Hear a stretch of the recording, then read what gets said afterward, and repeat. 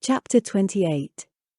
which treats of the strange and delightful adventure that befell the curate and the barber in the same sierra.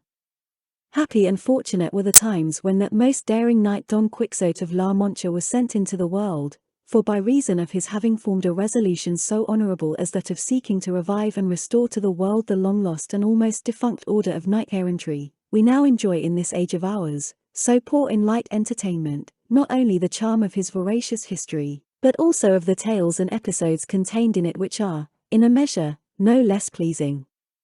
ingenious, and truthful, than the history itself, which, resuming its thread, carded, spun, and wound, relates that just as the curate was going to offer consolation to Cardenio, he was interrupted by a voice that fell upon his ear saying in plaintive tones, "O God! Is it possible I have found a place that may serve as a secret grave for the weary load of this body that I support so unwillingly? If the solitude these mountains promise deceives me not, it is so. Ah! Woe is me! How much more grateful to my mind will be the society of these rocks and brakes that permit me to complain of my misfortune to heaven, than that of any human being, for there is none on earth to look to for counsel in doubt, comfort in sorrow, or relief in distress." All this was heard distinctly by the curate and those with him, and as it seemed to them to be uttered close by, as indeed it was, they got up to look for the speaker, and before they had gone 20 paces they discovered behind a rock, seated at the foot of an ash tree, a youth in the dress of a peasant, whose face they were unable at the moment to see as he was leaning forward, bathing his feet in the brook that flowed past. They approached so silently that he did not perceive them, being fully occupied in bathing his feet, which was so fair that they looked like 2 pieces of shining crystal brought forth among the other stones of the brook. The whiteness and beauty of these feet struck them with surprise, for they did not seem to have been made to crush clods or to follow the plough and the oxen as their owner's dress suggested, and so, finding they had not been noticed, the curate, who was in front, made a sign to the other 2 to conceal themselves behind some fragments of rock that lay there, which they did, observing closely what the youth was about. He had on a loose double-skirted dark brown jacket bound tight to his body with a white cloth. He wore besides breeches and gaiters of brown cloth, and on his head a brown montera, and he had the gaiters turned up as far as the middle of the leg, which verily seemed to be of pure alabaster. As soon as he had done bathing his beautiful feet, he wiped them with a towel he took from under the montera, on taking off which he raised his face, and those who were watching him had an opportunity of seeing a beauty so exquisite that Cardenio said to the curate in a whisper, "As this is not Lucinda, it is no human creature but a divine being." The youth then took off the montera, and shaking his head from side to side there broke loose and spread out a mass of hair that the beams of the sun might have envied. By this they knew that what had seemed a peasant was a lovely woman, nay the most beautiful the eyes of 2 of them had ever beheld, or even Cardenio's if they had not seen and known Lucinda, for he afterwards declared that only the beauty of Lucinda could compare with this. The long auburn tresses not only covered her shoulders, but such was their length and abundance, concealed her all round beneath their masses, so that except the feet nothing of her form was visible. She now used her hands as a comb, and if her feet had seemed like bits of crystal in the water, her hands looked like pieces of driven snow among her locks, all which increased not only the admiration of the 3 beholders, but their anxiety to learn who she was. With this object they resolved to show themselves, and at the stir they made in getting upon their feet the fair damsel raised her head, and parting her hair from before her eyes with both hands, she looked to see who had made the noise, and the instant she perceived them she started to her feet, and without waiting to put on her shoes or gather up her hair, hastily snatched up a bundle as though of clothes that she had beside her, and, scared and alarmed, endeavoured to take flight, but before she had gone 6 paces she fell to the ground, her delicate feet being unable to bear the roughness of the stones, seeing which, the 3 hastened towards her, and the curate addressing her first said, "Stay, Senora, whoever you may be, for those whom you see here only desire to be of service to you. You have no need to attempt a flight so heedless, for neither can your feet bear it, nor we allow it." Taken by surprise and bewildered, she made no reply to these words. They, however, came towards her, and the curate taking her hand went on to say, "What your dress would hide, Senora, is made known to us by your hair, a clear proof that it can be no trifling cause that has disguised your beauty in a garb so unworthy of it, and sent it into solitudes like these where we have had the good fortune to find you. if not to relieve your distress, at least to offer you comfort, for no distress, so long as life lasts, can be so oppressive or reach such a height as to make the sufferer refuse to listen to comfort offered with good intention. And so, Senora, or Senor, or whatever you prefer to be, dismiss the fears that our appearance has caused you and make us acquainted with your good or evil fortunes, for from all of us together, or from each one of us, you will receive sympathy in your trouble. While the curate was speaking, the disguised damsel stood as if spellbound, looking at them without opening her lips or uttering a word, just like a village rustic to whom something strange that he has never seen before has been suddenly shown. But on the curate addressing some further words to the same effect to her, sighing deeply she broke silence and said, "Since the solitude of these mountains has been unable to conceal me, and the escape of my dishevelled tresses will not allow my tongue to deal in falsehoods, it would be idle for me now to make any further pretence of what, if you were to believe me, you would believe more out of courtesy than for any other reason.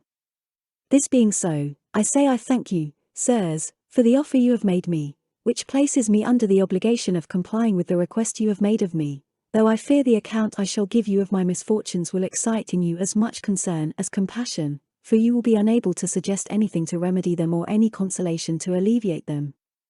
However, that my honor may not be left a matter of doubt in your minds, now that you have discovered me to be a woman, and see that I am young, alone, and in this dress, things that taken together or separately would be enough to destroy any good name, I feel bound to tell what I would willingly keep secret if I could."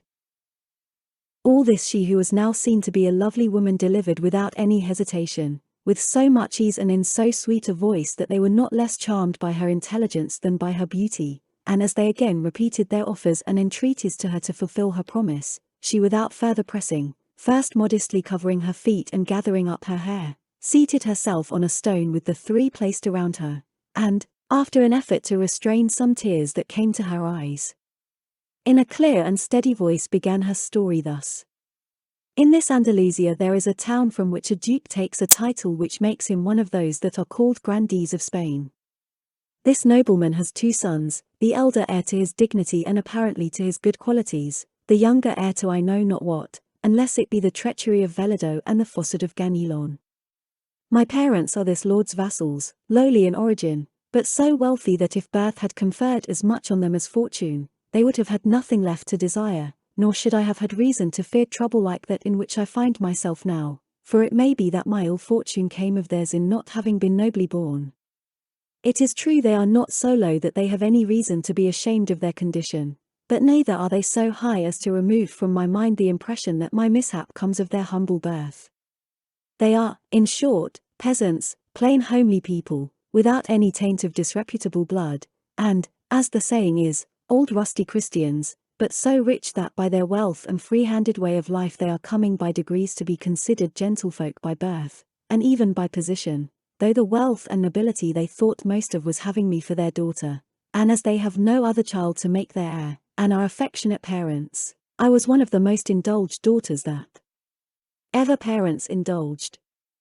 I was the mirror in which they beheld themselves, the staff of their old age, and the object in which, with submission to heaven, all their wishes centered, and mine were in accordance with theirs, for I knew their worth, and as I was mistress of their hearts, so was I also of their possessions.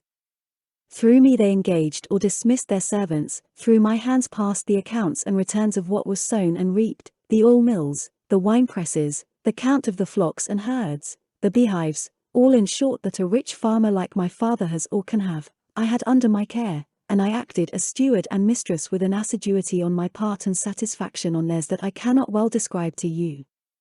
The leisure hours left to me after I had given the requisite orders to the head shepherds, overseers, and other labourers, I passed in such employments as are not only allowable but necessary for young girls, those that the needle, embroidery cushion, and spinning wheel usually afford, and if to refresh my mind I quitted them for a while, I found recreation in reading some devotional book or playing the harp, for experience taught me that music soothes the troubled mind and relieves weariness of spirit. Such was the life I led in my parents' house, and if I have depicted it thus minutely, it is not out of ostentation, or to let you know that I am rich, but that you may see how, without any fault of mine, I have fallen from the happy condition I have described, to the misery I am in at present. The truth is, that while I was leading this busy life, in a retirement that might compare with that of a monastery, and unseen as I thought by any except the servants of the house, for when I went to mass it was so early in the morning, and I was so closely attended by my mother and the women of the household, and so thickly veiled and so shy, that my eyes scarcely saw more ground than I trod on. In spite of all this, the eyes of love, or idleness, more properly speaking, that the lynxes cannot rival, discovered me, with the help of the assiduity of Don Fernando, for that is the name of the younger son of the Duke I told of. The moment the speaker mentioned the name of Don Fernando, Cardenio changed color and broke into a sweat, with such signs of emotion that the curate and the barber, who observed it, feared that one of the mad fits which they heard attacked him sometimes was coming upon him, but Cardenio showed no further agitation and remained quiet, regarding the peasant girl with fixed attention, for he began to suspect who she was. She, however, without noticing the excitement of Cardenio, continuing her story, went on to say, "And they had hardly discovered me, when, as he owned afterwards, he was smitten with a violent love for me, as the manner in which it displayed itself plainly showed. But to shorten the long recital of my woes, I will pass over in silence all the artifices employed by Don Fernando for declaring his passion for me. He bribed all the household, he gave and offered gifts and presents to my parents, every day was like a holiday or a merrymaking in our street, by night no one could sleep for the music, the love letters that used to come to my hand, no one knew how, were innumerable, full of tender pleadings and pledges, containing more promises and oaths than there were letters in them, all which not only did not soften me, but hardened my heart against him, as if he had been my mortal enemy, and as if everything he did to make me yield were done with the opposite intention. Not that the high-bred bearing of Don Fernando was disagreeable to me, or that I found his importunities wearisome, for it gave me a certain sort of satisfaction to find myself so sought and prized by a gentleman of such distinction, and I was not displeased at seeing my praises in his letters, for however ugly we women may be, it seems to me it always pleases us to hear ourselves called beautiful, but that my own sense of right was opposed to all this, as well as the repeated advice of my parents, who now very plainly perceived Don Fernando's purpose, for he cared very little if all the world knew it. They told me they trusted and confided their honor and good name to my virtue and rectitude alone, and bade me consider the disparity between Don Fernando and myself, from which I might conclude that his intentions, whatever he might say to the contrary, had for their aim his own pleasure rather than my advantage, and if I were at all desirous of opposing an obstacle to his unreasonable suit, they were ready, they said, to marry me at once to anyone I preferred, either among the leading people of our own town, or of any of those in the neighborhood, for with their wealth and my good name, a match might be looked for in any quarter. This offer, and their sound advice strengthened my resolution, and I never gave Don Fernando a word in reply that could hold out to him any hope of success, however remote. All this caution of mine, which he must have taken for coyness, had apparently the effect of increasing his wanton appetite, for that is the name I give to his passion for me. Had it been what he declared it to be, you would not know of it now, because there would have been no occasion to tell you of it. At length he learned that my parents were contemplating marriage for me in order to put an end to his hopes of obtaining possession of me, or at least to secure additional protectors to watch over me, and this intelligence or suspicion made him act as you shall hear. One night, as I was in my chamber with no other companion than a damsel who waited on me, with the doors carefully locked lest my honor should be imperiled through any carelessness, I know not nor can conceive how it happened, but, with all this seclusion and these precautions, and in the solitude and silence of my retirement, I found him standing before me, a vision that so astounded me that it deprived my eyes of sight, and my tongue of speech. I had no power to utter a cry, nor, I think, did he give me time to utter one, as he immediately approached me, and taking me in his arms, for, overwhelmed as I was powerless, I say, to help myself, he began to make such professions to me that I know not how Fawcett could have had the power of dressing them up to seem so like truth, and the traitor contrived that his tears should vouch for his words, and his sighs for his sincerity. I, a poor young creature alone, ill-versed among my people in cases such as this, began, I know not how, to think all these lying protestations true, though without being moved by his sighs and tears to anything more than pure compassion, and so, as the first feeling of bewilderment passed away, and I began in some degree to recover myself, I said to him with more courage than I thought I could have possessed, If, as I am now in your arms, Señor, I were in the claws of a fierce lion, and my deliverance could be procured by doing or saying anything to the prejudice of my honor, it would no more be in my power to do it or say it, than it would be possible that what was should not have been. So then, if you hold my body clasped in your arms, I hold my soul secured by virtuous intentions, very different from yours, as you will see if you attempt to carry them into effect by force. I am your vassal, but I am not your slave. Your nobility neither has nor should have any right to dishonor or degrade my humble birth, and low-born peasant as I am, I have my self-respect as much as you, a lord and gentleman. With me your violence will be to no purpose, your wealth will have no weight, your words will have no power to deceive me, nor your sighs or tears to soften me. Were I to see any of the things I speak of in him whom my parents gave me as a husband, his will should be mine, and mine should be bounded by his, and my honor being preserved even though my inclinations were not would willingly yield him what you, Señor, would now obtain by force, and this I say lest you should suppose that any but my lawful husband shall ever win anything of me. If that, said this disloyal gentleman, be the only scruple you feel, fairest Dorothea, for that is the name of this unhappy being, see here I give you my hand to be yours, and let heaven, from which nothing is hid, and this image of Our Lady you have here, be witnesses of this pledge. When Cardenio heard her say she was called Dorothea, he showed fresh agitation and felt convinced of the truth of his former suspicion, but he was unwilling to interrupt the story, and wished to hear the end of what he already all but knew, so he merely said, "What? Is Dorothea your name, Señora? I have heard of another of the same name who can perhaps match your misfortunes. But proceed, by and by I may tell you something that will astonish you as much as it will excite your compassion." Dorothea was struck by Cardenio's words as well as by his strange and miserable attire, and begged him if he knew anything concerning her to tell it to her at once, for if fortune had left her any blessing it was courage to bear whatever calamity might fall upon her, as she felt sure that none could reach her capable of increasing in any degree what she endured already. "I would not let the occasion pass, Señora," replied Cardenio, "of telling you what I think, if what I suspect were the truth, but so far there has been no opportunity, nor is it of any importance to you to know it."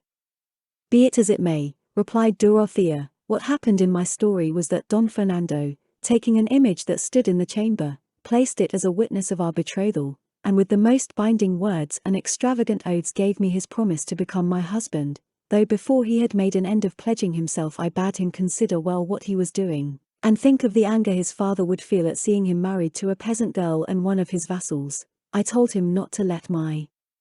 beauty, such as it was, blind him, for that was not enough to furnish an excuse for his transgression, and if in the love he bore me he wished to do me any kindness, it would be to leave my lot to follow its course at the level my condition required, for marriages so unequal never brought happiness, nor did they continue long to afford the enjoyment they began with. All this that I have now repeated I said to him, and much more which I cannot recollect, but it had no effect in inducing him to forego his purpose. He who has no intention of paying does not trouble himself about difficulties when he is striking the bargain. At the same time I argued the matter briefly in my own mind, saying to myself, I shall not be the first who has risen through marriage from a lowly to a lofty station, nor will Don Fernando be the first whom beauty or, as is more likely, a blind attachment, has led to mate himself below his rank. Then, since I am introducing no new usage or practice, I may as well avail myself of the honor that chance offers me, for even though his inclination for me should not outlast the attainment of his wishes, I shall be, after all, his wife before God. And if I strive to repel him by scorn, I can see that, fair means failing, he is in a mood to use force, and I shall be left dishonored and without any means of proving my innocence to those who cannot know how innocently I have come to be in this position. For what arguments would persuade my parents that this gentleman entered my chamber without my consent? All these questions and answers passed through my mind in a moment, but the oaths of Don Fernando, the witnesses he appealed to, the tears he shed, and lastly the charms of his person and his high-bred grace, which, accompanied by such signs of genuine love, might well have conquered a heart even more free and coy than mine, these were the things that more than all began to influence me and lead me unawares to my ruin. I called my waiting maid to me, that there might be a witness on earth besides those in heaven, and again Don Fernando renewed and repeated his oaths, invoked as witnesses fresh saints in addition to the former ones, called down upon himself 1,000 curses hereafter should he fail to keep his promise, shed more tears, redoubled his sighs and pressed me closer in his arms, from which he had never allowed me to escape, and so I was left by my maid, and ceased to be one, and he became a traitor and a perjured man. The day which followed the night of my misfortune did not come so quickly, I imagine, as Don Fernando wished, for when desire has attained its object, the greatest pleasure is to fly from the scene of pleasure. I say so because Don Fernando made all haste to leave me, and by the adroitness of my maid, who was indeed the one who had admitted him, gained the street before daybreak, but on taking leave of me he told me, though not with as much earnestness and fervour as when he came, that I might rest assured of his faith and of the sanctity and sincerity of his oaths, and to confirm his words he drew a rich ring off his finger and placed it upon mine. He then took his departure and I was left, I know not whether sorrowful or happy, all I can say is, I was left agitated and troubled in mind and almost bewildered by what had taken place, and I had not the spirit, or else it did not occur to me, to chide my mate for the treachery she had been guilty of in concealing Don Fernando in my chamber, for as yet I was unable to make up my mind whether what had befallen me was for good or evil. I told Don Fernando at parting, that as I was now his, he might see me on other nights in the same way, until it should be his pleasure to let the matter become known, but, except the following night, he came no more, nor for more than a month could I catch a glimpse of him in the street or in church, while I wearied myself with watching for one, although I knew he was in the town, and almost every day went out hunting, a pastime he was very fond of. I remember well how sad and dreary those days and hours were to me. I remember well how I began to doubt as they went by, and even to lose confidence in the faith of Don Fernando, and I remember, too, how my maid heard those words in reproof of her audacity that she had not heard before, and how I was forced to put a constraint on my tears and on the expression of my countenance, not to give my parents cause to ask me why I was so melancholy, and drive me to invent falsehoods in reply. But all this was suddenly brought to an end, for the time came when all such considerations were disregarded, and there was no further question of honor, when my patience gave way and the secret of my heart became known abroad. The reason was, that a few days later it was reported in the town that Don Fernando had been married in a neighboring city to a maiden of rare beauty, the daughter of parents of distinguished position, though not so rich that her portion would entitle her to look for so brilliant a match. It was said, too, that her name was Lucinda, and that at the betrothal some strange things had happened. Cardenio heard the name of Lucinda, but he only shrugged his shoulders, bit his lips, bent his brows, and before long 2 streams of tears escaped from his eyes. Dorothea, however, did not interrupt her story, but went on in these words. This sad intelligence reached my ears, and, instead of being struck with a chill, with such wrath and fury did my heart burn that I scarcely restrained myself from rushing out into the streets, crying aloud and proclaiming openly the perfidy and treachery of which I was the victim. But this transport of rage was for the time checked by a resolution I formed, to be carried out the same night, and that was to assume this dress, which I got from a servant of my father's, one of the Zagals, as they are called in farmhouses, to whom I confided the whole of my misfortune, and whom I entreated to accompany me to the city where I heard my enemy was. He, though he remonstrated with me for my boldness, and condemned my resolution, when he saw me bent upon my purpose, offered to bear me company, as he said, to the end of the world. I at once packed up in a linen pillowcase a woman's dress, and some jewels and money to provide for emergencies, and in the silence of the night, without letting my treacherous maid know, I sallied forth from the house, accompanied by my servant and abundant anxieties, and on foot set out for the city, but borne as it were on wings by my eagerness to reach it, if not to prevent what I presumed to be already done, at least to call upon Don Fernando to tell me with what conscience he had done it. I reached my destination in 2 days and a half, and on entering the city inquired for the house of Lucinda's parents. The first person I asked gave me more in reply than I sought to know. He showed me the house, and told me all that had occurred at the betrothal of the daughter of the family, an affair of such notoriety in the city that it was the talk of every knot of idlers in the street. He said that on the night of Don Fernando's betrothal with Lucinda, as soon as she had consented to be his bride by saying yes, she was taken with a sudden fainting fit, and that on the bridegroom approaching to unlace the bosom of her dress to give her air, he found a paper in her own handwriting, in which she said and declared that she could not be Don Fernando's bride, because she was already Cardenio's, who, according to the man's account, was a gentleman of distinction of the same city. And that if she had accepted Don Fernando, it was only in obedience to her parents. In short, he said, the words of the paper made it clear she meant to kill herself on the completion of the betrothal, and gave her reasons for putting an end to herself, all which was confirmed, it was said, by a dagger they found somewhere in her clothes. On seeing this, Don Fernando, persuaded that Lucinda had befooled, slighted, and trifled with him, assailed her before she had recovered from her swoon, and tried to stab her with the dagger that had been found, and would have succeeded had not her parents and those who were present prevented him. It was said, moreover, that Don Fernando went away at once, and that Lucinda did not recover from her prostration until the next day, when she told her parents how she was really the bride of that Cardenio I have mentioned. I learned besides that Cardenio, according to report, had been present at the betrothal, and that upon seeing her betrothed contrary to his expectation, he had quitted the city in despair, leaving behind him a letter declaring the wrong Lucinda had done him, and his intention of going where no one should ever see him again. All this was a matter of notoriety in the city, and everyone spoke of it, especially when it became known that Lucinda was missing from her father's house and from the city, for she was not to be found anywhere, to the distraction of her parents, who knew not what steps to take to recover her. What I learned revived my hopes, and I was better pleased not to have found Don Fernando than to find him married, for it seemed to me that the door was not yet entirely shut upon relief in my case, and I thought that perhaps heaven had put this impediment in the way of the second marriage, to lead him to recognize his obligations under the former one, and reflect that as a Christian he was bound to consider his soul above all human objects. All this passed through my mind, and I strove to comfort myself without comfort, indulging in faint and distant hopes of cherishing that life that I now abhor.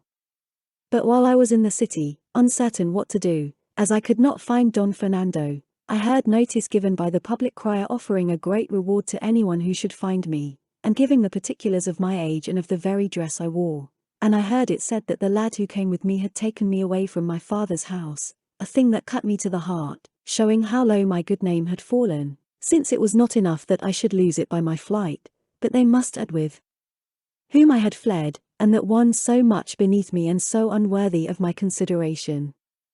The instant I heard the notice I quitted the city with my servant, who now began to show signs of wavering in his fidelity to me, and the same night, for fear of discovery, we entered the most thickly wooded part of these mountains. But, as is commonly said, one evil calls up another, and the end of one misfortune is apt to be the beginning of one still greater, and so it proved in my case, for my worthy servant, until then so faithful and trusty, when he found me in this lonely spot, moved more by his own villainy than by my beauty, sought to take advantage of the opportunity which these solitudes seemed to present him, and with little shame and less fear of God and respect for me, began to make overtures to me, and finding that I replied to the effrontery of his proposals with justly severe language, he laid aside the entreaties which he had employed at first, and began to use violence. But just heaven, that seldom fails to watch over and aid good intentions, so aided mine that with my slight strength and with little exertion I pushed him over a precipice, where I left him, whether dead or alive I know not, and then, with greater speed than seemed possible in my terror and fatigue, I made my way into the mountains, without any other thought or purpose save that of hiding myself among them, and escaping my father and those despatched in search of me by his orders.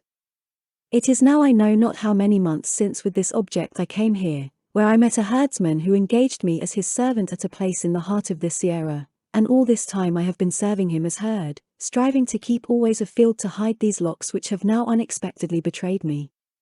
But all my care and pains were unavailing, for my master made the discovery that I was not a man, and harbored the same base designs as my servant, and as fortune does not always supply a remedy in cases of difficulty, and I had no precipice or ravine at hand down which to fling the master and cure his passion, as I had in the servant's case, I thought it a lesser evil to leave him and again conceal myself among these crags, than make trial of my strength and argument with him. So, as I say, once more I went into hiding to seek for some place where I might with sighs and tears implore heaven to have pity on my misery, and grant me help and strength to escape from it, or let me die among the solitudes, leaving no trace of an unhappy being who, by no fault of hers, has furnished matter for talk and scandal at home and abroad. Chapter 29. Which treats of the droll device and method adopted to extricate our love-stricken knight from the severe penance he had imposed upon himself. Such, sirs, is the true story of my sad adventures. Judge for yourselves now whether the sighs and lamentations you heard, and the tears that flowed from my eyes, had not sufficient cause even if I had indulged in them more freely, and if you consider the nature of my misfortune you will see that consolation is idle, as there is no possible remedy for it. All I ask of you is, what you may easily and reasonably do, to show me where I may pass my life unharassed by the fear and dread of discovery by those who are in search of me, for though the great love my parents bear me makes me feel sure of being kindly received by them, so great is my feeling of shame at the mere thought that I cannot present myself before them as they expect, that I had rather banish myself from their sight forever than look them in the face with the reflection that they beheld mine stripped of that purity they had a right to expect in me. With these words she became silent, and the color that overspread her face showed plainly the pain and shame she was suffering at heart. In theirs the listeners felt as much pity as wonder at her misfortunes, but as the curate was just about to offer her some consolation and advice Cardenio forestalled him, saying, "So then, Senora, you are the fair Dorothea, the only daughter of the rich Clenado." Dorothea was astonished at hearing her father's name, and at the miserable appearance of him who mentioned it, for it has been already said how wretchedly clad Cardenio was, so she said to him, "And who may you be, brother, who seem to know my father's name so well? For so far, if I remember rightly, I have not mentioned it in the whole story of my misfortunes." "I am that unhappy being, Senora," replied Cardenio, "whom, as you have said, Lucinda declared to be her husband. I am the unfortunate Cardenio, whom the wrongdoing of him who has brought you to your present condition has reduced to the state you see me in, bare, ragged, bereft of all human comfort, and what is worse, of reason, for I only possess it when heaven is pleased for some short space to restore it to me. I, Dorothea, am he who witnessed the wrong done by Don Fernando, and waited to hear the yes uttered by which Lucinda owned herself his betrothed. I am he who had not courage enough to see how her fainting fit ended, or what came of the paper that was found in her bosom, because my heart had not the fortitude to endure so many strokes of ill fortune at once, and so losing patience I quitted the house, and leaving a letter with my host, which I entreated him to place in Lucinda's hands, I betook myself to these solitudes, resolved to end here the life I hated as if it were my mortal enemy. But fate would not rid me of it, contenting itself with robbing me of my reason, perhaps to preserve me for the good fortune I have had in meeting you, for if that which you have just told us be true, as I believe it to be, it may be that heaven has yet in store for both of us a happier termination to our misfortunes than we look for, because seeing that Lucinda cannot marry Don Fernando, being mine, as she has herself so openly declared, and that Don Fernando cannot marry her as he is yours, we may reasonably hope that heaven will restore to us what is ours, as it is still in existence and not yet alienated or destroyed. And as we have this consolation springing from no very visionary hope or wild fancy, I entreat you, Senora, to form new resolutions in your better mind, as I mean to do in mine, preparing yourself to look forward to happier fortunes, for I swear to you by the faith of a gentleman and a Christian not to desert you until I see you in possession of Don Fernando, and if I cannot by words induce him to recognize his obligation to you, in that case to avail myself of the right which my rank as a gentleman gives me, and with just cause challenge him on account of the injury he has done you, not regarding my own wrongs, which I shall leave to heaven to avenge, while I on earth devote myself to yours." Cardenio's words completed the astonishment of Dorothea, and not knowing how to return thanks for such an offer, she attempted to kiss his feet, but Cardenio would not permit it, and the licentiate replied for both, commended the sound reasoning of Cardenio, and lastly, begged, advised, and urged them to come with him to his village, where they might furnish themselves with what they needed, and take measures to discover Don Fernando, or restore Dorothea to her parents, or do what seemed to them most advisable. Cardenio and Dorothea thanked him, and accepted the kind offer he made them, and the barber, who had been listening to all attentively and in silence, on his part some kindly words also, and with no less goodwill than the curate offered his services in any way that might be of use to them. He also explained to them in a few words the object that had brought them there, and the strange nature of Don Quixote's madness, and how they were waiting for his squire, who had gone in search of him. Like the recollection of a dream, the quarrel he had had with Don Quixote came back to Cardenio's memory, and he described it to the others, but he was unable to say what the dispute was about.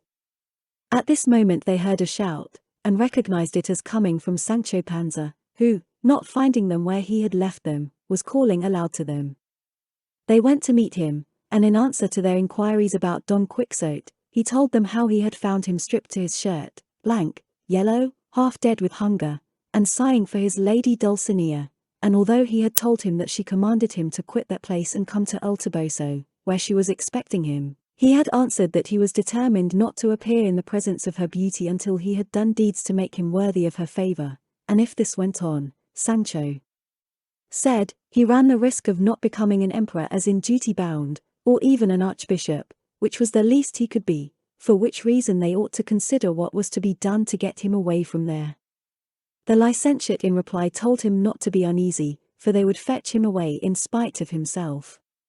He then told Cardenio and Dorothea what they had proposed to do to cure Don Quixote, or at any rate take him home, upon which Dorothea said that she could play the distressed damsel better than the barber, especially as she had there the dress in which to do it to the life, and that they might trust to her acting the part in every particular requisite for carrying out their scheme, for she had read a great many books of chivalry, and knew exactly the style in which afflicted damsels begged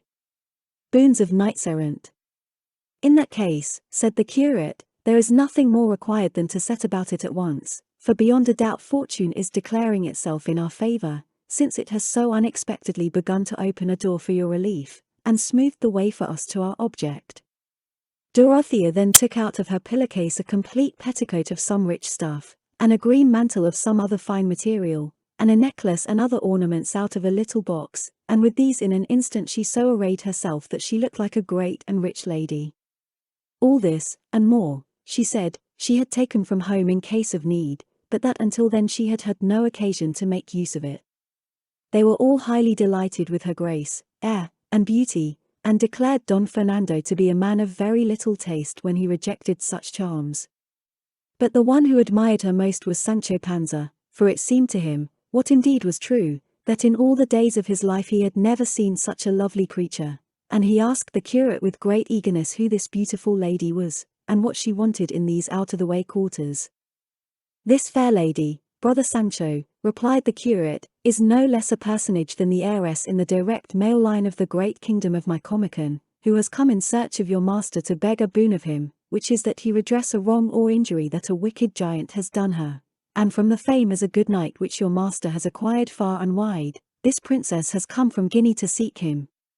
A lucky seeking and a lucky finding, said Sancho Panza at this, especially if my master has the good fortune to redress that injury, and right that wrong, and kill that son of a bitch of a giant your worship speaks of, as kill him he will if he meets him, unless, indeed, he happens to be a phantom, for my master has no power at all against phantoms. But one thing among others I would beg of you, Señor Licentiate, which is, that, to prevent my master taking a fancy to be an archbishop, for that is what I'm afraid of, your worship would recommend him to marry this princess at once, for in this way he will be disabled from taking archbishop's orders, and will easily come into his empire, and I to the end of my desires. I have been thinking over the matter carefully, and by what I can make out I find it will not do for me that my master should become an archbishop, because I am no good for the church, as I am married, and for me now, having as I have a wife and children, to set about obtaining dispensations to enable me to hold a place of profit under the church, would be endless work, so that, Señor, it all turns on my master marrying this lady at once, for as yet I do not know her grace, and so I cannot call her by her name. She is called the Princess Micomicona, said the curate, for as her kingdom is Micomicon, it is clear that must be her name. There's no doubt of that, replied Sancho, for I have known many to take their name and title from the place where they were born and call themselves Pedro of Alcala, Juan of Ubeda, and Diego of Valladolid, and it may be that over there in Guinea queens have the same way of taking the names of their kingdoms. So it may, said the curate, and as for your master's marrying, I will do all in my power towards it, with which Sancho was as much pleased as the curate was amazed at his simplicity and at seeing what a hold the absurdities of his master had taken of his fancy, for he had evidently persuaded himself that he was going to be an emperor. By this time Dorothea had seated herself upon the curate's mule, and the barber had fitted the oxtail beard to his face, and they now told Sancho to conduct them to where Don Quixote was, warning him not to say that he knew either the licentiate or the barber, as his master's becoming an emperor entirely depended on his not recognizing them. Neither the curate nor Cardenio, however, thought fit to go with them, Cardenio lest he should remind Don Quixote of the quarrel he had with him, and the curate as there was no necessity for his presence just yet, so they allowed the others to go on before them, while they themselves followed slowly on foot. The curate did not forget to instruct Dorothea how to act, but she said they might make their minds easy, as everything would be done exactly as the books of chivalry required and described. They had gone about 3/4 of a league when they discovered Don Quixote in a wilderness of rocks, by this time clothed, but without his armor, and as soon as Dorothea saw him and was told by Sancho that that was Don Quixote, she whipped her palfrey, the well-bearded barber following her, and on coming up to him her squire sprang from his mule and came forward to receive her in his arms, and she dismounting with great ease of manner advanced to kneel before the feet of Don Quixote, and, though he strove to raise her up, she without rising addressed him in this fashion. From this spot I will not rise, valiant and doughty knight, until your goodness and courtesy grant me a boon, which will redound to the honor and renown of your person and render a service to the most disconsolate and afflicted damsel the sun has seen, and if the might of your strong arm corresponds to the repute of your immortal fame, you are bound to aid the helpless being who, led by the savour of your renowned name, hath come from far distant lands to seek your aid in her misfortunes. I will not answer a word, beauteous lady, replied Don Quixote, nor will I listen to anything further concerning you, until you rise from the earth. I will not rise, señor, answered the afflicted damsel, unless of your courtesy the boon I ask is first granted me. I grant and accord it, said Don Quixote, provided without detriment or prejudice to my king, my country, or her who holds the key of my heart and freedom, it may be complied with. It will not be to the detriment or prejudice of any of them, my worthy lord, said the afflicted damsel, and here Sancho Panza drew close to his master's ear and said to him very softly, your worship may very safely grant the boon she asks, it's nothing at all, only to kill a big giant, and she who asks it is the exalted Princess Micomicona, queen of the great kingdom of Micomicon of Ethiopia. Let her be who she may, replied Don Quixote, I will do what is my bounden duty, and what my conscience bids me, in conformity with what I have professed, and turning to the damsel he said, let your great beauty rise, for I grant the boon which you would ask of me. Then what I ask, said the damsel, is that your magnanimous person accompany me at once whither I will conduct you, and that you promise not to engage in any other adventure or quest until you have avenged me of a traitor who against all human and divine law, has usurped my kingdom. I repeat that I grant it, replied Don Quixote, and so, lady, you may from this day forth lay aside the melancholy that distresses you, and let your failing hopes gather new life and strength, for with the help of God and of my arm you will soon see yourself restored to your kingdom, and seated upon the throne of your ancient and mighty realm, notwithstanding and despite of the felons who would gainsay it, and now hands to the work, for in delay there is apt to be danger. The distressed damsel strove with much pertinacity to kiss his hands, but Don Quixote, who was in all things a polished and courteous knight, would by no means allow it, but made her rise and embraced her with great courtesy and politeness, and ordered Sancho to look to Rocinante's girths, and to arm him without a moment's delay. Sancho took down the armor, which was hung up on a tree like a trophy, and having seen to the girths armed his master in a trice, who as soon as he found himself in his armor exclaimed, let us be gone in the name of God to bring aid to this great lady. The barber was all this time on his knees at great pains to hide his laughter and not let his beard fall, for had it fallen maybe their fine scheme would have come to nothing, but now seeing the boon granted, and the promptitude with which Don Quixote prepared to set out in compliance with it, he rose and took his lady's hand, and between them they placed her upon the mule. Don Quixote then mounted Rocinante, and the barber settled himself on his beast, Sancho being left to go on foot, which made him feel anew the loss of his dapple, finding the want of him now. But he bore all with cheerfulness, being persuaded that his master had now fairly started and was just on the point of becoming an emperor, for he felt no doubt at all that he would marry this princess, and be king of Micomicon at least. The only thing that troubled him was the reflection that this kingdom was in the land of the blacks, and that the people they would give him for vassals would be all black. But for this he soon found a remedy in his fancy, and said he to himself, "What is it to me if my vassals are blacks? What more have I to do than make a cargo of them and carry them to Spain, where I can sell them and get ready money for them, and with it buy some title or some office in which to live at ease all the days of my life? Not unless you go to sleep and haven't the wit or skill to turn things to account and sell 3, 6, or 10,000 vassals while you would be talking about it. By God I will stir them up, big and little, or as best I can, and let them be ever so black I'll turn them into white or yellow. Come, come, what a fool I am." And so he jogged on, so occupied with his thoughts and easy in his mind that he forgot all about the hardship of traveling on foot. Cardenio and the curate were watching all this from among some bushes, not knowing how to join company with the others, but the curate, who was very fertile in devices, soon hit upon a way of effecting their purpose, and with a pair of scissors he had in a case he quickly cut off Cardenio's beard, and putting on him a grey jerkin of his own he gave him a black cloak, leaving himself in his breeches and doublet, while Cardenio's appearance was so different from what it had been that he would not have known himself had he seen himself in a mirror. Having effected this, although the others had gone on ahead while they were disguising themselves, they easily came out on the high road before them, for the brambles and awkward places they encountered did not allow those on horseback to go as fast as those on foot.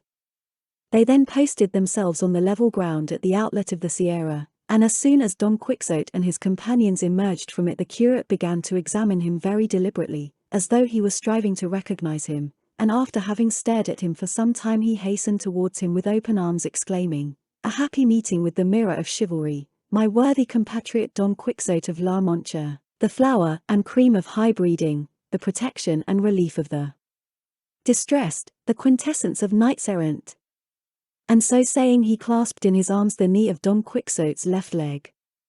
He, astonished at the stranger's words and behavior, looked at him attentively, and at length recognized him, very much surprised to see him there, and made great efforts to dismount. This, however, the curate would not allow, on which Don Quixote said, "Permit me, Señor Licentiate, for it is not fitting that I should be on horseback and so reverend a person as your worship on foot." "On no account will I allow it," said the curate, "your mightiness must remain on horseback, for it is on horseback you achieve the greatest deeds and adventures that have been beheld in our age. As for me, an unworthy priest, it will serve me well enough to mount on the haunches of one of the mules of these gentlefolk who accompany your worship, if they have no objection, and I will fancy I am mounted on the steed Pegasus, or on the zebra or charger that bore the famous Moor, Musarac, who to this day lies enchanted in the great hill of Zulema, a little distance from the great Complutum."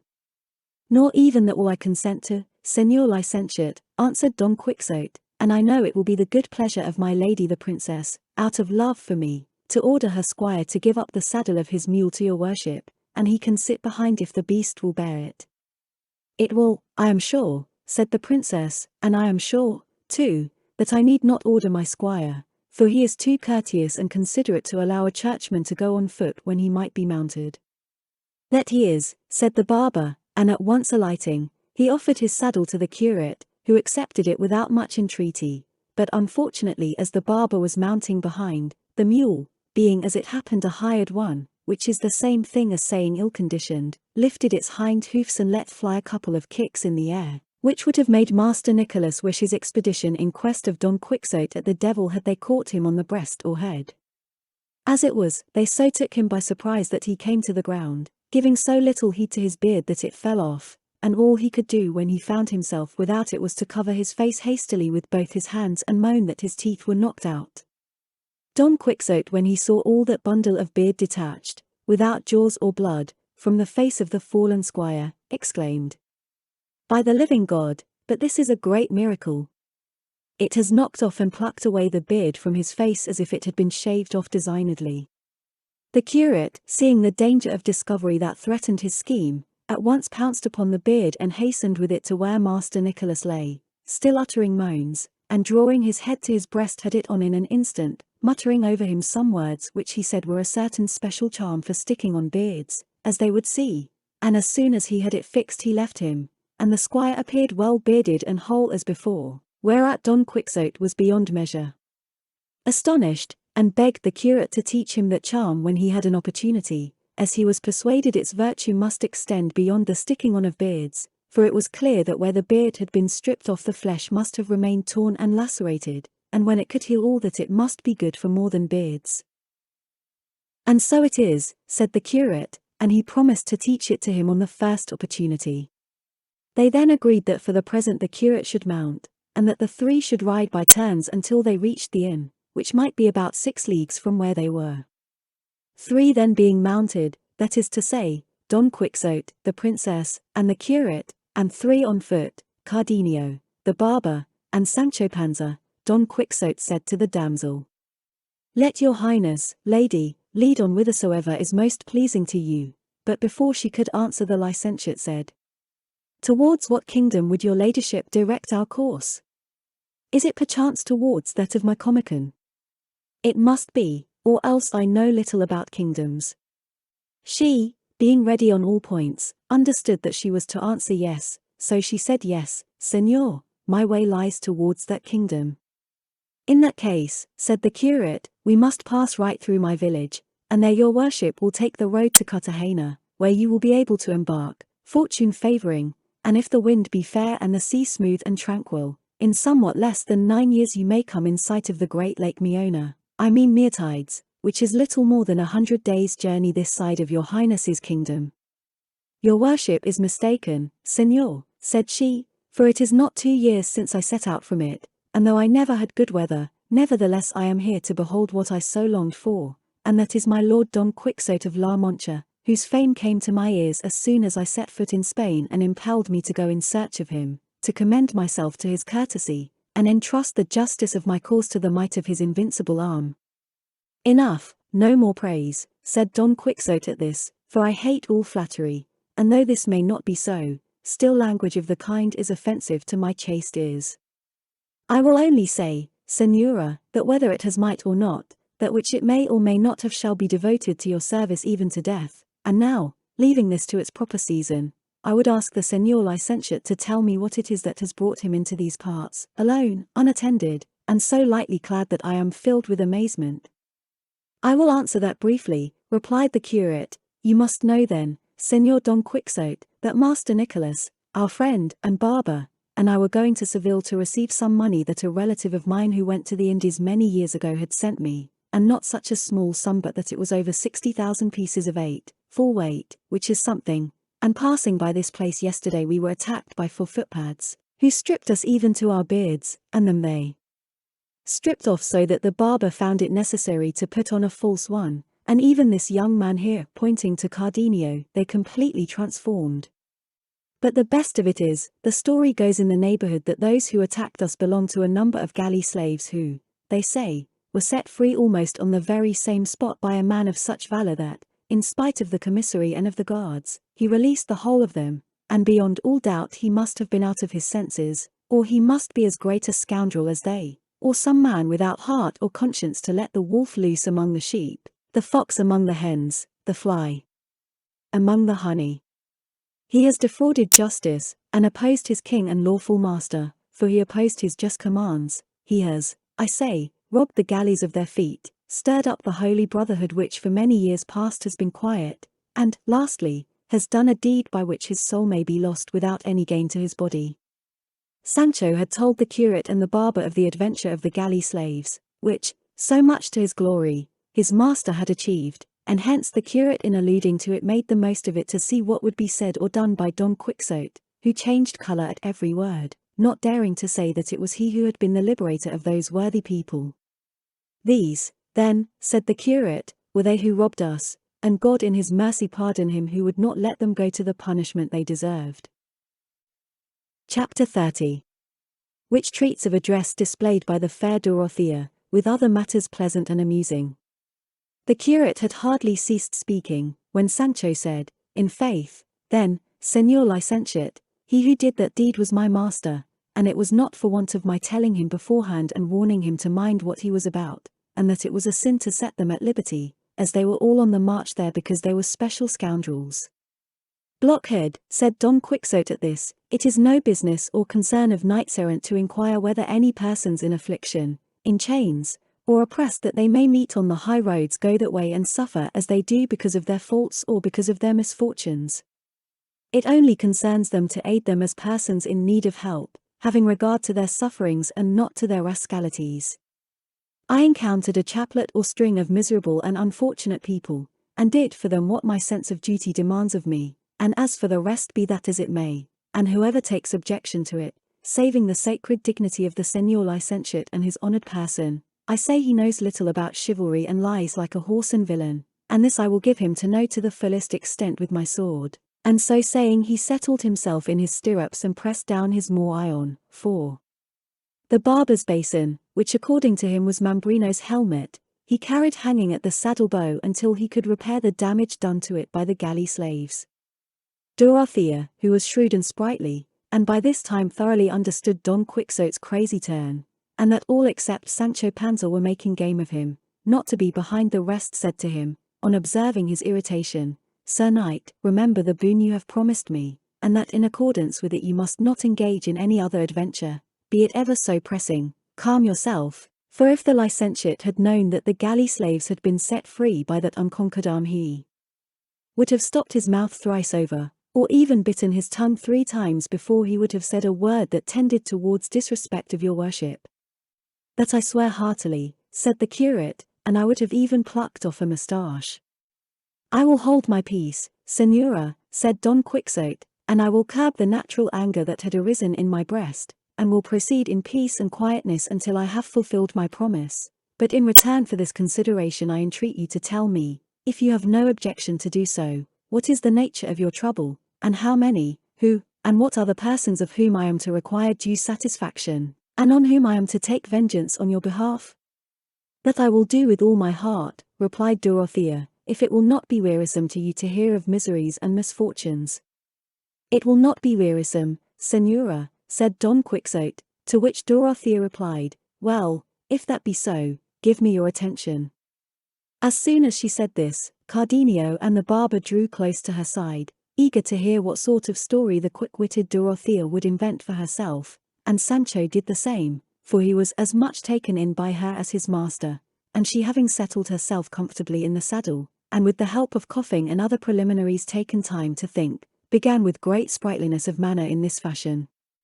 First of all, I would have you know, sirs, that my name is, and here she stopped for a moment, for she forgot the name the curate had given her, but he came to her relief, seeing what her difficulty was, and said, it is no wonder, Señora, that your highness should be confused and embarrassed in telling the tale of your misfortunes, for such afflictions often have the effect of depriving the sufferers of memory, so that they do not even remember their own names, as is the case now with your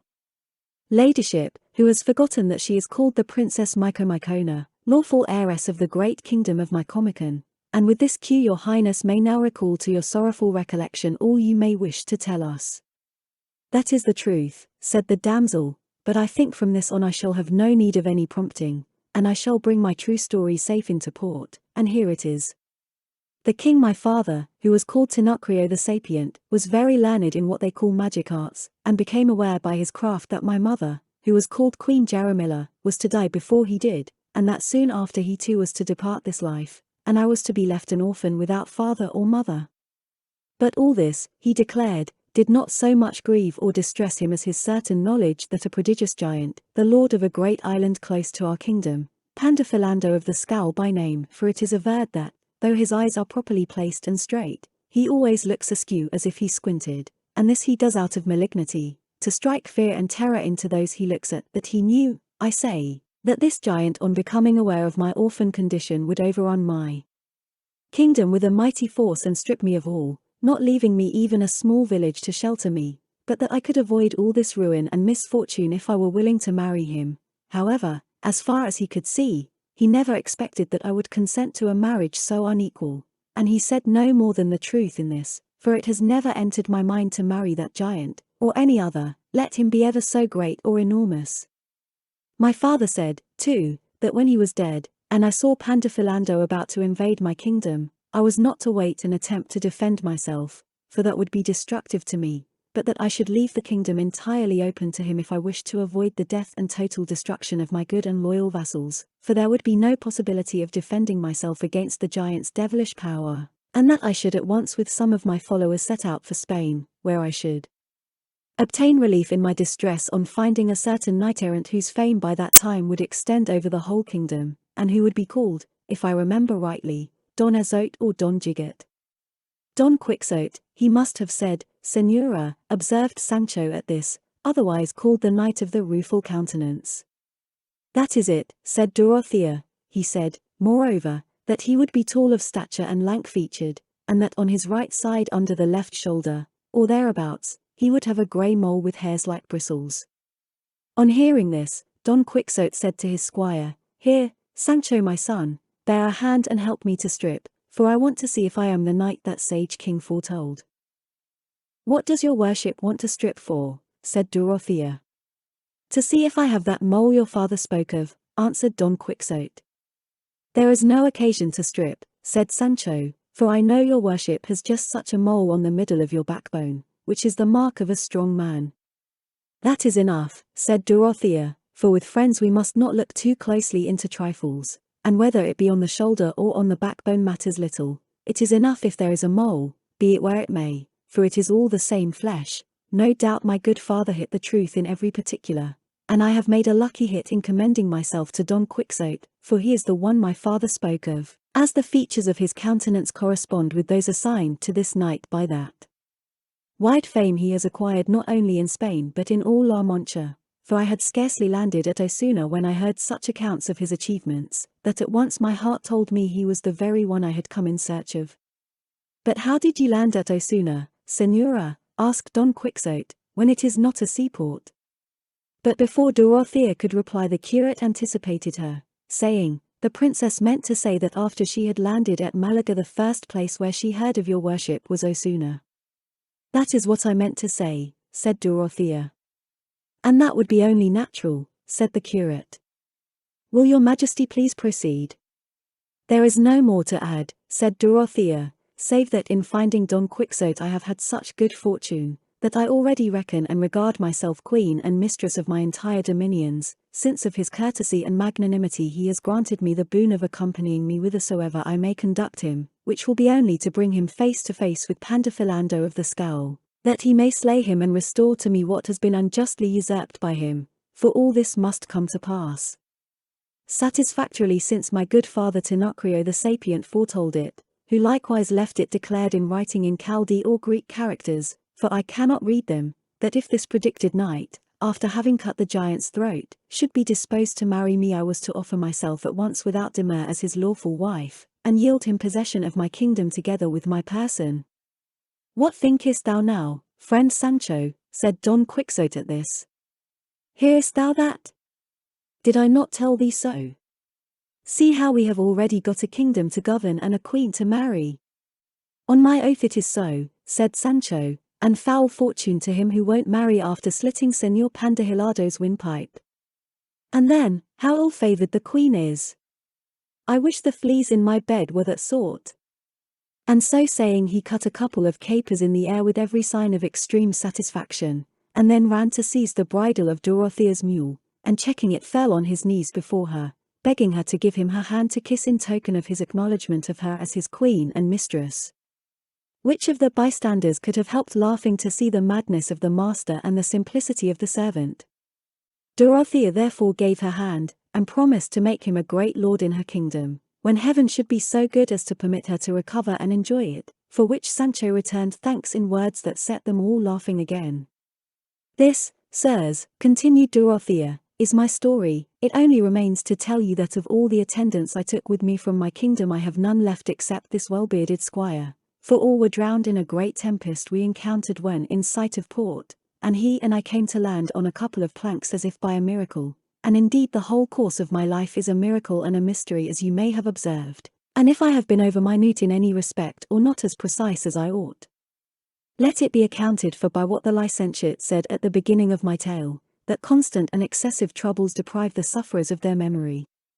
They shall not deprive me of mine, exalted and worthy princess, said Don Quixote, however great and unexampled those which I shall endure in your service may be, and here I confirm anew the boon I have promised you, and I swear to go with you to the end of the world until I find myself in the presence of your fierce enemy, whose haughty head I trust by the aid of my arm to cut off with the edge of this I will not say good sword. Thanks to Gins de Passement who carried away mine, this he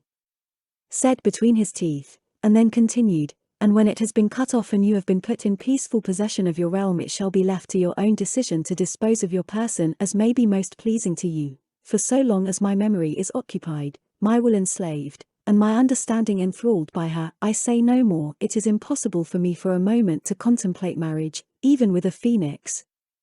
The last words of his master about not wanting to marry were so disagreeable to Sancho that raising his voice he exclaimed with great irritation, "By my oath, Señor Don Quixote, you are not in your right senses, for how can your worship possibly object to marrying such an exalted princess as this? Do you think fortune will offer you behind every stone such a piece of luck as is offered you now? Is my lady Dulcinea fairer, perchance?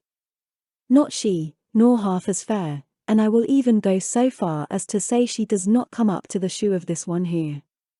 A poor chance I have of getting that county I am waiting for if your worship goes looking for dainties in the bottom of the sea.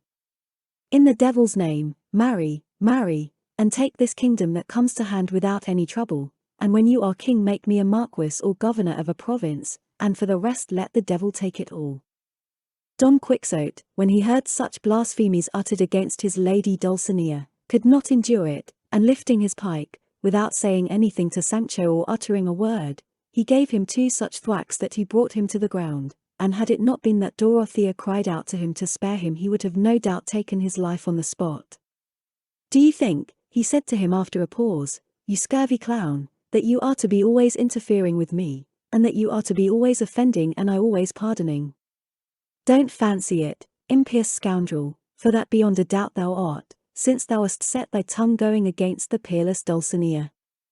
Know you not, lout, vagabond, beggar, that were it not for the might that she infuses into my arm I should not have strength enough to kill a flea? Say, scoffer with a viper's tongue, what think you has won this kingdom and cut off this giant's head and made you a marquis? For all this I count as already accomplished and decided, but the might of Dulcinea, employing my arm as the instrument of her achievements. She fights in me and conquers in me, and I live and breathe in her, and owe my life and being to her. O whoreson scoundrel, how ungrateful you are! You see yourself raised from the dust of the earth to be a titled lord, and the return you make for so great a benefit is to speak evil of her who has conferred it upon you." Sancho was not so stunned but that he heard all his master said, and rising with some degree of nimbleness he ran to place himself behind Dorothea's palfrey, and from that position he said to his master, "Tell me, Señor, if your worship is resolved not to marry this great princess, it is plain the kingdom will not be yours, and not being so, how can you bestow favors upon me? That is what I complain of. Let your worship at any rate marry this queen, now that we have got her here as if showered down from heaven, and afterwards you may go back to my lady Dulcinea, for there must have been kings in the world who kept mistresses. As to beauty, I have nothing to do with it, and if the truth is to be told, I like them both, though I have never seen the lady Dulcinea." "How? Never seen her, blasphemous traitor!" exclaimed Don Quixote, "hast thou not just now brought me a message from her?" "I mean," said Sancho, "that I did not see her so much at my leisure that I could take particular notice of her beauty, or of her charms piecemeal, but taken in the lump I like her." "Now I forgive thee," said Don Quixote, "and do thou forgive me the injury I have done thee, for our first impulses are not in our control." "That I see," replied Sancho, "and with me the wish to speak is always the first impulse, and I cannot help saying, once at any rate, what I have on the tip of my tongue."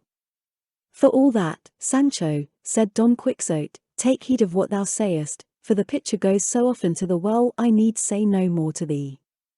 "Well, well," said Sancho, "God is in heaven, and sees all tricks, and will judge who does most harm, I in not speaking right, or your worship in not doing it."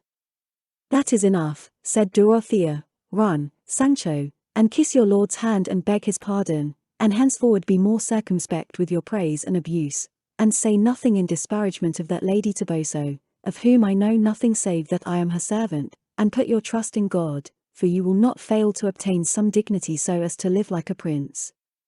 Sancho advanced hanging his head and begged his master's hand, which Don Quixote with dignity presented to him, giving him his blessing as soon as he had kissed it. He then bade him go on ahead a little, as he had questions to ask him and matters of great importance to discuss with him.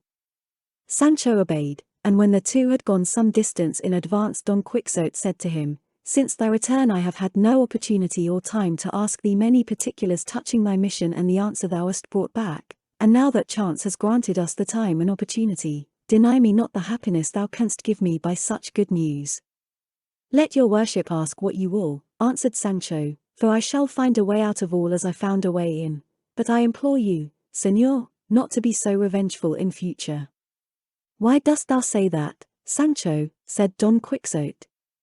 "I say it," he returned, "because those blows just now were more because of the quarrel the devil stirred up between us both the other night, than for what I said against my lady Dulcinea, whom I love and reverence as I would a relic, though there is nothing of that about her, merely as something belonging to your worship." "Say no more on that subject for thy life, Sancho," said Don Quixote, "for it is displeasing to me. I have already pardoned thee for that, and thou knowest the common saying, for a fresh sin a fresh penance." While this was going on they saw coming along the road they were following a man mounted on an ass, who when he came close seemed to be a gypsy, but Sancho Panza, whose eyes and heart were there wherever he saw asses, no sooner beheld the man than he knew him to be Gins de Passament, and by the thread of the gypsy he got at the bull, his ass, for it was, in fact, Dapple that carried Passament, who to escape recognition and to sell the ass had disguised himself as a gypsy, being able to speak the gypsy language, and many more, as well as if they were his own. Sancho saw him and recognized him, and the instant he did so he shouted to him, "Ginesillo, you thief, give up my treasure, release my life, embarrass thyself not with my repose, quit my ass, leave my delight, be off, rip, get thee gone, thief, and give up what is not thine." There was no necessity for so many words or objurgations, for at the first one Gins jumped down, and at a like racing speed made off and got clear of them all.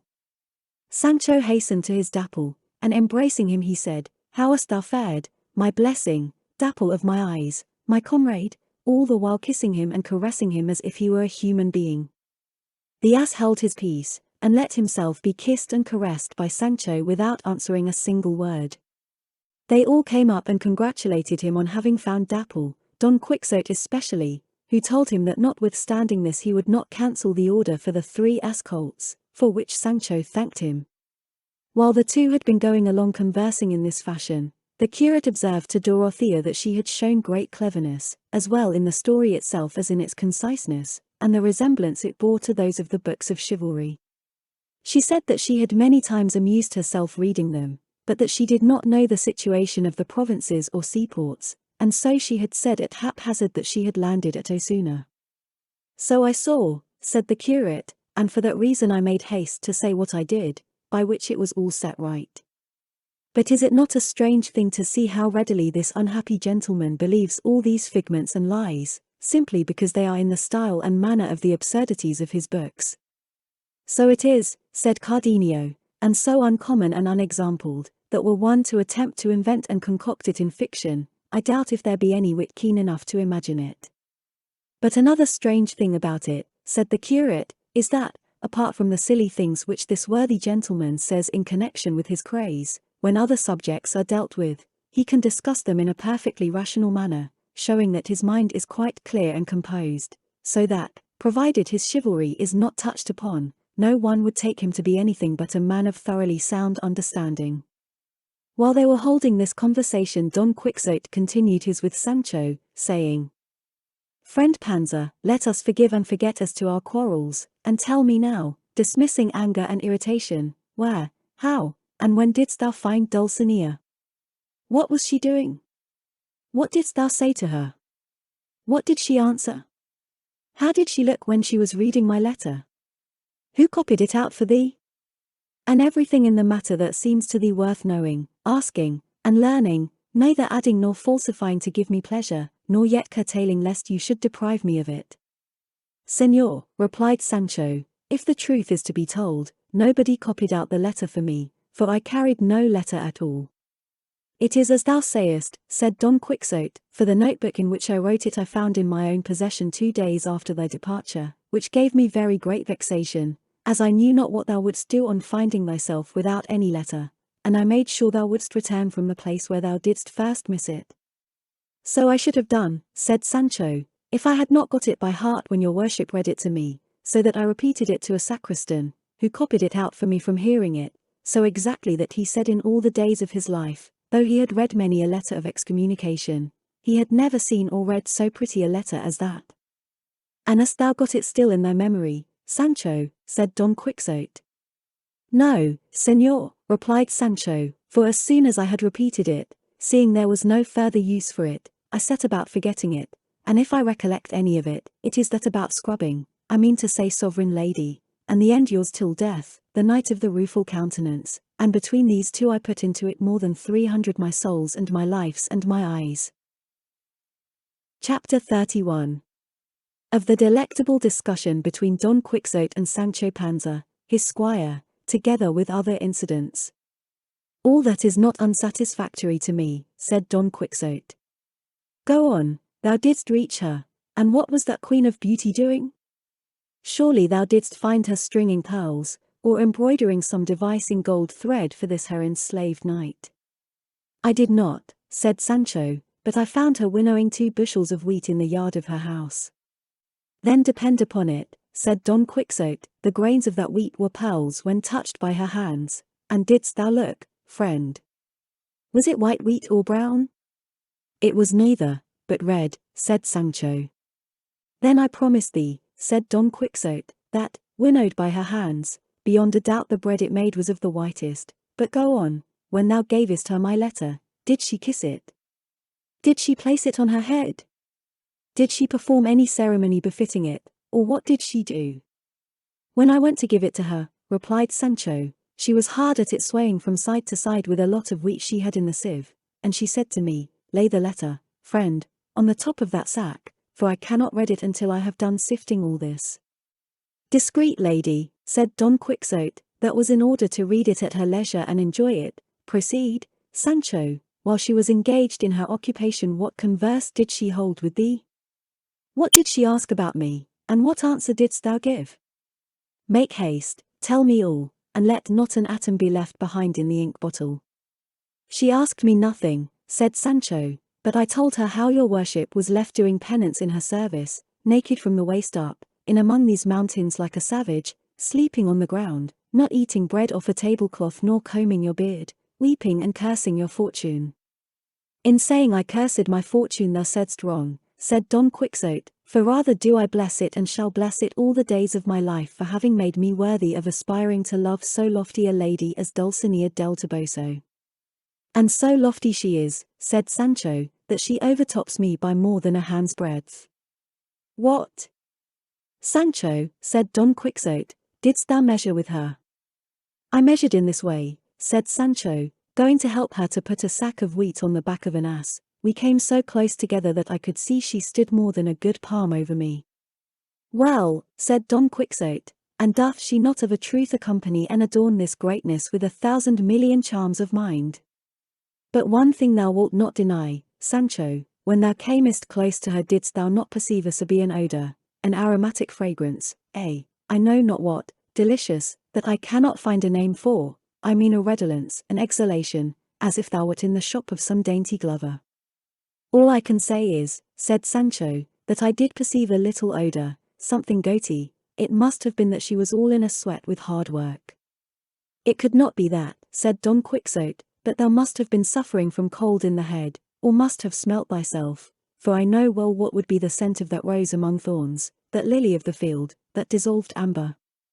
"Maybe so," replied Sancho, "there often comes from myself that same odor which then seemed to me to come from her grace the Lady Dulcinea, but that's no wonder, for one devil is like another." "Well then," continued Don Quixote, "now she has done sifting the corn and sent it to the mill, what did she do when she read the letter?" "As for the letter," said Sancho, "she did not read it, for she said she could neither read nor write. Instead of that she tore it up into small pieces, saying that she did not want to let anyone read it lest her secrets should become known in the village, and that what I had told her by word of mouth about the love your worship bore her, and the extraordinary penance you were doing for her sake, was enough, and, to make an end of it, she told me to tell your worship that she kissed your hands, and that she had a greater desire to see you than to write to you, and that therefore she entreated and commanded you, on sight of this present, to come out of these thickets, and to have done with carrying on absurdities, and to set out at once for El Toboso, unless something else of greater importance should happen, for she had a great desire to see your worship. She laughed greatly when I told her how your worship was called the Knight of the Rueful Countenance. I asked her if that Biscayan the other day had been there, and she told me he had, and that he was an honest fellow. I asked her too about the galley slaves, but she said she had not seen any as yet. So far all goes well, said Don Quixote, but tell me what jewel was it that she gave thee on taking thy leave, in return for thy tidings of me? For it is a usual and ancient custom with knights and ladies errant to give the squires, damsels, or dwarfs who bring tidings of their ladies to the knights, or of their knights to the ladies, some rich jewel as a guerdon for good news, an acknowledgment of the message.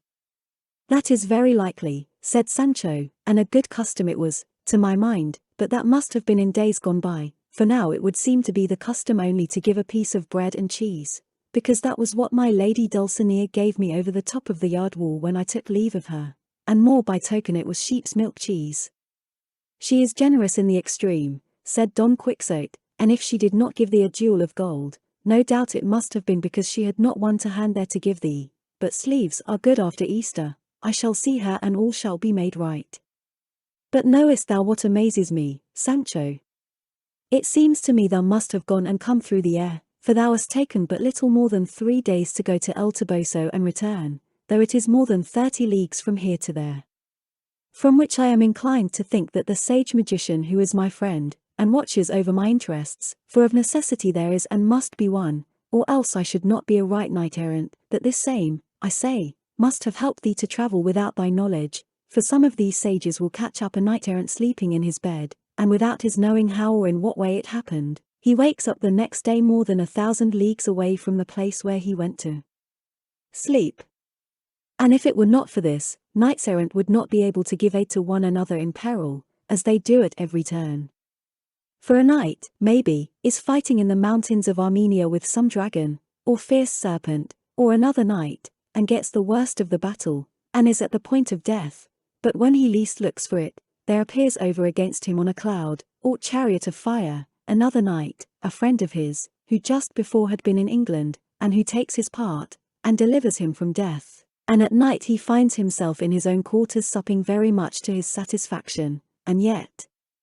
from one place to the other will have been 2,000 or 3,000 leagues. And all this is done by the craft and skill of the sage enchanters who take care of those valiant knights, so that, friend Sancho, I find no difficulty in believing that thou mayest have gone from this place to El Toboso and returned in such a short time, since, as I have said, some friendly sage must have carried thee through the air without thee perceiving it. That must have been it, said Sancho, for indeed Rocinante went like a gypsy's ass with quicksilver in his ears. Quicksilver, said Don Quixote, aye, and what is more, a legion of devils, folk that can travel and make others travel without being weary, exactly as the whim seizes them. But putting this aside, what thinkest thou I ought to do about my lady's command to go and see her? For though I feel that I am bound to obey her mandate, I feel too that I am debarred by the boon I have accorded to the princess that accompanies us, and the law of chivalry compels me to have regard for my word in preference to my inclination. On the one hand the desire to see my lady pursues and harasses me, on the other my solemn promise and the glory I shall win in this enterprise urge and call me. But what I think I shall do is to travel with all speed and reach quickly the place where this giant is, and on my arrival I shall cut off his head, and establish the princess peacefully in her realm, and forthwith I shall return to behold the light that lightens my senses, to whom I shall make such excuses that she will be led to approve of my delay, for she will see that it entirely tends to increase her glory and fame, for all that I have won, am winning, or shall win by arms in this life, comes to me of the favor she extends to me, and because I am hers.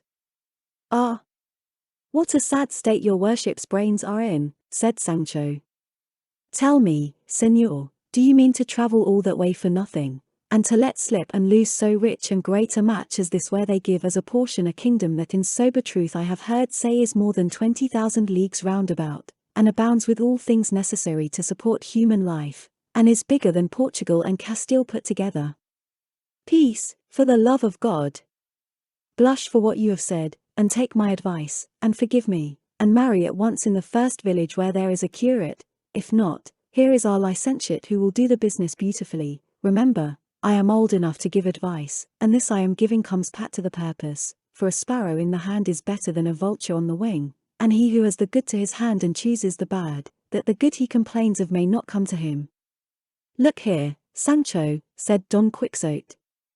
If thou art advising me to marry, in order that immediately on slaying the giant I may become king, and be able to confer favors on thee, and give thee what I have promised, let me tell thee I shall be able very easily to satisfy thy desires without marrying, for before going into battle I will make it a stipulation that, if I come out of it victorious, even I do not marry, they shall give me a portion of the kingdom, that I may bestow it upon whomsoever I choose, and when they give it to me.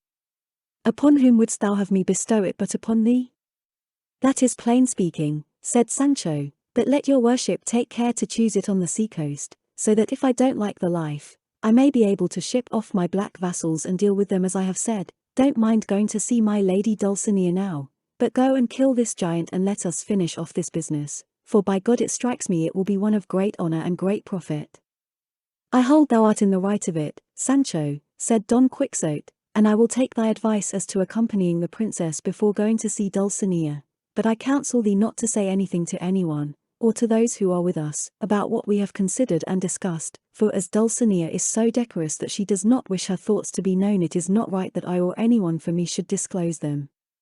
Well then, if that be so, said Sancho, how is it that your worship makes all those you overcome by your arm go to present themselves before my lady Dulcinea, this being the same thing as signing your name to it that you love her and are her lover? And as those who go must perforce kneel before her and say they come from your worship to submit themselves to her, how can the thoughts of both of you be hid? Oh, how silly and simple thou art, said Don Quixote, sayest thou not, Sancho, that this tends to her greater exaltation? For thou must know that according to our way of thinking in chivalry, it is a high honor to a lady to have many knights-errant in her service, whose thoughts never go beyond serving her for her own sake, and who look for no other reward for their great and true devotion than that she should be willing to accept them as her knights. It is with that kind of love, said Sancho, I have heard preachers say we ought to love our Lord, for himself alone, without being moved by the hope of glory or the fear of punishment, though for my part, I would rather love and serve him for what he could do. The devil take thee for a clown, said Don Quixote, and what shrewd things thou sayest at times. One would think thou hadst studied. In faith, then, I cannot even read. Master Nicholas here called out to them to wait a while, as they wanted to halt and drink at a little spring there was there. Don Quixote drew up, not a little to the satisfaction of Sancho, for he was by this time weary of telling so many lies, and in dread of his master catching him tripping, for though he knew that Dulcinea was a peasant girl of El Toboso, he had never seen her in all his life. Cardenio had now put on the clothes which Dorothea was wearing when they found her, and though they were not very good, they were far better than those he put off. They dismounted together by the side of the spring, and with what the curate had provided himself with at the inn they appeased, though not very well, the keen appetite they all of them brought with them. While they were so employed there happened to come by a youth passing on his way, who stopping to examine the party at the spring, the next moment ran to Don Quixote and clasping him round the legs, began to weep freely, saying, Oh, Señor, do you not know me? Look at me well, I am that lad Andres that your worship released from the oak tree where I was tied. Don Quixote recognized him, and taking his hand he turned to those present and said, that your worships may see how important it is to have knights-errant to redress the wrongs and injuries done by tyrannical and wicked men in this world. I may tell you that some days ago passing through a wood, I heard cries and piteous complaints as of a person in pain and distress. I immediately hastened, impelled by my bounden duty, to the quarter whence the plaintive accents seemed to me to proceed, and I found tied to an oak this lad who now stands before you, which in my heart I rejoice at, for his testimony will not permit me to depart from the truth in any particular. He was, I say, tied to an oak, naked from the waist up, and a clown, whom I afterwards found to be his master, was scarifying him by lashes with the reins of his mare. As soon as I saw him I asked the reason of so cruel a flagellation. The boor replied that he was flogging him because he was his servant and because of carelessness that proceeded rather from dishonesty than stupidity, on which this boy said, "Señor, he flogs me only because I ask for my wages." The master made I know not what speeches and explanations, which, though I listened to them, I did not accept. In short, I compelled the clown to unbind him, and to swear he would take him with him, and pay him real by real, and perfumed into the bargain. Is not all this true, Andres my son? Didst thou not mark with what authority I commanded him, and with what humility he promised to do all I enjoined, specified, and required of him? Answer without hesitation, tell these gentlemen what took place, that they may see that it is as great an advantage as I say to have knights-errant abroad. All that your worship has said is quite true, answered the lad, but the end of the business turned out just the opposite of what your worship supposes. How? The opposite, said Don Quixote. Did not the clown pay thee then? Not only did he not pay me, replied the lad, but as soon as your worship had passed out of the wood and we were alone, he tied me up again to the same oak and gave me a fresh flogging, that left me like a flayed Saint Bartholomew, and every stroke he gave me he followed up with some jest or jibe about having made a fool of your worship, and but for the pain I was suffering I should have laughed at the things he said. In short, he left me in such a condition that I have been until now in a hospital getting cured of the injuries which that rascally clown inflicted on me then, for all which your worship is to blame, for if you had gone your own way and not come where there was no call for you, nor meddled in other people's affairs, my master would have been content with giving me 1 or 2 dozen lashes, and would have then loosed me and paid me what he owed me, but when your worship abused him so out of measure, and gave him so many hard words, his anger was kindled, and as he could not revenge himself on you, as soon as he saw you had left him the storm burst upon me in such a way, that I feel as if I should never be a man again. The mischief, said Don Quixote, lay in my going away, for I should not have gone until I had seen thee paid, because I ought to have known well by long experience that there is no clown who will keep his word if he finds it will not suit him to keep it, but thou rememberest, Andres, that I swore if he did not pay thee I would go and seek him, and find him though he were to hide himself in the whale's belly. That is true, said Andres, but it was of no use. Thou shalt see now whether it is of use or not, said Don Quixote, and so saying, he got up hastily and bade Sancho bridle Rocinante, who was browsing while they were eating. Dorothea asked him what he meant to do. He replied that he meant to go in search of this clown and chastise him for such iniquitous conduct, and see Andres paid to the last maravedi, despite and in the teeth of all the clowns in the world. To which she replied that he must remember that in accordance with his promise he could not engage in any enterprise until he had concluded hers, and that as he knew this better than anyone, he should restrain his ardor until his return from her kingdom. That is true, said Don Quixote, and Andres must have patience until my return as you say, Señora, but I once more swear and promise not to stop until I have seen him avenged and paid. I have no faith in those oaths, said Andres. I would rather have now something to help me to get to Seville than all the revenges in the world. If you have here anything to eat that I can take with me, give it me, and God be with your worship and all knights-errant, and may their errands turn out as well for themselves as they have for me.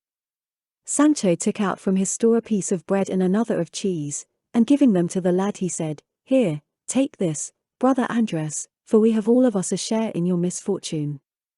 Why, what share have you got? This share of bread and cheese I am giving you, answered Sancho, and God knows whether I shall feel the want of it myself or not, for I would have you know, friend, that we squires to knights-errant have to bear a great deal of hunger and hard fortune, and even other things more easily felt than told. Andres seized his bread and cheese, and seeing that nobody gave him anything more, bent his head, and took hold of the road, as the saying is. However, before leaving he said, For the love of God, Sir Knight-errant, if you ever meet me again, though you may see them cutting me to pieces, give me no aid or succor, but leave me to my misfortune, which will not be so great but that a greater will come to me by being helped by your worship, on whom and all the knights-errant that have ever been born God send his curse. Don Quixote was getting up to chastise him, but he took to his heels at such a pace that no one attempted to follow him, and mightily chapfallen was Don Quixote at Andras' story, and the others had to take great care to restrain their laughter so as not to put him entirely out of countenance. Chapter 32, which treats of what befell Don Quixote's party at the inn. Their dainty repast being finished, they saddled at once, and without any adventure worth mentioning they reached next day the inn, the object of Sancho Panza's fear and dread, but though he would have rather not entered it, there was no help for it. The landlady, the landlord, their daughter, and Maritornes, when they saw Don Quixote and Sancho coming, went out to welcome them with signs of hearty satisfaction, which Don Quixote received with dignity and gravity, and bade them make up a better bed for him than the last time. To which the landlady replied that if he paid better than he did the last time she would give him one fit for a prince. Don Quixote said he would, so they made up a tolerable one for him in the same garret as before, and he lay down at once, being sorely shaken and in want of sleep. No sooner was the door shut upon him than the landlady made at the barber, and seizing him by the beard, said, "By my faith you are not going to make a beard of my tail any longer, you must give me back my tail. For it is a shame the way that thing of my husband's goes tossing about on the floor, I mean the comb that I used to stick in my good tail." But for all she tugged at it the barber would not give it up until the licentiate told him to let her have it, as there was now no further occasion for that stratagem, because he might declare himself and appear in his own character, and tell Don Quixote that he had fled to this inn when those thieves the galley slaves robbed him, and should he ask for the princess's squire, they could tell him that she had sent him on before her to give notice to the people of her kingdom that she was coming, and bringing with her the deliverer of them all. On this the barber cheerfully restored the tail to the landlady, and at the same time they returned all the accessories they had borrowed to effect Don Quixote's deliverance. All the people of the inn were struck with astonishment at the beauty of Dorothea, and even at the comely figure of the shepherd Cardenio. The curate made them get ready such fare as there was in the inn, and the landlord, in hope of better payment, served them up a tolerably good dinner. All this time Don Quixote was asleep, and they thought it best not to waken him, as sleeping would now do him more good than eating. While at dinner, the company consisting of the landlord, his wife, their daughter, Maritornes, and all the travellers, they discussed the strange craze of Don Quixote and the manner in which he had been found, and the landlady told them what had taken place between him and the carrier, and then, looking round to see if Sancho was there, when she saw he was not, she gave them the whole story of his blanketing, which they received with no little amusement. But on the curate observing that it was the books of chivalry which Don Quixote had read that had turned his brain, the landlord said, "I cannot understand how that can be, for in truth to my mind there is no better reading in the world, and I have here 2 or 3 of them, with other writings that are the very life, not only of myself but of plenty more, for when it is harvest time, the reapers flock here on holidays, and there is always one among them who can read and who takes up one of these books, and we gather round him, 30 or more of us, and stay listening to him with a delight that makes our grey hairs grow young." Again, "At least I can say for myself that when I hear of what furious and terrible blows the knights deliver, I am seized with the longing to do the same, and I would like to be hearing about them night and day." "And I just as much," said the landlady, "because I never have a quiet moment in my house except when you are listening to someone reading, for then you are so taken up that for the time being you forget to scold." "That is true," said Maritornes, "and, faith, I relish hearing these things greatly too, for they are very pretty, especially when they describe some lady or another in the arms of her knight under the orange trees, and the duenna who is keeping watch for them half dead with envy and fright. All this I say is as good as honey. And you, what do you think, young lady?" said the curate turning to the landlord's daughter.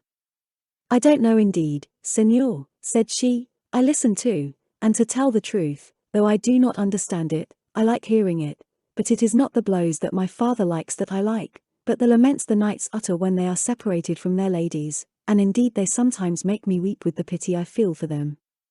"Then you would console them if it was for you they wept, young lady," said Dorothea. "I don't know what I should do," said the girl, "I only know that there are some of those ladies so cruel that they call their knights tigers and lions and 1,000 other foul names, and Jesus! I don't know what sort of folk they can be, so unfeeling and heartless, that rather than bestow a glance upon a worthy man they leave him to die or go mad. I don't know what is the good of such prudery. If it is for honor's sake, why not marry them? That's all they want." Hush, child, said the landlady, it seems to me thou knowest a great deal about these things, and it is not fit for girls to know or talk so much. As the gentleman asked me, I could not help answering him, said the girl. Well then, said the curate, bring me these books, Señor landlord, for I should like to see them.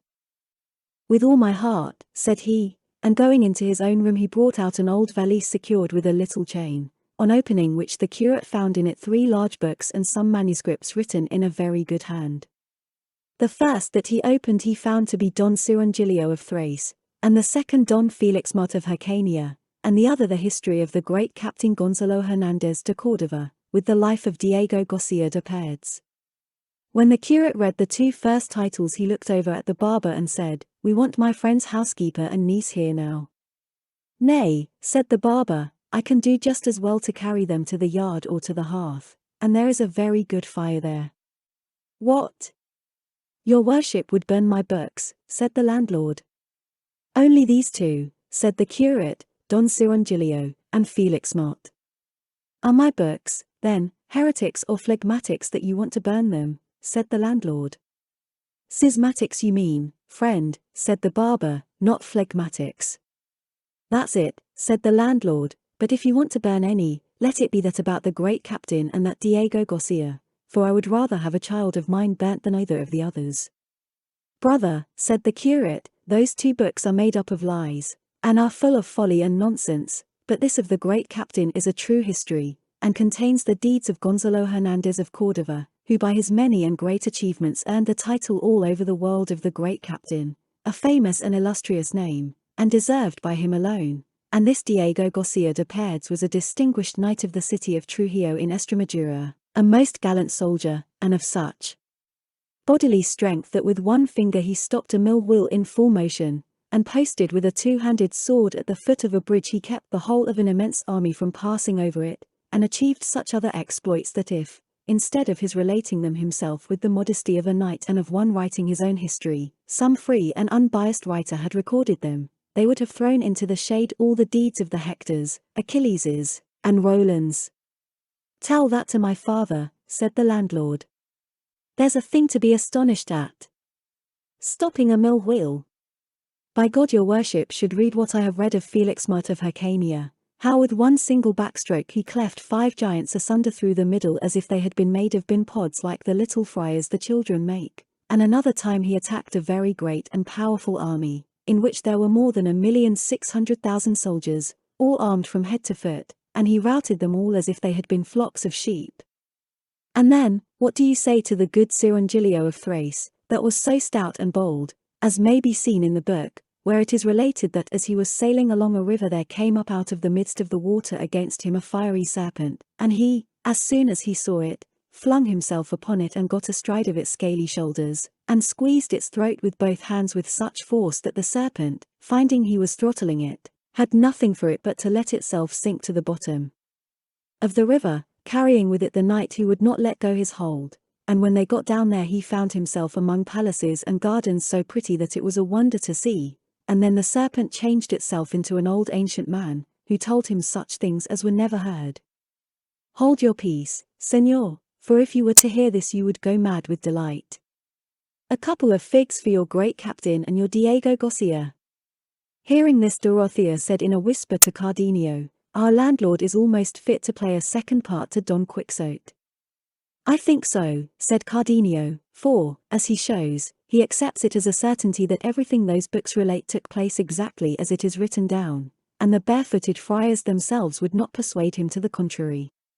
But consider, brother, said the curate once more, there never was any Felix Mart of Hircania in the world, nor any Cirongilio of Thrace, or any of the other knights of the same sort, that the books of chivalry talk of. The whole thing is the fabrication and invention of idle wits, devised by them for the purpose you describe of beguiling the time, as your reapers do when they read. For I swear to you in all seriousness there never were any such knights in the world, and no such exploits or nonsense ever happened anywhere. Try that bone on another dog, said the landlord, as if I did not know how many make 5, and where my shoe pinches me, don't think to feed me with pap, for by God I am no fool. It is a good joke for your worship to try and persuade me that everything these good books say is nonsense and lies, and they printed by the license of the Lords of the Royal Council, as if they were people who would allow such a lot of lies to be printed all together, and so many battles and enchantments that they take away one's senses. I have told you, friend, said the curate, that this is done to divert our idle thoughts, and as in well-ordered states games of chess, fives, and billiards are allowed for the diversion of those who do not care, or are not obliged, or are unable to work, so books of this kind are allowed to be printed, on the supposition that, what indeed is the truth, there can be nobody so ignorant as to take any of them for true stories, and if it were permitted me now, and the present company desired it,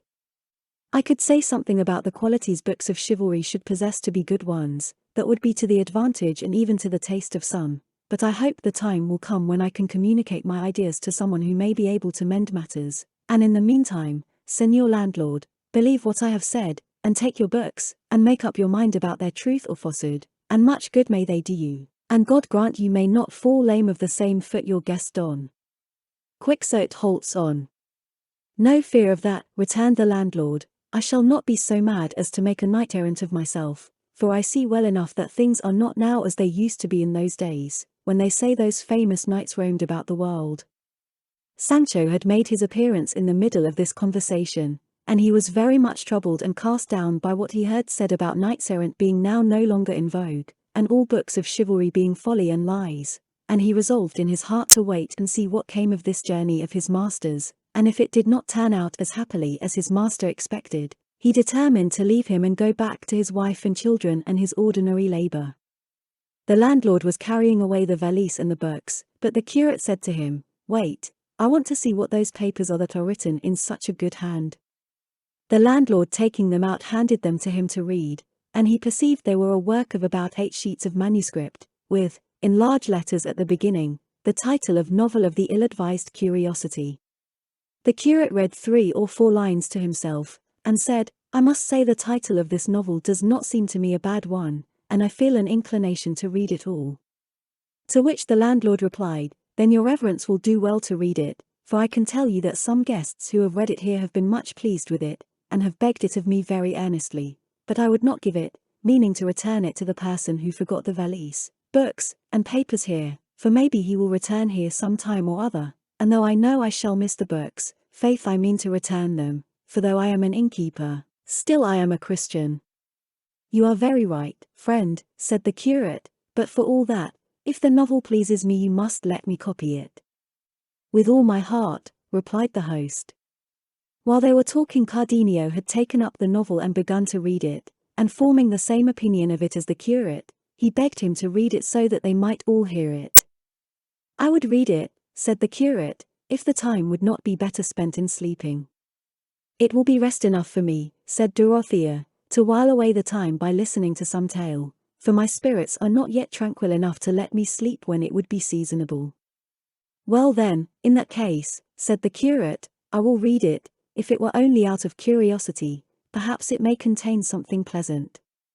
Master Nicholas added his entreaties to the same effect, and Sancho too, seeing which, and considering that he would give pleasure to all, and receive it himself, the curate said, Well then, attend to me everyone, for the novel begins thus. Chapter 33. In which is related the novel of the ill-advised curiosity. In Florence, a rich and famous city of Italy in the province called Tuscany, there lived 2 gentlemen of wealth and quality, Anselmo and Lothario, such great friends that by way of distinction they were called by all that knew them the 2 friends. They were unmarried, young, of the same age and of the same tastes, which was enough to account for the reciprocal friendship between them. Anselmo, it is true, was somewhat more inclined to seek pleasure in love than Lothario, for whom the pleasures of the chase had more attraction, but on occasion Anselmo would forego his own tastes to yield to those of Lothario, and Lothario would surrender his to fall in with those of Anselmo, and in this way their inclinations kept pace one with the other with a concord so perfect that the best regulated clock could not surpass it. Anselmo was deep in love with a high-born and beautiful maiden of the same city, the daughter of parents so estimable, and so estimable herself, that he resolved, with the approval of his friend Lothario, without whom he did nothing, to ask her of them in marriage, and did so, Lothario being the bearer of the demand, and conducting the negotiations so much to the satisfaction of his friend that in a short time he was in possession of the object of his desires, and Camilla so happy in having won Anselmo for her husband, that she gave thanks unceasingly to heaven and to Lothario, by whose means such good fortune had fallen to her. The first few days, those of a wedding being usually days of merrymaking, Lothario frequented his friend Anselmo's house as he had been wont, striving to do honor to him and to the occasion, and to gratify him in every way he could. But when the wedding days were over and the succession of visits and congratulations had slackened, he began purposely to leave off going to the house of Anselmo, for it seemed to him, as it naturally would to all men of sense, that friends' houses ought not to be visited after marriage with the same frequency as in their master's bachelor days, because, though true and genuine friendship cannot and should not be in any way suspicious, still a married man's honor is a thing of such delicacy that it is held liable to injury from brothers, much more from friends. Anselmo remarked the cessation of Lothario's visits, and complained of it to him, saying that if he had known that marriage was to keep him from enjoying his society as he used, he would have never married, and that, if by the thorough harmony that subsisted between them while he was a bachelor they had earned such a sweet name as that of the two friends, he should not allow a title so rare and so delightful to be lost through a needless anxiety to act circumspectly, and so he entreated him, if such a phrase was allowable between them, to be once more master of his house and to come in and go out as formerly, assuring him that his wife Camilla had no other desire or inclination than that which he would wish her to have, and that knowing how sincerely they loved one another she was grieved to see such coldness in him. To all this and much more that Anselmo said to Lothario to persuade him to come to his house as he had been in the habit of doing, Lothario replied with so much prudence, sense, and judgment, that Anselmo was satisfied of his friend's good intentions, and it was agreed that on 2 days in the week, and on holidays, Lothario should come to dine with him. But though this arrangement was made between them, Lothario resolved to observe it no further than he considered to be in accordance with the honor of his friend, whose good name was more to him than his own. He said, and justly, that a married man upon whom heaven had bestowed a beautiful wife should consider as carefully what friends he brought to his house as what female friends his wife associated with, for what cannot be done or arranged in the marketplace, in church, at public festivals or at stations, opportunities that husbands cannot always deny their wives, may be easily managed in the house of the female friend or relative in whom most confidence is reposed. Lothario said, too, that every married man should have some friend who would point out to him any negligence he might be guilty of in his conduct, for it will sometimes happen that owing to the deep affection the husband bears his wife either he does not caution her, or, not to vex her, refrains from telling her to do or not to do certain things, doing or avoiding which may be a matter of honor or reproach to him, and errors of this kind he could easily correct if warned by a friend. But where is such a friend to be found as Lothario would have, so judicious, so loyal, and so true? Of a truth I know not, Lothario alone was such a one, for with the utmost care and vigilance he watched over the honor of his friend, and strove to diminish, cut down, and reduce the number of days for going to his house according to their agreement, lest the visits of a young man, wealthy, high-born, and with the attractions he was conscious of possessing, at the house of a woman so beautiful as Camilla, should be regarded with suspicion by the inquisitive and malicious eyes of the idle public.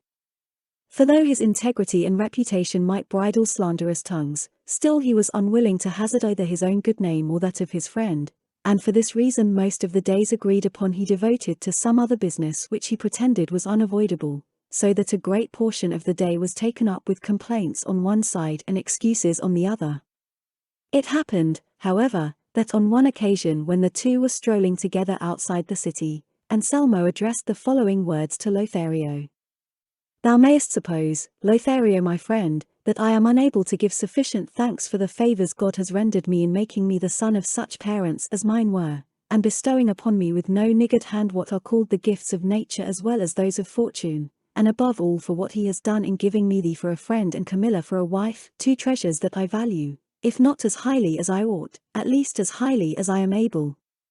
And yet, with all these good things, which are commonly all that men need to enable them to live happily, I am the most discontented and dissatisfied man in the whole world, for, I know not how long since, I have been harassed and oppressed by a desire so strange and so unusual, that I wonder at myself and blame and chide myself when I am alone, and strive to stifle it and hide it from my own thoughts, and with no better success than if I were endeavoring deliberately to publish it to all the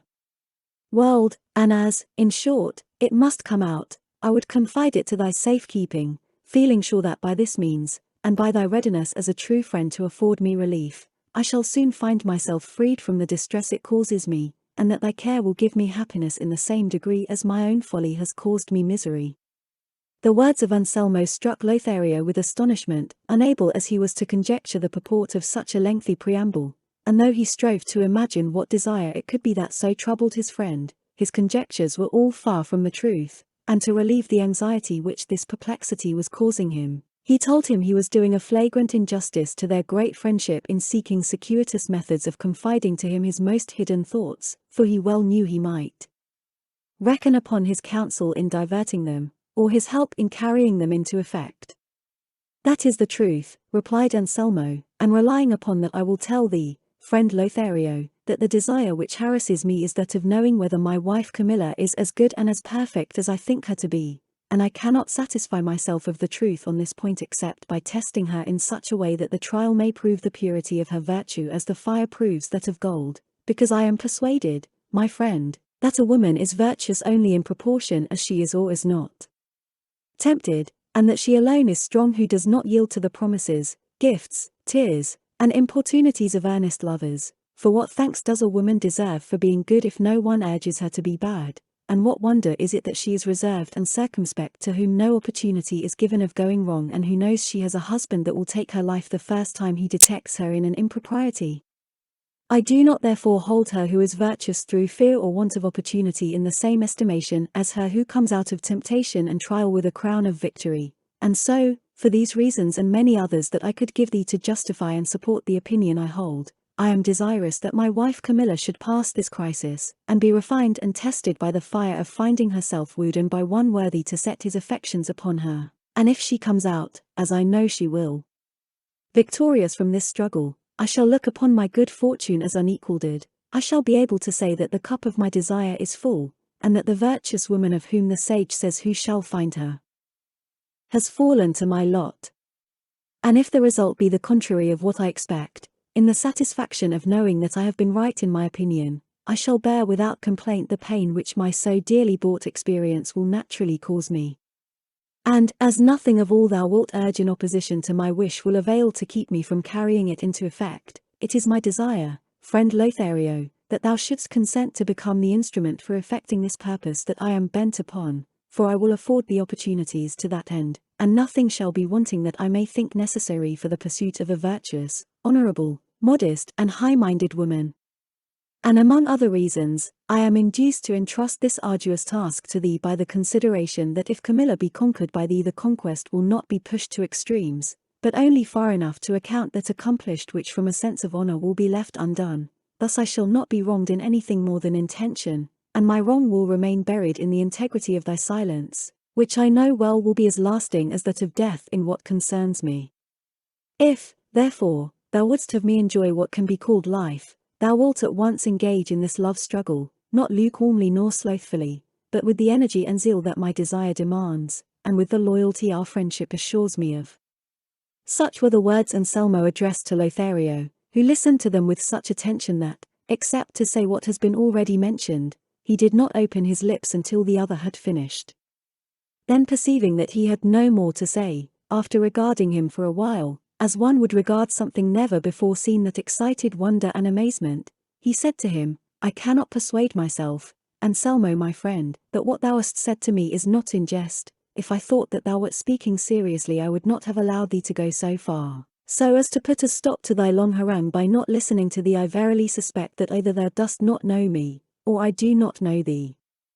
But no, I know well thou art Anselmo, and thou knowest that I am Lothario. The misfortune is, it seems to me, that thou art not the Anselmo thou wert, and must have thought that I am not the Lothario I should be, for the things that thou hast said to me are not those of that Anselmo who was my friend, nor are those that thou demandest of me what should be asked of the Lothario thou knowest. True friends will prove their friends and make use of them, as a poet has said, usque ad aras, whereby he meant that they will not make use of their friendship in things that are contrary to God's will.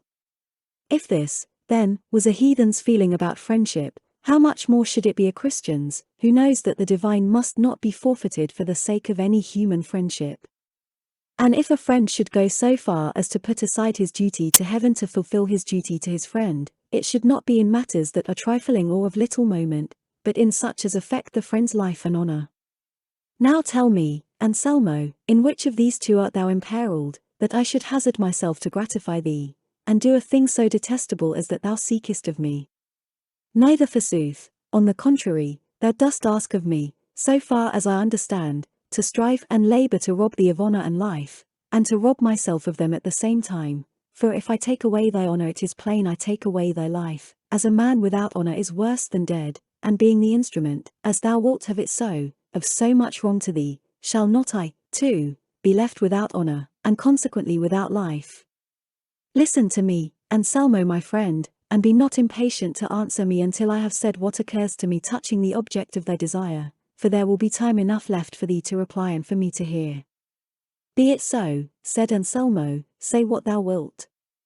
Lothario then went on to say, it seems to me, Anselmo, that thine is just now the temper of mind which is always that of the Moors, who can never be brought to see the error of their creed by quotations from the Holy Scriptures, or by reasons which depend upon the examination of the understanding or are founded upon the articles of faith, but must have examples that are palpable, easy, intelligible, capable of proof, not admitting of doubt, with mathematical demonstrations that cannot be denied, like, if equals be taken from equals, the remainders are equal, and if they do not understand this in words, and indeed they do not, it has to be shown to them with the hands, and put before their eyes, and even with all this no one succeeds in convincing them of the truth of our holy religion. This same mode of proceeding I shall have to adopt with thee, for the desire which has sprung up in thee is so absurd and remote from everything that has a semblance of reason, that I feel it would be a waste of time to employ it in reasoning with thy simplicity, for at present I will call it by no other name, and I am even tempted to leave thee in thy folly as a punishment for thy pernicious desire, but the friendship I bear thee, which will not allow me to desert thee in such manifest danger of destruction, keeps me from dealing so harshly by thee. And that thou mayest clearly see this, say, Anselmo, hast thou not told me that I must force my suit upon a modest woman, decoy one that is virtuous, make overtures to one that is pure-minded, pay court to one that is prudent? Yes, thou hast told me so. Then, if thou knowest that thou hast a wife, modest, virtuous, pure-minded and prudent, what is it that thou seekest? And if thou believest that she will come forth victorious from all my attacks, as doubtless she would, what higher titles than those she possesses now dost thou think thou canst bestow upon her then, or in what will she be better than she is now? Either thou dost not hold her to be what thou sayest, or thou knowest not what thou dost demand. If thou dost not hold her to be what thou sayest, why dost thou seek to prove her instead of treating her as guilty in the way that may seem best to thee?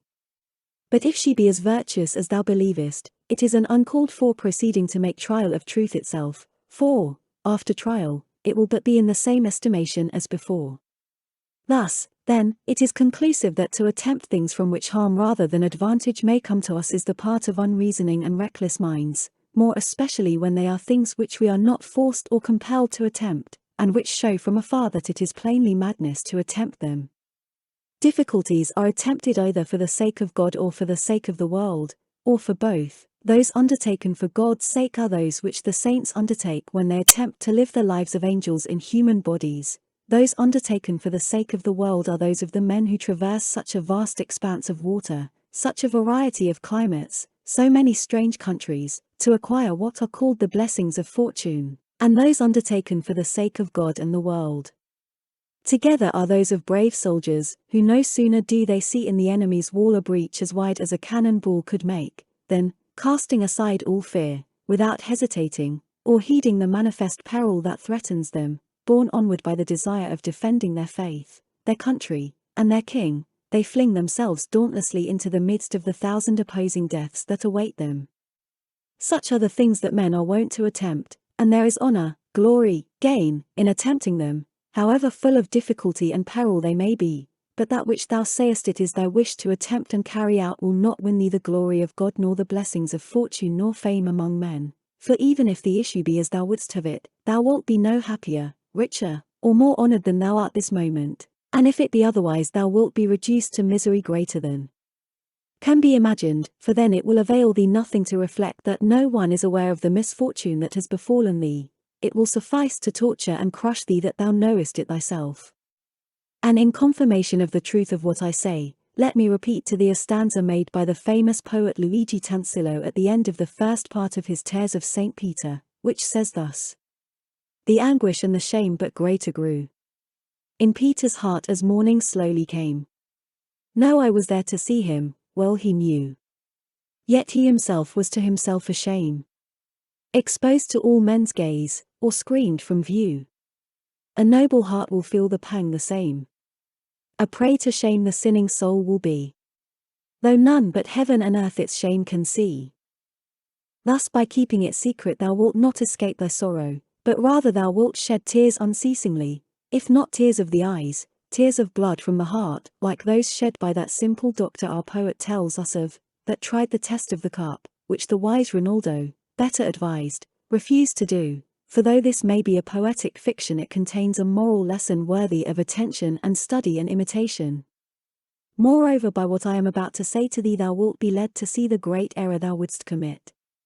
Tell me, Anselmo, if heaven or good fortune had made thee master and lawful owner of a diamond of the finest quality, with the excellence and purity of which all the lapidaries that had seen it had been satisfied, saying with one voice and common consent that in purity, quality, and fineness, it was all that a stone of the kind could possibly be, thou thyself too being of the same belief, as knowing nothing to the contrary, would it be reasonable in thee to desire to take that diamond and place it between an anvil and a hammer, and by mere force of blows and strength of arm try if it were as hard and as fine as they said? And if thou didst, and if the stone should resist so silly a test, that would add nothing to its value or reputation, and if it were broken, as it might be, would not all be lost? Undoubtedly it would, leaving its owner to be rated as a fool in the opinion of all. Consider, then, Anselmo my friend, that Camilla is a diamond of the finest quality as well in thy estimation as in that of others, and that it is contrary to reason to expose her to the risk of being broken, for if she remains intact she cannot rise to a higher value than she now possesses, and if she give way and be unable to resist, bethink thee now how thou wilt be deprived of her, and with what good reason thou wilt complain of thyself for having been the cause of her ruin and thine own.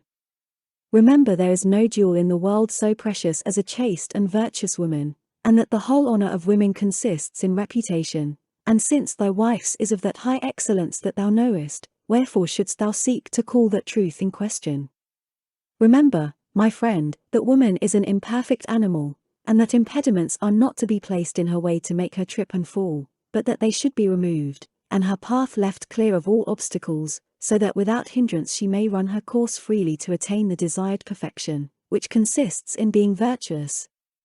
Naturalists tell us that the ermine is a little animal which has a fur of purest white, and that when the hunters wish to take it, they make use of this artifice. Having ascertained the places which it frequents and passes, they stop the way to them with mud, and then rousing it, drive it towards the spot, and as soon as the ermine comes to the mud it halts, and allows itself to be taken captive rather than pass through the mire, and spoil and sully its whiteness, which it values more than life and liberty. The virtuous and chaste woman is an ermine, and whiter and purer than snow is the virtue of modesty, and he who wishes her not to lose it, but to keep and preserve it, must adopt a course different from that employed with the ermine. He must not put before her the mire of the gifts and attentions of persevering lovers, because perhaps, and even without a perhaps, she may not have sufficient virtue and natural strength in herself to pass through and tread underfoot these impediments. They must be removed, and the brightness of virtue and the beauty of a fair fame must be put before her. A virtuous woman, too, is like a mirror, of clear shining crystal, liable to be tarnished and dimmed by every breath that touches it. She must be treated as relics are, adored, not touched. She must be protected and prized as one protects and prizes a fair garden full of roses and flowers, the owner of which allows no one to trespass or pluck a blossom, enough for others that from afar and through the iron grating they may enjoy its fragrance and its beauty. Finally let me repeat to thee some verses that come to my mind. I heard them in a modern comedy, and it seems to me they bear upon the point we are discussing. A prudent old man was giving advice to another, the father of a young girl, to lock her up, watch over her and keep her in seclusion, and among other arguments he used these. Woman is a thing of glass, but her brittleness 'tis best not too curiously to test. Who knows what may come to pass? Breaking is an easy matter, and it's folly to expose what you cannot mend to blows, what you can't make whole to shatter. This, then, all may hold as true, and the reason's plain to see. For if delays there be, there are golden showers too. All that I have said to thee so far, Anselmo, has had reference to what concerns thee. Now it is right that I should say something of what regards myself, and if I be prolix, pardon me, for the labyrinth into which thou hast entered and from which thou wouldst have me extricate thee makes it necessary. Thou dost reckon me thy friend, and thou wouldst rob me of honor, a thing wholly inconsistent with friendship, and not only dost thou aim at this, but thou wouldst have me rob thee of it also. That thou wouldst rob me of it is clear, for when Camilla sees that I pay court to her as thou requirest, she will certainly regard me as a man without honor or right feeling, since I attempt and do a thing so much opposed to what I owe to my own position and thy friendship. That thou wouldst have me rob thee of it is beyond a doubt, for Camilla, seeing that I press my suit upon her, will suppose that I have perceived in her something light that has encouraged me to make known to her my base desire, and if she holds herself dishonored, her dishonor touches thee as belonging to her, and hence arises what so commonly takes place, that the husband of the adulterous woman, though he may not be aware of or have given any cause for his wife's failure in her duty, or being careless or negligent, have had it in his power to prevent his dishonor, nevertheless is stigmatized by a vile and reproachful name, and in a manner regarded with eyes of contempt instead of pity by all who know of his wife's guilt, though they see that he is unfortunate not by his own fault, but by the lust of a vicious consort. But I will tell thee why with good reason dishonor attaches to the husband of the unchaste wife, though he know not that she is so, nor be to blame, nor have done anything, or given any provocation to make her so, and be not weary with listening to me, for it will be for thy good. When God created our first parent in the earthly paradise, the Holy Scripture says that he infused sleep into Adam, and while he slept took a rib from his left side of which he formed our mother Eve, and when Adam awoke and beheld her he said, "This is flesh of my flesh, and bone of my bone." And God said, "For this shall a man leave his father and his mother, and they shall be two in one flesh," and then was instituted the divine sacrament of marriage, with such ties that death alone can loose them. And such is the force and virtue of this miraculous sacrament that it makes two different persons one and the same flesh, and even more than this when the virtuous are married, for though they have two souls they have but one will. And hence it follows that as the flesh of the wife is one and the same with that of her husband, the stains that may come upon it, or the injuries it incurs fall upon the husband's flesh, though he, as has been said, may have given no cause for them, for as the pain of the foot or any member of the body is felt by the whole body, because all is one flesh, as the head feels the hurt to the ankle without having caused it, so the husband, being one with her, shares the dishonor of the wife, and as all worldly honor or dishonor comes of flesh and blood, and the erring wife's is of that kind, the husband must needs bear his part of it and be held dishonored without knowing it.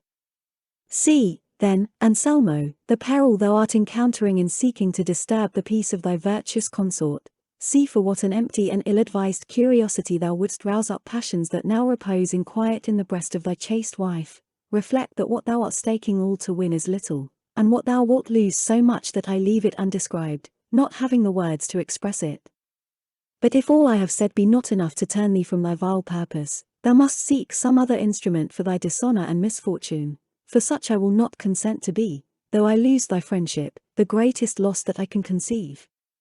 Having said this, the wise and virtuous Lothario was silent, and Anselmo, troubled in mind and deep in thought, was unable for a while to utter a word in reply, but at length he said, "I have listened, Lothario my friend, attentively, as thou hast seen, to what thou hast chosen to say to me, and in thy arguments, examples, and comparisons I have seen that high intelligence thou dost possess, and the perfection of true friendship thou hast reached, and likewise I see and confess that if I am not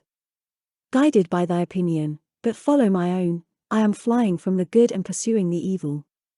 This being so, thou must remember that I am now laboring under that infirmity which women sometimes suffer from, when the craving seizes them to eat clay, plaster, charcoal, and things even worse, disgusting to look at, much more to eat, so that it will be necessary to have recourse to some artifice to cure me, and this can be easily effected if only thou wilt make a beginning, even though it be in a lukewarm and make-believe fashion, to pay court to Camilla, who will not be so yielding that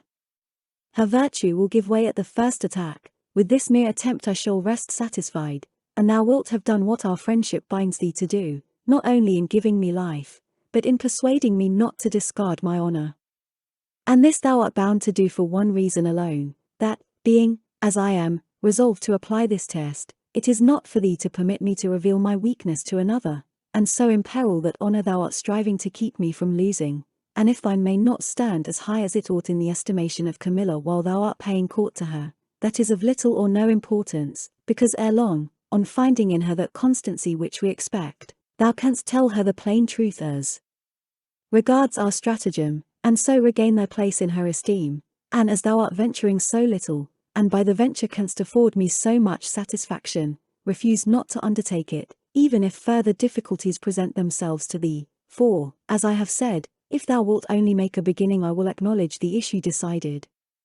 Lothario, seeing the fixed determination of Anselmo, and not knowing what further examples to offer or arguments to urge in order to dissuade him from it, and perceiving that he threatened to confide his pernicious scheme to someone else, to avoid a greater evil resolved to gratify him and do what he asked, intending to manage the business so as to satisfy Anselmo without corrupting the mind of Camilla, so in reply he told him not to communicate his purpose to any other, for he would undertake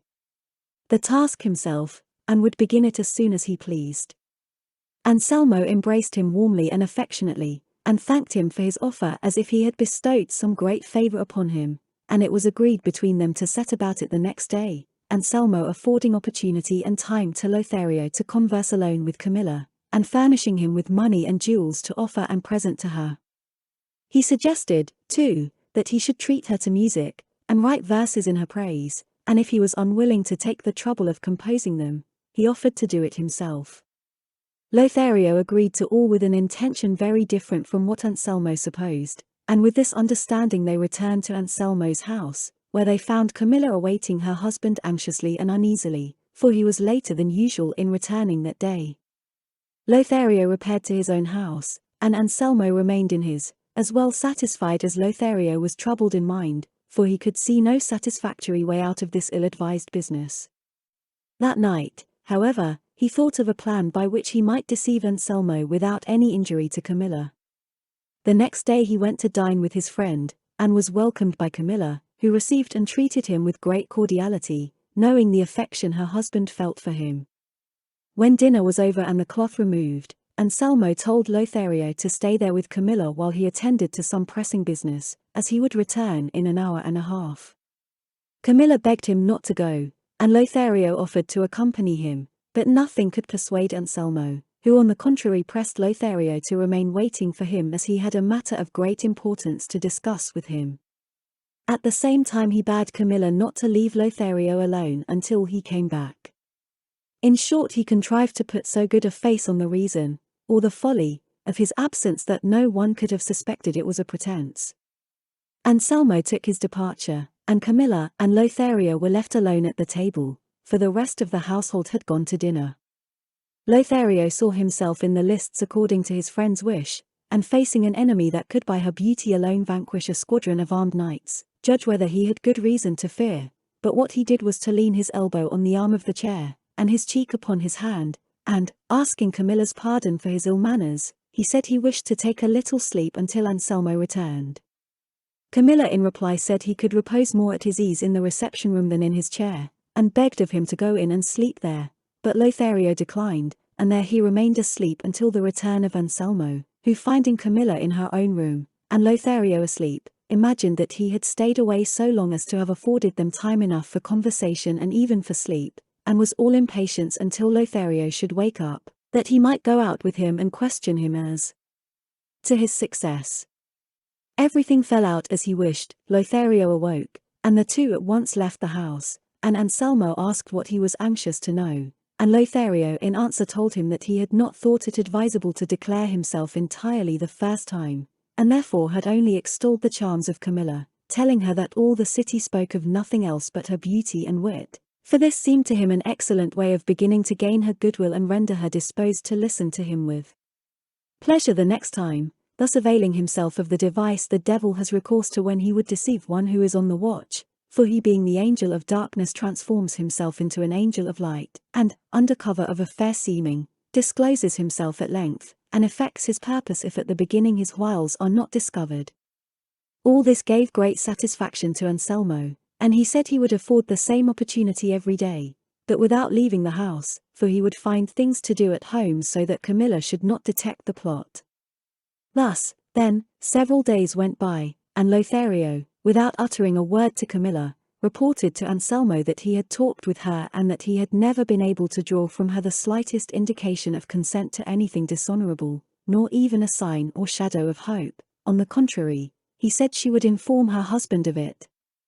So far well, said Anselmo, Camilla has thus far resisted words, we must now see how she will resist deeds. I will give you tomorrow 2,000 crowns in gold for you to offer or even present, and as many more to buy jewels to lure her, for women are fond of being becomingly attired and going gaily dressed, and all the more so if they are beautiful, however chaste they may be, and if she resists this temptation, I will rest satisfied and will give you no more trouble. Lothario replied that now he had begun he would carry on the undertaking to the end, though he perceived he was to come out of it wearied and vanquished. The next day he received the 4,000 crowns, and with them 4,000 perplexities, for he knew not what to say by way of a new falsehood, but in the end he made up his mind to tell him that Camilla stood as firm against gifts and promises as against words, and that there was no use in taking any further trouble, for the time was all spent to no purpose. But chance, directing things in a different manner, so ordered it that Anselmo, having left Lothario and Camilla alone as on other occasions, shut himself into a chamber and posted himself to watch and listen through the keyhole to what passed between them, and perceived that for more than half an hour Lothario did not utter a word to Camilla, nor would utter a word though he were to be there for an age, and he came to the conclusion that what his friend had told him about the replies of Camilla was all invention and falsehood, and to ascertain if it was so, he came out, and calling Lothario aside asked him what news he had and in what humour Camilla was. Lothario replied that he was not disposed to go on with the business, for she had answered him so angrily and harshly that he had no heart to say anything more to her. Ah, Lothario, Lothario, said Anselmo, how ill dost thou meet thy obligations to me, and the great confidence I repose in thee.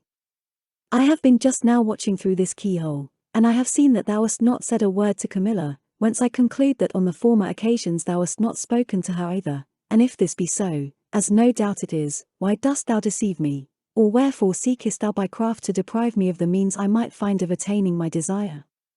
Anselmo said no more, but he had said enough to cover Lothario with shame and confusion, and he, feeling as it were his honour touched by having been detected in a lie, swore to Anselmo that he would from that moment devote himself to satisfying him without any deception, as he would see if he had the curiosity to watch, though he need not take the trouble, for the pains he would take to satisfy him would remove all suspicions from his mind.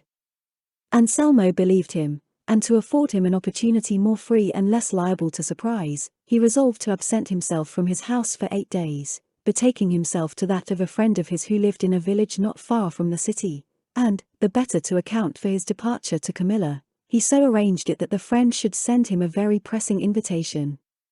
Unhappy, short-sighted Anselmo, what art thou doing? What art thou plotting? What art thou devising?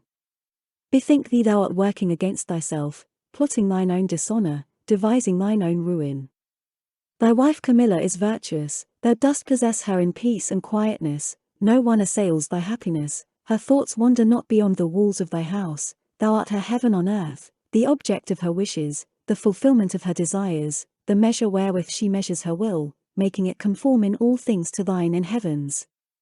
If, then, the mine of her honour, beauty, virtue, and modesty yields thee without labour all the wealth it contains and thou canst wish for, why wilt thou dig the earth in search of fresh veins, of new unknown treasure, risking the collapse of all, since it but rests on the feeble props of her weak nature?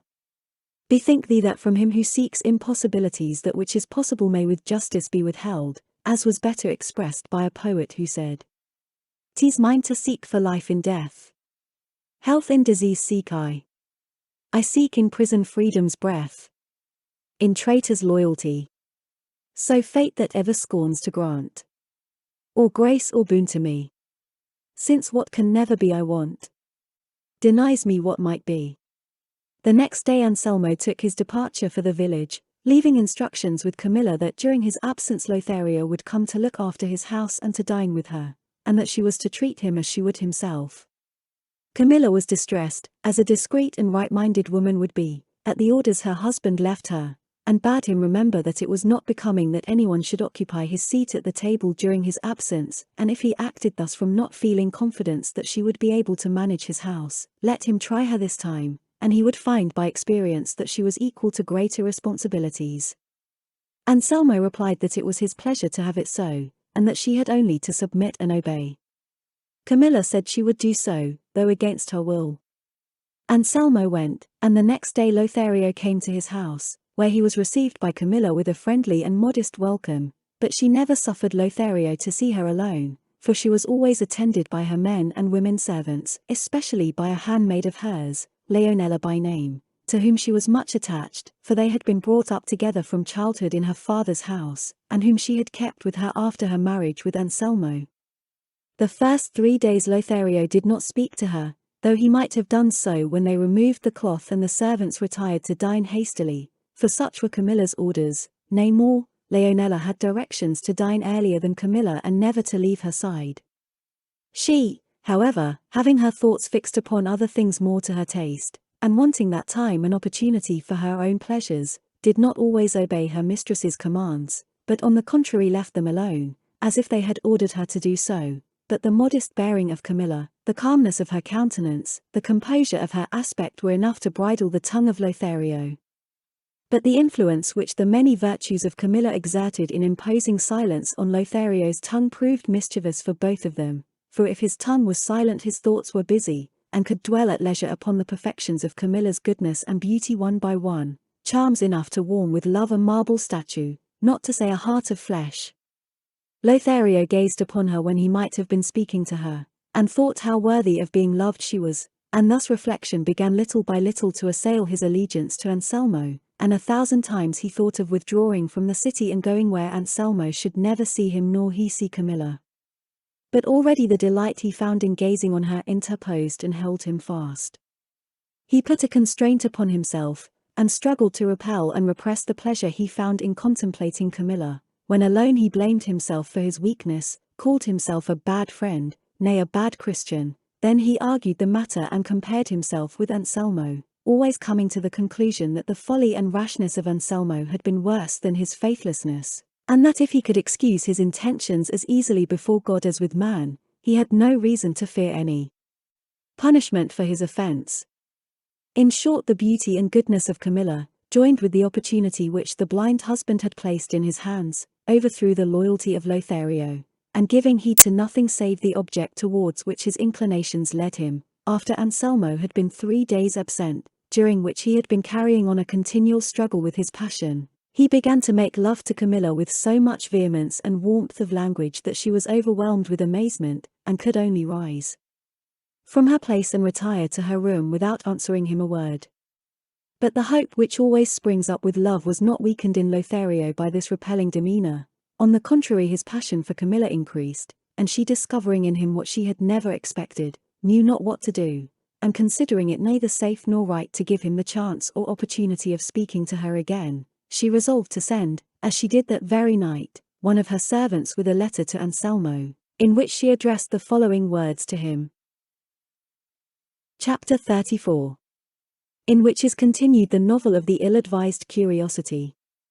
It is commonly said that an army looks ill without its general and a castle without its castellan, and I say that a young married woman looks still worse without her husband unless there are very good reasons for it.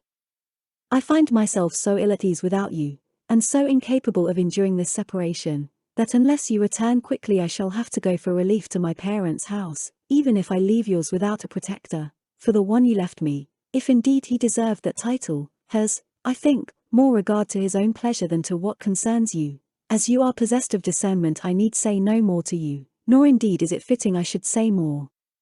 Anselmo received this letter, and from it he gathered that Lothario had already begun his task and that Camilla must have replied to him as he would have wished, and delighted beyond measure at such intelligence he sent word to her not to leave his house on any account, as he would very shortly return. Camilla was astonished at Anselmo's reply, which placed her in greater perplexity than before, for she neither dared to remain in her own house, nor yet to go to her parents, for in remaining her virtue was imperiled, and in going she was opposing her husband's commands.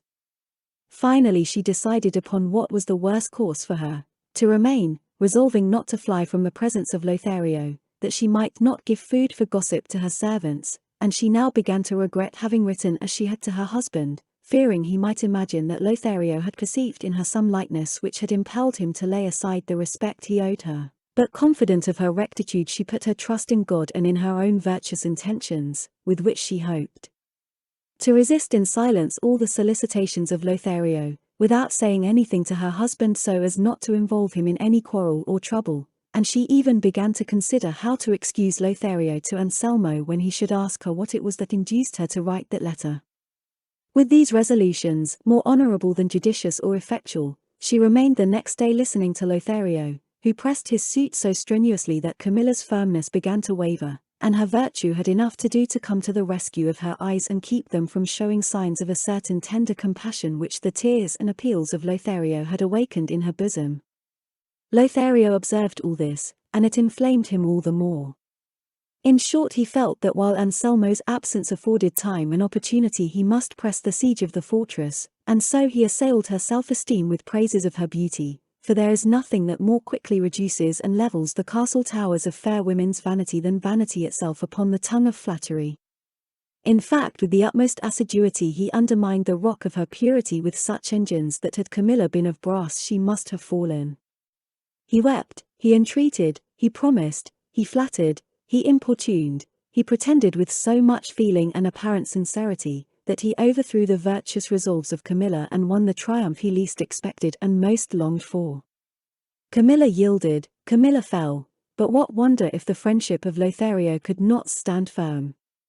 A clear proof to us that the passion of love is to be conquered only by flying from it, and that no one should engage in a struggle with an enemy so mighty, for divine strength is needed to overcome his human power.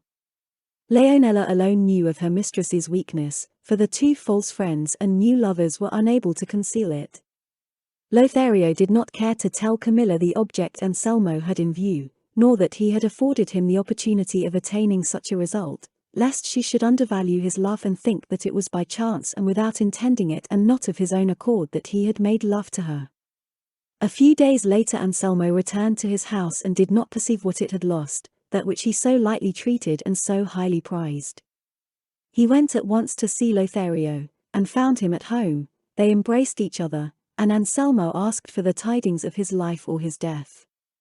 "The tidings I have to give thee, Anselmo my friend," said Lothario, "are that thou dost possess a wife that is worthy to be the pattern and crown of all good wives.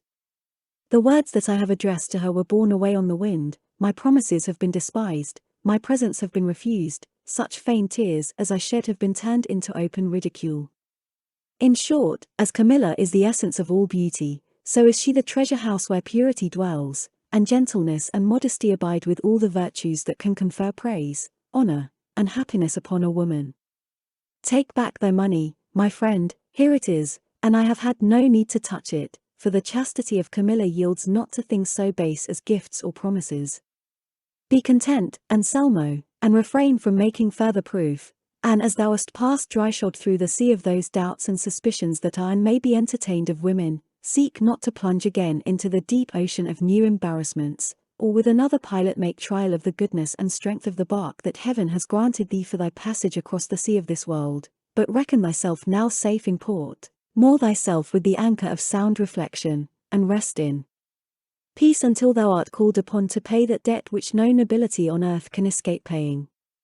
Anselmo was completely satisfied by the words of Lothario, and believed them as fully as if they had been spoken by an oracle. Nevertheless he begged of him not to relinquish the undertaking, were it but for the sake of curiosity and amusement, though thenceforward he need not make use of the same earnest endeavours as before. All he wished him to do was to write some verses to her, praising her under the name of Chloris, for he himself would give her to understand that he was in love with a lady to whom he had given that name to enable him to sing her praises with the decorum due to her modesty, and if Lothario were unwilling to take the trouble of writing the verses he would compose them himself.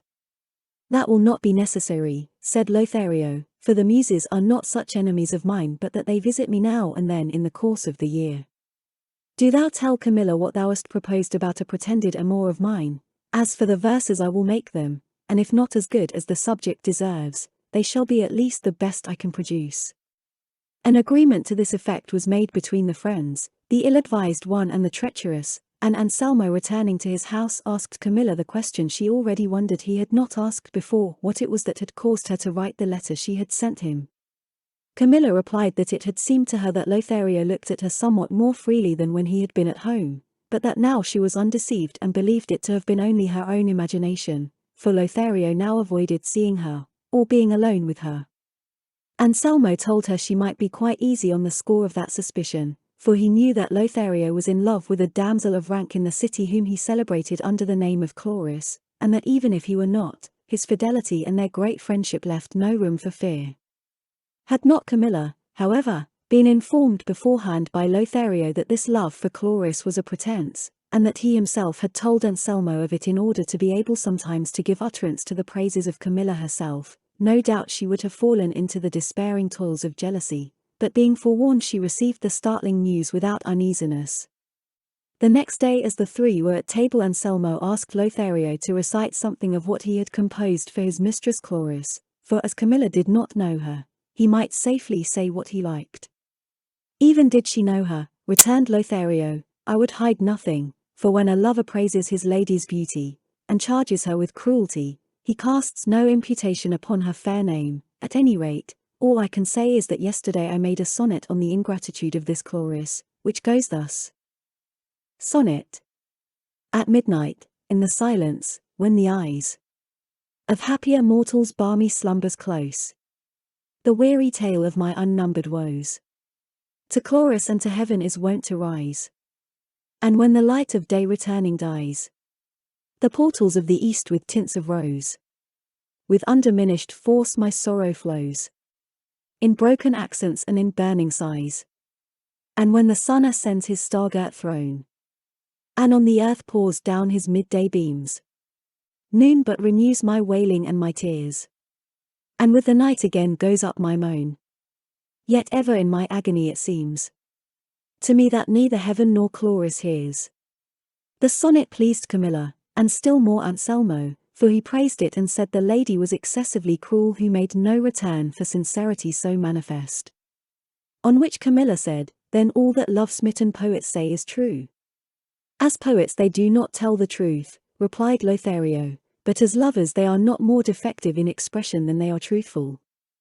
There is no doubt of that, observed Anselmo, anxious to support and uphold Lothario's ideas with Camilla, who was as regardless of his design as she was deep in love with Lothario, and so taking delight in anything that was his, and knowing that his thoughts and writings had her for their object, and that she herself was the real Chloris, she asked him to repeat some other sonnet or verses if he recollected any.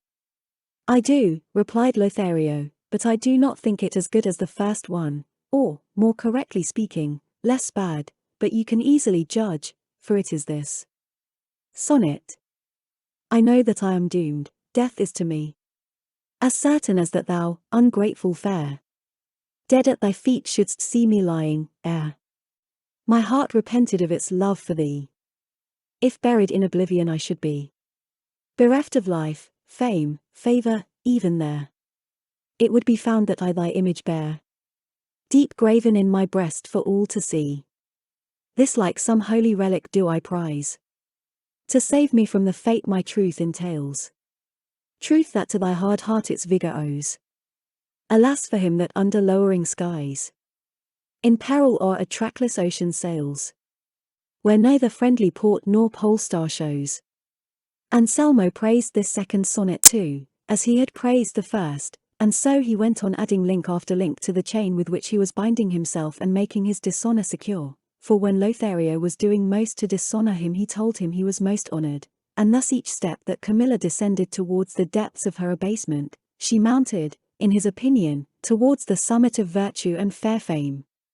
It so happened that finding herself on one occasion alone with her maid, Camilla said to her, "I am ashamed to think, my dear Leonela, how lightly I have valued myself that I did not compel Lothario to purchase by at least some expenditure of time that full possession of me that I so quickly yielded him of my own free will. I fear that he will think ill of my pliancy or lightness, not considering the irresistible influence he brought to bear upon me." "Let not that trouble you, my lady," said Leonela, "for it does not take away the value of the thing given or make it the less precious to give it quickly if it be really valuable and worthy of being prized. Nay, they are wont to say that he who gives quickly gives twice." "They say also," said Camilla, "that what costs little is valued less." "That saying does not hold good in your case," replied Leonela, "for love, as I have heard say, sometimes flies, and sometimes walks, with this one it runs, with that it moves slowly, some it cools, others it burns, some it wounds, others it slays, it begins the course of its desires, and at the same moment completes and ends it. In the morning it will lay siege to a fortress and by night will have taken it, for there is no power that can resist it. So what are you in dread of, what do you fear?" When the same must have befallen Lothario, love having chosen the absence of my lord as the instrument for subduing you. And it was absolutely necessary to complete then what love had resolved upon, without affording the time to let Anselmo return and by his presence compel the work to be left unfinished, for love has no better agent for carrying out his designs than opportunity, and of opportunity he avails himself in all his feats, especially at the outset. All this I know well myself, more by experience than by hearsay, and some day, Senora, I will enlighten you on the subject, for I am of your flesh and blood too. Moreover, Lady Camilla, you did not surrender yourself or yield so quickly but that first you saw Lothario's whole soul in his eyes, in his sighs, in his words, his promises, and his gifts, and by it and his good qualities perceived how worthy he was of your love. This, then, being the case, let not these scrupulous and prudish ideas trouble your imagination, but be assured that Lothario prizes you as you do him, and rest content and satisfied that as you are caught in the noose of love it is one of worth and merit that has taken you, and one that has not only the 4 Ss that they say true lovers ought to have, but a complete alphabet. Only listen to me and you will see how I can repeat it by rote. He is to my eyes and thinking, amiable, brave, courteous, distinguished, elegant, fond, gay, honorable, illustrious, loyal, manly, noble, open, polite, quick-witted, rich, and the SS according to the saying, and then tender, voracious. X does not suit him, for it is a rough letter, Y has been given already, and Z zealous for your honor. Camilla laughed at her maid's alphabet, and perceived her to be more experienced in love affairs than she said, which she admitted, confessing to Camilla that she had love passages with a young man of good birth of the same city. Camilla was uneasy at this, dreading lest it might prove the means of endangering her honor, and asked whether her intrigue had gone beyond words, and she with little shame and much effrontery said it had, for certain it is that ladies' imprudences make servants shameless, who, when they see their mistresses make a false step, think nothing of going astray themselves, or of its being known. All that Camilla could do was to entreat Leonela to say nothing about her doings to him whom she called her lover, and to conduct her own affairs secretly lest they should come to the knowledge of Anselmo or of Lothario. Leonela said she would, but kept her word in such a way that she confirmed Camilla's apprehension of losing her reputation through her means, for this abandoned and bold Leonela, as soon as she perceived that her mistress's demeanor was not what it was wont to be, had the audacity to introduce her lover into the house, confident that even if her mistress saw him she would not dare to expose him, for the sins of mistresses entail this mischief among others, they make themselves the slaves of their own servants, and are obliged to hide their laxities and depravities, as was the case with Camilla, who though she perceived, not once but many times, that Leonela was with her lover in some room of the house, not only did not dare to chide her, but afforded her opportunities for concealing him and removed all difficulties, lest he should be seen by her husband. She was unable, however, to prevent him from being seen on one occasion, as he sallied forth at daybreak, by Lothario, who, not knowing who he was, at first took him for a spectre, but, as soon as he saw him hasten away, muffling his face with his cloak and concealing himself carefully and cautiously, he rejected this foolish idea, and adopted another, which would have been the ruin of all had not Camilla found a remedy. It did not occur to Lothario that this man he had seen issuing at such an untimely hour from Anselmo's house could have entered it on Leonella's account, nor did he even remember there was such a person as Leonella. All he thought was that as Camilla had been light and yielding with him, so she had been with another, for this further penalty the erring woman's sin brings with it, that her honor is distrusted even by him to whose overtures and persuasions she has yielded, and he believes her to have surrendered more easily to others, and gives implicit credence to every suspicion that comes into his mind. All Lothario's good sense seems to have failed him at this juncture, all his prudent maxims escaped his memory, for without once reflecting rationally, and without more ado, in his impatience and in the blindness of the jealous rage that gnawed his heart, and dying to revenge himself upon Camilla, who had done him no wrong, before Anselmo had risen he hastened to him and said to him, "No, Anselmo, that for several days past I have been struggling with myself, striving to withhold from thee what it is no longer possible or right that I should conceal from thee. Know that Camilla's fortress has surrendered and is ready to submit to my will, and if I have been slow to reveal this fact to thee, it was in order to see if it was some light caprice of hers, or if she sought to try me and ascertain if the love I began to make to her with thy permission was made with a serious intention. I thought, too, that she, if she were what she ought to be, and what we both believed her, would have ere this given the information of my addresses, but seeing that she delays, I believe the truth of the promise she has given me that the next time thou art absent from the house she will grant me an interview in the closet where thy jewels are kept, and it was true that Camilla used to meet him there, but I do not wish thee to rush precipitately to take vengeance, for the sin is as yet only committed in intention, and Camilla's may change perhaps between this and the appointed time, and repentance spring up in its place.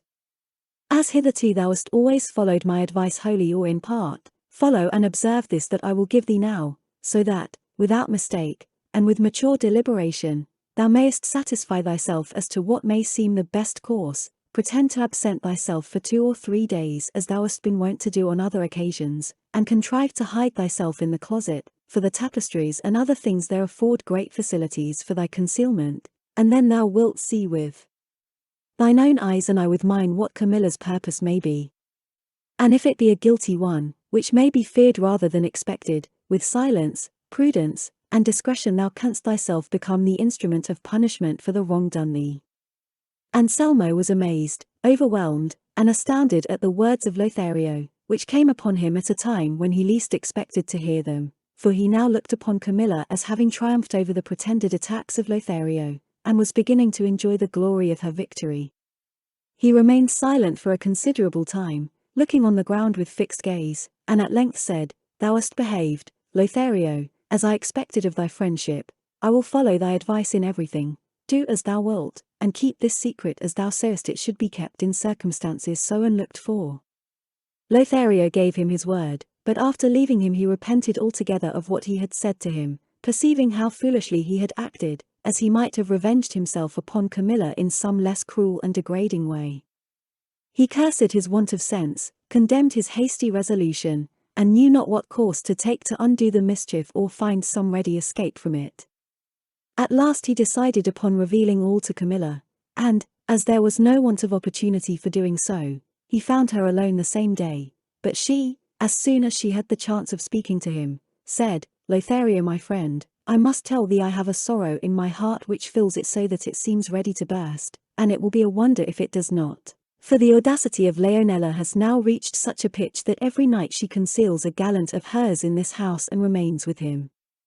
till morning, at the expense of my reputation, inasmuch as it is open to anyone to question it who may see him quitting my house at such unseasonable hours. But what distresses me is that I cannot punish or chide her, for her privity to our intrigue bridles my mouth and keeps me silent about hers, while I am dreading that some catastrophe will come of it."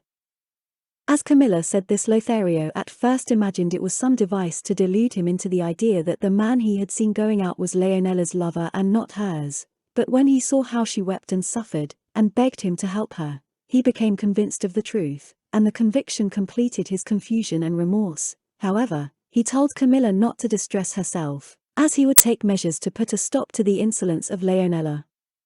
At the same time he told her what, driven by the fierce rage of jealousy, he had said to Anselmo, and how he had arranged to hide himself in the closet that he might there see plainly how little she preserved her fidelity to him, and he entreated her pardon for this madness, and her advice as to how to repair it, and escape safely from the intricate labyrinth in which his imprudence had involved him. Camilla was struck with alarm at hearing what Lothario said, and with much anger, and great good sense, she reproved him and rebuked his base design and the foolish and mischievous resolution he had made. But as woman has by nature a nimbler wit than man for good and for evil, though it is apt to fail when she sets herself deliberately to reason, Camilla on the spur of the moment thought of a way to remedy what was to all appearance irremediable, and told Lothario to contrive that the next day Anselmo should conceal himself in the place he mentioned, for she hoped from his concealment to obtain the means of their enjoying themselves for the future without any apprehension, and without revealing her purpose to him entirely she charged him to be careful, as soon as Anselmo was concealed, to come to her when Leonela should call him, and to all she said to him to answer as he would have answered had he not known that Anselmo was listening. Lothario pressed her to explain her intention fully, so that he might with more certainty and precaution take care to do what he saw to be needful. "I tell you," said Camilla, "there is nothing to take care of except to answer me what I shall ask you," for she did not wish to explain to him beforehand what she meant to do, fearing lest he should be unwilling to follow out an idea which seemed to her such a good one, and should try or devise some other less practicable plan.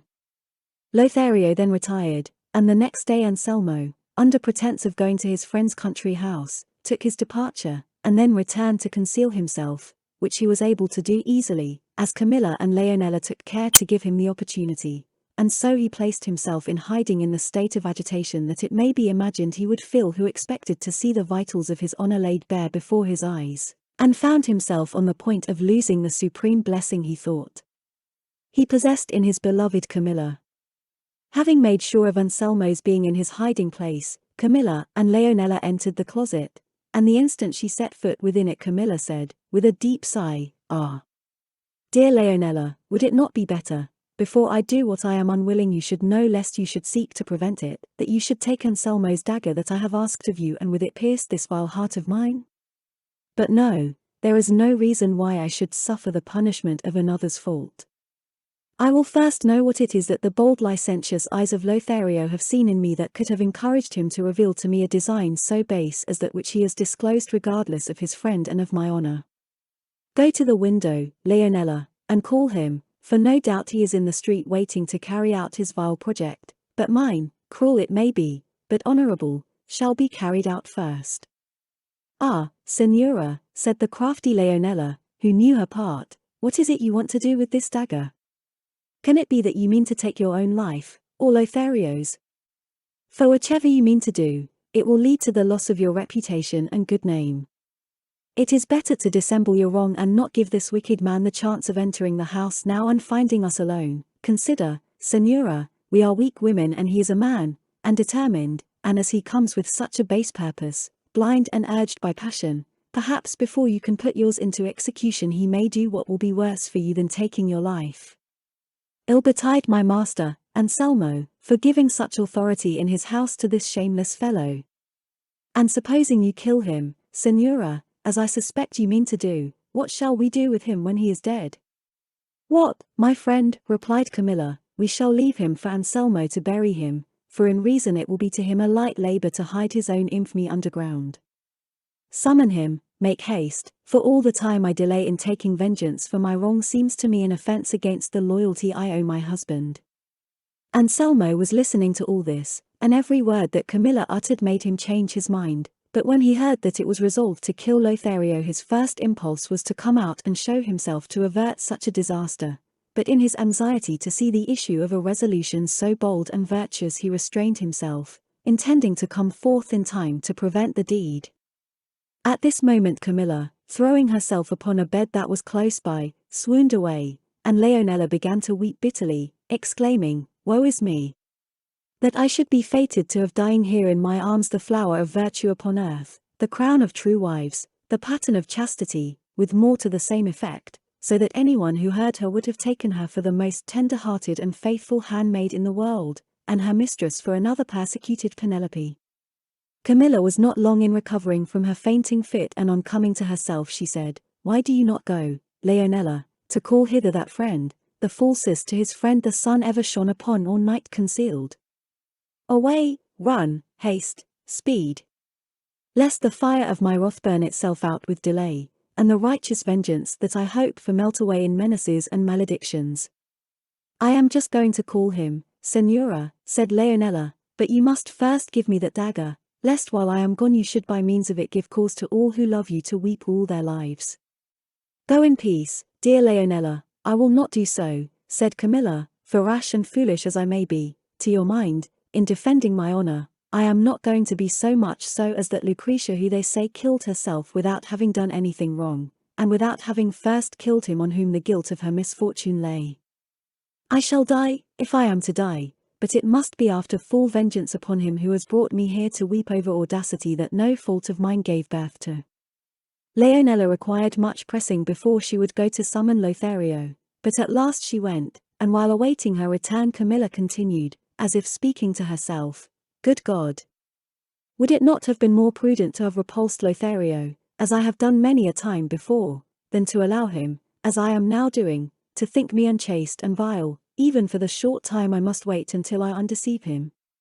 No doubt it would have been better, but I should not be avenged, nor the honor of my husband vindicated, should he find so clear and easy an escape from the strait into which his depravity has led him. Let the traitor pay with his life for the temerity of his wanton wishes, and let the world know, if haply it shall ever come to know, that Camilla not only preserved her allegiance to her husband, but avenged him of the man who dared to wrong him. Still, I think it might be better to disclose this to Anselmo. But then I have called his attention to it in the letter I wrote to him in the country, and, if he did nothing to prevent the mischief I there pointed out to him, I suppose it was that from pure goodness of heart and trustfulness he would not and could not believe that any thought against his honor could harbor in the breast of so stanch a friend, nor indeed did I myself believe it for many days, nor should I have ever believed it if his insolence had not gone so far as to make it manifest by open presents, lavish promises, and ceaseless tears. But why do I argue thus? Does a bold determination stand in need of arguments? Surely not. Then traitors avaunt! Vengeance to my aid! Let the false one come, approach, advance, die, yield up his life, and then befall what may. Pure I came to him whom heaven bestowed upon me, pure I shall leave him, and at the worst bathed in my own chaste blood and in the foul blood of the falsest friend that friendship ever saw in the world. And as she uttered these words she paced the room holding the unsheathed dagger, with such irregular and disordered steps, and such gestures that one would have supposed her to have lost her senses, and taken her for some violent desperado instead of a delicate woman. Anselmo, concealed behind some tapestries where he had hidden himself, beheld and was amazed at all, and already felt that what he had seen and heard was a sufficient answer to even greater suspicions, and he would have been now well pleased if the proof afforded by Lothario's coming were dispensed with, as he feared some sudden mishap. But as he was on the point of showing himself and coming forth to embrace and undeceive his wife he paused as he saw Leonela returning, leading Lothario. Camilla, when she saw him, drawing a long line in front of her on the floor with the dagger, said to him, "Lothario, pay attention to what I say to thee. If by any chance thou darest to cross this line thou seest, or even approach it, the instant I see thee attempt it that same instant will I pierce my bosom with this dagger that I hold in my hand, and before thou answerest me a word I desire thee to listen to a few from me, and afterwards thou shalt reply as may please thee. First, I desire thee to tell me, Lothario, if thou knowest my husband Anselmo, and in what light thou regardest him, and secondly I desire to know if thou knowest me too. Answer me this, without embarrassment or reflecting deeply what thou wilt answer, for they are no riddles I put to thee." Lothario was not so dull but that from the first moment when Camilla directed him to make Anselmo hide himself he understood what she intended to do, and therefore he fell in with her idea so readily and promptly that between them they made the imposture look more true than truth. So he answered her thus, "I did not think, fair Camilla, that thou wert calling me to ask questions so remote from the object with which I come, but if it is to defer the promised reward thou art doing so, thou mightst have put it off still longer, for the longing for happiness gives the more distress the nearer comes the hope of gaining it. But lest thou shouldst say that I do not answer thy questions, I say that I know thy husband Anselmo, and that we have known each other from our earliest years, I will not speak of what thou too knowest, of our friendship, that I may not compel myself to testify against the wrong that love, the mighty excuse for greater errors, makes me inflict upon him. The I know and hold in the same estimation as he does, for were it not so I had not for a lesser prize acted in opposition to what I owe to my station and the holy laws of true friendship, now broken and violated by me through that powerful enemy, love. If thou dost confess that, returned Camilla, mortal enemy of all that rightly deserves to be loved, with what face dost thou dare to come before one whom thou knowest to be the mirror wherein he is reflected, on whom thou shouldst look to see how unworthily thou wrongest him? But, woe is me, I now comprehend what has made thee give so little heed to what thou owest to thyself. It must have been some freedom of mine, for I will not call it immodesty, as it did not proceed from any deliberate intention, but from some heedlessness such as women are guilty of through inadvertence when they think they have no occasion for reserve. But tell me, traitor, when did I by word or sign give a reply to thy prayers that could awaken in thee a shadow of hope of attaining thy base wishes? When were not thy professions of love sternly and scornfully rejected and rebuked? When were thy frequent pledges and still more frequent gifts believed or accepted? But as I am persuaded that no one can long persevere in the attempt to win love unsustained by some hope, I am willing to attribute to myself the blame of thy assurance, for no doubt some thoughtlessness of mine has all this time fostered thy hopes, and therefore will I punish myself and inflict upon myself the penalty thy guilt deserves. And that thou mayest see that being so relentless to myself I cannot possibly be otherwise to thee, I have summoned thee to be a witness of the sacrifice I mean to offer to the injured honor of my honored husband, wronged by thee with all the assiduity thou wert capable of, and by me too through want of caution in avoiding every occasion, if I have given any, of encouraging and sanctioning thy base designs. Once more I say the suspicion in my mind that some imprudence of mine has engendered these lawless thoughts in thee, is what causes me most distress and what I desire most to punish with my own hands, for were any other instrument of punishment employed my error might become perhaps more widely known, but before I do so, in my death I mean to inflict death, and take with me one that will fully satisfy my longing for the revenge I hope for and have, for I shall see, wheresoever it may be that I go, the penalty awarded by inflexible, unswerving justice on him who has placed me in a position so desperate. As she uttered these words, with incredible energy and swiftness she flew upon Lothario with the naked dagger, so manifestly bent on burying it in his breast that he was almost uncertain whether these demonstrations were real or feigned, for he was obliged to have recourse to all his skill and strength to prevent her from striking him, and with such reality did she act this strange farce and mystification that, to give it a color of truth, she determined to stain it with her own blood, for perceiving, or pretending, that she could not wound Lothario, she said, Fate, it seems, will not grant my just desire complete satisfaction, but it will not be able to keep me from satisfying it partially at least, and making an effort to free the hand with the dagger which Lothario held in his grasp, she released it, and directing the point to a place where it could not inflict a deep wound, she plunged it into her left side high up close to the shoulder, and then allowed herself to fall to the ground as if in a faint. Leonela and Lothario stood amazed and astounded at the catastrophe, and seeing Camilla stretched on the ground and bathed in her blood they were still uncertain as to the true nature of the act. Lothario, terrified and breathless, ran in haste to pluck out the dagger, but when he saw how slight the wound was he was relieved of his fears and once more admired the subtlety, coolness, and ready wit of the fair Camilla, and the better to support the part he had to play he began to utter profuse and doleful lamentations over her body as if she were dead, invoking maledictions not only on himself but also on him who had been the means of placing him in such a position, and knowing that his friend Anselmo heard him he spoke in such a way as to make a listener feel much more pity for him than for Camilla, even though he supposed her dead. Leonela took her up in her arms and laid her on the bed, entreating Lothario to go in quest of someone to attend to her wound in secret, and at the same time asking his advice and opinion as to what they should say to Anselmo about his lady's wound if he should chance to return before it was healed. He replied they might say what they liked, for he was not in a state to give advice that would be of any use. All he could tell her was to try and stanch the blood, as he was going where he should never more be seen, and with every appearance of deep grief and sorrow he left the house. But when he found himself alone, and where there was nobody to see him, he crossed himself unceasingly, lost in wonder at the adroitness of Camilla and the consistent acting of Leonela. He reflected how convinced Anselmo would be that he had a second Portia for a wife, and he looked forward anxiously to meeting him in order to rejoice together over falsehood and truth the most craftily veiled that could be imagined. Leonela, as he told her, stanched her lady's blood, which was no more than sufficed to support her deception, and washing the wound with a little wine she bound it up to the best of her skill, talking all the time she was tending her in a strain that, even if nothing else had been said before, would have been enough to assure Anselmo that he had in Camilla a model of purity. To Leonela's words Camilla added her own, calling herself cowardly and wanting in spirit, since she had not enough at the time she had most need of it to rid herself of the life she so much loathed.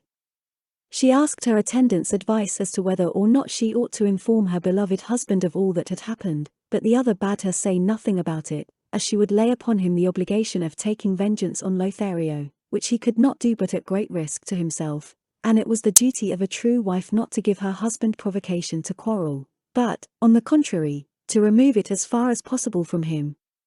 Camilla replied that she believed she was right and that she would follow her advice, but at any rate it would be well to consider how she was to explain the wound to Anselmo, for he could not help seeing it, to which Leonela answered that she did not know how to tell a lie even in jest. "How then can I know, my dear," said Camilla, "for I should not dare to forge or keep up a falsehood if my life depended on it. If we can think of no escape from this difficulty, it will be better to tell him the plain truth than that he should find us out in an untrue story." "Be not uneasy, Señora," said Leonela, "between this and tomorrow I will think of what we must say to him, and perhaps the wound being where it is it can be hidden from his sight, and heaven will be pleased to aid us in a purpose so good and honorable. Compose yourself, Señora, and endeavor to calm your excitement lest my lord find you agitated, and leave the rest to my care and God's, who always supports good intentions." Anselmo had with the deepest attention listened to and seen played out the tragedy of the death of his honor, which the performers acted with such wonderfully effective truth that it seemed as if they had become the realities of the parts they played. He longed for night and an opportunity of escaping from the house to go and see his good friend Lothario, and with him give vent to his joy over the precious pearl he had gained in having established his wife's purity. Both mistress and maid took care to give him time and opportunity to get away, and taking advantage of it he made his escape, and at once went in quest of Lothario, and it would be impossible to describe how he embraced him when he found him, and the things he said to him in the joy of his heart, and the praises he bestowed upon Camilla, all which Lothario listened to without being able to show any pleasure, for he could not forget how deceived his friend was, and how dishonorably he had wronged him, and though Anselmo could see that Lothario was not glad, still he imagined it was only because he had left Camilla wounded and had been himself the cause of it, and so among other things he told him not to be distressed about Camilla's accident, for, as they had agreed to hide it from him, the wound was evidently trifling, and that being so, he had no cause for fear, but should henceforward be of good cheer and rejoice with him, seeing that by his means and adroitness he found himself raised to the greatest height of happiness that he could have ventured to hope for, and desired no better pastime than making verses in praise of Camilla that would preserve her name for all time to come. Lothario commended his purpose, and promised on his own part to aid him in raising a monument so glorious. And so Anselmo was left the most charmingly hoodwinked man there could be in the world. He himself, persuaded he was conducting the instrument of his glory, led home by the hand of him who had been the utter destruction of his good name, whom Camilla received with averted countenance, though with smiles in her heart.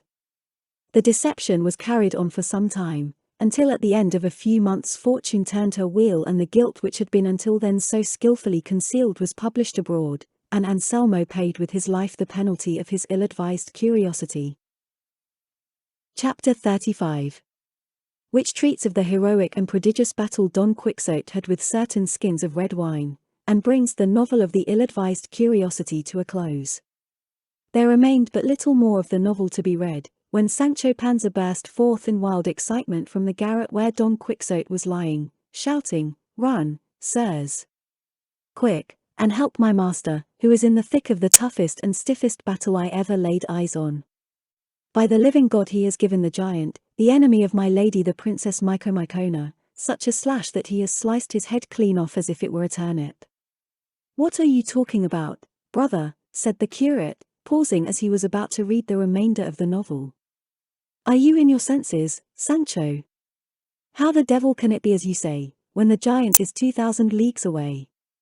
Here they heard a loud noise in the chamber, and Don Quixote shouting out, Stand, thief, brigand, villain, now I have got thee, and thy scimitar shall not avail thee. And then it seemed as though he was slashing vigorously at the wall. Don't stop to listen, said Sancho, but go in and part them or help my master, though there is no need of that now, for no doubt the giant is dead by this time and giving account to God of his past wicked life, for I saw the blood flowing on the ground, and the head cut off and fallen on one side, and it is as big as a large wine-skin.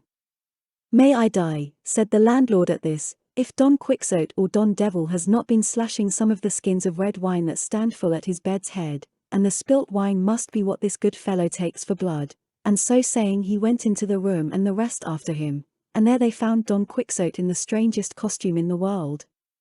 He was in his shirt, which was not long enough in front to cover his thighs completely and was 6 fingers shorter behind. His legs were very long and lean, covered with hair, and anything but clean. On his head he had a little greasy red cap that belonged to the host. Round his left arm he had rolled the blanket of the bed, to which Sancho, for reasons best known to himself, owed a grudge, and in his right hand he held his unsheathed sword, with which he was slashing about on all sides, uttering exclamations as if he were actually fighting some giant, and the best of it was his eyes were not open, for he was fast asleep, and dreaming that he was doing battle with the giant. For his imagination was so wrought upon by the adventure he was going to accomplish, that it made him dream he had already reached the kingdom of Micomicon, and was engaged in combat with his enemy, and believing he was laying on the giant, he had given so many sword cuts to the skins that the whole room was full of wine. On seeing this the landlord was so enraged that he fell on Don Quixote, and with his clenched fist began to pummel him in such a way, that if Cardenio and the curate had not dragged him off, he would have brought the war of the giant to an end. But in spite of all the poor gentleman never woke until the barber brought a great pot of cold water from the well and flung it with one dash all over his body, on which Don Quixote woke up, but not so completely as to understand what was the matter. Dorothea, seeing how short and slight his attire was, would not go in to witness the battle between her champion and her opponent. As for Sancho, he went searching all over the floor for the head of the giant, and not finding it he said, I see now that it's all enchantment in this house, for the last time, on this very spot where I am now, I got ever so many thumps without knowing who gave them to me, or being able to see anybody, and now this head is not to be seen anywhere about, though I saw it cut off with my own eyes and the blood running from the body as if from a fountain. What blood and fountains are you talking about, enemy of God and his saints, said the landlord. Don't you see, you thief, that the blood and the fountain are only these skins here that have been stabbed and the red wine swimming all over the room, and I wish I saw the soul of him that stabbed them swimming in hell. I know nothing about that, said Sancho, all I know is it will be my bad luck that through not finding this head my county will melt away like salt in water, for Sancho awake was worse than his master asleep, so much had his master's promises addled his wits. The landlord was beside himself at the coolness of the squire and the mischievous doings of the master, and swore it should not be like the last time when they went without paying, and that their privileges of chivalry should not hold good this time to let one or other of them off without paying, even to the cost of the plugs that would have to be put to the damaged wineskins. The curate was holding Don Quixote's hands, who, fancying he had now ended the adventure and was in the presence of the Princess Micomicona, knelt before the curate and said, Exalted and beauteous lady, your highness may live from this day forth fearless of any harm this base being could do you, and I too from this day forth am released from the promise I gave you, since by the help of God on high and by the favor of her by whom I live and breathe, I have fulfilled it so successfully. Did not I say so, said Sancho on hearing this.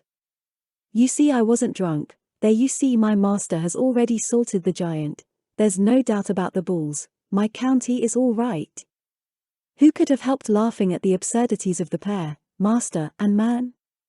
And laugh they did, all except the landlord, who cursed himself, but at length the barber, Cardenio, and the curate contrived with no small trouble to get Don Quixote on the bed, and he fell asleep with every appearance of excessive weariness.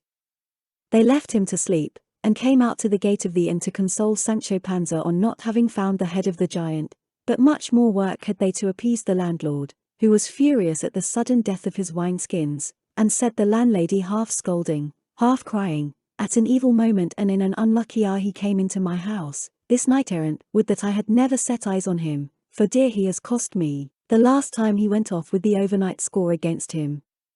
For supper, bed, straw, and barley, for himself and his squire and a hack and an ass, saying he was a knight adventurer. God send unlucky adventures to him and all the adventurers in the world, and therefore not bound to pay anything, for it was so settled by the knight-errantry tariff. And then, all because of him, came the other gentleman and carried off my tail, and gives it back more than 2 quartillos the worse, all stripped of its hair, so that it is no use for my husband's purpose, and then, for a finishing touch to all, to burst my wine skins and spill my wine. I wish I saw his own blood spilt. But let him not deceive himself, for, by the bones of my father and the shade of my mother, they shall pay me down every quarto, or my name is not what it is, and I am not my father's daughter." All this and more to the same effect the landlady delivered with great irritation, and her good maid Maritornes backed her up, while the daughter held her peace and smiled from time to time. The curate smoothed matters by promising to make good all losses to the best of his power, not only as regarded the wine-skins but also the wine, and above all the depreciation of the tail which they set such store by. Dorothea comforted Sancho, telling him that she pledged herself, as soon as it should appear certain that his master had decapitated the giant, and she found herself peacefully established in her kingdom, to bestow upon him the best county there was in it. With this Sancho consoled himself, and assured the princess she might rely upon it that he had seen the head of the giant, and more by token it had a beard that reached to the girdle, and that if it was not to be seen now it was because everything that happened in that house went by enchantment, as he himself had proved the last time he had lodged there. Dorothea said she fully believed it, and that he need not be uneasy, for all would go well and turn out as he wished. All therefore being appeased, the curate was anxious to go on with the novel, as he saw there was but little more left to read. Dorothea and the others begged him to finish it, and he, as he was willing to please them, and enjoyed reading it himself, continued the tale in these words. The result was, that from the confidence Anselmo felt in Camilla's virtue, he lived happy and free from anxiety, and Camilla purposely looked coldly on Lothario, that Anselmo might suppose her feelings towards him to be the opposite of what they were, and the better to support the position, Lothario begged to be excused from coming to the house, as the displeasure with which Camilla regarded his presence was plain to be seen. But the befooled Anselmo said he would on no account allow such a thing, and so in 1,000 ways he became the author of his own dishonor, while he believed he was ensuring his happiness. Meanwhile the satisfaction with which Leonela saw herself empowered to carry on her amour reached such a height that, regardless of everything else, she followed her inclinations unrestrainedly, feeling confident that her mistress would screen her, and even show her how to manage it safely. At last one night Anselmo heard footsteps in Leonela's room, and on trying to enter to see who it was, he found that the door was held against him, which made him all the more determined to open it, and exerting his strength he forced it open, and entered the room in time to see a man leaping through the window into the street. He ran quickly to seize him or discover who he was, but he was unable to effect either purpose, for Leonela flung her arms round him crying, "Be calm, Señor, do not give way to passion or follow him who has escaped from this, he belongs to me, and in fact he is my husband." Anselmo would not believe it, but blind with rage drew a dagger and threatened to stab Leonela, bidding her tell the truth or he would kill her. She, in her fear, not knowing what she was saying, exclaimed, "Do not kill me, Señor, for I can tell you things more important than any you can imagine." "Tell me then at once or thou diest," said Anselmo. "It would be impossible for me now," said Leonela, "I am so agitated, leave me till tomorrow, and then you shall hear from me what will fill you with astonishment, but rest assured that he who leaped through the window is a young man of this city, who has given me his promise to become my husband." Anselmo was appeased with this, and was content to wait the time she asked of him, for he never expected to hear anything against Camilla, so satisfied and sure of her virtue was he, and so he quitted the room, and left Leonela locked in, telling her she should not come out until she had told him all she had to make known to him. He went at once to see Camilla, and tell her, as he did, all that had passed between him and her handmaid, and the promise she had given him to inform him matters of serious importance. There is no need of saying whether Camilla was agitated or not, for so great was her fear and dismay, that, making sure, as she had good reason to do, that Leonela would tell Anselmo all she knew of her faithlessness, she had not the courage to wait and see if her suspicions were confirmed, and that same night, as soon as she thought that Anselmo was asleep, she packed up the most valuable jewels she had and some money, and without being observed by anybody escaped from the house and betook herself to Lothario's, to whom she related what had occurred, imploring him to convey her to some place of safety or fly with her where they might be safe from Anselmo. The state of perplexity to which Camilla reduced Lothario was such that he was unable to utter a word in reply, still less to decide upon what he should do. At length he resolved to conduct her to a convent of which a sister of his was prioress. Camilla agreed to this, and with the speed which the circumstances demanded, Lothario took her to the convent and left her there, and then himself quitted the city without letting anyone know of his departure. As soon as daylight came, Anselmo, without missing Camilla from his side, rose eager to learn what Leonela had to tell him, and hastened to the room where he had locked her in. He opened the door, entered, but found no Leonela. All he found was some sheets knotted to the window, a plain proof that she had let herself down from it and escaped. He returned, uneasy, to tell Camilla, but not finding her in bed or anywhere in the house he was lost in amazement. He asked the servants of the house about her, but none of them could give him any explanation.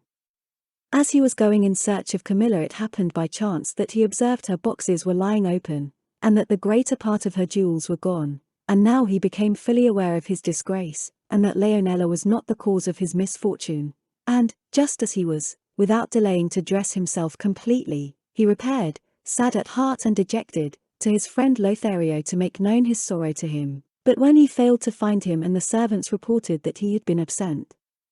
from his house all night and had taken with him all the money he had, he felt as though he were losing his senses, and to make all complete, on returning to his own house he found it deserted and empty, not one of all his servants, male or female, remaining in it. He knew not what to think, or say, or do, and his reason seemed to be deserting him little by little. He reviewed his position, and saw himself in a moment left without wife, friend, or servants, abandoned, he felt, by the heaven above him, and more than all robbed of his honor, for in Camilla's disappearance he saw his own ruin. After long reflection he resolved at last to go to his friend's village, where he had been staying when he afforded opportunities for the contrivance of this complication of misfortune. He locked the doors of his house, mounted his horse, and with a broken spirit set out on his journey, but he had hardly gone halfway when, harassed by his reflections, he had to dismount and tie his horse to a tree, at the foot of which he threw himself, giving vent to piteous heartrending sighs, and there he remained till nearly nightfall, when he observed a man approaching on horseback from the city, of whom, after saluting him, he asked what was the news in Florence. The citizen replied, "The strangest that have been heard for many a day, for it is reported abroad that Lothario, the great friend of the wealthy Anselmo, who lived at San Giovanni, carried off last night Camilla, the wife of Anselmo, who also has disappeared." All this has been told by a maidservant of Camilla's, whom the governor found last night lowering herself by a sheet from the windows of Anselmo's house. I know not indeed, precisely, how the affair came to pass. All I know is that the whole city is wondering at the occurrence, for no one could have expected a thing of the kind, seeing the great and intimate friendship that existed between them, so great, they say, that they were called the two friends. "Is it known at all," said Anselmo, "what road Lothario and Camilla took?" "Not in the least," said the citizen, "though the governor has been very active in searching for them." "God speed you, Signor," said Anselmo. "God be with you," said the citizen and went his way. This disastrous intelligence almost robbed Anselmo not only of his senses but of his life. He got up as well as he was able and reached the house of his friend, who as yet knew nothing of his misfortune, but seeing him come pale, worn, and haggard, perceived that he was suffering some heavy affliction. Anselmo at once begged to be allowed to retire to rest, and to be given writing materials. His wish was complied with and he was left lying down and alone, for he desired this, and even that the door should be locked. Finding himself alone he so took to heart the thought of his misfortune that by the signs of death he felt within him he knew well his life was drawing to a close, and therefore he resolved to leave behind him a declaration of the cause of his strange end. He began to write, but before he had put down all he meant to say, his breath failed him and he yielded up his life, a victim to the suffering which his ill-advised curiosity had entailed upon him. The master of the house, observing that it was now late and that Anselmo did not call, determined to go in and ascertain if his indisposition was increasing, and found him lying on his face, his body partly in the bed, partly on the writing table, on which he lay with the written paper open and the pen still in his hand. Having first called to him without receiving any answer, his host approached him, and taking him by the hand, found that it was cold, and saw that he was dead. Greatly surprised and distressed, he summoned the household to witness the sad fate which had befallen Anselmo, and then he read the paper, the handwriting of which he recognized as his, and which contained these words: "A foolish and ill-advised desire has robbed me of life. If the news of my death should reach the ears of Camilla, let her know that I forgive her, for she was not bound to perform miracles, nor ought I to have required her to perform them, and since I have been the author of my own dishonor, there is no reason why." So far Anselmo had written, and thus it was plain that at this point, before he could finish what he had to say, his life came to an end. The next day his friend sent intelligence of his death to his relatives, who had already ascertained his misfortune, as well as the convent where Camilla lay almost on the point of accompanying her husband on that inevitable journey, not on account of the tidings of his death, but because of those she received of her lover's departure. Although she saw herself a widow, it is said she refused either to quit the convent or take the veil, until, not long afterwards, intelligence reached her that Lothario had been killed in a battle in which M. de Lautrec had been recently engaged with the great Captain Gonzalo Fernandez de Cordova in the kingdom of Naples, whither her too late repentant lover had repaired. On learning this, Camilla took the veil, and shortly afterwards died, worn out by grief and melancholy. This was the end of all three, an end that came of a thoughtless beginning. "I like this novel," said the curate, "but I cannot persuade myself of its truth, and if it has been invented, the author's invention is faulty, for it is impossible to imagine any husband so foolish as to try such a costly experiment as Anselmo's. If it had been represented as occurring between a gallant and his mistress it might pass, but between husband and wife there is something of an impossibility about it. As to the way in which the story is told, however, I have no fault to find." Chapter 36. Which treats of more curious incidents that occurred at the inn. Just at that instant the landlord, who was standing at the gate of the inn, exclaimed, "Here comes a fine troop of guests, if they stop here we may say Gaudeamus." "What are they?" said Cardenio. "For men," said the landlord, "riding a la ginetta, with lances and bucklers, and all with black veils, and with them there is a woman in white on a side saddle, whose face is also veiled, and 2 attendants on foot." "Are they very near?" said the curate. "So near," answered the landlord, "that here they come." Hearing this, Dorothea covered her face, and Cardenio retreated into Don Quixote's room, and they hardly had time to do so before the whole party the host had described entered the inn, and the four that were on horseback, who were of high-bred appearance and bearing, dismounted, and came forward to take down the woman who rode on the side saddle, and one of them taking her in his arms placed her in a chair that stood at the entrance of the room where Cardenio had hidden himself. All this time neither she nor they had removed their veils or spoken a word, only on sitting down on the chair the woman gave a deep sigh and let her arms fall like one that was ill and weak. The attendants on foot then led the horses away to the stable. Observing this, the curate, curious to know who these people in such a dress and preserving such silence were, went to where the servants were standing and put the question to one of them, who answered him. "Faith, sir, I cannot tell you who they are, I only know they seem to be people of distinction, particularly he who advanced to take the lady you saw in his arms, and I say so because all the rest show him respect, and nothing is done except what he directs and orders." "And the lady, who is she?" asked the curate. "That I cannot tell you either," said the servant, "for I have not seen her face all the way. I have indeed heard her sigh many times and utter such groans that she seems to be giving up the ghost every time, but it is no wonder if we do not know more than we have told you, as my comrade and I have only been in their company 2 days, for having met us on the road they begged and persuaded us to accompany them to Andalusia, promising to pay us well. "And have you heard any of them called by his name?" asked the curate. "No, indeed," replied the servant, "they all preserve a marvelous silence on the road, for not a sound is to be heard among them except the poor lady's sighs and sobs, which make us pity her, and we feel sure that wherever it is she is going, it is against her will, and as far as one can judge from her dress she is a nun or, what is more likely, about to become one, and perhaps it is because taking the vows is not of her own free will, that she is so unhappy as she seems to be." "That may well be," said the curate, and leaving them he returned to where Dorothea was, who, hearing the veiled lady sigh, moved by natural compassion drew near to her and said, "What are you suffering from, Senora? If it be anything that women are accustomed and know how to relieve, I offer you my services with all my heart."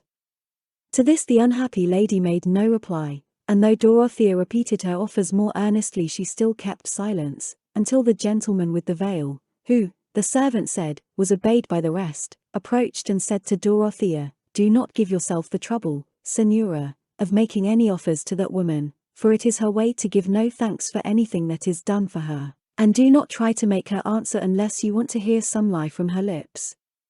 "I have never told a lie," was the immediate reply of her who had been silent until now. "On the contrary, it is because I am so truthful and so ignorant of lying devices that I am now in this miserable condition, and this I call you yourself to witness, for it is my unstained truth that has made you false and a liar." Cardenio heard these words clearly and distinctly, being quite close to the speaker, for there was only the door of Don Quixote's room between them, and the instant he did so, uttering a loud exclamation he cried, "Good God! What is this I hear? What voice is this that has reached my ears?" Startled at the voice the lady turned her head, and not seeing the speaker she stood up and attempted to enter the room, observing which the gentleman held her back, preventing her from moving a step. In her agitation and sudden movement the silk with which she had covered her face fell off and disclosed a countenance of incomparable and marvelous beauty, but pale and terrified, for she kept turning her eyes, everywhere she could direct her gaze, with an eagerness that made her look as if she had lost her senses, and so marked that it excited the pity of Dorothea and all who beheld her, though they knew not what caused it. The gentleman grasped her firmly by the shoulders, and being so fully occupied with holding her back, he was unable to put a hand to his veil which was falling off, as it did at length entirely, and Dorothea, who was holding the lady in her arms, raising her eyes saw that he who likewise held her was her husband, Don Fernando.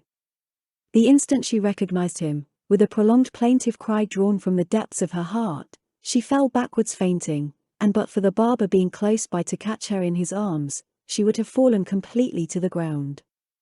The curate at once hastened to uncover her face and throw water on it, and as he did so Don Fernando, for he it was who held the other in his arms, recognized her and stood as if death-stricken by the sight, not, however, relaxing his grasp of Lucinda, for it was she that was struggling to release herself from his hold, having recognized Cardenio by his voice, as he had recognized her.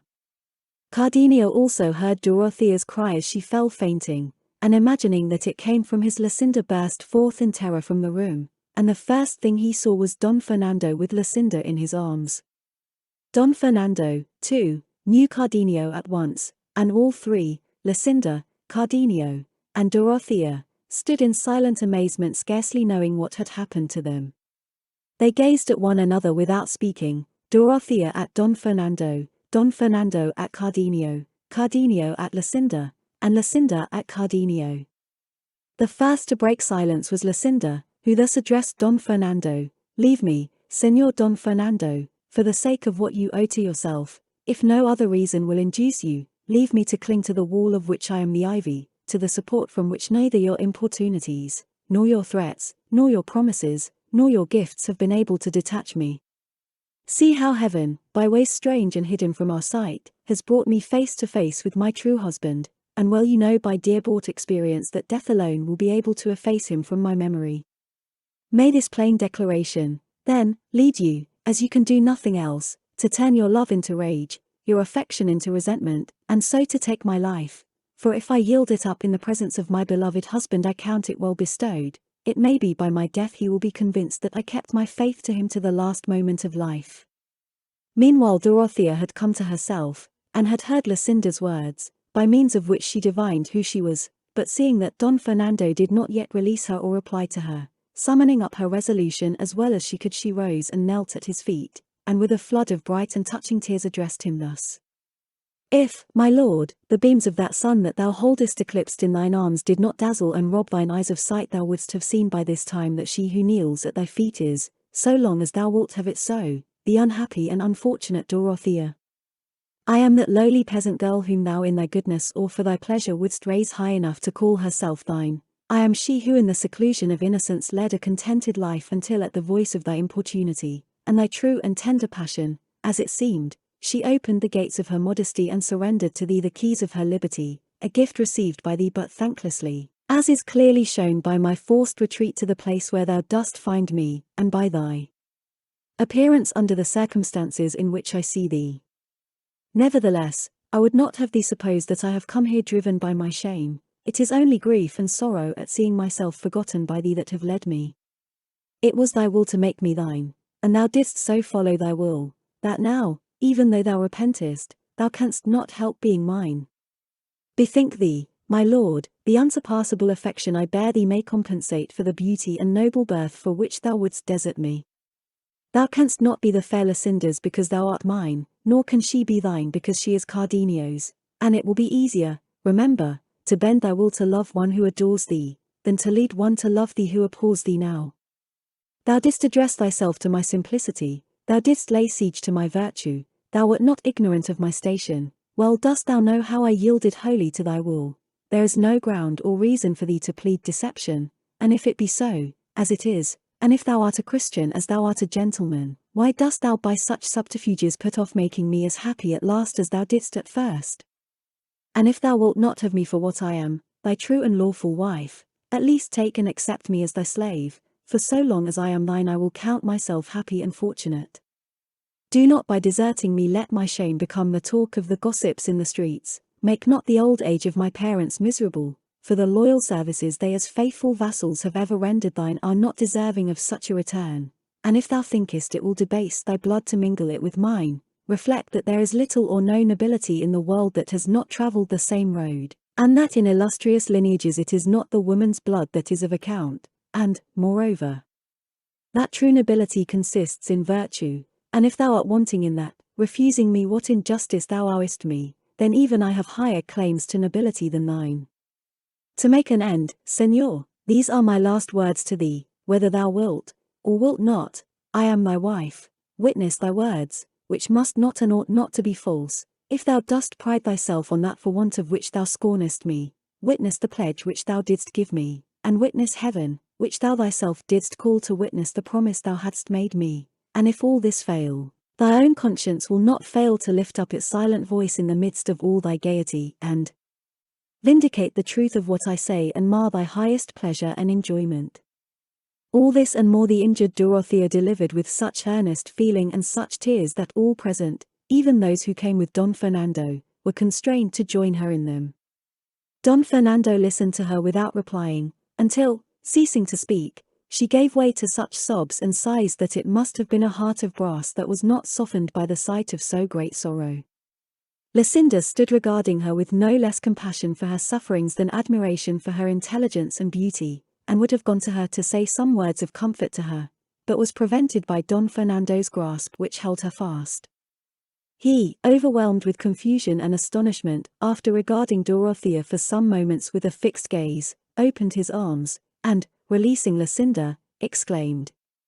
"Thou hast conquered, fair Dorothea, thou hast conquered, for it is impossible to have the heart to deny the united force of so many truths." Lucinda in her feebleness was on the point of falling to the ground when Don Fernando released her, but Cardenio, who stood near, having retreated behind Don Fernando to escape recognition, casting fear aside and regardless of what might happen, ran forward to support her, and said as he clasped her in his arms, "If heaven in its compassion is willing to let thee rest at last, mistress of my heart, true, constant, and fair, nowhere canst thou rest more safely than in these arms that now receive thee, and received thee before when fortune permitted me to call thee mine."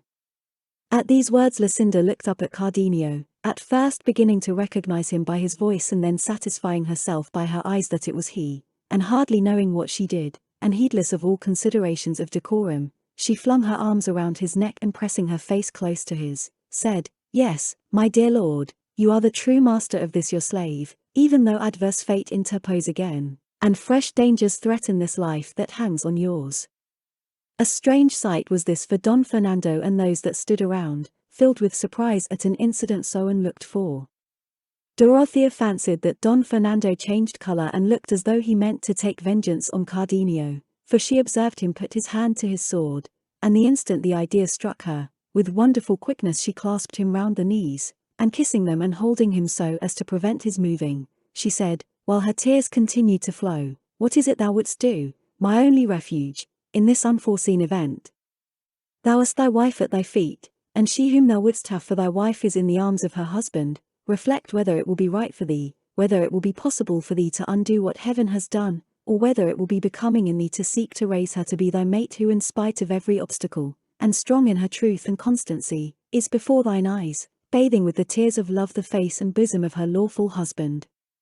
For God's sake I entreat of thee, for thine own I implore thee, let not this open manifestation rouse thy anger, but rather so calm it as to allow these two lovers to live in peace and quiet without any interference from thee so long as heaven permits them, and in so doing thou wilt prove the generosity of thy lofty noble spirit, and the world shall see that with thee reason has more influence than passion." All the time Dorothea was speaking, Cardenio, though he held Lucinda in his arms, never took his eyes off Don Fernando, determined, if he saw him make any hostile movement, to try and defend himself and resist as best he could all who might assail him, though it should cost him his life. But now Don Fernando's friends, as well as the curate and the barber, who had been present all the while, not forgetting the worthy Sancho Panza, ran forward and gathered round Don Fernando, entreating him to have regard for the tears of Dorothea, and not suffer her reasonable hopes to be disappointed, since, as they firmly believed, what she said was but the truth, and bidding him observe that it was not, as it might seem, by accident, but by a special disposition of Providence that they had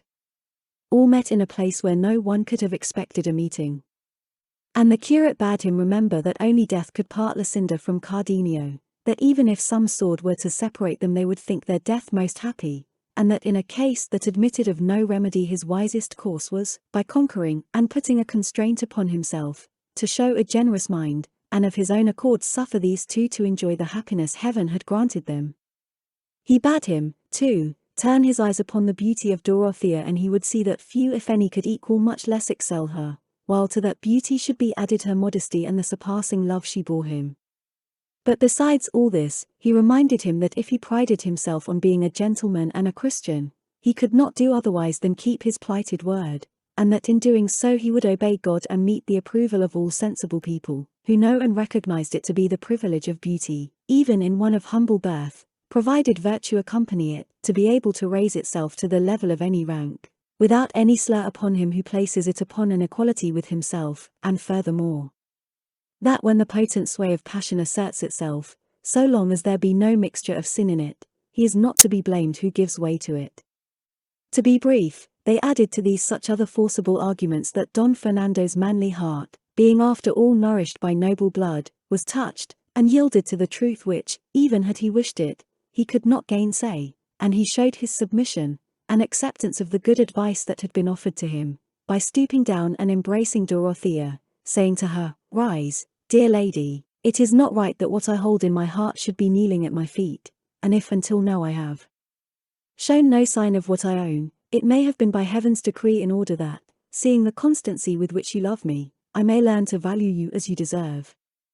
What I entreat of you is that you reproach me not with my transgression and grievous wrongdoing, for the same cause and force that drove me to make you mine impelled me to struggle against being yours, and to prove this, turn and look at the eyes of the now happy Lucinda, and you will see in them an excuse for all my errors, and as she has found and gained the object of her desires, and I have found in you what satisfies all my wishes, may she live in peace and contentment as many happy years.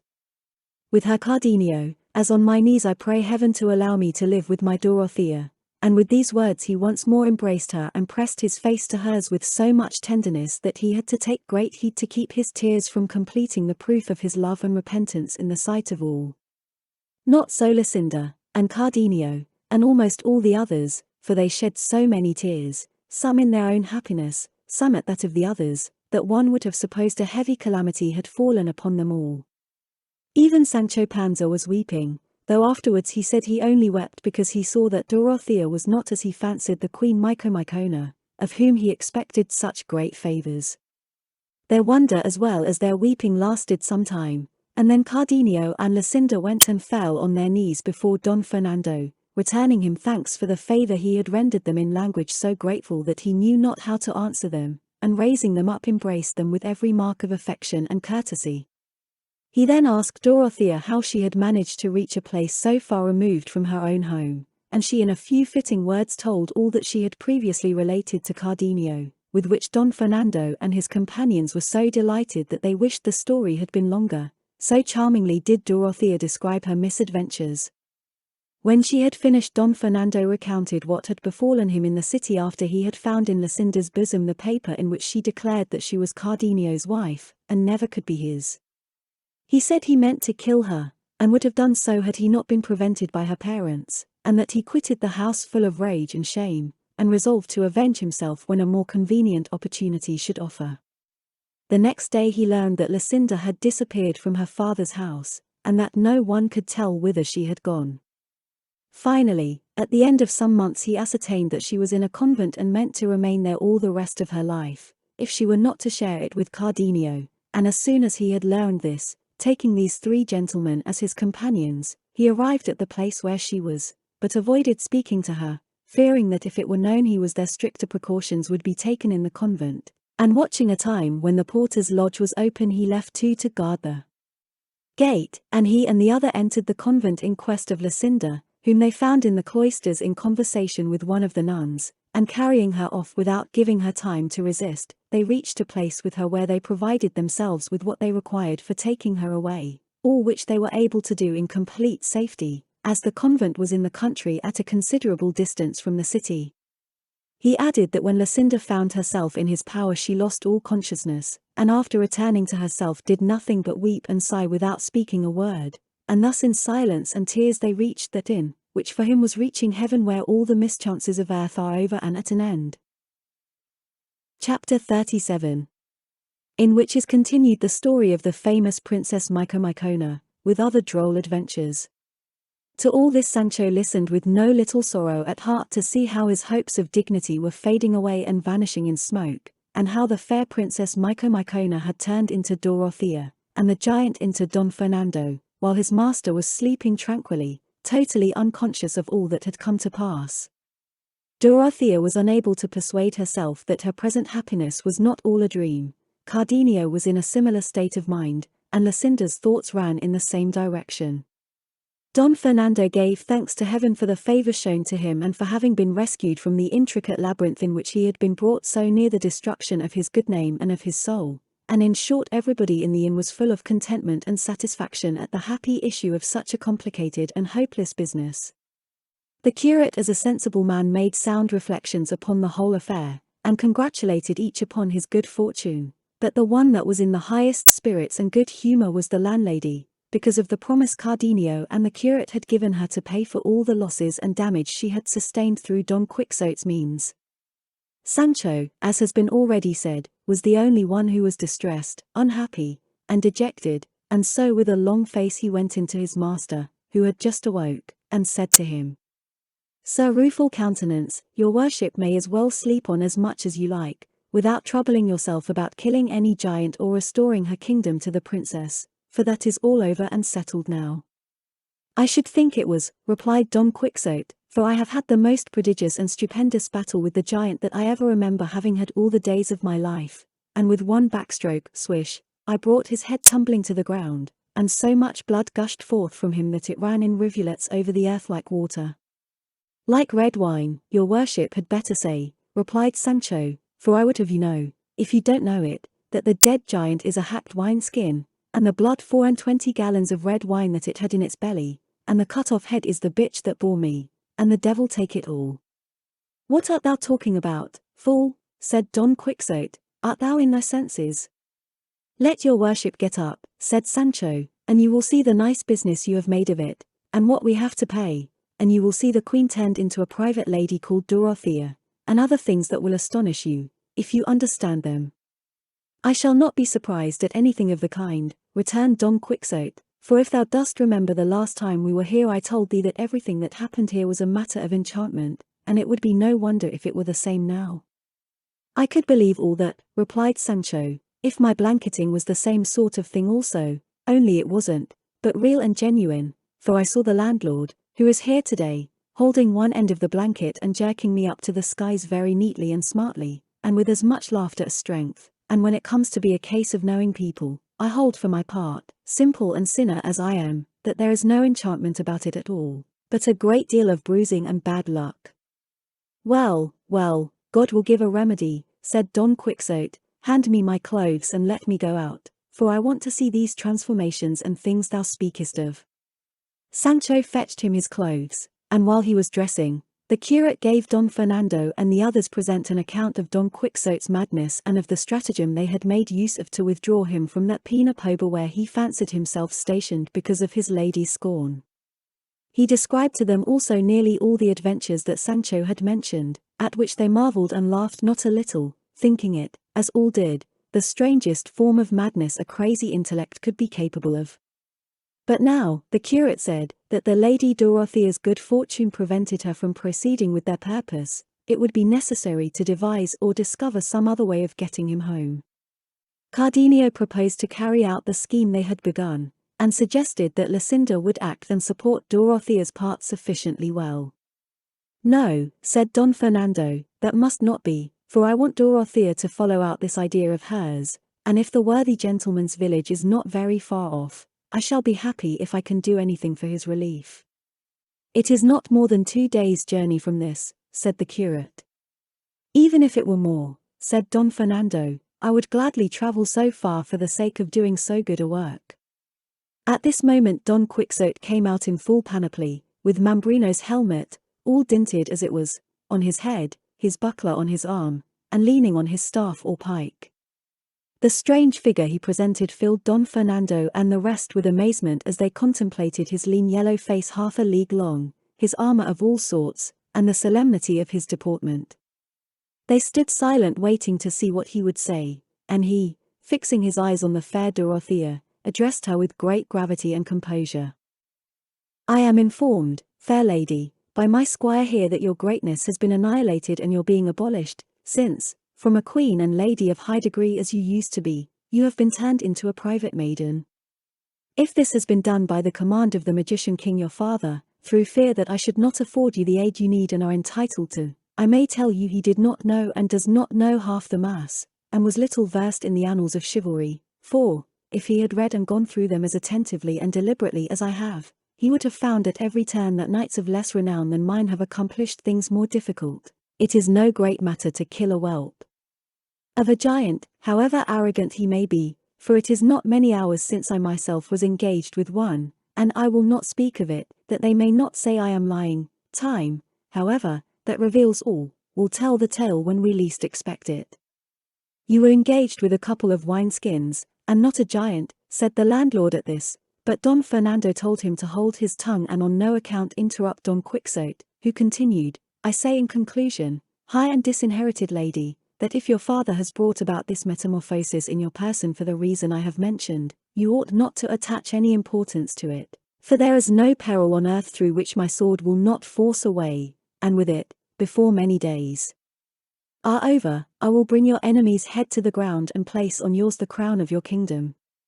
Don Quixote said no more, and waited for the reply of the princess, who, aware of Don Fernando's determination to carry on the deception until Don Quixote had been conveyed to his home, with great ease of manner and gravity made answer, "Whoever told you, valiant knight of the rueful countenance, that I had undergone any change or transformation did not tell you the truth, for I am the same as I was yesterday. It is true that certain strokes of good fortune, that have given me more than I could have hoped for, have made some alteration in me, but I have not therefore ceased to be what I was before, or to entertain the same desire I have had all through of availing myself of the might of your valiant and invincible arm. And so, Señor, let your goodness reinstate the father that begot me in your good opinion, and be assured that he was a wise and prudent man, since by his craft he found out such a sure and easy way of remedying my misfortune, for I believe, Señor, that had it not been for you I should never have lit upon the good fortune I now possess, and in this I am saying what is perfectly true, as most of these gentlemen who are present can fully testify. All that remains is to set out on our journey tomorrow, for today we could not make much way, and for the rest of the happy result I am looking forward to, I trust to God and the valor of your heart." So said the sprightly Dorothea, and on hearing her Don Quixote turned to Sancho, and said to him, with an angry air, "I declare now, little Sancho, thou art the greatest little villain in Spain. Say, thief and vagabond, hast thou not just now told me that this princess had been turned into a maiden called Dorothea, and that the head which I am persuaded I cut off from a giant was the bitch that bore thee, and other nonsense that put me in the greatest perplexity I have ever been in all my life? I vow," and here he looked to heaven and ground his teeth, "I have a mind to play the mischief with thee, in a way that will teach sense for the future to all lying squires of knights-errant in the world." "Let your worship be calm, señor," returned Sancho, "for it may well be that I have been mistaken as to the change of the lady Princess Micomicona, but as to the giant's head, or at least as to the piercing of the wineskins, and the blood being red wine, I make no mistake, as sure as there is a God, because the wounded skins are there at the head of your worship's bed, and the wine has made a lake of the room. If not, you will see when the eggs come to be fried, I mean when his worship the landlord calls for all the damages. For the rest, I am heartily glad that her ladyship the queen is as she was, for it concerns me as much as anyone." "I tell thee again, Sancho, thou art a fool," said Don Quixote, "forgive me, and that will do." "That will do," said Don Fernando, "let us say no more about it, and as her ladyship the princess proposes to set out tomorrow because it is too late today, so be it, and we will pass the night in pleasant conversation, and tomorrow we will all accompany Señor Don Quixote, for we wish to witness the valiant and unparalleled achievements he is about to perform in the course of this mighty enterprise which he has undertaken."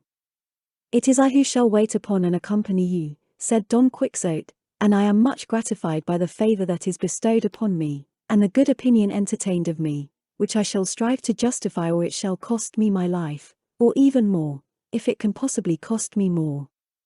Many were the compliments and expressions of politeness that passed between Don Quixote and Don Fernando, but they were brought to an end by a traveller who at this moment entered the inn, and who seemed from his attire to be a Christian lately come from the country of the Moors, for he was dressed in a short-skirted coat of blue cloth with half sleeves and without a collar, his breeches were also of blue cloth, and his cap of the same colour, and he wore yellow buskins and had a Moorish cutlass slung from a baldric across his breast. Behind him, mounted upon an ass, there came a woman dressed in Moorish fashion, with her face veiled and a scarf on her head, and wearing a little brocaded cap, and a mantle that covered her from her shoulders to her feet. The man was of a robust and well-proportioned frame, in age a little over 40, rather swarthy in complexion, with long moustaches and a full beard, and, in short, his appearance was such that if he had been well dressed he would have been taken for a person of quality and good birth. On entering he asked for a room, and when they told him there was none in the inn he seemed distressed, and approaching her who by her dress seemed to be a Moor, he took her down from the saddle in his arms. Lucinda, Dorothea, the landlady, her daughter and Maritornes, attracted by the strange, and to them entirely new costume, gathered round her, and Dorothea, who was always kindly, courteous, and quick-witted, perceiving that both she and the man who had brought her were annoyed at not finding a room, said to her, "Do not be put out, Señora, by the discomfort and want of luxuries here, for it is the way of roadside inns to be without them. Still, if you will be pleased to share our lodging with us," pointing to Lucinda, "perhaps you will have found worse accommodation in the course of your journey." To this the veiled lady made no reply. All she did was to rise from her seat, crossing her hands upon her bosom, bowing her head and bending her body as a sign that she returned thanks. From her silence they concluded that she must be a Moor and unable to speak a Christian tongue. At this moment the captive came up, having been until now otherwise engaged, and seeing that they all stood round his companion and that she made no reply to what they addressed to her, he said, "Ladies, this damsel hardly understands my language and can speak none but that of her own country, for which reason she does not and cannot answer what has been asked of her." "Nothing has been asked of her," returned Lucinda. "She has only been offered our company for this evening and a share of the quarters we occupy, where she shall be made as comfortable as the circumstances allow, with the goodwill we are bound to show all strangers that stand in need of it, especially if it be a woman to whom the service is rendered. On her part and my own, Senora, replied the captive, I kiss your hands, and I esteem highly, as I ought, the favor you have offered, which, on such an occasion and coming from persons of your appearance, is, it is plain to see, a very great one. Tell me, Senor, said Dorothea, is this lady a Christian or a Moor? For her dress and her silence lead us to imagine that she is what we could wish she was not. In dress and outwardly, said he, she is a Moor, but at heart she is a thoroughly good Christian, for she has the greatest desire to become one. Then she has not been baptized, returned Lucinda. There has been no opportunity for that, replied the captive, since she left Algiers, her native country and home, and up to the present she has not found herself in any such imminent danger of death as to make it necessary to baptize her before she has been instructed in all the ceremonies our Holy Mother Church ordains. But, please God, ere long she shall be baptized with the solemnity befitting her, which is higher than her dress or mine indicates. By these words he excited a desire in all who heard him, to know who the Moorish lady and the captive were, but no one liked to ask just then, seeing that it was a fitter moment for helping them to rest themselves than for questioning them about their lives. Dorothea took the Moorish lady by the hand and leading her to a seat beside herself, requested her to remove her veil. She looked at the captive as if to ask him what they meant and what she was to do. He said to her in Arabic that they asked her to take off her veil, and thereupon she removed it and disclosed a countenance so lovely, that to Dorothea she seemed more beautiful than Lucinda, and to Lucinda more beautiful than Dorothea, and all the bystanders felt that if any beauty could compare with theirs it was the Moorish lady's, and there were even those who were inclined to give it somewhat the preference. And as it is the privilege and charm of beauty to win the heart and secure goodwill, all forthwith became eager to show kindness and attention to the lovely Moor. Don Fernando asked the captive what her name was, and he replied that it was Leila Zoraida, but the instant she heard him, she guessed what the Christian had asked, and said hastily, with some displeasure and energy, no, not Zoraida, Maria, Maria, giving them to understand that she was called Maria and not Zoraida. These words, and the touching earnestness with which she uttered them, drew more than one tear from some of the listeners, particularly the women, who are by nature tender-hearted and compassionate. Lucinda embraced her affectionately, saying, yes, yes, Maria, Maria, to which the Moor replied, yes, yes, Maria, Zoraida Macange, which means not Zoraida. Night was now approaching, and by the orders of those who accompanied Don Fernando the landlord had taken care and pains to prepare for them the best supper that was in his power. The hour therefore having arrived they all took their seats at a long table like a refectory one, for round or square table there was none in the inn, and the seat of honor at the head of it, though he was for refusing it, they assigned to Don Quixote, who desired the lady Micomicona to place herself by his side, as he was her protector. Lucinda and Zoraida took their places next her. Opposite to them were Don Fernando and Cardenio, and next the captive and the other gentlemen, and by the side of the ladies, the curate and the barber. And so they supped in high enjoyment, which was increased when they observed Don Quixote leave off eating, and, moved by an impulse like that which made him deliver himself at such length when he supped with the goat herds, begin to address them. Verily, gentlemen, if we reflect upon it, great and marvelous are the things they see, who make profession of the order of knight-errantry. Say, what being is there in this world, who entering the gate of this castle at this moment, and seeing us as we are here, would suppose or imagine us to be what we are? Who would say that this lady who is beside me was the great queen that we all know her to be, or that I am that knight of the rueful countenance, trumpeted far and wide by the mouth of fame?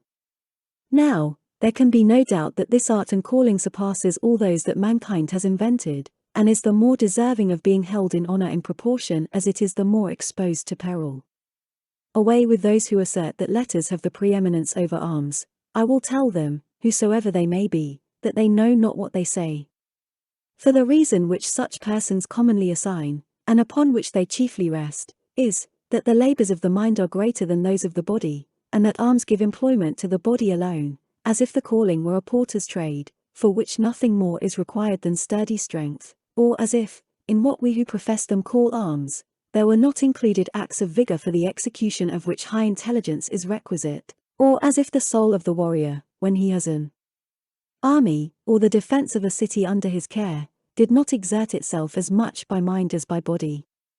Nay, see whether by bodily strength it be possible to learn or divine the intentions of the enemy, his plans, stratagems, or obstacles, or to ward off impending mischief, for all these are the work of the mind, and in them the body has no share whatever. Since, therefore, arms have need of the mind, as much as letters, let us see now which of the two minds, that of the man of letters or that of the warrior, has most to do, and this will be seen by the end and goal that each seeks to attain, for that purpose is the more estimable which has for its aim the nobler object. The end and goal of letters, I am not speaking now of divine letters, the aim of which is to raise and direct the soul to heaven, for with an end so infinite no other can be compared. I speak of human letters, the end of which is to establish distributive justice, give to every man that which is his, and see and take care that good laws are observed, an end undoubtedly noble, lofty, and deserving of high praise, but not such as should be given to that sort by arms, which have for their end and object peace, the greatest boon that men can desire in this life. The first good news the world and mankind received was that which the angels announced on the night that was our day, when they sang in the air, "Glory to God in the highest, and peace on earth to men of good will," and the salutation which the great Master of heaven and earth taught his disciples and chosen followers when they entered any house, was to say, "Peace be on this house," and many other times he said to them, "My peace I give unto you, my peace I leave you, peace be with you," a jewel and a precious gift given and left by such a hand, a jewel without which there can be no happiness either on earth or in heaven. This peace is the true end of war, and war is only another name for arms. This, then, being admitted, that the end of war is peace, and that so far it has the advantage of the end of letters, let us turn to the bodily labors of the man of letters, and those of him who follows the profession of arms, and see which are the greater.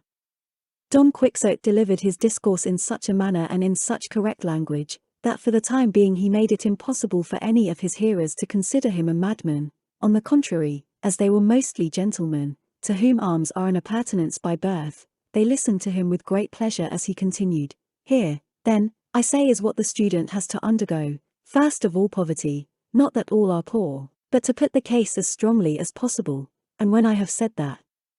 he endures poverty, I think nothing more need be said about his hard fortune, for he who is poor has no share of the good things of life. This poverty he suffers from in various ways, hunger, or cold, or nakedness, or all together, but for all that it is not so extreme but that he gets something to eat, though it may be at somewhat unseasonable hours and from the leavings of the rich, for the greatest misery of the student is what they themselves call going out for soup, and there is always some neighbor's brazier or hearth for them, which, if it does not warm, at least tempers the cold to them, and lastly, they sleep comfortably at night under a roof. I will not go into other particulars, as for example want of shirts, and no superabundance of shoes, thin and threadbare garments, and gorging themselves to surfeit in their voracity when good luck has treated them to a banquet of some sort.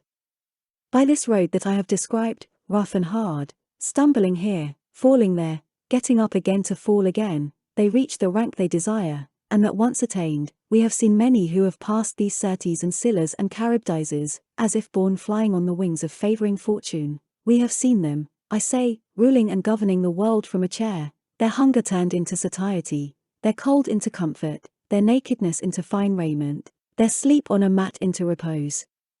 In Holland and Damask, the justly earned reward of their virtue, but, contrasted and compared with what the warrior undergoes, all they have undergone falls far short of it, as I am now about to show. Chapter 38. Which treats of the curious discourse Don Quixote delivered on arms and letters. Continuing his discourse, Don Quixote said, "As we began in the student's case with poverty and its accompaniments, let us see now if the soldier is richer, and we shall find that in poverty itself there is no one poorer, for he is dependent on his miserable pay, which comes late or never, or else on what he can plunder, seriously imperiling his life and conscience, and sometimes his nakedness will be so great that a slashed doublet serves him for uniform and shirt, and in the depth of winter he has to defend himself against the inclemency of the weather in the open field with nothing better than the breath of his mouth, which I need not say, coming from an empty place, must come out cold, contrary to the laws of nature. To be sure, he looks forward to the approach of night to make up for all these discomforts on the bed that awaits him, which, unless by some fault of his, never sins by being over narrow, for he can easily measure out on the ground as he likes, and roll himself about in it to his heart's content without any fear of the sheets slipping away from him. Then, after all this, suppose the day and hour for taking his degree in his calling to have come, suppose the day of battle to have arrived, when they invest him with the doctor's cap made of lint, to mend some bullet hole, perhaps, that has gone through his temples, or left him with a crippled arm or leg. Or if this does not happen, and merciful heaven watches over him and keeps him safe and sound, it may be he will be in the same poverty he was in before, and he must go through more engagements and more battles, and come victorious out of all before he betters himself, but miracles of that sort are seldom seen. For tell me, sirs, if you have ever reflected upon it, by how much do those who have gained by war fall short of the number of those who have perished in it? No doubt you will reply that there can be no comparison, that the dead cannot be numbered, while the living who have been rewarded may be summed up with 3 figures. All which is the reverse in the case of men of letters, for by skirts, to say nothing of sleeves, they all find means of support, so that though the soldier has more to endure, his reward is much less. But against all this it may be urged that it is easier to reward 2,000 soldiers, for the former may be remunerated by giving them places, which must perforce be conferred upon men of their calling, while the latter can only be recompensed out of the very property of the master they serve. But this impossibility only strengthens my argument. Putting this, however, aside, for it is a puzzling question for which it is difficult to find a solution, let us return to the superiority of arms over letters, a matter still undecided, so many are the arguments put forward on each side, for besides those I have mentioned, letters say that without them arms cannot maintain themselves, for war, too, has its laws and is governed by them, and laws belong to the domain of letters and men of letters. To this arms make answer that without them laws cannot be maintained, for by arms states are defended, kingdoms preserved, cities protected, roads made safe, seas cleared of pirates, and, in short, if it were not for them, states, kingdoms, monarchies, cities, ways by sea and land would be exposed to the violence and confusion which war brings with it, so long as it lasts and is free to make use of its privileges and powers. And then it is plain that whatever costs most is valued and deserves to be valued most. To attain to eminence in letters costs a man time, watching, hunger, nakedness, headaches, indigestions, and other things of the sort, some of which I have already referred to. But for a man to come in the ordinary course of things to be a good soldier costs him all the student suffers, and in an incomparably higher degree, for at every step he runs the risk of losing his life. For what dread of want or poverty that can reach or harass the student can compare with what the soldier feels, who finds himself beleaguered in some stronghold mounting guard in some ravelin or cavalier, knows that the enemy is pushing a mine towards the post where he is stationed, and cannot under any circumstances retire or fly from the imminent danger that threatens him. All he can do is to inform his captain of what is going on so that he may try to remedy it by a countermine, and then stand his ground in fear and expectation of the moment when he will fly up to the clouds without wings and descend into the deep against his will.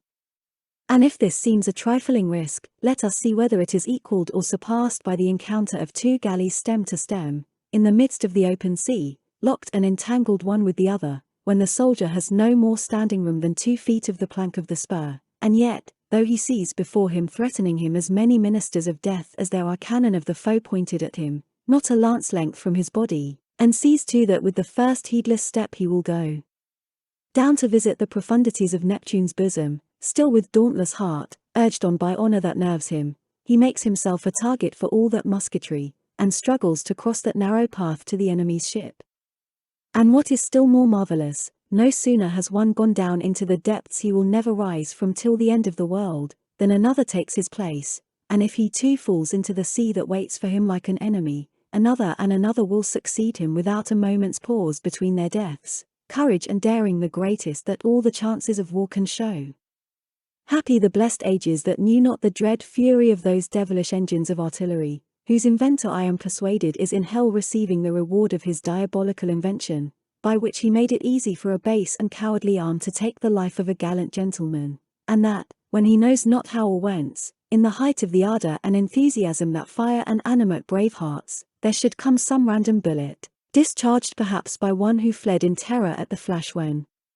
he fired off his accursed machine, which in an instant puts an end to the projects and cuts off the life of one who deserved to live for ages to come.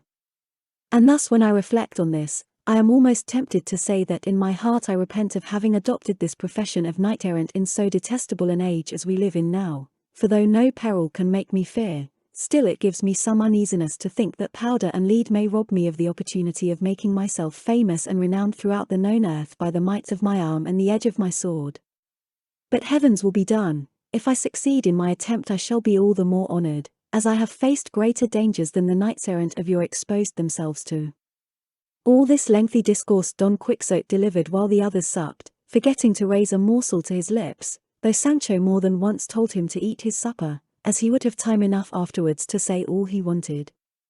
It excited fresh pity in those who had heard him to see a man of apparently sound sense, and with rational views on every subject he discussed, so hopelessly wanting in all, when his wretched unlucky chivalry was in question. The curate told him he was quite right in all he had said in favour of arms, and that he himself, though a man of letters and a graduate, was of the same opinion. They finished their supper, the cloth was removed, and while the hostess, her daughter, and Maritornes were getting Don Quixote of La Mancha's garret ready, in which it was arranged that the women were to be quartered by themselves for the night, Don Fernando begged the captive to tell them the story of his life, for it could not fail to be strange and interesting, to judge by the hints he had let fall on his arrival in company with Zoraida. To this the captive replied that he would very willingly yield to his request, only he feared his tale would not give them as much pleasure as he wished, nevertheless, not to be wanting in compliance, he would tell it. The curate and the others thanked him and added their entreaties, and he finding himself so pressed said there was no occasion to ask, where a command had such weight, and added, if your worships will give me your attention you will hear a true story which, perhaps, fictitious ones constructed with ingenious and studied art cannot come up to. These words made them settle themselves in their places and preserve a deep silence, and he seeing them waiting on his words in mute expectation, began thus in a pleasant quiet voice. Chapter 39. Wherein the captive relates his life and adventures. My family had its origin in a village in the mountains of Leon, and nature had been kinder and more generous to it than fortune, though in the general poverty of those communities my father passed for being even a rich man, and he would have been so in reality had he been as clever in preserving his property as he was in spending it. This tendency of his to be liberal and profuse he had acquired from having been a soldier in his youth, for the soldier's life is a school in which the niggard becomes free-handed and the free-handed prodigal, and if any soldiers are to be found who are misers, they are monsters of rare occurrence. My father went beyond liberality and bordered on prodigality, a disposition by no means advantageous to a married man who has children to succeed to his name and position. My father had 3, all sons, and all of sufficient age to make choice of a profession. Finding, then, that he was unable to resist his propensity, he resolved to divest himself of the instrument and cause of his prodigality and lavishness, to divest himself of wealth, without which Alexander himself would have seemed parsimonious, and so calling us all 3 aside one day into a room, he addressed us in words somewhat to the following effect. My sons, to assure you that I love you, no more need be known or said than that you are my sons, and to encourage a suspicion that I do not love you, no more is needed than the knowledge that I have no self-control as far as preservation of your patrimony is concerned, therefore, that you may for the future feel sure that I love you like a father, and have no wish to ruin you like a stepfather, I propose to do with you what I have for some time back meditated, and after mature deliberation, decided upon. You are now of an age to choose your line of life or at least make choice of a calling that will bring you honor and profit when you are older, and what I have resolved to do is to divide my property into 4 parts, 3 I will give to you, to each his portion without making any difference, and the other I will retain to live upon and support myself for whatever remainder of life heaven may be pleased to grant me. But I wish each of you on taking possession of the share that falls to him to follow one of the paths I shall indicate. In this Spain of ours there is a proverb, to my mind very true, as they all are, being short aphorisms drawn from long practical experience, and the one I refer to says, the church, or the sea, or the king's house, as much as to say, in plainer language, whoever wants to flourish and become rich, let him follow the church, or go to sea, adopting commerce as his calling, or go into the king's service in his household, for they say, better a king's crumb than a lord's favor. I say so because it is my will and pleasure that one of you should follow letters, another trade, and the third serve the king in the wars, for it is a difficult matter to gain admission to his service in his household, and if war does not bring much wealth it confers great distinction and fame. 8 days hence I will give you your full shares in money, without defrauding you of a farthing, as you will see in the end. Now tell me if you are willing to follow out my idea and advice as I have laid it before you.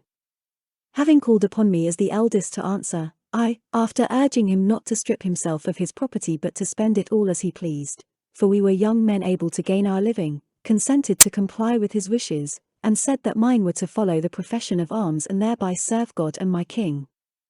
My second brother, having made the same proposal, decided upon going to the Indies, embarking the portion that fell to him in trade. The youngest, and in my opinion the wisest, said he would rather follow the church, or go to complete his studies at Salamanca. As soon as we had come to an understanding, and made choice of our professions, my father embraced us all, and in the short time he mentioned carried into effect all he had promised, and when he had given to each his share, which as well as I remember was 3,000 ducats apiece in cash, for an uncle of ours bought the estate and paid for it down, not to let it go out of the family, we all three on the same day took leave of our good father, and at the same time, as it seemed to me, inhuman to leave my father with such scanty means in his old age, I induced him to take 2 of my 3,000 ducats, as the remainder would be enough to provide me with all a soldier needed. My 2 brothers, moved by my example, gave him each 1,000 ducats, so that there was left for my father 4,000 ducats in money, besides 3,000, the value of the portion that fell to him which he preferred to retain in land instead of selling it.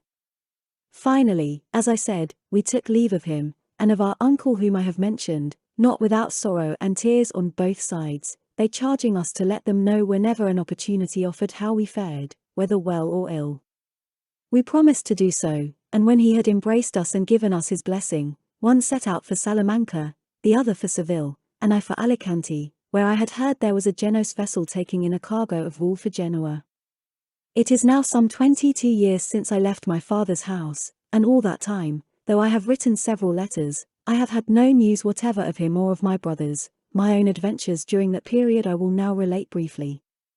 I embarked at Alicante, reached Genoa after a prosperous voyage, and proceeded thence to Milan, where I provided myself with arms and a few soldiers' accoutrements. Thence it was my intention to go and take service in Piedmont, but as I was already on the road to Alessandria della Paglia, I learned that the great Duke of Alva was on his way to Flanders. I changed my plans, joined him, served under him in the campaigns he made, was present at the deaths of the Counts Egmont and Horn, and was promoted to be ensign under a famous captain of Guadalajara, Diego de Urbina by name. Some time after my arrival in Flanders news came of the league that His Holiness Pope Pius V, of happy memory, had made with Venice and Spain against the common enemy, the Turk, who had just then with his fleet taken the famous island of Cyprus, which belonged to the Venetians, a loss deplorable and disastrous. It was known as a fact that the most serene Don John of Austria, natural brother of our good King Don Philip, was coming as commander-in-chief of the Allied forces, and rumours were abroad of the vast warlike preparations which were being made, all which stirred my heart and filled me with a longing to take part in the campaign which was expected, and though I had reason to believe, and almost certain promises, that on the first opportunity that presented itself I should be promoted to be captain, I preferred to leave all and betake myself, as I did, to Italy, and it was my good fortune that Don John had just arrived at Genoa, and was going on to Naples to join the Venetian fleet, as he afterwards did at Messina.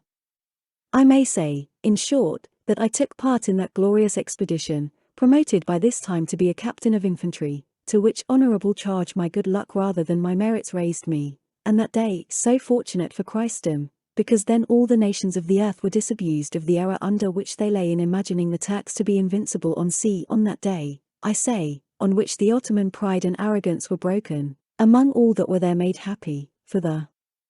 Christians who died that day were happier than those who remained alive and victorious. I alone was miserable, for, instead of some naval crown that I might have expected had it been in Roman times, on the night that followed that famous day I found myself with fetters on my feet and manacles on my hands. It happened in this way. Elu Charlie, the king of Algiers, a daring and successful corsair, having attacked and taken the leading Maltese galley, only 3 knights being left alive in it, and they badly wounded, the chief galley of John Andrea, on board of which I and my company were placed, came to its relief, and doing as was bound to do in such a case, I leaped on board the enemy's galley, which, sheering off from that which had attacked it, prevented my men from following me, and so I found myself alone in the midst of my enemies, who were in such numbers that I was unable to resist. In short, I was taken, covered with wounds. Charlie, as you know, sirs, made his escape with his entire squadron, and I was left a prisoner in his power, the only sad being among so many filled with joy, and the only captive among so many free, for there were 15,000 Christians, all at the oar in the Turkish fleet, that regained their longed-for liberty that day. They carried me to Constantinople, where the Grand Turk, Selim, made my master general at sea for having done his duty in the battle and carried off as evidence of his bravery the standard of the Order of Malta. The following year, which was the year 72, I found myself at Navarino rowing in the leading galley with the 3 lanterns. There I saw and observed how the opportunity of capturing the whole Turkish fleet in harbour was lost, for all the marines and janissaries that belonged to it made sure that they were about to be attacked inside the very harbour, and had their kits and passamarks, or shoes, ready to flee at once on shore without waiting to be assailed. In so great fear did they stand of our fleet. But heaven ordered it otherwise, not for any fault or neglect of the general who commanded on our side, but for the sins of Christendom, and because it was God's will and pleasure that we should always have instruments of punishment to chastise us. As it was, Charlie took refuge at Modin, which is an island near Navarino, and landing forces fortified the mouth of the harbour and waited quietly until Don John retired. On this expedition was taken the galley called the Prize, whose captain was a son of the famous corsair Barbarossa. It was taken by the chief Neapolitan galley called the She-Wolf, commanded by that thunderbolt of war, that father of his men, that successful and unconquered captain Don Alvaro de Bazan, Marquis of Santa Cruz, and I cannot help telling you what took place at the capture of the prize. The son of Barbarossa was so cruel, and treated his slaves so badly, that, when those who were at the oars saw that the She-Wolf galley was bearing down upon them and gaining upon them, they all at once dropped their oars and seized their captain who stood on the stage at the end of the gangway shouting to them to row lustily, and passing him on from bench to bench, from the poop to the prow, they so bit him that before he had got much past the mast his soul had already got to hell, so great, as I said, was the cruelty with which he treated them, and the hatred with which they hated him. We returned to Constantinople, and the following year, 73, it became known that Don John had seized Tunis and taken the kingdom from the Turks, and placed Muley Hamet in possession, putting an end to the hopes which Muley Hamida, the cruelest and bravest Moor in the world, entertained of returning to reign there. The Grand Turk took the loss greatly to heart, and with the cunning which all his race possess, he made peace with the Venetians, who were much more eager for it than he was, and the following year, 74, he attacked the Goletta and the fort which Don John had left half-built near Tunis. While all these events were occurring, I was labouring at the oar without any hope of freedom, at least I had no hope of obtaining it by ransom, for I was firmly resolved not to write to my father telling him of my misfortunes. At length the Goletta fell, and the fort fell, before which places there were 75,000 regular Turkish soldiers, and more than 400,000 Moors and Arabs from all parts of Africa, and in the train of all this great host such munitions and engines of war, and so many pioneers that with their hands they might have covered the Goletta and the fort with handfuls of earth. The first to fall was the Goletta, until then reckoned impregnable, and it fell, not by any fault of its defenders, who did all that they could and should have done, but because experiment proved how easily entrenchments could be made in the desert sand there, for water used to be found at 2 palms depth, while the Turks found none at 2 yards, and so by means of a quantity of sandbags they raised their works so high that they commanded the walls of the fort, sweeping them as if from a cavalier, so that no one was able to make a stand or maintain the defence. It was a common opinion that our men should not have shut themselves up in the Goletta, but should have waited in the open at the landing place, but those who say so talk at random and with little knowledge of such matters, for if in the Goletta and in the fort there were barely 7,000 soldiers, how could such a small number, however resolute, sally out and hold their own against numbers like those of the enemy? And how is it possible to help losing a stronghold that is not relieved, above all when surrounded by a host of determined enemies in their own country?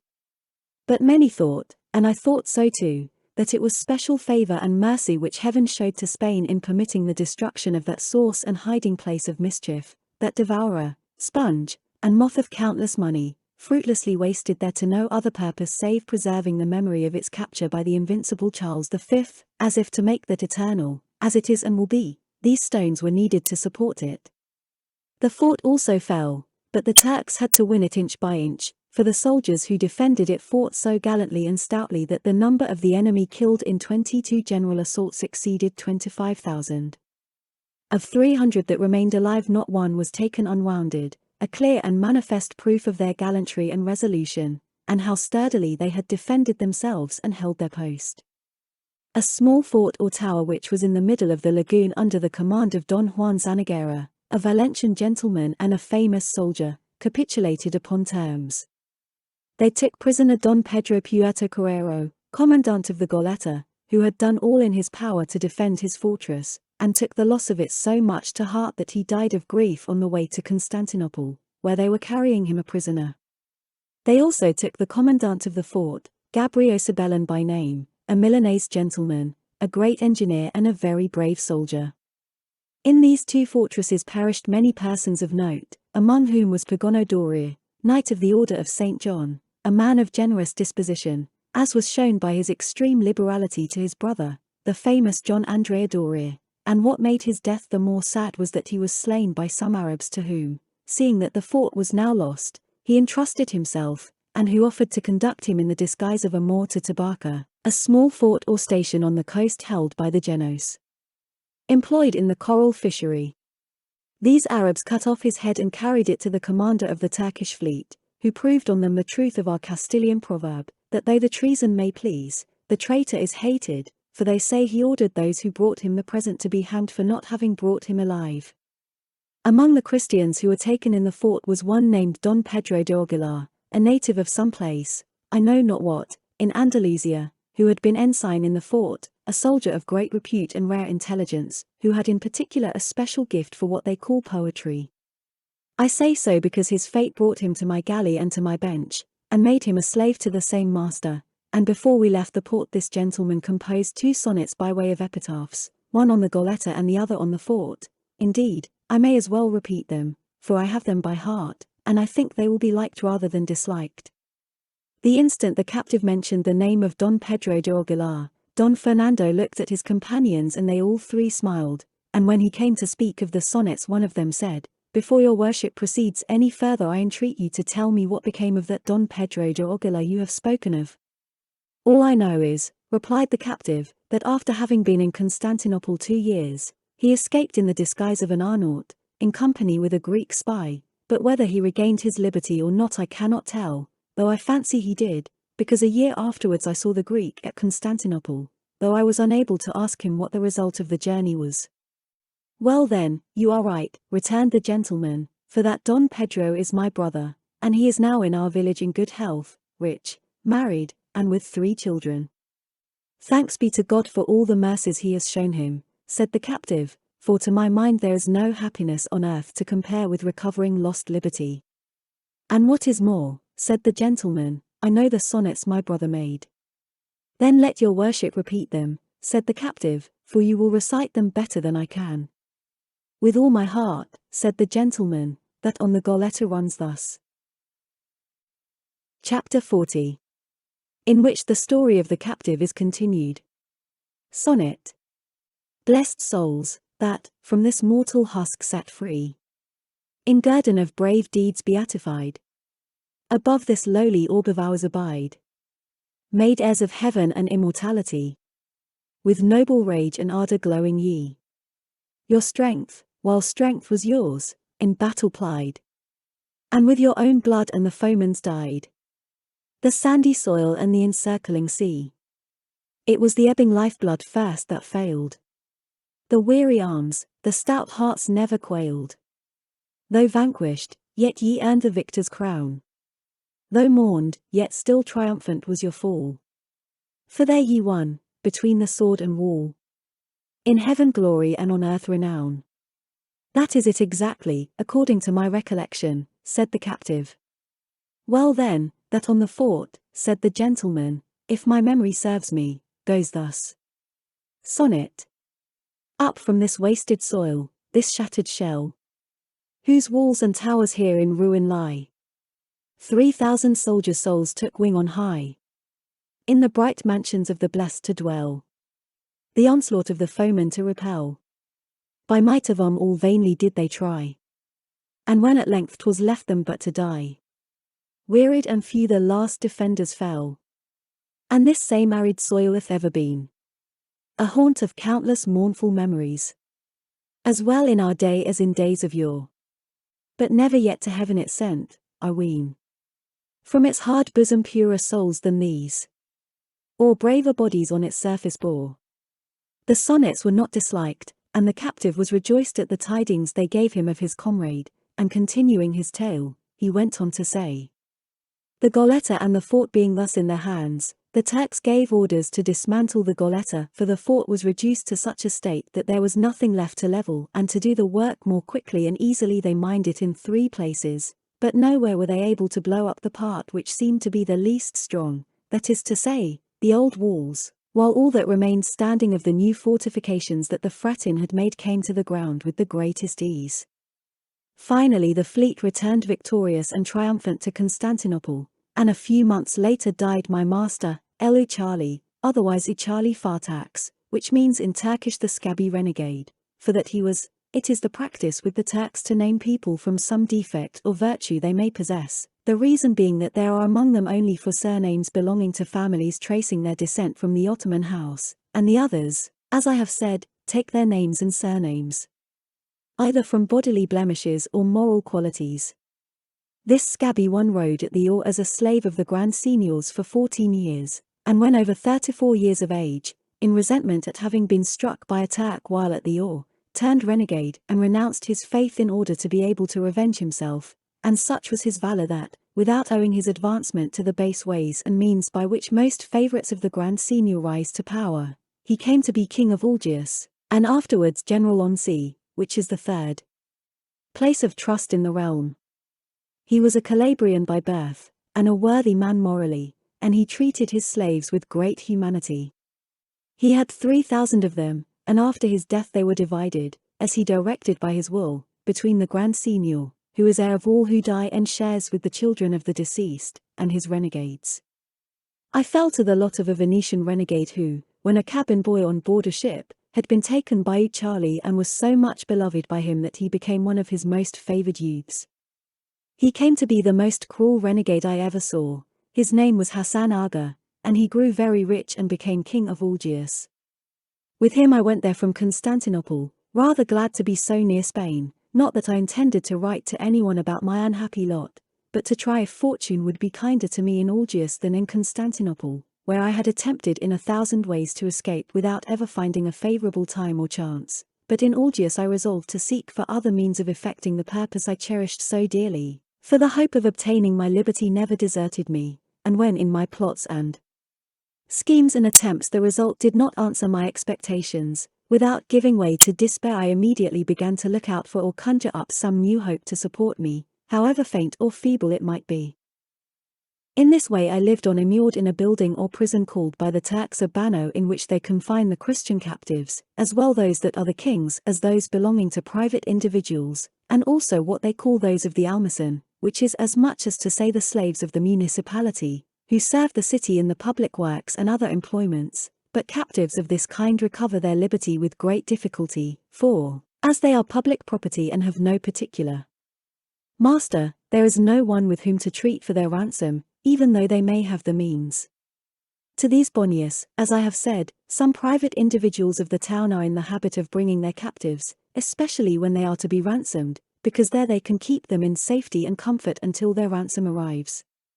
The king's captives also, that are on ransom, do not go out to work with the rest of the crew, unless when their ransom is delayed, for then, to make them right for it more pressingly, they compel them to work and go for wood, which is no light labor. I, however, was one of those on ransom, for when it was discovered that I was a captain, Although I declared my scanty means and want of fortune, nothing could dissuade them from including me among the gentlemen and those waiting to be ransomed. They put a chain on me, more as a mark of this than to keep me safe, and so I passed my life in that banner with several other gentlemen and persons of quality marked out as held to ransom. But though at times, or rather almost always, we suffered from hunger and scanty clothing, nothing distressed us so much as hearing and seeing at every turn the unexampled and unheard of cruelties my master inflicted upon the Christians. Every day he hanged a man, impaled one, cut off the ears of another, and all with so little provocation, or so entirely without any, that the Turks acknowledged he did it merely for the sake of doing it, and because he was by nature murderously disposed towards the whole human race.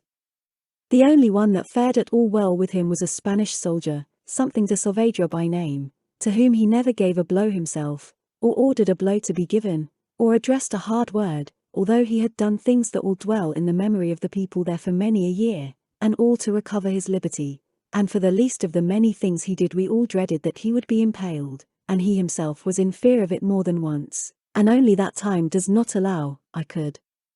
tell you now something of what that soldier did, that would interest and astonish you much more than the narration of my own tale. To go on with my story, the courtyard of our prison was overlooked by the windows of the house belonging to a wealthy Moor of high position, and these, as is usual in Moorish houses, were rather loopholes than windows, and besides were covered with thick and close lattice-work. It so happened, then, that as I was one day on the terrace of our prison with 3 other comrades, trying to pass away the time, how far we could leap with our chains, we being alone, for all the other Christians had gone out to work, I chanced to raise my eyes, and from one of these little closed windows I saw a reed appear with a cloth attached to the end of it, and it kept waving to and fro, and moving as if making signs to us to come and take it. We watched it, and one of those who were with me went and stood under the reed to see whether they would let it drop, or what they would do, but as he did so the reed was raised and moved from side to side, as if they meant to say no by a shake of the head. The Christian came back, and it was again lowered, making the same movements as before. Another of my comrades went, and with him the same happened as with the first, and then the third went forward, but with the same result as the first and second. Seeing this I did not like not to try my luck, and as soon as I came under the reed it was dropped and fell inside the banner at my feet. I hastened to untie the cloth, in which I perceived a knot, and in this were 10 charnies, which are coins of base gold, current among the Moors, and each worth 10 reals of our money.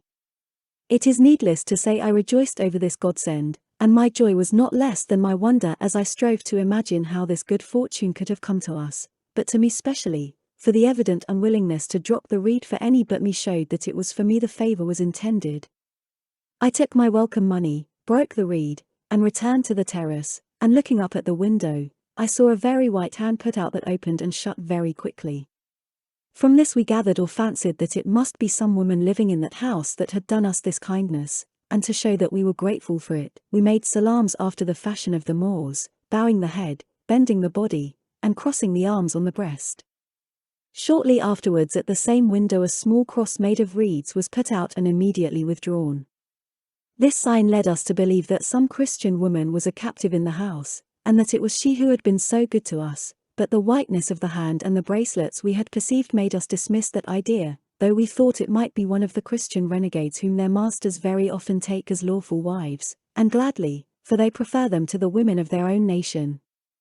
In all our conjectures we were wide of the truth, so from that time forward our sole occupation was watching and gazing at the window where the cross had appeared to us, as if it were our pole star, but at least 15 days passed without our seeing either it or the hand, or any other sign, and though meanwhile we endeavored with the utmost pains to ascertain who it was that lived in the house, and whether there were any Christian renegade in it, nobody could ever tell us anything more than that he who lived there was a rich Moor of high position, Haji Murato by name, formerly Alcaide of La Plata, an office of high dignity among them. But when we least thought it was going to rain any more charnies from that quarter, we saw the reeds suddenly appear with another cloth tied in a larger knot attached to it, and this at a time when, as on the former occasion, the banner was deserted and unoccupied. We made trial as before, each of the same 3 going forward before I did, but the reed was delivered to none but me, and on my approach it was let drop. I untied the knot and I found 40 Spanish gold crowns with a paper written in Arabic, and at the end of the writing there was a large cross drawn. I kissed the cross, took the crowns and returned to the terrace, and we all made our salams. Again the hand appeared, I made signs that I would read the paper, and then the window was closed. We were all puzzled, though filled with joy at what had taken place, and as none of us understood Arabic, great was our curiosity to know what the paper contained, and still greater the difficulty of finding someone to read it. At last I resolved to confide in a renegade, a native of Mercia, who professed a very great friendship for me, and had given pledges that bound him to keep any secret I might entrust to him, for it is the custom with some renegades, when they intend to return to Christian territory, to carry about them certificates from captives of mark testifying, in whatever form they can, that such and such a renegade is a worthy man who has always shown kindness to Christians, and is anxious to escape on the first opportunity that may present itself. Some obtain these testimonials with good intentions, others put them to a cunning use, for when they go to pillage on Christian territory, if they chance to be cast away, or taken prisoners, they produce their certificates and say that from these papers may be seen the object they came for, which was to remain on Christian ground, and that it was to this end they joined the Turks in their foray.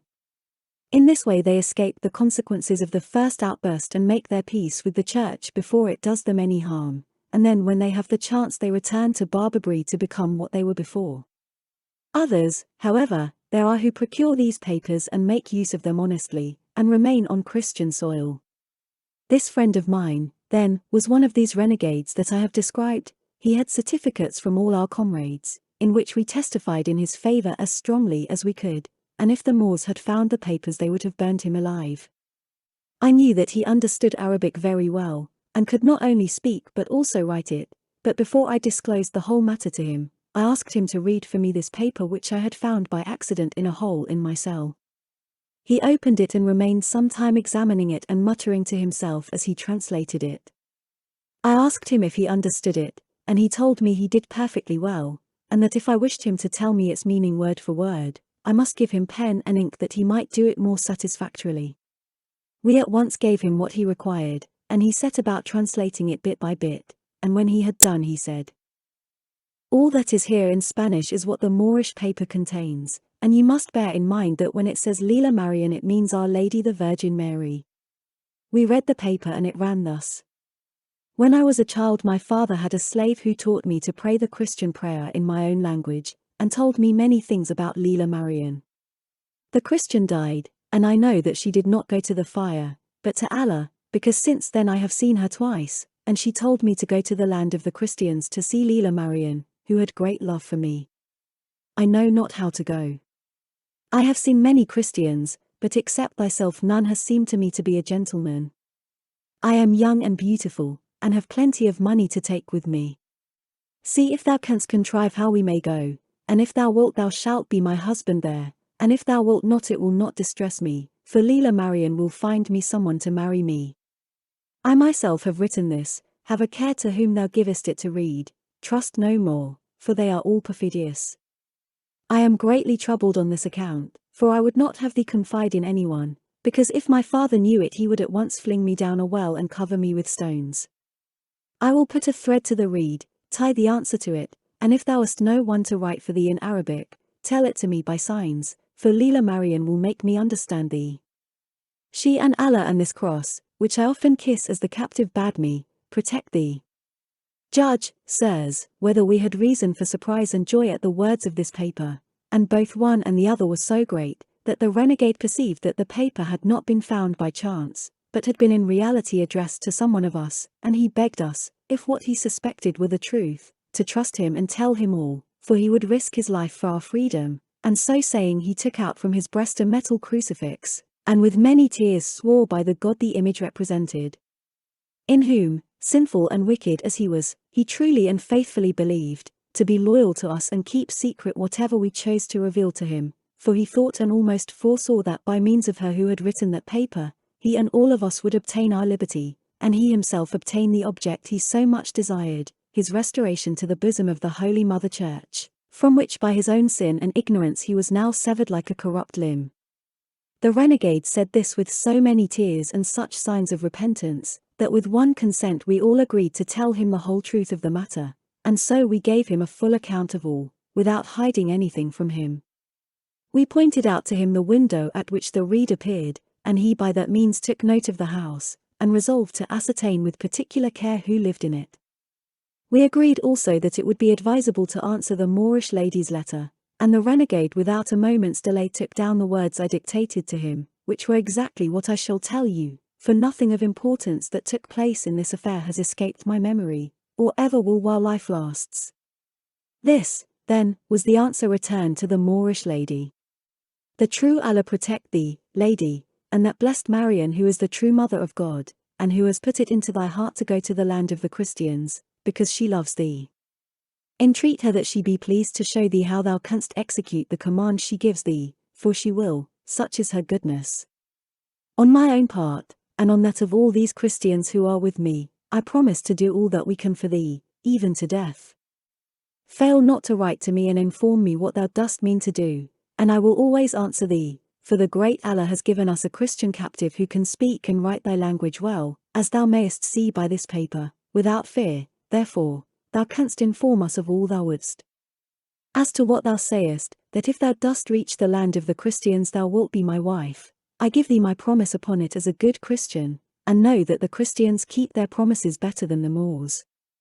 Allah and Marian his mother watch over thee, my lady. The paper being written and folded, I waited 2 days until the banner was empty as before, and immediately repaired to the usual walk on the terrace to see if there were any sign of the reed, which was not long in making its appearance. As soon as I saw it, although I could not distinguish who put it out, I showed the paper as a sign to attach the thread, but it was already fixed to the reed, and to it I tied the paper, and shortly afterwards our star once more made its appearance with the white flag of peace, the little bundle. It was dropped, and I picked it up, and found in the cloth, in gold and silver coins of all sorts, more than 50 crowns, which 50 times more strengthened our joy and doubled our hope of gaining our liberty. That very night our renegade returned and said he had learned that the Moor we had been told of lived in that house, that his name was Haji Murato, that he was enormously rich, that he had one only daughter the heiress of all his wealth, and that it was the general opinion throughout the city that she was the most beautiful woman in Barbary, and that several of the viceroys who came there had sought her for a wife, but that she had been always unwilling to marry, and he had learned, moreover, that she had a Christian slave who was now dead, all which agreed with the contents of the paper. We immediately took counsel with the renegade as to what means would have to be adopted in order to carry off the Moorish lady and bring us all to Christian territory, and in the end it was agreed that for the present we should wait for a second communication from Zoraida, for that was the name of her who now desires to be called Maria, because we saw clearly that she and no one else could find a way out of all these difficulties. When we had decided upon this, the renegade told us not to be uneasy, for he would lose his life or restore us to liberty. For 4 days the banner was filled with people, for which reason the reed delayed its appearance for 4 days, but at the end of that time, when the banner was, as it generally was, empty, it appeared with the cloth so bulky that it promised a happy birth. Reed and cloth came down to me, and I found another paper and 100 crowns in gold, without any other coin. The renegade was present, and in our cell we gave him the paper to read, which was to this effect. I cannot think of a plan, Señor, for our going to Spain, nor has Leila Marian shown me one, though I have asked her. All that can be done is for me to give you plenty of money in gold from this window. With it ransom yourself and your friends, and let one of you go to the land of the Christians, and there buy a vessel and come back for the others, and he will find me in my father's garden, which is at the Barbazon gate near the seashore, where I shall be all this summer with my father and my servants. You can carry me away from there by night without any danger, and bring me to the vessel. And remember thou art to be my husband, else I will pray to Marian to punish thee. If thou canst not trust anyone to go for the vessel, ransom thyself and do thou go, for I know thou wilt return more surely than any other, as thou art a gentleman and a Christian. Endeavour to make thyself acquainted with the garden, and when I see thee walking yonder I shall know that the banner is empty and I will give thee abundance of money. Allah protect thee, Señor. These were the words and contents of the second paper, and on hearing them, each declared himself willing to be the ransomed one, and promised to go and return with scrupulous good faith, and I too made the same offer, but to all this the renegade objected, saying that he would not on any account consent to one being set free before all went together, as experience had taught him how all those who have been set free keep promises which they made in captivity, for captives of distinction frequently had recourse to this plan, paying the ransom of one who was to go to Valencia or Majorca with money to enable him to arm a bark and return for the others who had ransomed him, but who never came back, for recovered liberty and the dread of losing it again effaced from the memory all the obligations in the world. And to prove the truth of what he said, he told us briefly what had happened to a certain Christian gentleman almost at that very time, the strangest case that had ever occurred even there, where astonishing and marvelous things are happening every instant. In short, he ended by saying that what could and ought to be done was to give the money intended for the ransom of one of us Christians to him, so that he might with it buy a vessel there in Algiers under the pretence of becoming a merchant and trader at Tetuan and along the coast, and when master of the vessel, it would be easy for him to hit on some way of getting us all out of the Banno and putting us on board, especially if the Moorish lady gave, as she said, money enough to ransom all. Because once free it would be the easiest thing in the world for us to embark even in open day, but the greatest difficulty was that the Moors do not allow any renegade to buy or own any craft, unless it be a large vessel for going on roving expeditions, because they are afraid that anyone who buys a small vessel, especially if he be a Spaniard, only wants it for the purpose of escaping to Christian territory. This however he could get over by arranging with a Tagarin Moor to go shares with him in the purchase of the vessel, and in the profit on the cargo, and under cover of this he could become master of the vessel, in which case he looked upon all the rest as accomplished. But though to me and my comrades it had seemed a better plan to send to Majorca for the vessel, as the Moorish lady suggested, we did not dare to oppose him, fearing that if we did not do as he said he would denounce us, and place us in danger of losing all our lives if he were to disclose our dealings with Zoraida, for whose life we would have all given our own. We therefore resolved to put ourselves in the hands of God and in the renegades, and at the same time an answer was given to Zoraida, telling her that we would do all she recommended, for she had given as good advice as if Leela Marian had delivered it, and that it depended on her alone whether we were to defer the business or put it in execution at once.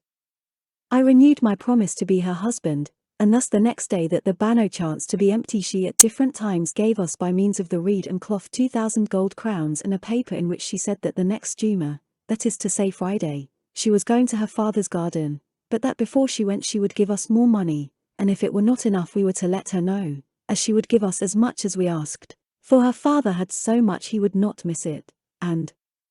besides she kept all the keys.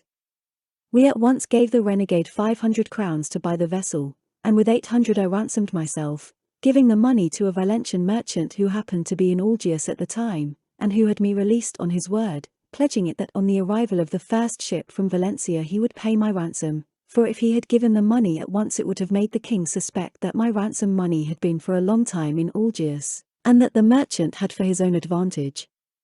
kept it secret. In fact my master was so difficult to deal with that I dared not on any account pay down the money at once. The Thursday before the Friday on which the fair Zoraida was to go to the garden she gave us 1,000 crowns more, and warned us of her departure, begging me, if I were ransomed, to find out her father's garden at once, and by all means to seek an opportunity of going there to see her. I answered in a few words that I would do so, and that she must remember to commend us to Leela Marian with all the prayers the captive had taught her.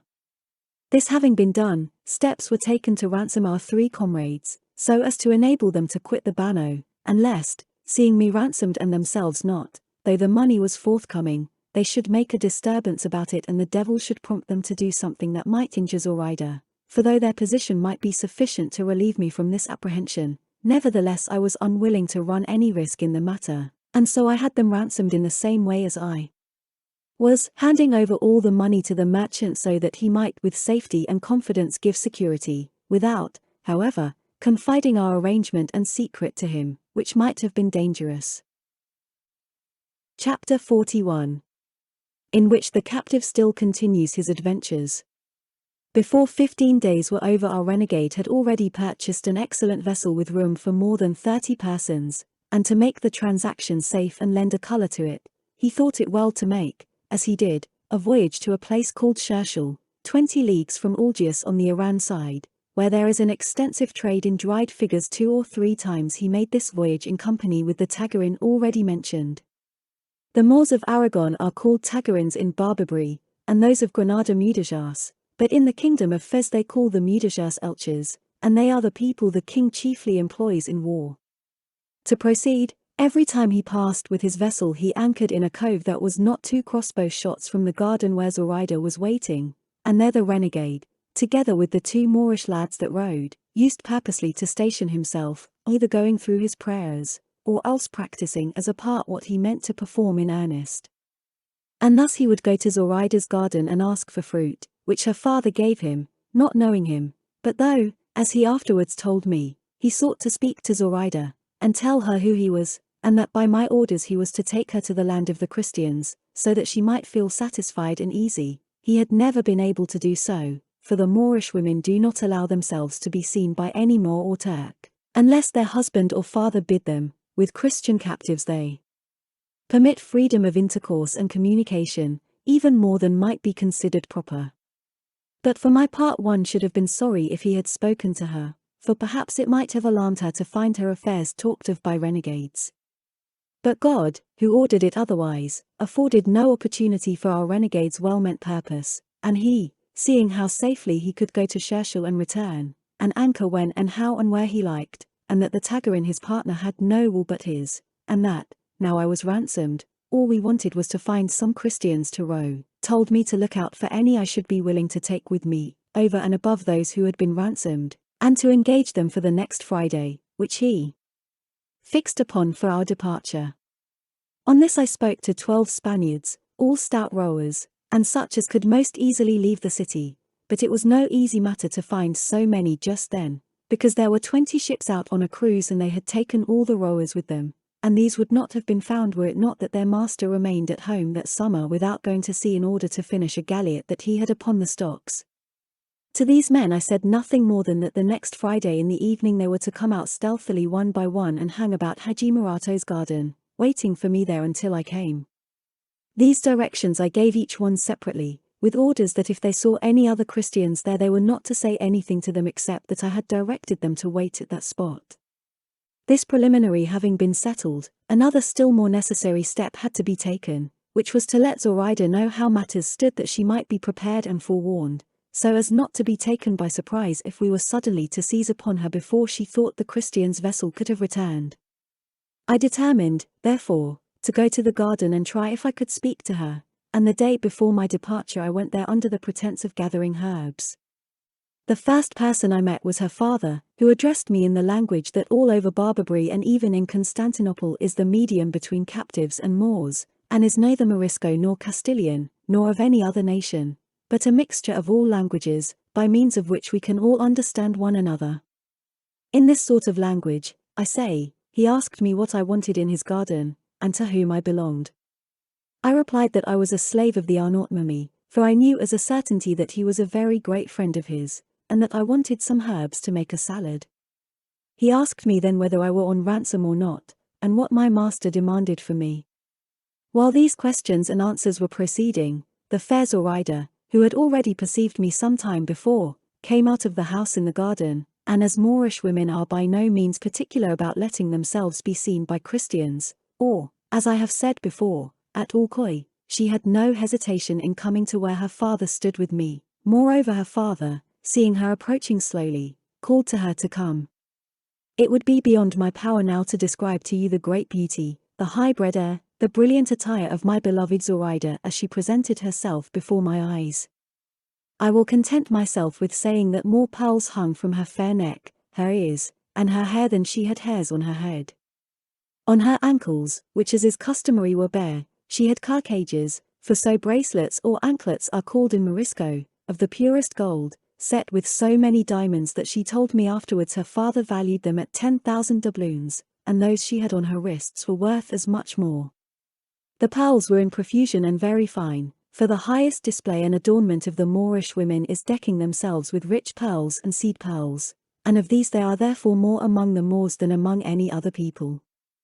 Zoraida's father had to the reputation of possessing a great number, and the purest in all Algiers, and of possessing also more than 200,000 Spanish crowns, and she, who is now mistress of me only, was mistress of all this. Whether thus adorned she would have been beautiful or not, and what she must have been in her prosperity, may be imagined from the beauty remaining to her after so many hardships, for, as everyone knows, the beauty of some women has its times and its seasons, and is increased or diminished by chance causes, and naturally the emotions of the mind will heighten or impair it, though indeed more frequently they totally destroy it. In a word, she presented herself before me that day attired with the utmost splendor, and supremely beautiful. At any rate, she seemed to me the most beautiful object I had ever seen, and when, besides, I thought of all I owed to her, I felt as though I had before me some heavenly being come to earth to bring me relief and happiness. As she approached, her father told her in his own language that I was a captive belonging to his friend the Arnaut mummy, and that I had come for salad. She took up the conversation, and in that mixture of tongues I have spoken of she asked me if I was a gentleman, and why I was not ransomed. I answered that I was already ransomed, and that by the price it might be seen what value my master set on me, as they had given 1,500 zoltanas for me, to which she replied, "Hadst thou been my father's, I can tell thee, I would not have let him part with thee for twice as much, for you Christians always tell lies about yourselves and make yourselves out poor to cheat the Moors." "That may be, lady," said I, "but indeed I dealt truthfully with my master, as I do and mean to do with everybody in the world." "And when dost thou go?" said Zoraida. "Tomorrow, I think," said I, "for there is a vessel here from France which sails tomorrow, and I think I shall go in her." "Would it not be better," said Zoraida, "to wait for the arrival of ships from Spain and go with them and not with the French who are not your friends?" "No," said I, "though if there were intelligence that a vessel were now coming from Spain it is true I might, perhaps, wait for it. However, it is more likely I shall depart tomorrow, for the longing I feel to return to my country and to those I love is so great that it will not allow me to wait for another opportunity, however more convenient, if it be delayed." "No doubt thou art married in thine own country," said Zoraida, "and for that reason thou art anxious to go and see thy wife." "I am not married," I replied, "but I have given my promise to marry on my arrival there." "And is the lady beautiful to whom thou hast given it?" said Zoraida. "So beautiful," said I, "that, to describe her worthily and tell thee the truth, she is very like thee." At this her father laughed very heartily and said, "By Allah, Christian, she must be very beautiful if she is like my daughter, who is the most beautiful woman in all this kingdom. Only look at her well and thou wilt see I am telling the truth." Zoraida's father, as the better linguist, helped to interpret most of these words and phrases, for though she spoke the bastard language, that, as I have said, is employed there, she expressed her meaning more by signs than by words. While we were still engaged in this conversation, a Moor came running up, exclaiming that 4 Turks had leaped over the fence or wall of the garden, and were gathering the fruit though it was not yet ripe. The old man was alarmed, and Zoraida too, for the Moors commonly, and, so to speak, instinctively have a dread of the Turks, but particularly of the soldiers, who are so insolent and domineering to the Moors who are under their power that they treat them worse than if they were their slaves. Her father said to Zoraida, "Daughter, retire into the house and shut thyself in while I go and speak to these dogs, and thou, Christian, pick thy herbs, and go in peace, and Allah bring thee safe to thy own country." I bowed, and he went away to look for the Turks, leaving me alone with Zoraida, who made as if she were about to retire as her father bade her. But the moment he was concealed by the trees of the garden, turning to me with her eyes full of tears, she said, "Tamagi, Cristiano, Tamagi, that is to say, art thou going, Christian, art thou going?" I made answer, "Yes, lady, but not without thee, come what may. Be on the watch for me on the next Juma, and be not alarmed when thou seest us, for most surely we shall go to the land of the Christians." This I said in such a way that she understood perfectly all that passed between us, and throwing her arm round my neck she began with feeble steps to move towards the house, but as fate would have it, and it might have been very unfortunate if heaven had not otherwise ordered it, just as we were moving on in the manner and position I have described, with her arm round my neck, her father, as he returned after having sent away the Turks, saw how we were walking, and we perceived that he saw us. But Zoraida, ready and quick-witted, took care not to remove her arm from my neck, but on the contrary drew closer to me and laid her head on my breast, bending her knees a little and showing all the signs and tokens of fainting, while I at the same time made it seem as though I were supporting her against my will. Her father came running up to where we were, and seeing his daughter in this state asked what was the matter with her. She, however, giving no answer, he said, "No doubt she has fainted in alarm at the entrance of those dogs," and taking her from mine he drew her to his own breast, while she sighing, her eyes still wet with tears, said again, "Amagi, Cristiano, Amagi go, Christian, go." To this her father replied, "There is no need, daughter, for the Christian to go, for he has done thee no harm, and the Turks have now gone, feel no alarm, there is nothing to hurt thee, for as I say, the Turks at my request have gone back the way they came." It was they who terrified her, as thou hast said, Señor, said I to her father, but since she tells me to go, I have no wish to displease her. Peace be with thee, and with thy leave I will come back to this garden for herbs if need be, for my master says there are nowhere better herbs for salad than here. Come back for any thou hast need of, replied Haji Murato, for my daughter does not speak thus because she is displeased with thee or any Christian, she only meant that the Turks should go, not thou, or that it was time for thee to look for thy herbs. With this I at once took my leave of both, and she, looking as though her heart were breaking, retired with her father. While pretending to look for herbs I made the round of the garden at my ease, and studied carefully all the approaches and outlets, and the fastenings of the house and everything that could be taken advantage of to make our task easy.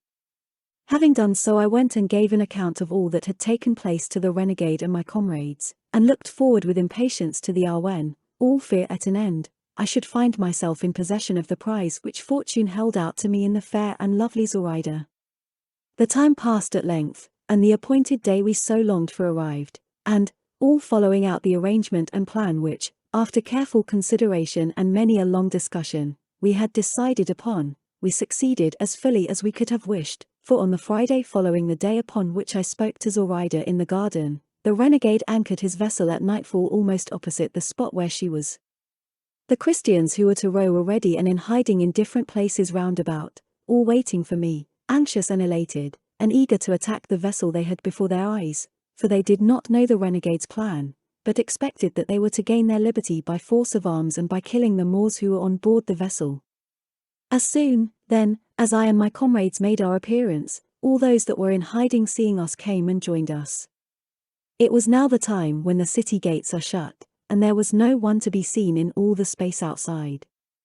When we were collected together we debated whether it would be better first to go for Zoraida, or to make prisoners of the Moorish rowers who rowed in the vessel, but while we were still uncertain our renegade came up asking us what kept us, as it was now the time, and all the Moors were off their guard and most of them asleep. We told him why we hesitated, but he said it was of more importance first to secure the vessel, which could be done with the greatest ease and without any danger, and then we could go for Zoraida. We all approved of what he said, and so without further delay, guided by him we made for the vessel, and he leaping on board first, drew his cutlass and said in Morisco, "Let no one stir from this if he does not want it to cost him his life." By this almost all the Christians were on board, and the Moors, who were faint-hearted, hearing their captain speak in this way, were cowed, and without any one of them taking to his arms, and indeed they had few or hardly any, they submitted without saying a word to be bound by the Christians, who quickly secured them, threatening them that if they raised any kind of outcry they would be all put to the sword. This having been accomplished, and half of our party being left to keep guard over them, the rest of us, again taking the renegade as our guide, hastened towards Haji Murato's garden, and as good luck would have it, on trying the gate it opened as easily as if it had not been locked, and so, quite quietly and in silence, we reached the house without being perceived by anybody. The lovely Zoraida was watching for us at a window, and as soon as she perceived that there were people there, she asked in a low voice if we were Nzoani, as much as to say or ask if we were Christians. I answered that we were, and begged her to come down. As soon as she recognized me she did not delay an instant, but without answering a word came down immediately, opened the door and presented herself before us all, so beautiful and so richly attired that I cannot attempt to describe her. The moment I saw her I took her hand and kissed it, and the renegade and my two comrades did the same, and the rest, who knew nothing of the circumstances, did as they saw us do, for it only seemed as if we were returning thanks to her, and recognizing her as the giver of our liberty. The renegade asked her in the Morisco language if her father was in the house. She replied that he was and that he was asleep. "Then it will be necessary to waken him and take him with us," said the renegade, "and everything of value in this fair mansion." "Nay," said she, "my father must not on any account be touched, and there is nothing in the house except what I shall take, and that will be quite enough to enrich and satisfy all of you. Wait a little and you shall see." And so saying she went in, telling us she would return immediately and bidding us keep quiet without making any noise. I asked the renegade what had passed between them, and when he told me, I declared that nothing should be done except in accordance with the wishes of Zoraida, who now came back with a little trunk so full of gold crowns that she could scarcely carry it. Unfortunately her father awoke while this was going on, and hearing a noise in the garden, came to the window, and at once perceiving that all those who were there were Christians, raising a prodigiously loud outcry, he began to call out in Arabic, "Christians, Christians! Thieves, thieves!" by which cries we were all thrown into the greatest fear and embarrassment, but the renegade, seeing the danger we were in and how important it was for him to effect his purpose before we were heard, mounted with the utmost quickness to where Haji Murato was, and with him went some of our party. I, however, did not dare to leave Zoraida, who had fallen almost fainting in my arms. To be brief, those who had gone upstairs acted so promptly that in an instant they came down, carrying Haji Murato with his hands bound and a napkin tied over his mouth, which prevented him from uttering a word, warning him at the same time that to attempt to speak would cost him his life. When his daughter caught sight of him she covered her eyes so as not to see him, and her father was horror-stricken, not knowing how willingly she had placed herself in our hands. But it was now most essential for us to be on the move, and carefully and quickly we regained the vessel, where those who had remained on board were waiting for us in apprehension of some mishap having befallen us. It was barely 2 hours after night set in when we were all on board the vessel, where the cords were removed from the hands of Zoraida's father, and the napkin from his mouth, but the renegade once more told him not to utter a word, or they would take his life. He, when he saw his daughter there, began to sigh piteously, and still more when he perceived that I held her closely embraced and that she lay quiet without resisting or complaining, or showing any reluctance. Nevertheless he remained silent lest they should carry into effect the repeated threats the renegade had addressed to him. Finding herself now on board, and that we were about to give way with the oars, Zoraida, seeing her father there, and the other Moors bound, bade the renegade ask me to do her the favor of releasing the Moors and setting her father at liberty, for she would rather drown herself in the sea than suffer a father that had loved her so dearly to be carried away captive before her eyes and on her account. The renegade repeated this to me, and I replied that I was very willing to do so, but he replied that it was not advisable, because if they were left there they would at once raise the country and stir up the city, and lead to the despatch of swift cruisers in pursuit, and our being taken, by sea or land, without any possibility of escape, and that all that could be done was to set them free on the first Christian ground we reached.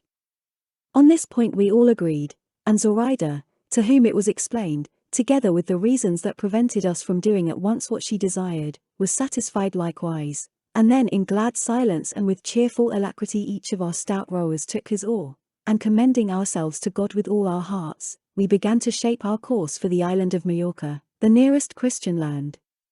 Owing, however, to the Tramontana rising a little, and the sea growing somewhat rough, it was impossible for us to keep a straight course for Majorca, and we were compelled to coast in the direction of Oran, not without great uneasiness on our part lest we should be observed from the town of Shershel, which lies on that coast, not more than 60 miles from Algiers. Moreover we were afraid of meeting on that course one of the galleots that usually come with goods from Tetuan, although each of us for himself and all of us together felt confident that, if we were to meet a merchant galleot, so that it were not a cruiser, not only should we not be lost, but that we should take a vessel in which we could more safely accomplish our voyage. As we pursued our course Zoraida kept her head between my hands so as not to see her father, and I felt that she was praying to Leela Marian to help us. We might have made about 30 miles when daybreak found us some 3 musket shots off the land, which seemed to us deserted, and without anyone to see us. For all that, however, by hard rowing we put out a little to sea, for it was now somewhat calmer, and having gained about 2 leagues the word was given to row by batches, while we ate something, for the vessel was well provided, but the rowers said it was not a time to take any rest, let food be served out to those who were not rowing, but they would not leave their oars on any account. This was done, but now a stiff breeze began to blow, which obliged us to leave off rowing and make sail at once and steer for Iran, as it was impossible to make any other course.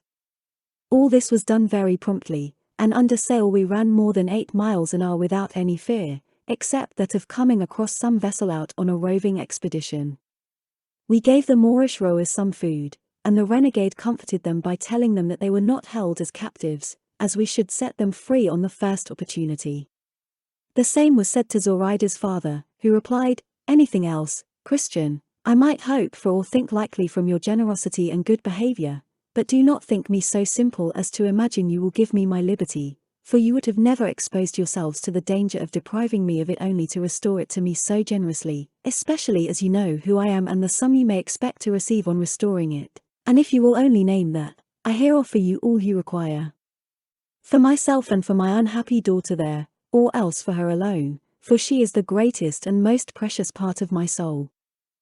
As he said this he began to weep so bitterly that he filled us all with compassion and forced Zoraida to look at him, and when she saw him weeping she was so moved that she rose from my feet and ran to throw her arms round him, and pressing her face to his, they both gave way to such an outburst of tears that several of us were constrained to keep them company.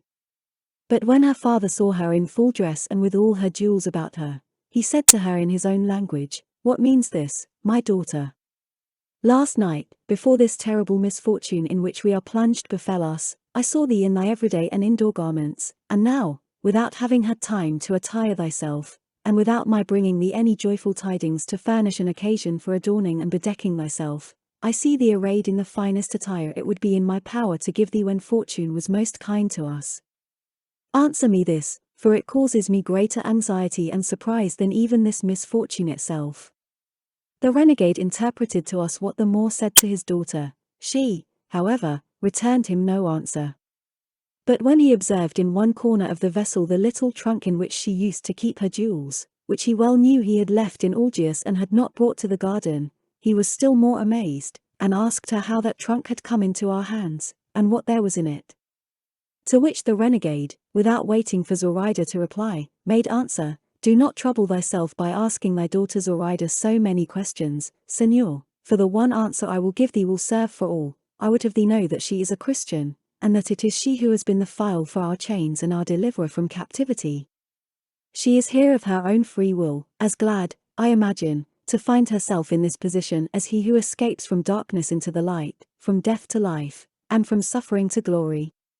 "Daughter, is this true, what he says?" cried the Moor. "It is," replied Zoraida. "That thou art in truth a Christian," said the old man, "and that thou hast given thy father into the power of his enemies." To which Zoraida made answer, "A Christian I am, but it is not I who have placed thee in this position, for it never was my wish to leave thee or do thee harm, but only to do good to myself."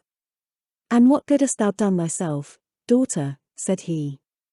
"Ask thou that," said she, "of Leila Marian, for she can tell thee better than I." The Moor had hardly heard these words when with marvelous quickness he flung himself headforemost into the sea, where no doubt he would have been drowned had not the long and full dress he wore held him up for a little on the surface of the water. Zoraida cried aloud to us to save him, and we all hastened to help, and seizing him by his robe we drew him in half drowned and insensible, at which Zoraida was in such distress that she wept over him as piteously and bitterly as though he were already dead. We turned him upon his face and he voided a great quantity of water, and at the end of 2 hours came to himself. Meanwhile, the wind having changed we were compelled to head for the land, and ply our oars to avoid being driven on shore, but it was our good fortune to reach a creek that lies on one side of a small promontory or cape, called by the Moors that of the Cava Rumia, which in our language means the wicked Christian woman, for it is a tradition among them that La Cava, through whom Spain was lost, lies buried at that spot. Cava in their language meaning wicked woman, and Rumia Christian. Moreover, they count it unlucky to anchor there when necessity compels them, and they never do so otherwise. For us, however, it was not the resting place of the wicked woman but a haven of safety for our relief, so much had the sea now got up. We posted a lookout on shore, and never let the oars out of our hands, and ate of the stores the renegade had laid in, imploring God and Our Lady with all our hearts to help and protect us, that we might give a happy ending to a beginning so prosperous. At the entreaty of Zoraida orders were given to set on shore her father and the other Moors who were still bound, for she could not endure, nor could her tender heart bear to see her father in bonds and her fellow countrymen prisoners before her eyes. We promised her to do this at the moment of departure, for as it was uninhabited we ran no risk in releasing them at that place. Our prayers were not so far in vain as to be unheard by heaven, for after a while the wind changed in our favor, and made the sea calm, inviting us once more to resume our voyage with a good heart. Seeing this we unbound the Moors, and one by one put them on shore, at which they were filled with amazement, but when we came to land Zoraida's father, who had now completely recovered his senses, he said,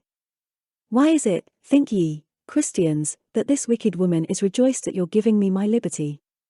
Think ye it is because of the affection she bears me? Nay verily, it is only because of the hindrance my presence offers to the execution of her base designs. And think not that it is her belief that yours is better than ours that has led her to change her religion, it is only because she knows that immodesty is more freely practiced in your country than in ours." Then turning to Zoraida, while I and another of the Christians held him fast by both arms, lest he should do some mad act, he said to her, "Infamous girl, misguided maiden, whither in thy blindness and madness art thou going in the hands of these dogs, our natural enemies? Cursed be the hour when I begot thee. Cursed the luxury and indulgence in which I reared thee." But seeing that he was not likely soon to cease, I made haste to put him on shore, and thence he continued his maledictions and lamentations aloud, calling on Mohammed to pray to Allah to destroy us, to confound us, to make an end of us, and when, in consequence of having made sail, we could no longer hear what he said we could see what he did, how he plucked out his beard and tore his hair and lay writhing on the ground. But once he raised his voice to such a pitch that we were able to hear what he said.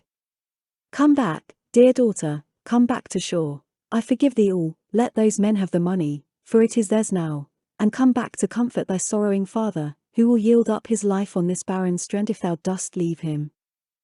All this Zoraida heard, and heard with sorrow and tears, and all she could say in answer was, "Allah grant that Leela Marian, who has made me become a Christian, give thee comfort in thy sorrow, my father. Allah knows that I could not do otherwise than I have done, and that these Christians owe nothing to my will, for even had I wished not to accompany them, but remain at home, it would have been impossible for me, so eagerly did my soul urge me on to the accomplishment of this purpose, which I feel to be as righteous as to thee, dear father, it seems wicked."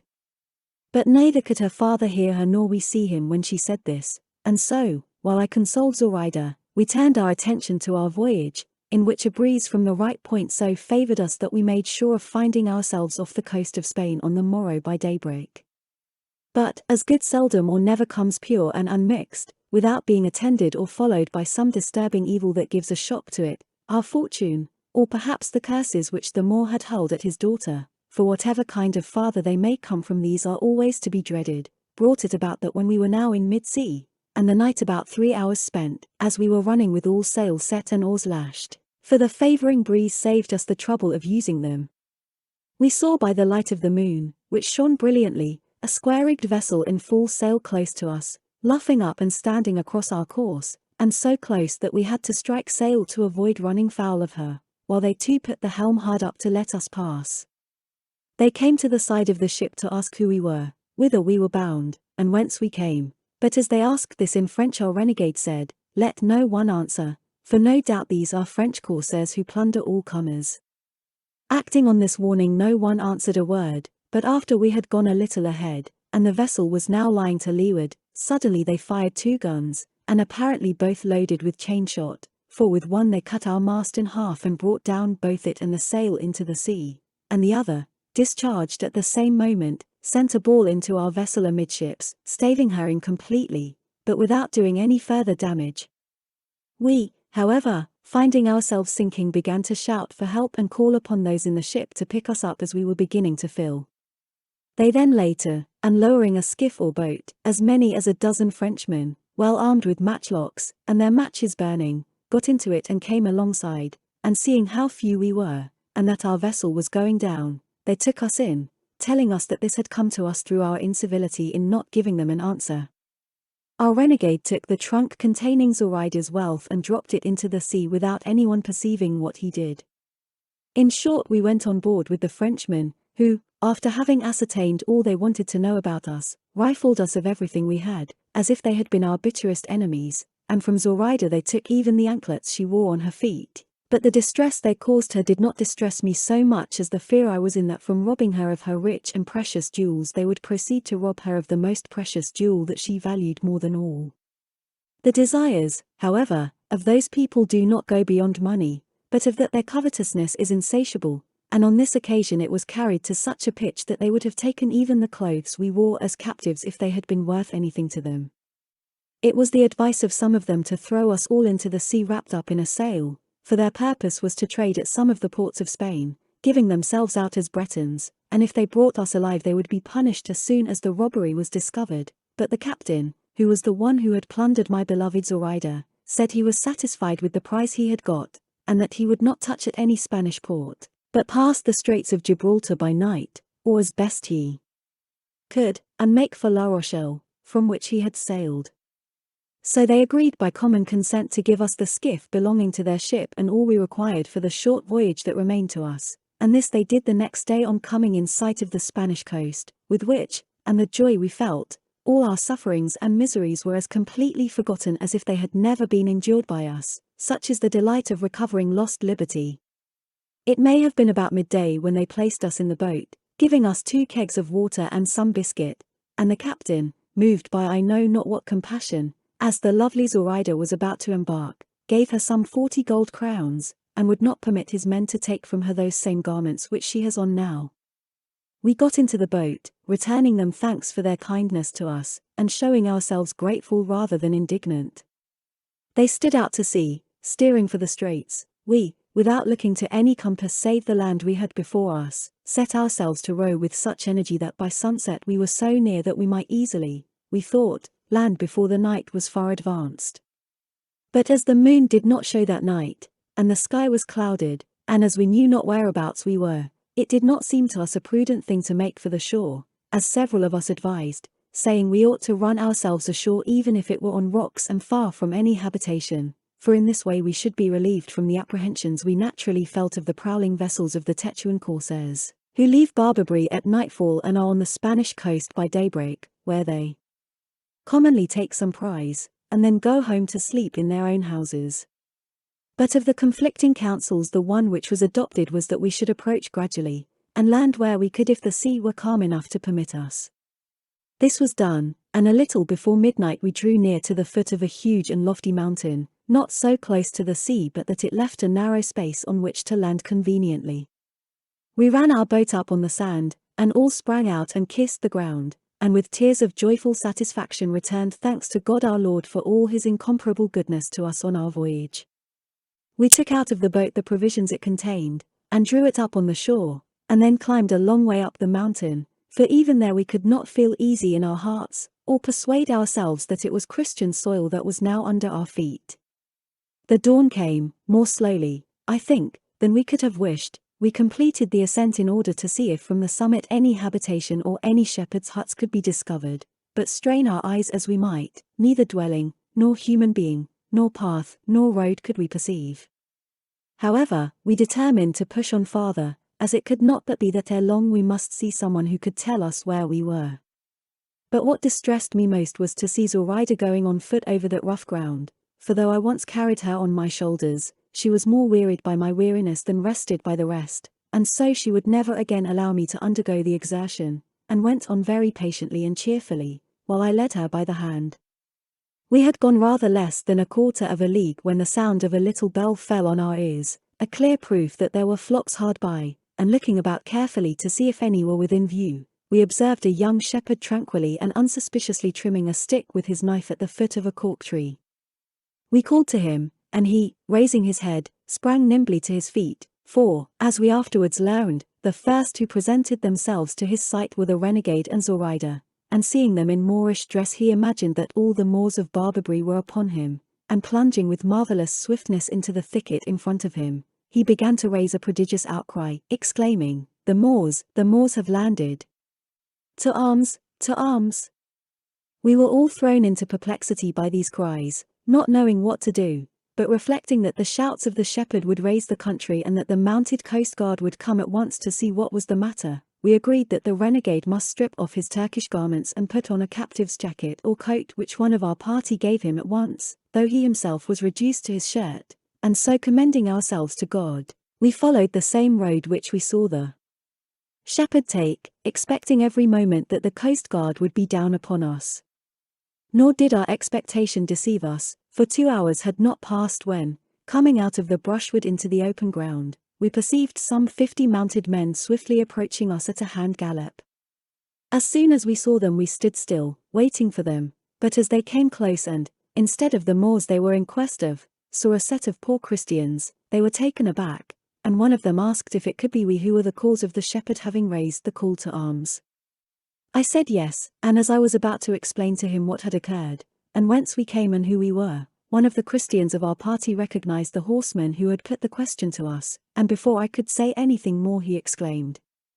"Thanks be to God, sirs, for bringing us to such good quarters, for, if I do not deceive myself, the ground we stand on is that of Vélez Málaga unless, indeed, all my years of captivity have made me unable to recollect that you, Señor, who ask who we are Pedro de Bustamante, my uncle." The Christian captive had hardly uttered these words, when the horseman threw himself off his horse, and ran to embrace the young man, crying, "Nephew of my soul and life! I recognize thee now, and long have I mourned thee as dead, I, and my sister, thy mother, and all thy kin that are still alive, and whom God has been pleased to preserve that they may enjoy the happiness of seeing thee.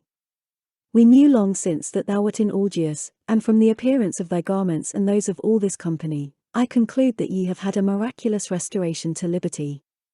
"It is true," replied the young man, "and by we will tell you all."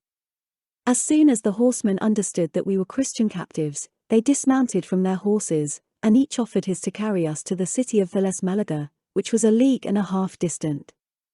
Some of them went to bring the boat to the city, we having told them where we had left it, others took us up behind them, and Zoraida was placed on the horse of the young man's uncle. The whole town came out to meet us, for they had by this time heard of our arrival from one who had gone on in advance. They were not astonished to see liberated captives or captive Moors, for people on that coast are well used to see both one and the other, but they were astonished at the beauty of Zoraida, which was just then heightened, as well by the exertion of travelling as by joy at finding herself on Christian soil, and relieved of all fear of being lost, for this had brought such a glow upon her face, that unless my affection for her were deceiving me, I would venture to say that there was not a more beautiful creature in the world, at least, that I had ever seen. We went straight to the church to return thanks to God for the mercies we had received, and when Zoraida entered it she said there were faces there like Leela Marian's. We told her they were her images, and as well as he could the renegade explained to her what they meant, that she might adore them as if each of them were the very same Leela Marian that had spoken to her, and she, having great intelligence and a quick and clear instinct, understood at once all he said to her about them. Thence they took us away and distributed us all in different houses in the town, but as for the renegade, Zoraida, and myself, the Christian who came with us brought us to the house of his parents, who had a fair share of the gifts of fortune, and treated us with as much kindness as they did their own son. We remained 6 days in Vélez, at the end of which the renegade, having informed himself of all that was requisite for him to do, set out for the city of Granada to restore himself to the sacred bosom of the Church through the medium of the Holy Inquisition.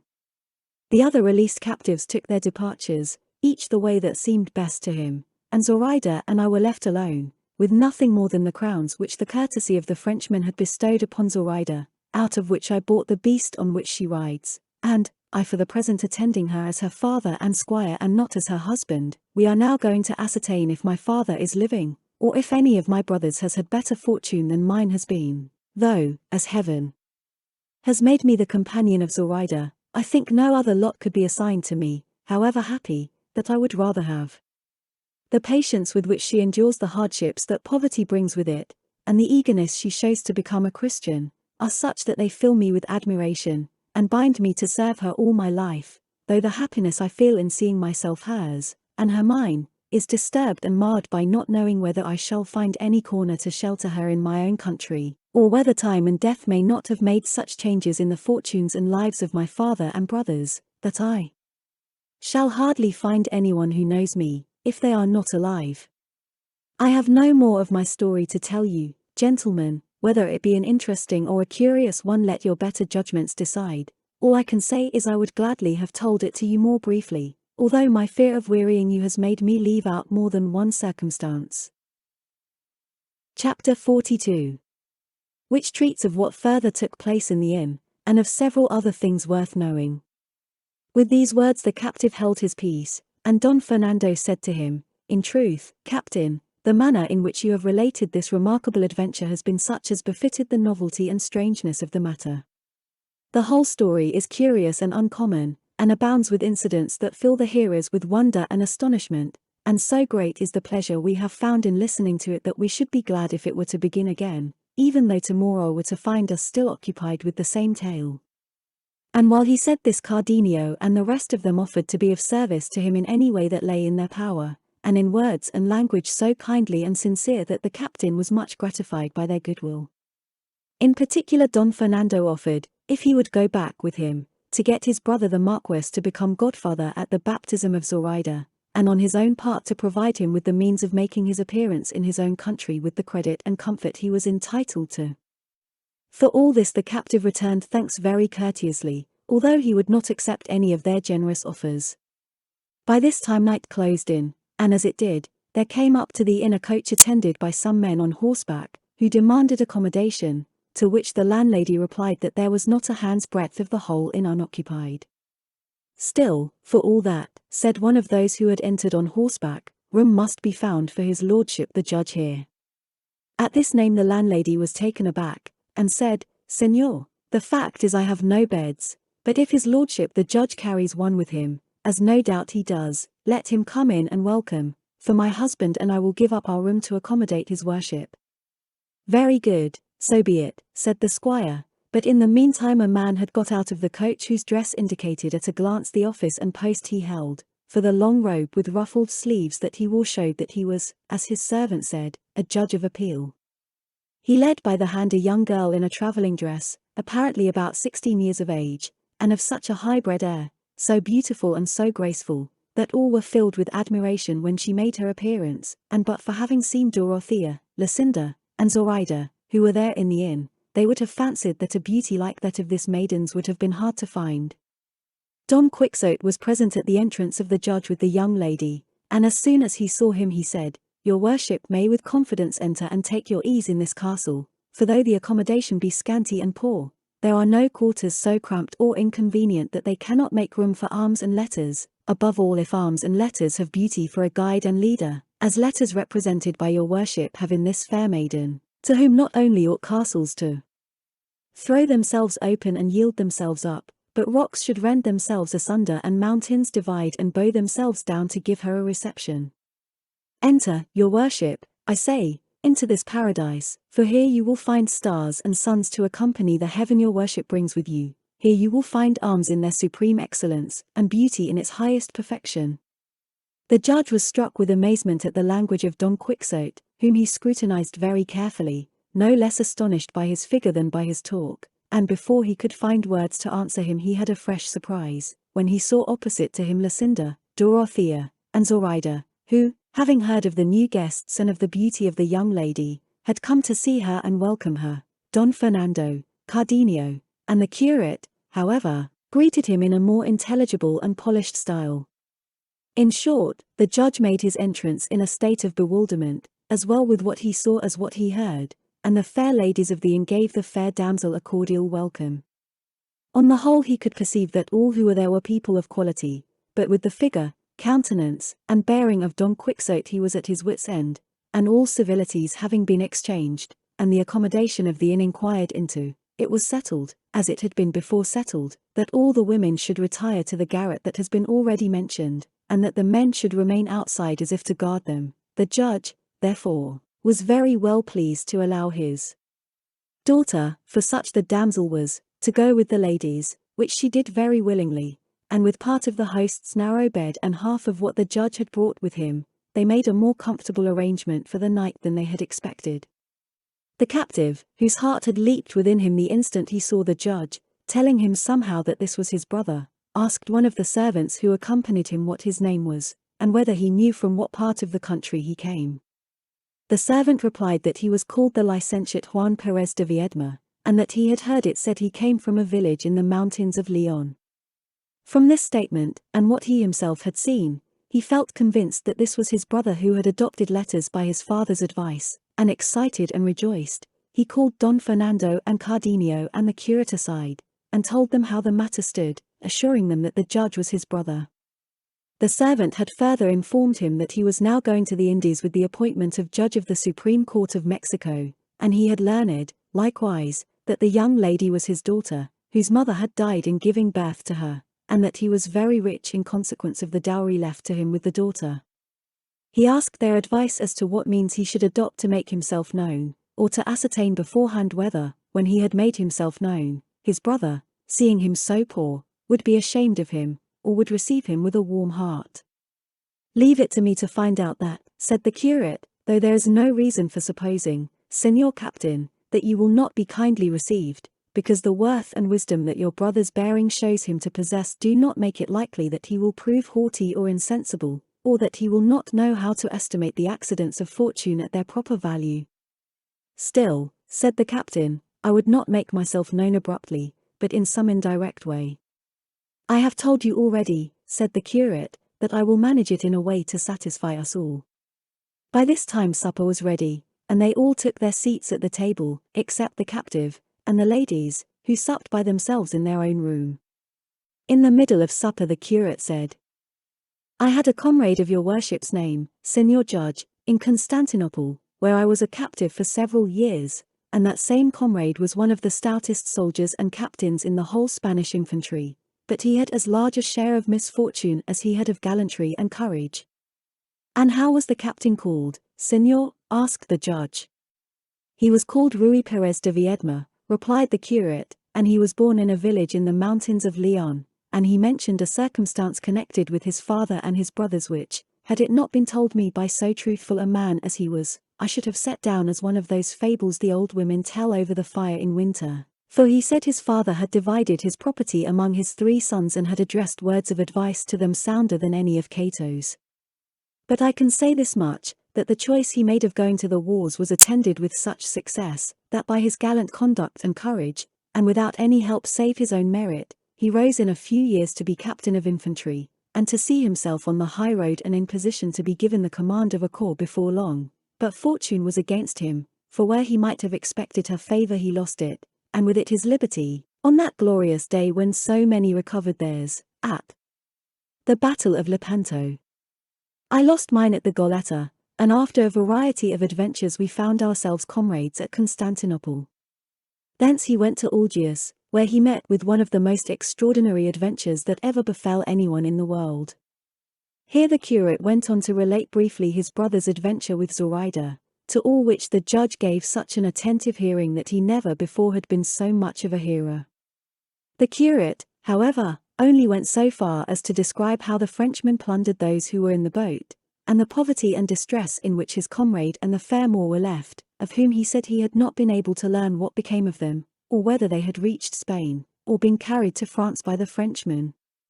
The captain, standing a little to one side, was listening to all the curate said, and watching every movement of his brother, who, as soon as he perceived the curate had made an end of his story, gave a deep sigh and said with his eyes full of tears, "Oh, Señor, if you only knew what news you have given me and how it comes home to me, making me show how I feel it with these tears that spring from my eyes in spite of all my worldly wisdom and self-restraint.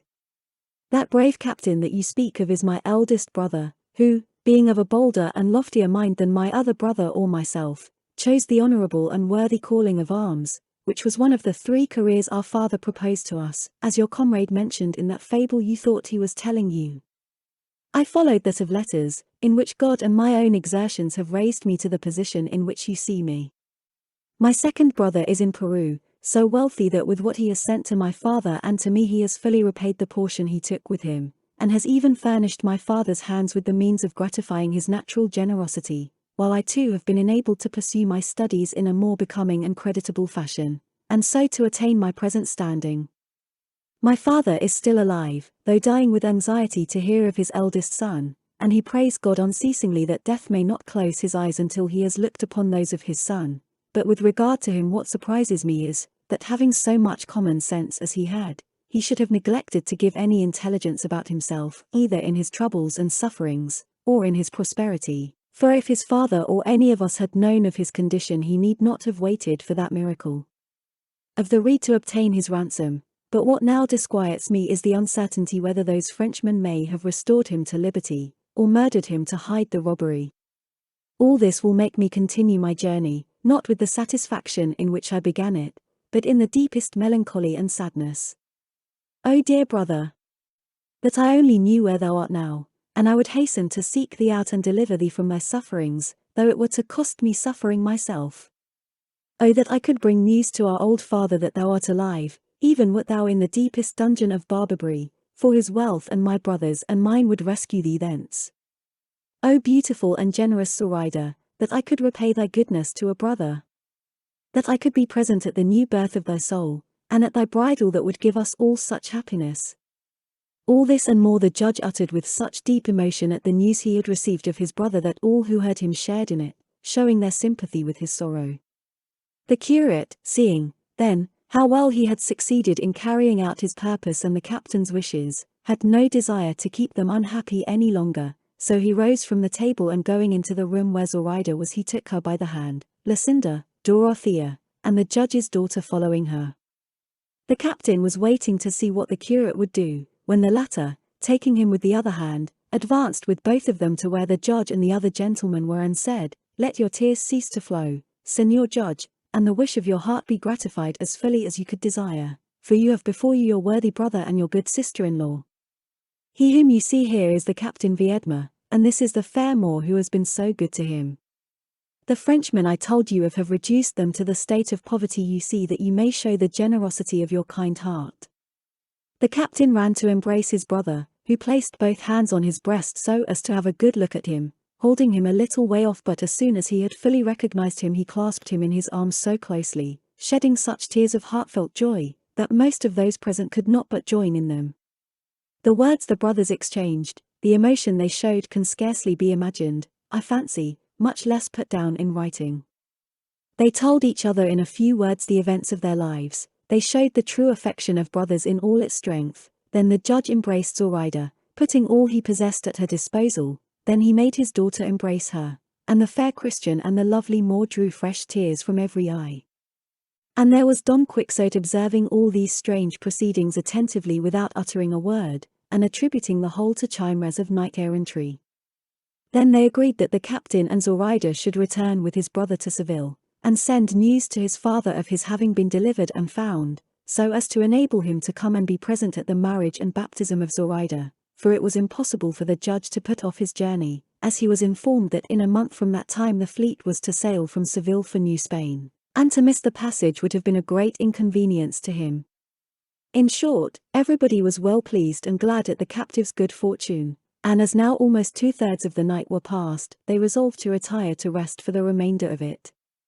Don Quixote offered to mount guard over the castle lest they should be attacked by some giant or other malevolent scoundrel, covetous of the great treasure of beauty the castle contained. Those who understood him returned him thanks for this service, and they gave the judge an account of his extraordinary humor, with which he was not a little amused. Sancho Panza alone was fuming at the lateness of the hour for retiring to rest, and he of all was the one that made himself most comfortable, as he stretched himself on the trappings of his ass, which, as will be told farther on, cost him so dear.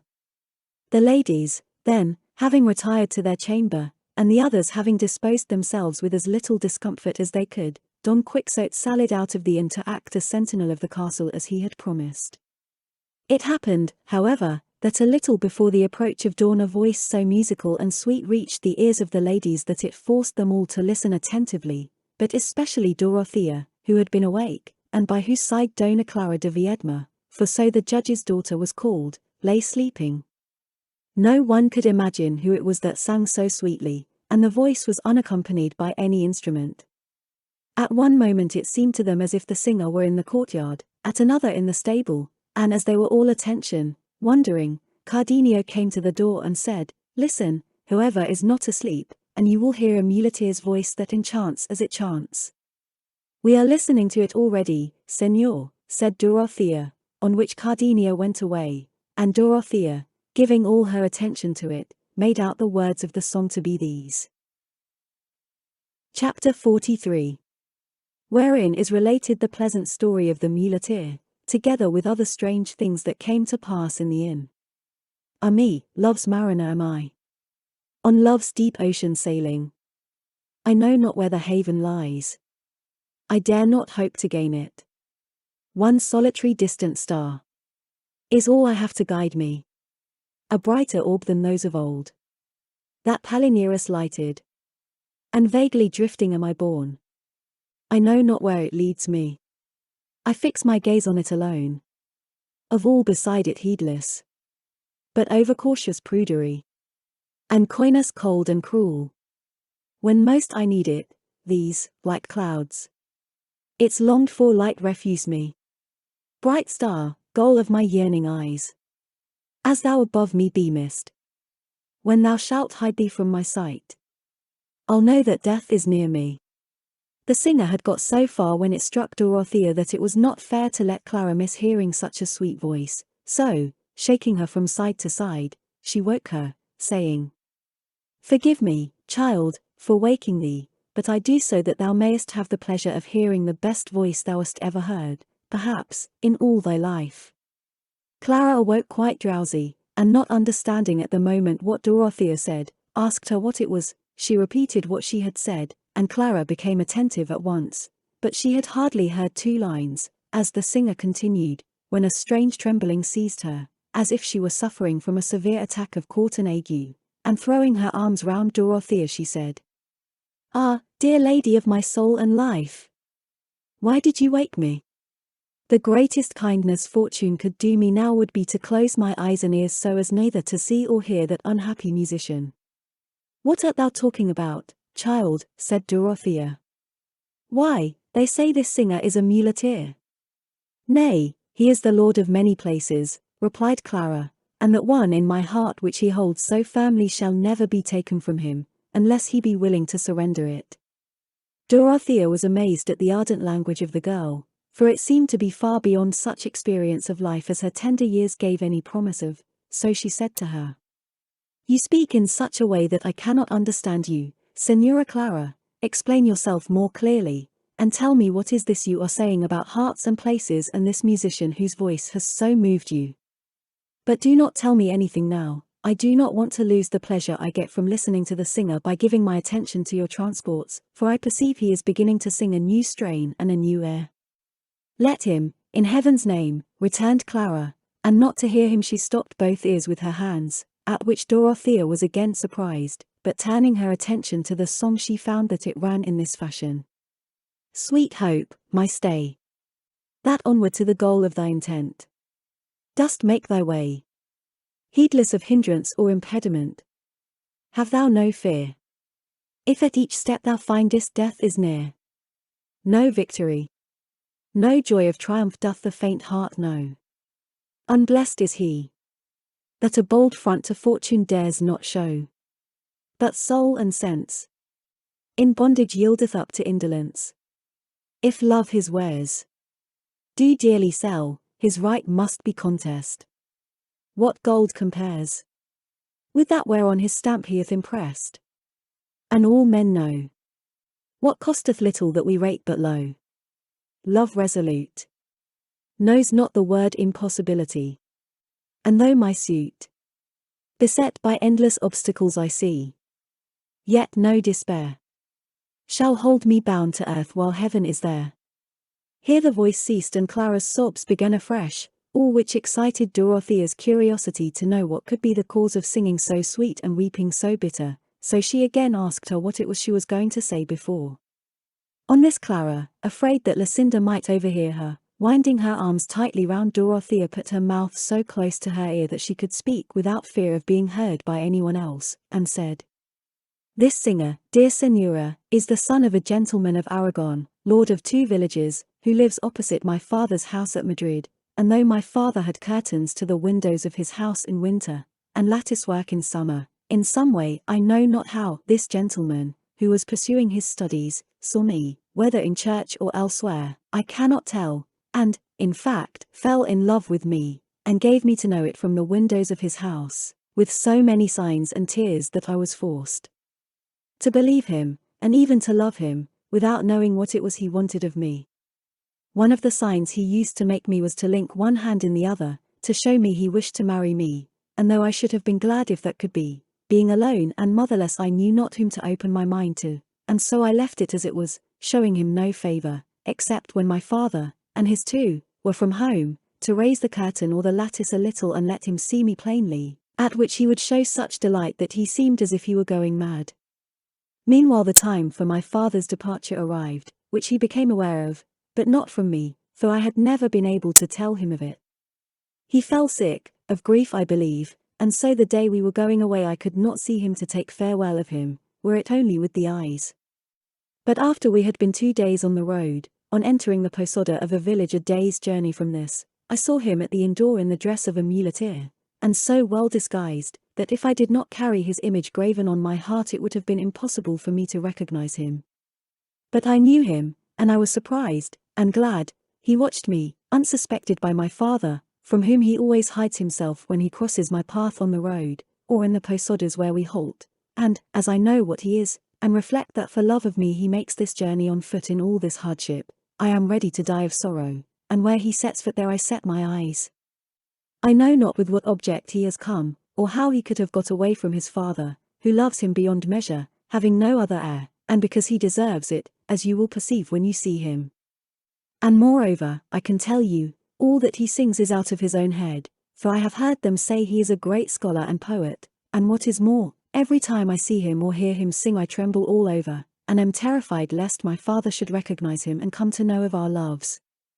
I have never spoken a word to him in my life, and for all that I love him so that I could not live without him.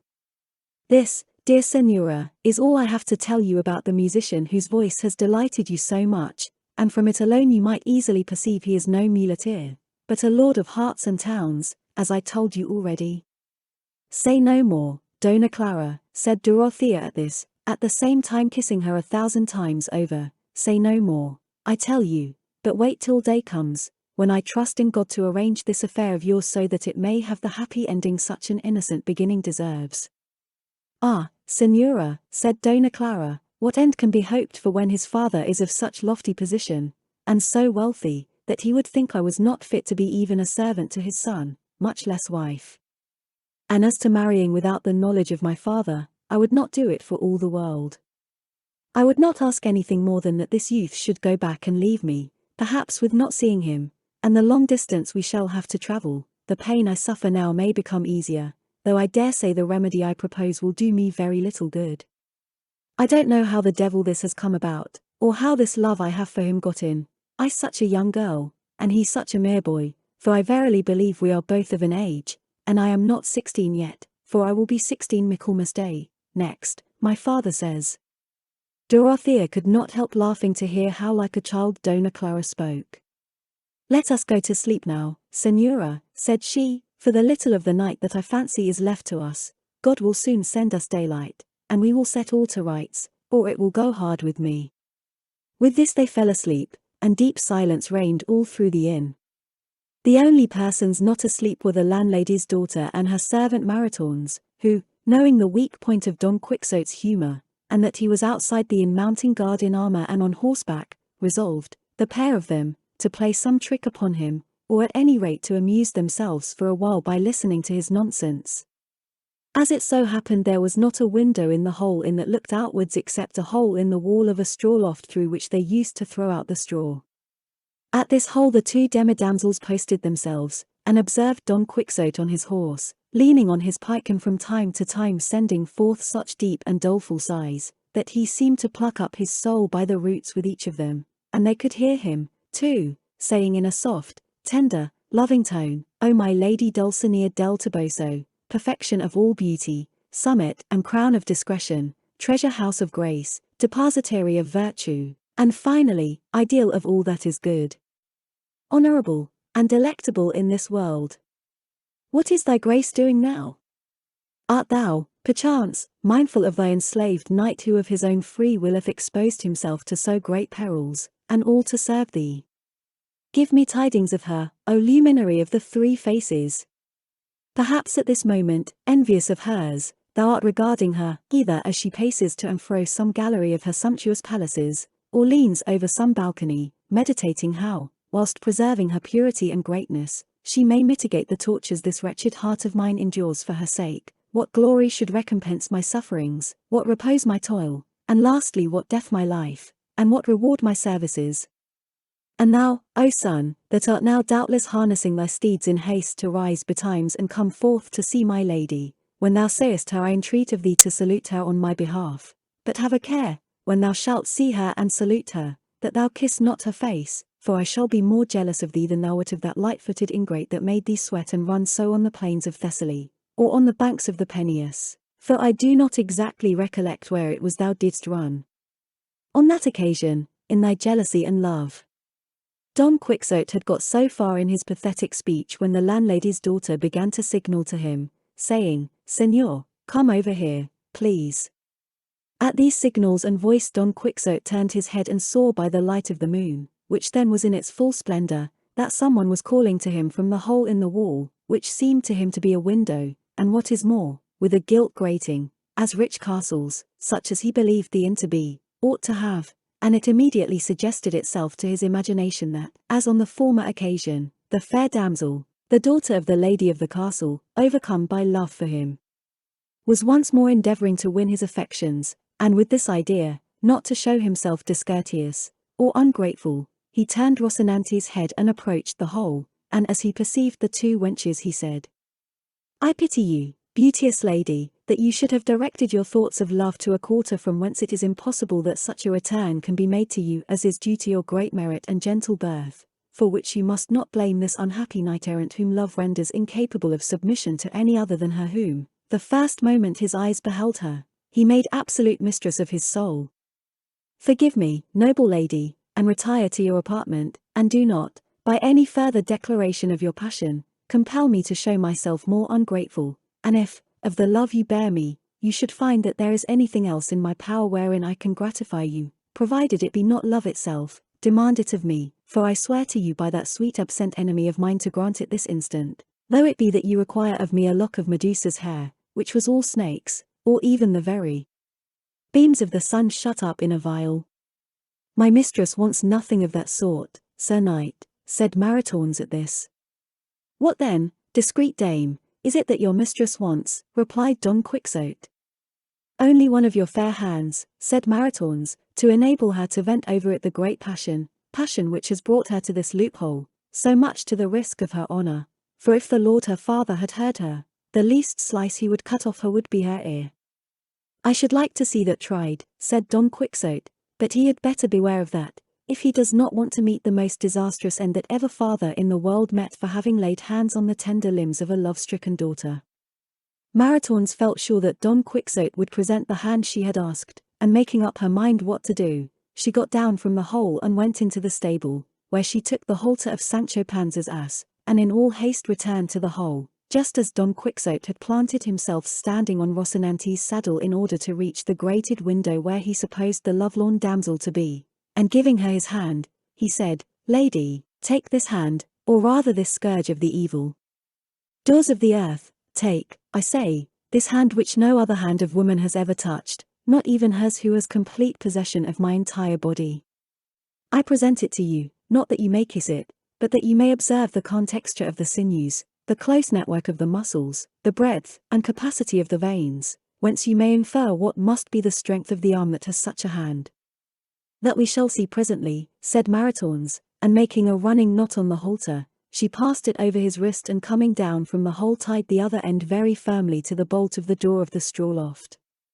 Don Quixote, feeling the roughness of the rope on his wrist, exclaimed, "Your grace seems to be grating rather than caressing my hand. Treat it not so harshly, for it is not to blame for the offense my resolution has given you, nor is it just to wreak all your vengeance on so small a part. Remember that one who loves so well should not revenge herself so cruelly." But there was nobody now to listen to these words of Don Quixote's, for as soon as Maritornes had tied him she and the other made off, ready to die with laughing, leaving him fastened in such a way that it was impossible for him to release himself.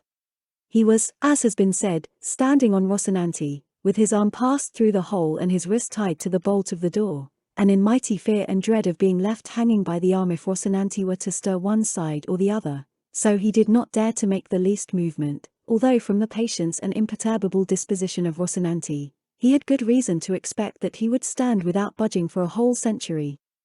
Finding himself fast, then, and that the ladies had retired, he began to fancy that all this was done by enchantment, as on the former occasion when in that same castle that enchanted more of a carrier had belaboured him, and he cursed in his heart his own want of sense and judgment in venturing to enter the castle again, after having come off so badly the first time, it being a settled point with knights-errant that when they have tried an adventure, and have not succeeded in it, it is a sign that it is not reserved for them but for others, and that therefore they need not try it again. Nevertheless he pulled his arm to see if he could release himself, but it had been made so fast that all his efforts were in vain. It is true he pulled it gently lest Rocinante should move, but try as he might to seat himself in the saddle, he had nothing for it but to stand upright or pull his hand off. Then it was he wished for the sword of Amadis, against which no enchantment whatever had any power, then he cursed his ill fortune, then he magnified the loss the world would sustain by his absence while he remained there enchanted, for that he believed he was beyond all doubt, then he once more took to thinking of his beloved Dulcinea del Toboso, then he called to his worthy squire Sancho Panza, who, buried in sleep and stretched upon the pack saddle of his ass, was oblivious, at that moment, of the mother that bore him. Then he called upon the sages Lergandio and Alquife to come to his aid, then he invoked his good friend Aganda to succor him, and then, at last, morning found him in such a state of desperation and perplexity that he was bellowing like a bull, for he had no hope that day would bring any relief to his suffering, which he believed would last forever, inasmuch as he was enchanted, and of this he was convinced by seeing that Rocinante never stirred, much or little. And he felt persuaded that he and his horse were to remain in this state, without eating or drinking or sleeping, until the malign influence of the stars was overpast, or until some other more sage enchanter should disenchant him. But he was very much deceived in this conclusion, for daylight had hardly begun to appear when there came up to the inn 4 men on horseback, well equipped and accoutred, with firelarks across their saddle-bows. They called out and knocked loudly at the gate of the inn, which was still shut, on seeing which, Don Quixote, even there where he was, did not forget to act as sentinel, and said in a loud and imperious tone, "Knights, or squires, or whatever ye be, ye have no right to knock at the gates of this castle, for it is plain enough that they who are within are either asleep, or else are not in the habit of throwing open the fortress until the sun's rays are spread over the whole surface of the earth. Withdraw to a distance, and wait till it is broad daylight, and then we shall see whether it will be proper or not to open to you." "What the devil fortress or castle is this," said one, "to make us stand on such ceremony? If you are the innkeeper, bid them open to us, we are travellers who only want to feed our horses and go on, for we are in haste." "Do you think, gentlemen, that I look like an innkeeper?" said Don Quixote. "I don't know what you look like," replied the other, "but I know that you are talking nonsense when you call this in a castle." "A castle it is," returned Don Quixote, "nay, more, one of the best in this whole province, and it has within it people who have had the sceptre in the hand and the crown on the head." "It would be better if it were the other way," said the traveller, "the sceptre on the head and the crown in the hand, but if so, maybe there is within some company of players, with whom it is a common thing to have those crowns and sceptres you speak of, for in such a small inn as this, and where such silence is kept, I do not believe any people entitled to crowns and sceptres can have taken up their quarters." "You know but little of the world," returned Don Quixote, "since you are ignorant of what commonly occurs in knight-errantry." But the comrades of the spokesman, growing weary of the dialogue with Don Quixote, renewed their knocks with great vehemence, so much so that the host, and not only he but everybody in the inn, awoke, and he got up to ask who knocked. It happened at this moment that one of the horses of the 4 who were seeking admittance went to smell Rocinante, who melancholy, dejected, and with drooping ears stood motionless, supporting his sorely stretched master, and as he was, after all, flesh, though he looked as if he were made of wood, he could not help giving way and in return smelling the one who had come to offer him attentions. But he had hardly moved at all when Don Quixote lost his footing, and slipping off the saddle, he would have come to the ground, but for being suspended by the arm, which caused him such agony that he believed either his wrist would be cut through or his arm torn off, and he hung so near the ground that he could just touch it with his feet, which was all the worse for him, for, finding how little was wanted to enable him to plant his feet firmly, he struggled and stretched himself as much as he could to gain a footing, just like those undergoing the torture of the strapado, when they are fixed at touch and no touch, who aggravate their own sufferings by their violent efforts to stretch themselves, deceived by the hope which makes them fancy that with a very little more they will reach the ground. Chapter 44. In which are continued the unheard-of adventures of the inn. So loud, in fact, were the shouts of Don Quixote, that the landlord, opening the gate of the inn in all haste, came out in dismay, and ran to see who was uttering such cries, and those who were outside joined him. Maritornes, who had been by this time roused up by the same outcry, suspecting what it was, ran to the loft and, without anyone seeing her, untied the halter by which Don Quixote was suspended, and down he came to the ground in the sight of the landlord and the travellers, who approaching asked him what was the matter with him that he shouted so. He without replying a word took the rope off his wrist, and rising to his feet leaped upon Rocinante, braced his buckler on his arm, put his lance in rest, and making a considerable circuit of the plain came back at a half-gallop exclaiming, "Whoever shall say that I have been enchanted with just cause, provided my lady the Princess Micomicona grants me permission to do so, I give him the lie, challenge him and defy him to single combat." The newly arrived travellers were amazed at the words of Don Quixote, but the landlord removed their surprise by telling them who he was, and not to mind him as he was out of his senses. They then asked the landlord if by any chance a youth of about 15 years of age had come to that inn, one dressed like a muleteer, and of such and such an appearance, describing that of Dona Clara's lover. The landlord replied that there were so many people in the inn he had not noticed the person they were inquiring for, but one of them observing the coach in which the judge had come, said, "He is here no doubt, for this is the coach he is following. Let one of us stay at the gate, and the rest go in to look for him, or indeed it would be as well if one of us went round the inn, lest he should escape over the wall of the yard." "So be it," said another, and while two of them went in, one remained at the gate and the other made the circuit of the inn. Observing all which, the landlord was unable to conjecture for what reason they were taking all these precautions, though he understood they were looking for the youth whose description they had given him. It was by this time broad daylight, and for that reason, as well as in consequence of the noise Don Quixote had made, everybody was awake and up, but particularly Dona Clara and Dorothea, for they had been able to sleep but badly that night, the one from agitation at having her lover so near her, the other from curiosity to see him. Don Quixote, when he saw that not one of the four travellers took any notice of him or replied to his challenge, was furious and ready to die with indignation and wrath, and if he could have found in the ordinances of chivalry that it was lawful for a knight-errant to undertake or engage in another enterprise, when he had plighted his word and faith not to involve himself in any until he had made an end of the one to which he was pledged, he would have attacked the whole of them, and would have made them return an answer in spite of themselves. But considering that it would not become him, nor be right, to begin any new emprise until he had established Micomicona in her kingdom, he was constrained to hold his peace and wait quietly to see what would be the upshot of the proceedings of those same travellers, one of whom found the youth they were seeking lying asleep by the side of a muleteer, without a thought of anyone coming in search of him, much less finding him. The man laid hold of him by the arm, saying, "It becomes you well indeed, Señor Don Luis, to be in the dress you wear, and well the bed in which I find you agrees with the luxury in which your mother reared you."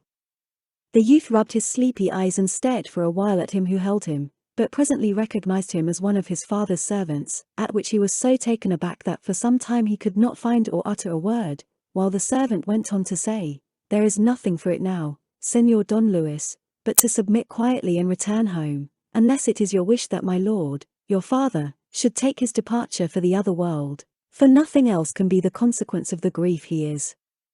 in at your absence." "But how did my father know that I had gone this road and in this dress?" said Don Luis. "It was a student to whom you confided your intentions," answered the servant, "that disclosed them. Touched with pity at the distress he saw your father suffer on missing you, he therefore dispatched 4 of his servants in quest of you, and here we all are at your service, better pleased than you can imagine that we shall return so soon and be able to restore you to those eyes that so yearn for you." "That shall be as I please, or as heaven orders," returned Don Luis. "What can you please or heaven order," said the other, "except to agree to go back? Anything else is impossible." All this conversation between the two was overheard by the muleteer at whose side Don Luis lay, and rising, he went to report what had taken place to Don Fernando, Cardenio, and the others, who had by this time dressed themselves, and told them how the man had addressed the youth as Don, and what words had passed, and how he wanted him to return to his father, which the youth was unwilling to do. With this, and what they already knew of the rare voice that heaven had bestowed upon him, they all felt very anxious to know more particularly who he was, and even to help him if it was attempted to employ force against him, so they hastened to where he was still talking and arguing with his servant. Dorothea at this instant came out of her room, followed by Dona Clara all in a tremor, and calling Cardenio aside, she told him in a few words the story of the musician and Dona Clara, and he at the same time told her what had happened, how his father's servants had come in search of him, but in telling her so, he did not speak low enough but that Dona Clara heard what he said, at which she was so much agitated that had not Dorothea hastened to support her she would have fallen to the ground.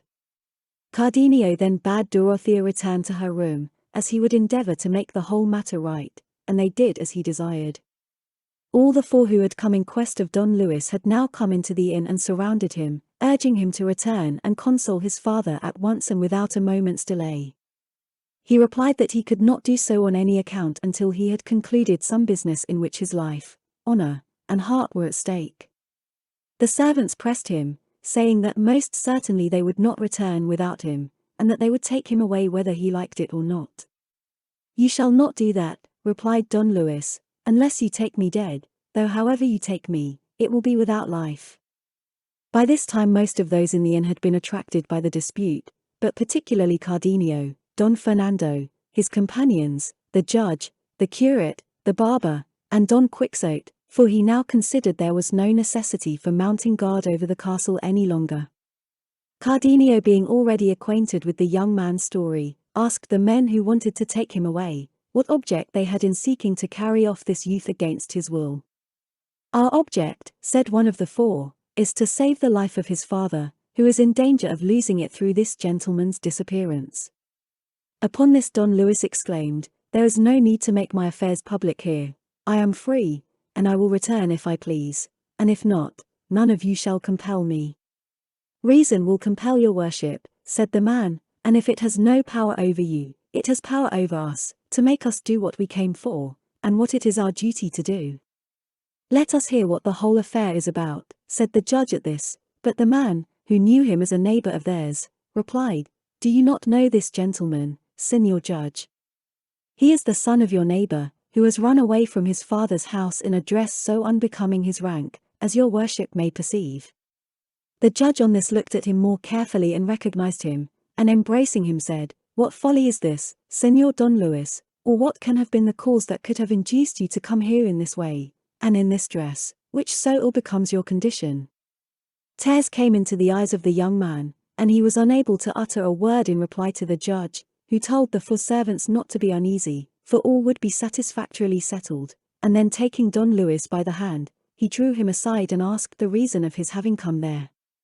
But while he was questioning him they heard a loud outcry at the gate of the inn, the cause of which was that two of the guests who had passed the night there, seeing everybody busy about finding out what it was the four men wanted, had conceived the idea of going off without paying what they owed, but the landlord, who minded his own affairs more than other people's, caught them going out of the gate and demanded his reckoning, abusing them for their dishonesty with such language that he drove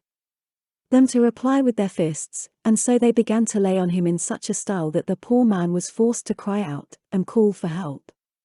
The landlady and her daughter could see no one more free to give aid than Don Quixote, and to him the daughter said, "Sir Knight, by the virtue God has given you, help my poor father, for two wicked men are beating him to a mummy." To which Don Quixote very deliberately and phlegmatically replied, "Fair damsel, at the present moment your request is inopportune, for I am debarred from involving myself in any adventure until I have brought to a happy conclusion one to which my word has pledged me, but that which I can do for you is what I will now mention. Run and tell your father to stand his ground as well as he can in this battle, and on no account to allow himself to be vanquished, while I go and request permission of the Princess Mycona to enable me to succor him in his distress, and if she grants it, rest assured I will relieve him from it." "Sinner that I am," exclaimed Maritornes, who stood by, "before you have got your permission my master will be in the other world." "Give me leave, Señora, to obtain the permission I speak of," returned Don Quixote, "and if I get it, it will matter very little if he is in the other world, for I will rescue him thence in spite of all the same world can do, or at any rate I will give you such a revenge over those who shall have sent him there that you will be more than moderately satisfied." And without saying anything more he went and knelt before Dorothea, requesting her highness in knightly and errant phrase to be pleased to grant him permission to aid and succor the castellan of that castle, who now stood in grievous jeopardy. The princess granted it graciously, and he at once, bracing his buckler on his arm and drawing his sword, hastened to the inn-gate, where the two guests were still handling the landlord roughly, but as soon as he reached the spot he stopped short and stood still, though Maritornes and the landlady asked him why he hesitated to help their master and husband. "I hesitate," said Don Quixote, "because it is not lawful for me to draw sword against persons of squirely condition, but call my squire Sancho to me, for this defence and vengeance are his affair and business." Thus matters stood at the inn-gate, where there was a very lively exchange of fisticuffs and punches, to the sore damage of the landlord and to the wrath of Maritornes, the landlady, and her daughter, who were furious when they saw the pusillanimity of Don Quixote, and the hard treatment their master, husband, and father was undergoing. "But let us leave him there, for he will surely find someone to help him, and if not, let him suffer and hold his tongue who attempts more than his strength allows him to do, and let us go back 50 paces to see what Don Luis said in reply to the judge whom we left questioning him privately as to his reasons for coming on foot and so meanly dressed." To which the youth, pressing his hand in a way that showed his heart was troubled by some great sorrow, and shedding a flood of tears, made answer: "Señor, I have no more to tell you than that from the moment when, through heaven's will and our being near neighbours, I first saw Dona Clara, your daughter and my lady, from that instant I made her the mistress of my will, and if yours, my true lord and father, offers no impediment, this very day she shall become my wife.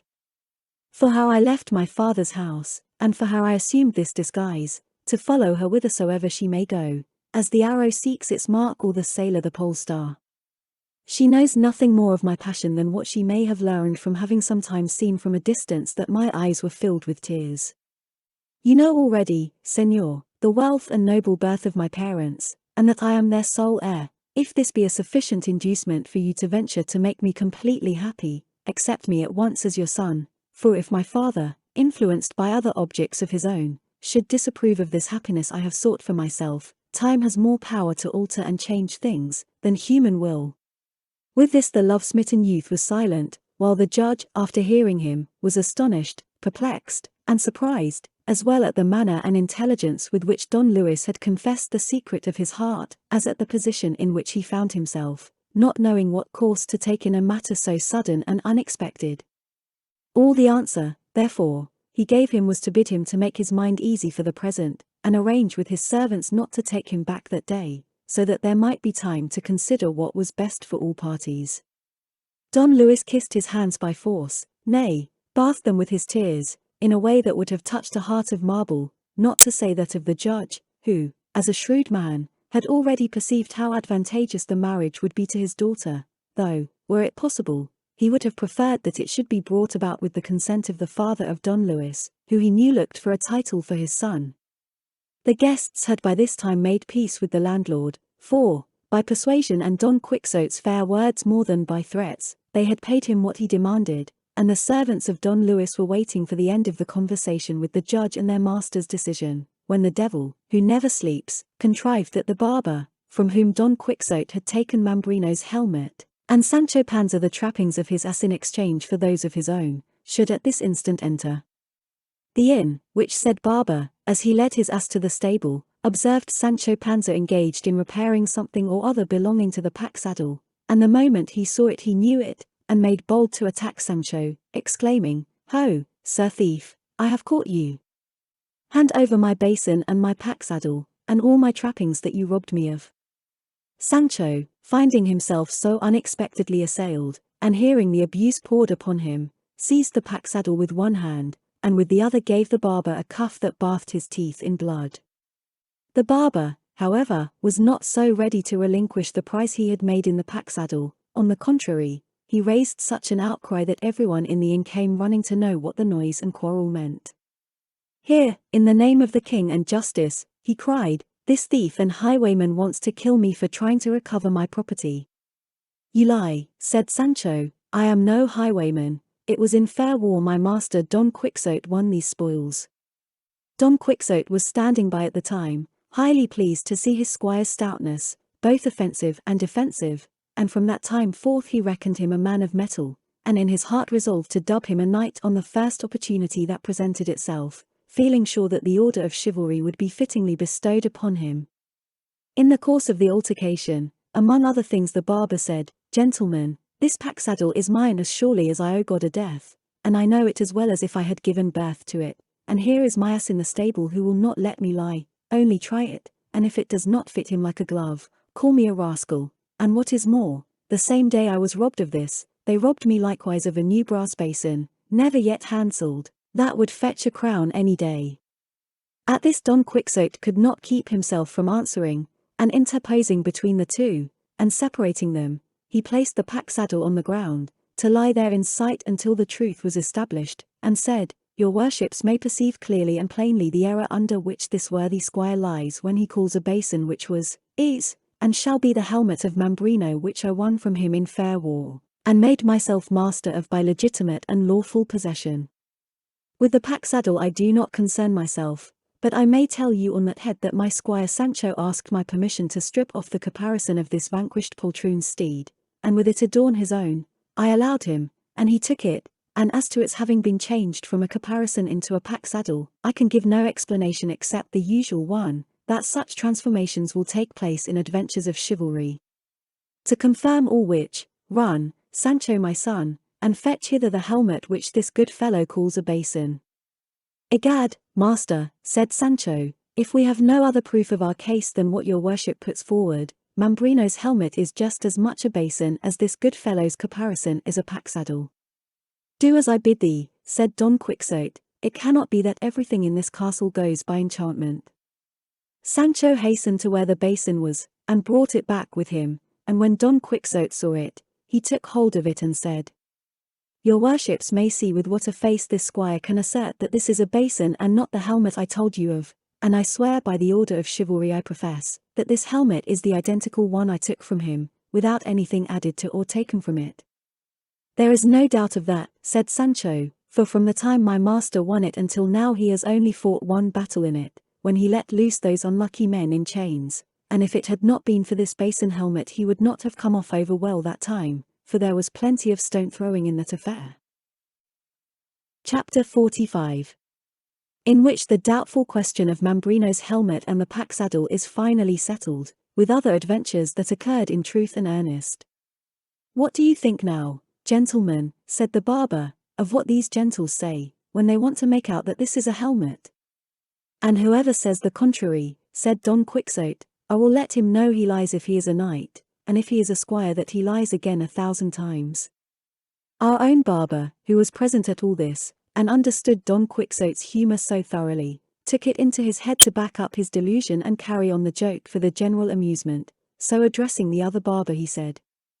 "Señor Barber, or whatever you are, you must know that I belong to your profession too, and have had a license to practice for more than 20 years, and I know the implements of the barber craft, every one of them, perfectly well, and I was likewise a soldier for some time in the days of my youth, and I know also what a helmet is, and a morion, and a headpiece with a visor, and other things pertaining to soldiering, I meant to say to soldiers' arms, and I say saving better opinions and always with submission to sounder judgments, that this piece we have now before us, which this worthy gentleman has in his hands, not only is no barber's basin, but is as far from being one as white is from black, and truth from falsehood. I say, moreover, that this, although it is a helmet, is not a complete helmet." "Certainly not," said Don Quixote, "for half of it is wanting, that is to say the beaver." "It is quite true," said the curate, who saw the object of his friend the barber, and Cardenio, Don Fernando and his companions agreed with him, and even the judge, if his thoughts had not been so full of Don Luis's affair, would have helped to carry on the joke, but he was so taken up with the serious matters he had on his mind that he paid little or no attention to these facetious proceedings. "God bless me," exclaimed the barber at this, "is it possible that such an honorable company can say that this is not a basin but a helmet? Why, this is a thing that would astonish a whole university, however wise it might be. That will do. If this basin is a helmet, why, then the pack-saddle must be a horse's caparison, as this gentleman has said." "To me it looks like a pack-saddle," said Don Quixote, "but I have already said that with that question I do not concern myself."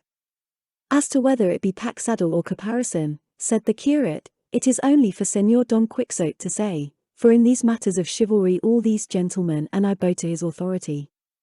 "By God, gentlemen," said Don Quixote, "so many strange things have happened to me in this castle on the 2 occasions on which I have sojourned in it, that I will not venture to assert anything positively in reply to any question touching anything it contains, for it is my belief that everything that goes on within it goes by enchantment.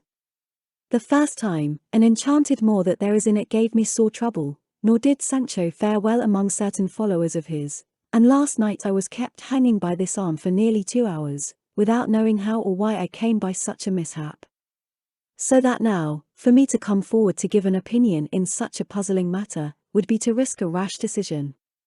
As regards the assertion that this is a basin and not a helmet I have already given an answer, but as to the question whether this is a pack-saddle or a caparison I will not venture to give a positive opinion, but will leave it to your worship's better judgment. Perhaps as you are not dubbed knights like myself, the enchantments of this place have nothing to do with you, and your faculties are unfettered, and you can see things in this castle as they really and truly are, and not as they appear to me." "There can be no question," said Don Fernando on this, "but that Señor Don Quixote has spoken very wisely, and that with us rests the decision of this matter, and that we may have surer ground to go on. I will take the votes of the gentlemen in secret, and declare the result clearly and fully." To those who were in on the secret of Don Quixote's humour all this afforded great amusement, but to those who knew nothing about it, it seemed the greatest nonsense in the world, in particular to the 4 servants of Don Luis, as well as to Don Luis himself, and to 3 other travellers who had by chance come to the inn, and had the appearance of officers of the Holy Brotherhood, as indeed they were, but the one who above all was at his wit's end was the barber whose basin, there before his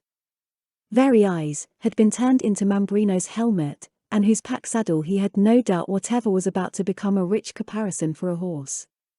All laughed to see Don Fernando going from one to another collecting the votes, and whispering to them to give him their private opinion whether the treasure over which there had been so much fighting was a pack-saddle or a caparison. But after he had taken the votes of those who knew Don Quixote, he said aloud, "The fact is, my good fellow, that I am tired collecting such a number of opinions, for I find that there is not one of whom I ask what I desire to know, who does not tell me that it is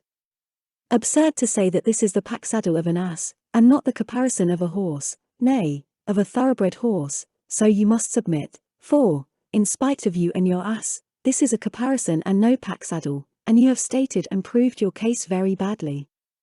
"May I never share heaven," said the poor barber, "if your worships are not all mistaken, and may my soul appear before God as that appears to me a pack-saddle and not a caparison, but, laws go, I say no more, and indeed I am not drunk, for I am fasting, except it be from sin."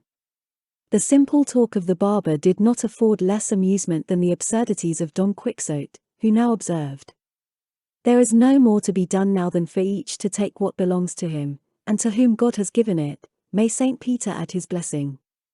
"But," said one of the 4 servants, "unless, indeed, this is a deliberate joke, I cannot bring myself to believe that men so intelligent as those present are, or seem to be, can venture to declare and assert that this is not a basin, and that not a pack-saddle, but as I perceive that they do assert and declare it, I can only come to the conclusion that there is some mystery in this persistence in what is so opposed to the evidence of experience and truth itself, for I swear by," and here he rapped out a round oath, "all the people in the world will not make me believe that this is not a barber's basin and that a jackass's pack-saddle." "It might easily be a she-ass's," observed the curate. "It is all the same," said the servant, "that is not the point, but whether it is or is not a pack-saddle, as your worships say." On hearing this, one of the newly arrived officers of the Brotherhood, who had been listening to the dispute and controversy, unable to restrain his anger and impatience, exclaimed, it is a pack saddle as sure as my father is my father, and whoever has said or will say anything else must be drunk." "You lie like a rascally clown," returned Don Quixote, and lifting his pike, which he had never let out of his hand, he delivered such a blow at his head that, had not the officer dodged it, it would have stretched him at full length. The pike was shivered in pieces against the ground, and the rest of the officers, seeing their comrade assaulted, raised a shout, calling for help for the Holy Brotherhood. The landlord, who was of the fraternity, ran at once to fetch his staff of office and his sword, and ranged himself on the side of his comrades. The servants of Don Luis clustered round him, lest he should escape from them in the confusion. The barber, seeing the house turned upside down, once more laid hold of his pack saddle, and Sancho did the same. Don Quixote drew his sword and charged the officers. Don Luis cried out to his servants to leave him alone and go and help Don Quixote, and Cardenio and Don Fernando, who were supporting him. The curate was shouting at the top of his voice, the landlady was screaming, her daughter was wailing, Maritornes was weeping, Dorothea was aghast, Lucinda terror-stricken, and Dona Clara in a faint. The barber cudgelled Sancho, and Sancho pummeled the barber. Don Luis gave one of his servants, who ventured to catch him by the arm to keep him from escaping, a cuff that bathed his teeth in blood. The judge took his part. Don Fernando had got one of the officers down and was belaboring him heartily. The landlord raised his voice again, calling for help for the Holy Brotherhood, so that the whole inn was nothing but cries, shouts, shrieks, confusion, terror, dismay, mishaps, sword cuts, fisticuffs, cudgellings, kicks, and bloodshed. And in the midst of all this chaos, complication, and general entanglement, Don Quixote took it into his head that he had been plunged into the thick of the discord of Agramante's camp, and, in a voice that shook the inn like thunder, he cried out, "Hold all, let all sheathe their swords, let all be calm and attend to me as they value their lives." All paused at his mighty voice, and he went on to say, "Did I not tell you, sirs, that this castle was enchanted, and that a legion also of devils dwelt in it? In proof whereof I call upon you to behold with your own eyes how the discord of Agramante's camp has come hither, and been transferred into the midst of us. See how they fight, there for the sword, here for the horse, on that side for the eagle, on this for the helmet. We are all fighting, and all at cross purposes. Come then, you, Señor Judge, and you, Señor Curate, let the one represent King Agramante and the other King Sobrino, and make peace among us, for by God Almighty it is a sorry business that so many persons of quality as we are should slay one another for such trifling cause." The officers, who did not understand Don Quixote's mode of speaking, and found themselves roughly handled by Don Fernando, Cardenio, and their companions, were not to be appeased. The barber was, however, for both his beard and his pack saddle were the worse for the struggle. Sancho like a good servant obeyed the slightest word of his master, while the four servants of Don Luis kept quiet when they saw how little they gained by not being so. The landlord alone insisted upon it that they must punish the insolence of this madman, who at every turn raised a disturbance in the inn. But at length the uproar was stilled for the present. The pack saddle remained a caparison till the day of judgment, and the basin a helmet, and the inner castle in Don Quixote's imagination. All having been now pacified and made friends by the persuasion of the judge and the curate, the servants of Don Luis began again to urge him to return with them at once, and while he was discussing the matter with them, the judge took counsel with Don Fernando, Cardenio, and the curate as to what he ought to do in the case, telling them how it stood, and what Don Luis had said to him. It was agreed at length that Don Fernando should tell the servants of Don Luis who he was, and that it was his desire that Don Luis should accompany him to Andalusia, where he would receive from the Marquis his brother the welcome his quality entitled him to, for, otherwise, it was easy to see from the determination of Don Luis that he would not return to his father at present, though they tore him to pieces.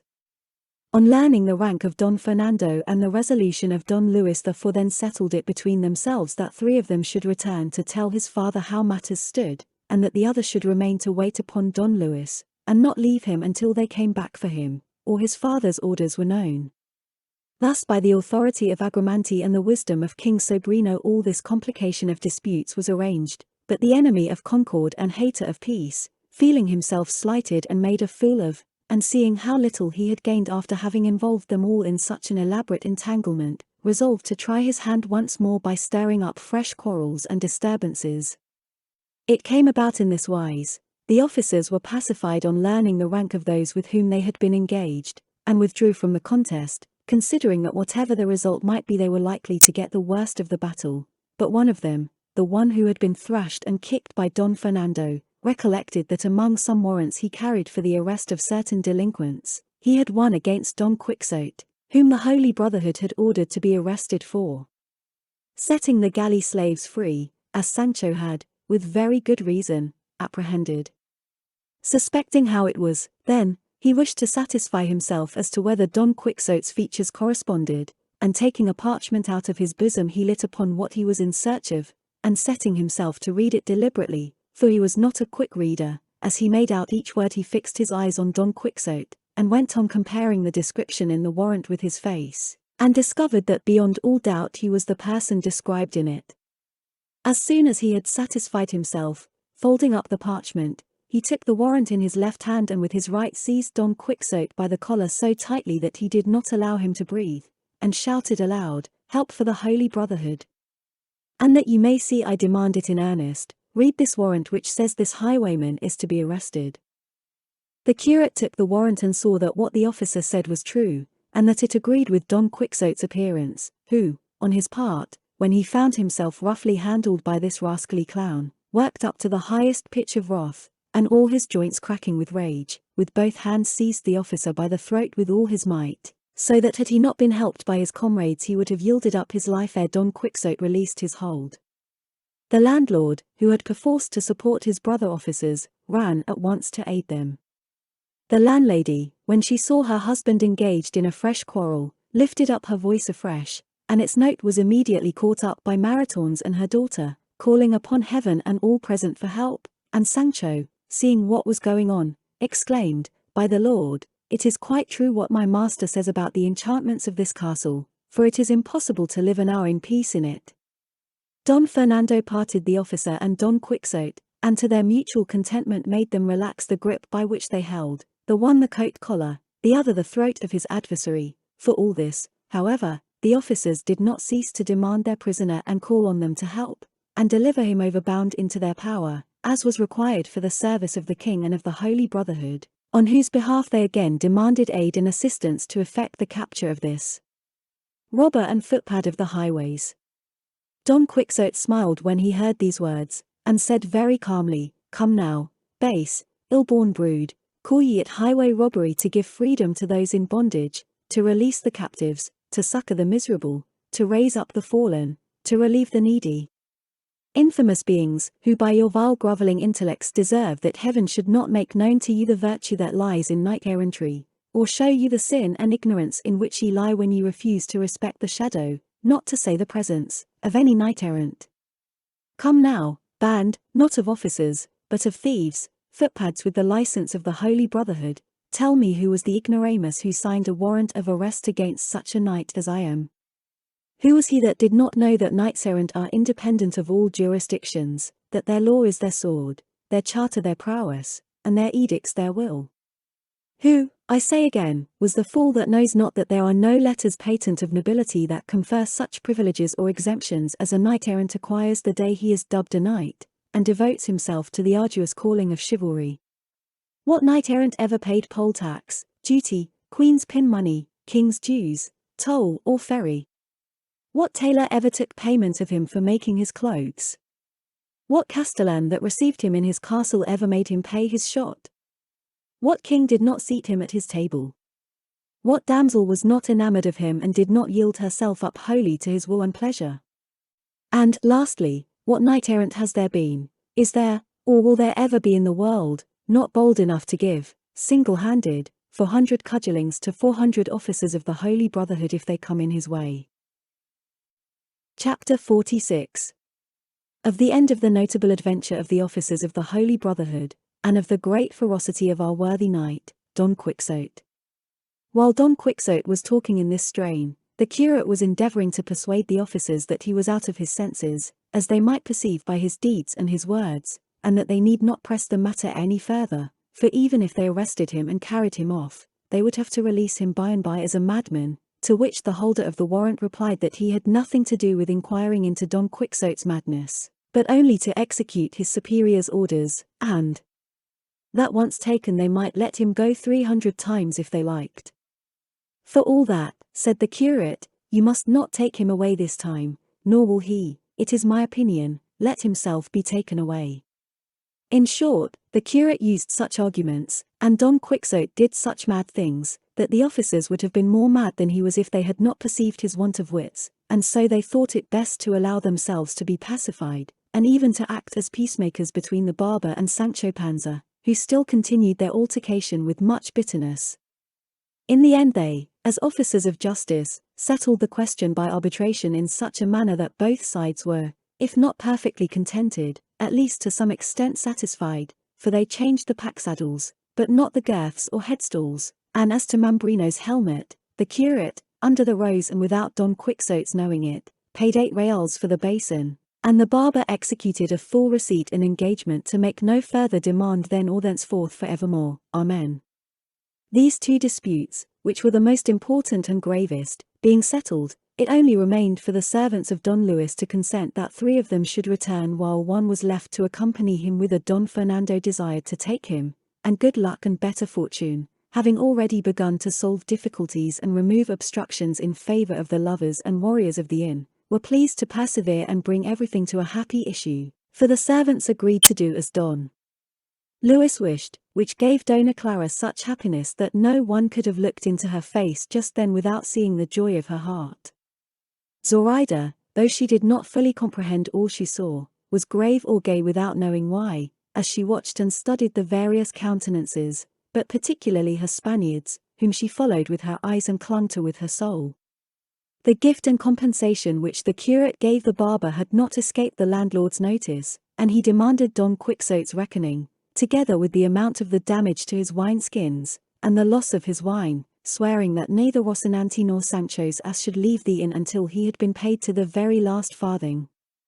The curate settled all amicably, and Don Fernando paid, though the judge had also very readily offered to pay the score, and all became so peaceful and quiet that the inn no longer reminded one of the discord of Agramante's camp, as Don Quixote said, but of the peace and tranquillity of the days of Octavianus, for all which it was the universal opinion that their thanks were due to the great zeal and eloquence of the curate, and to the unexampled generosity of Don Fernando.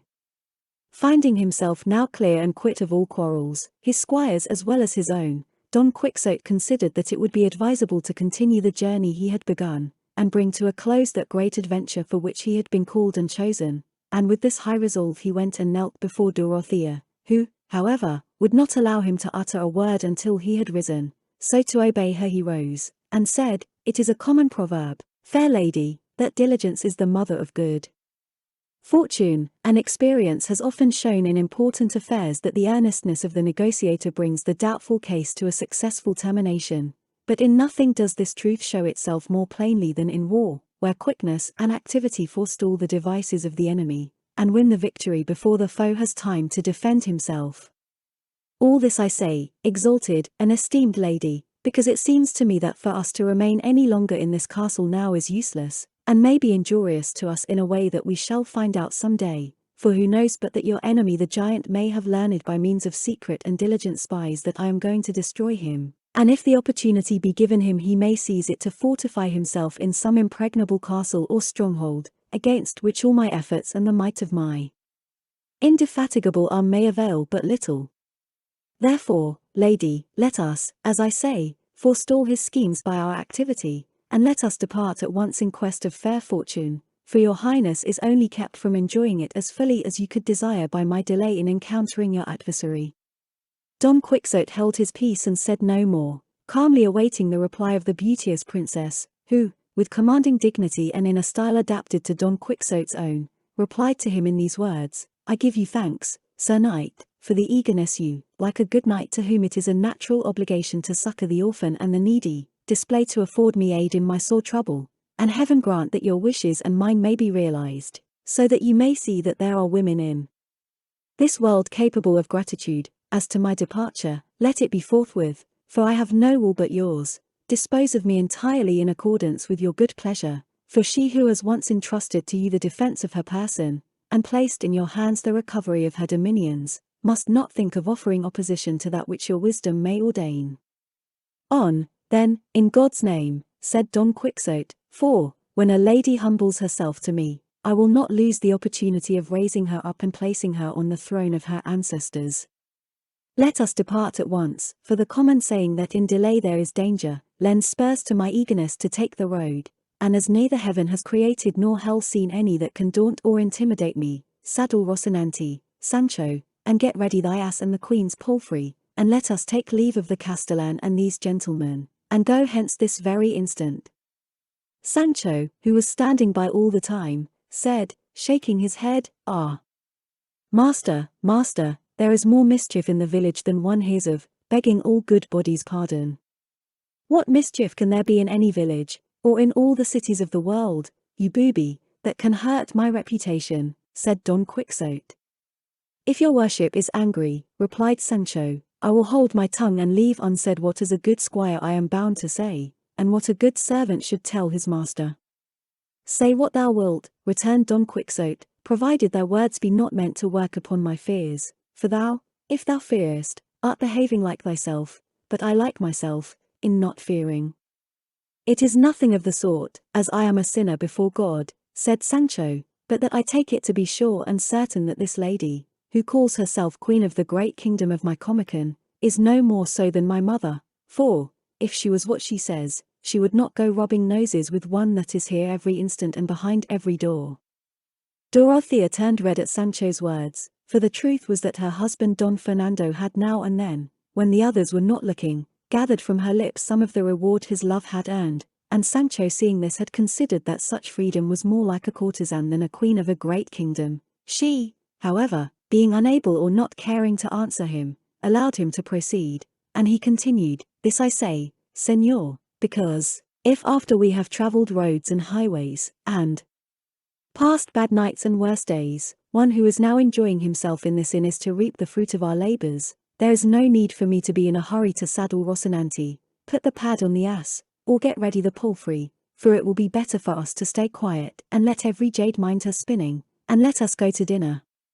Good God, what was the indignation of Don Quixote when he heard the audacious words of his squire! So great was it, that in a voice inarticulate with rage, with a stammering tongue, and eyes that flashed living fire, he exclaimed, Rascally clown, boorish, insolent, and ignorant, ill-spoken, foul-mouthed, impudent backbiter and slanderer. Hast thou dared to utter such words in my presence and in that of these illustrious ladies? Hast thou dared to harbour such gross and shameless thoughts in their muddled imagination? Begone from my presence, thou born monster, storehouse of lies, hoard of untruths, garner of knaveries, inventor of scandals, publisher of absurdities, enemy of the respect due to royal personages.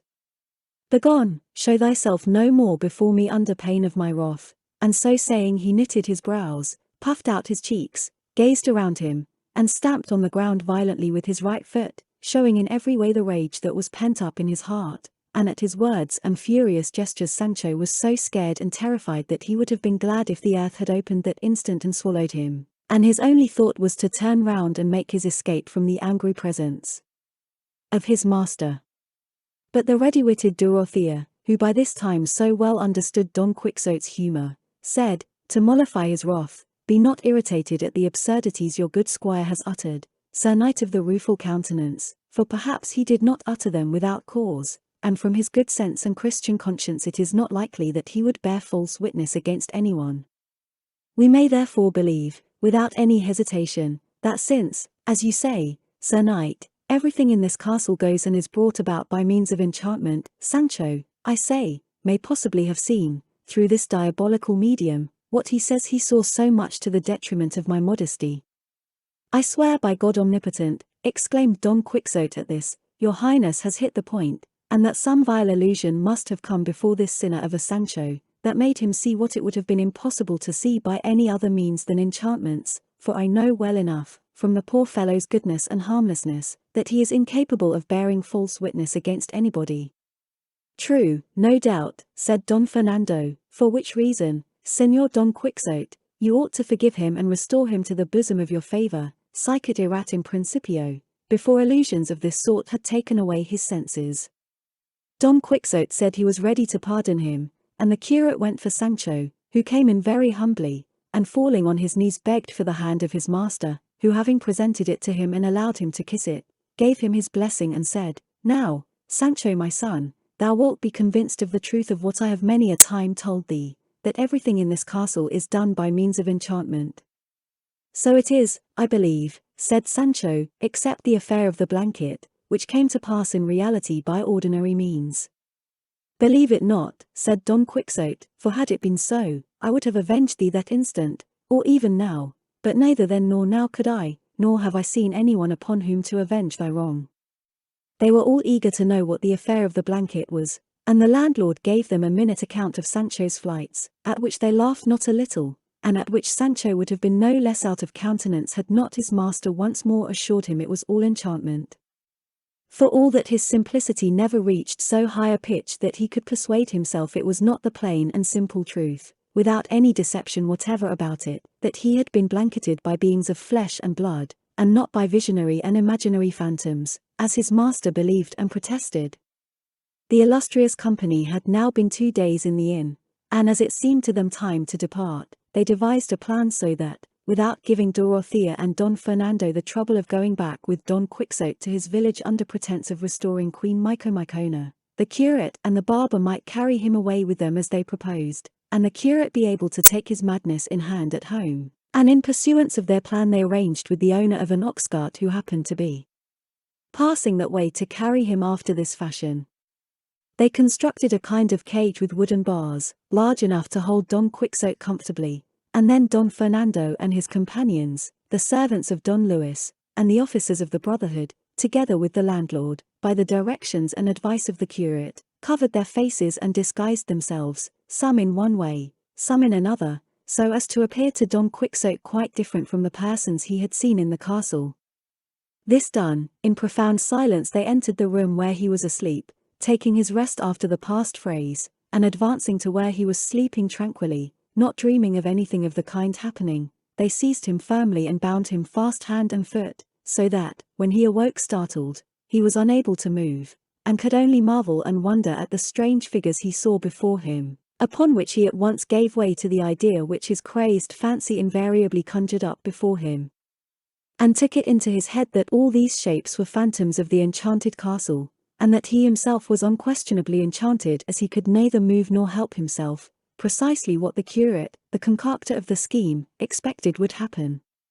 Of all that were there Sancho was the only one who was at once in his senses and in his own proper character, and he, though he was within very little of sharing his master's infirmity, did not fail to perceive who all these disguised figures were, but he did not dare to open his lips until he saw what came of this assault and capture of his master, nor did the latter utter a word, waiting to the upshot of his mishap, which was that bringing in the cage, they shut him up in it and nailed the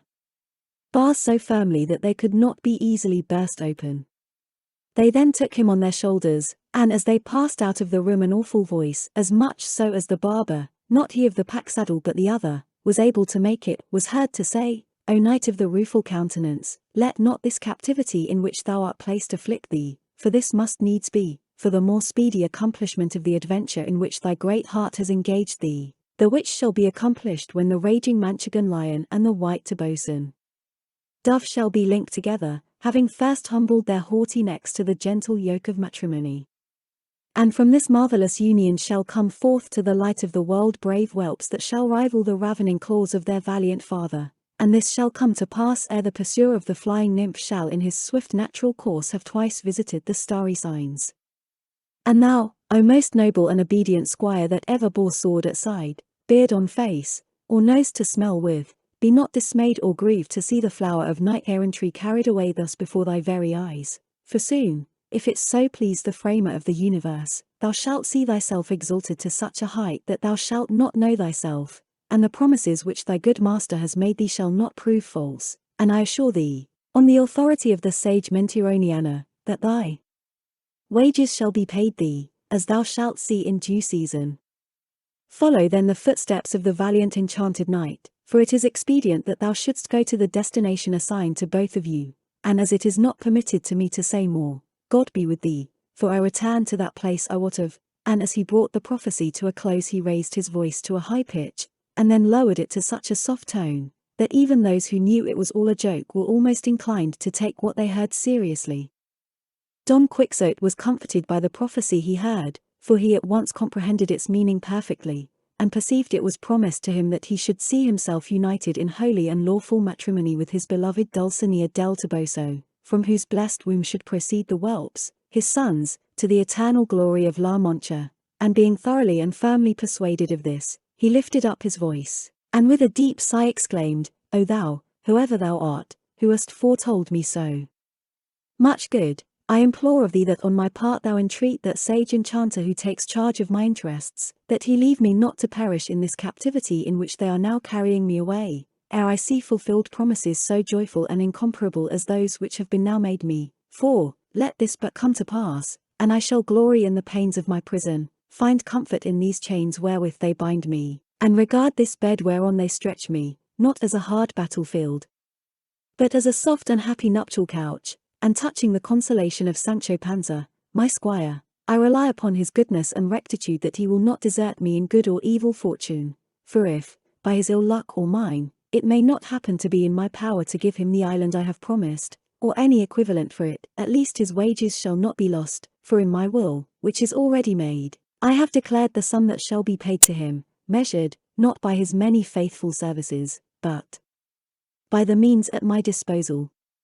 Sancho bowed his head very respectfully and kissed both his hands, for, being tied together, he could not kiss one, and then the apparitions lifted the cage upon their shoulders and fixed it upon the ox-cart. Chapter 47. Of the strange manner in which Don Quixote of La Mancha was carried away enchanted, together with other remarkable incidents. When Don Quixote saw himself caged and hoisted on the cart in this way, he said, Many grave histories of knights-errant have I read, but never yet have I read, seen, or heard of their carrying off enchanted knights-errant in this fashion, or at the slow pace that these lazy, sluggish animals promise, for they always take them away through the air with marvelous swiftness, enveloped in a dark thick cloud, or on a chariot of fire, or it may be on some hippogriff or other beast of the kind, but to carry me off like this on an ox-cart. By God, it puzzles me. But perhaps the chivalry and enchantments of our day take a different course from that of those in days gone by, and it may be, too, that as I am a new knight in the world, and the first to revive the already forgotten calling of knight-adventurers, they may have newly invented other kinds of enchantments and other modes of carrying off the enchanted. What thinkest thou of the matter, Sancho my son? I don't know what to think, answered Sancho, not being as well read as your worship in errant writings. But for all that I venture to say and swear that these apparitions that are about us are not quite Catholic. Catholic, said Don Quixote. Father of me!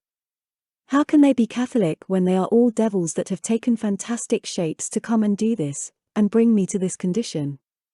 And if thou wouldst prove it, touch them, and feel them, and thou wilt find they have only bodies of air, and no consistency except in appearance. By God, master, returned Sancho, I have touched them already, and that devil, that goes about there so busily, has firm flesh, and another property very different from what I have heard say devils have, for by all accounts they all smell of brimstone and other bad smells, but this one smells of amber half a league off. Sancho was here speaking of Don Fernando, who, like a gentleman of his rank, was very likely perfumed as Sancho said. Marvel not at that, Sancho my friend, said Don Quixote, for let me tell thee devils are crafty, and even if they do carry odours about with them, they themselves have no smell, because they are spirits, or, if they have any smell, they cannot smell of anything sweet, but of something foul and fetid, and the reason is that as they carry hell with them wherever they go, and can get no ease whatever from their torments, and as a sweet smell is a thing that gives pleasure and enjoyment, it is impossible that they can smell sweet, if, then, this devil thou speakest of seems to thee to smell of amber, either thou art deceiving thyself, or he wants to deceive thee by making thee fancy he is not a devil. Such was the conversation that passed between master and man, and Don Fernando and Cardenio, apprehensive of Sancho's making a complete discovery of their scheme, towards which he had already gone some way, resolved to hasten their departure, and calling the landlord aside, they directed him to saddle Rocinante and put the pack saddle on Sancho's ass, which he did with great alacrity. In the meantime the curate had made an arrangement with the officers that they should bear them company as far as his village, he paying them so much a day. Cardenio hung the buckler on one side of the bow of Rocinante's saddle and the basin on the other, and by signs commanded Sancho to mount his ass and take Rocinante's bridle, and at each side of the cart he placed 2 officers with their muskets, but before the cart was put in motion, out came the landlady and her daughter and Maritornes to bid Don Quixote farewell, pretending to weep with grief at his misfortune, and to them Don Quixote said,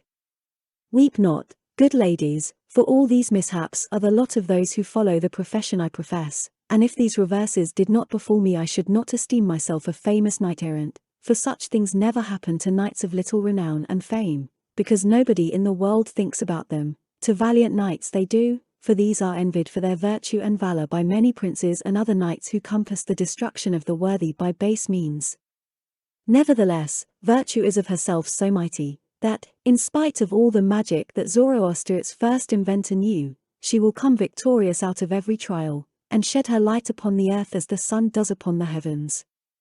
Forgive me, fair ladies, if, through inadvertence, I have in aught offended you, for intentionally and wittingly I have never done so to any, and pray to God that he deliver me from this captivity to which some malevolent enchanter has consigned me, and should I find myself released therefrom, the favours that ye have bestowed upon me in this castle shall be held in memory by me, that I may acknowledge, recognize, and requite them as they deserve."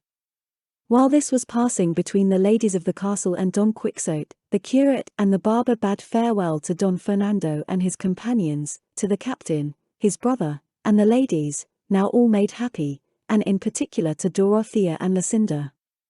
They all embraced one another, and promised to let each other know how things went with them, and Don Fernando directed the curate where to write to him, to tell him what became of Don Quixote, assuring him that there was nothing that could give him more pleasure than to hear of it, and that he too, on his part, would send him word of everything he thought he would like to know, about his marriage, Zoraida's baptism, Don Luis's affair, and Lucinda's return to her home.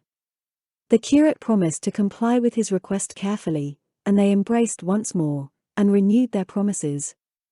The landlord approached the curate and handed him some papers, saying he had discovered them in the lining of the valise in which the novel of the ill-advised curiosity had been found, and that he might take them all away with him as their owner had not since returned, for, as he could not read, he did not want them himself.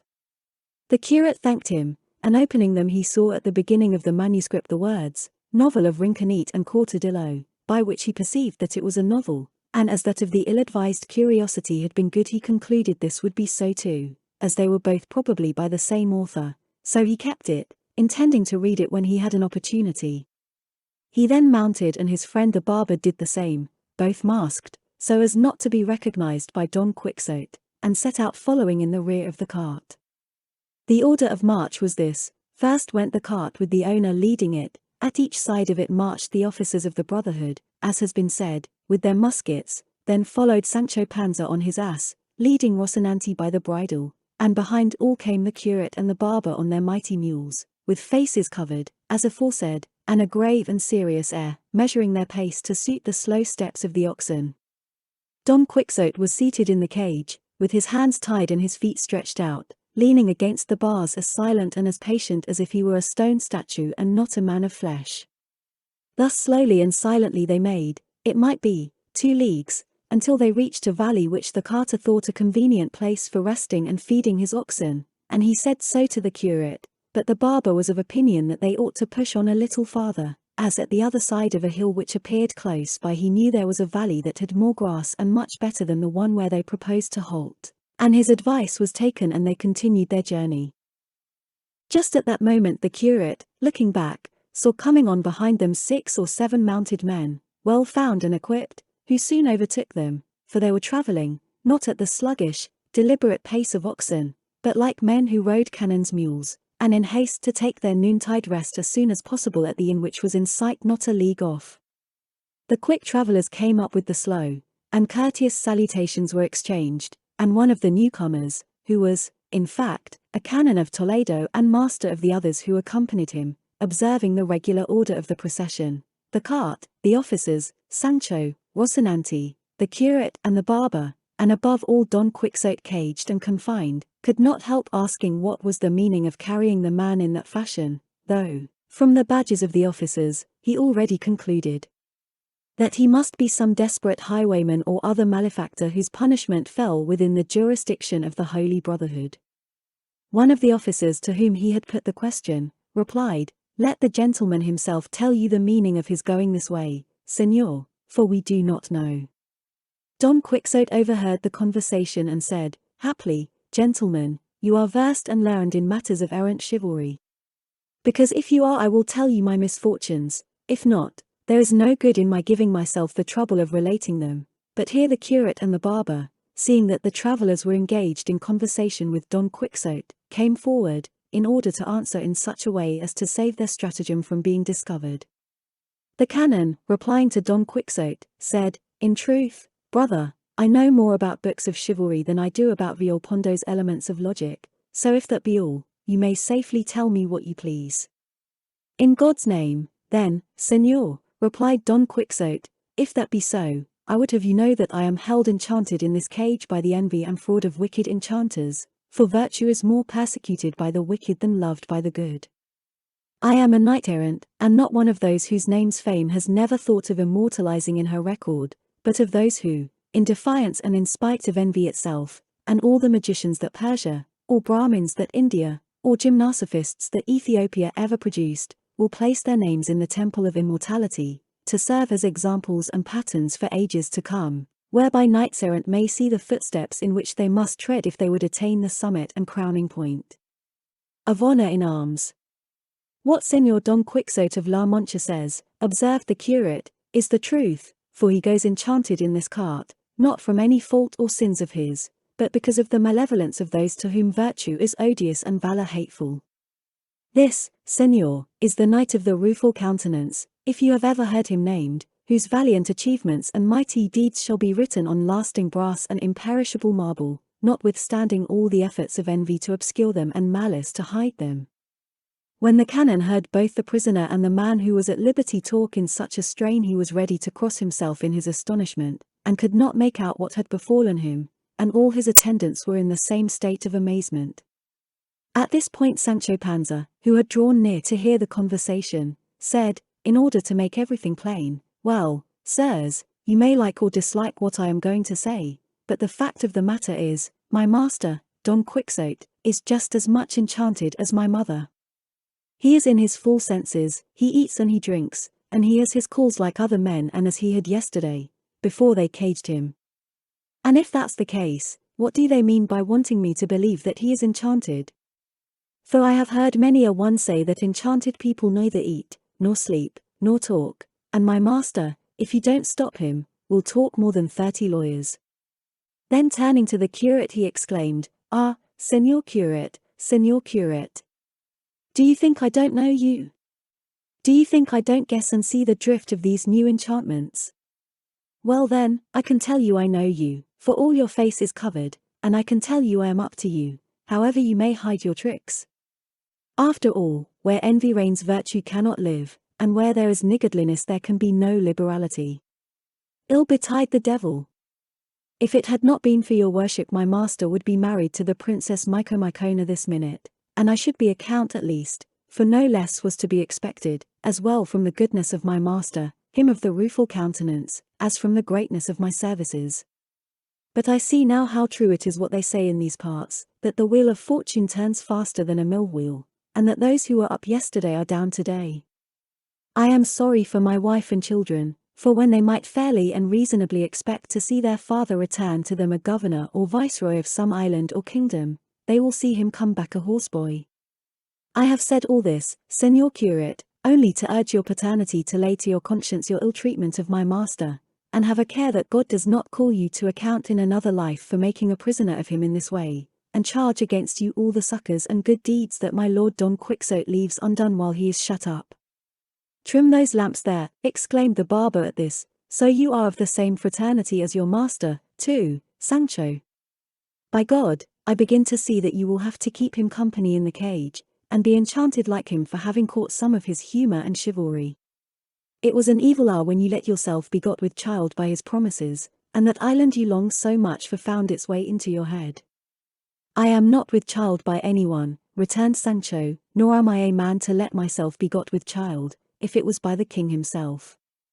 Though I am poor I am an old Christian, and I owe nothing to nobody, and if I long for an island, other people long for worse. Each of us is the son of his own works, and being a man I may come to be pope, not to say governor of an island, especially as my master may win so many that he will not know whom to give them to. Mind how you talk, Master Barber, for shaving is not everything, and there is some difference between Peter and Peter. I say this because we all know one another, and it will not do to throw false dice with me, and as to the enchantment of my master, God knows the truth, leave it as it is, it only makes it worse to stir it. The barber did not care to answer Sancho lest by his plain speaking he should disclose what the curate and he himself were trying so hard to conceal, and under the same apprehension the curate had asked the canon to ride on a little in advance, so that he might tell him the mystery of this man in the cage, and other things that would amuse him.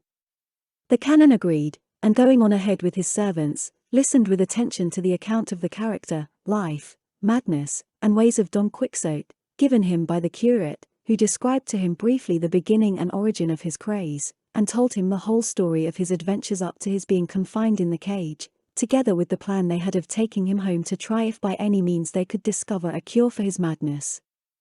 The canon and his servants were surprised anew when they heard Don Quixote's strange story, and when it was finished he said, "To tell the truth, Señor Curate, I for my part consider what they call books of chivalry to be mischievous to the state, and though, led by idle and false taste, I have read the beginnings of almost all that have been printed, I never could manage to read any one of them from beginning to end, for it seems to me they are all more or less the same thing, and one has nothing more in it than another, this no more than that. And in my opinion this sort of writing and composition is of the same species as the fables they call the Milesian, nonsensical tales that aim solely at giving amusement and not instruction, exactly the opposite of the apologue fables which amuse and instruct at the same time.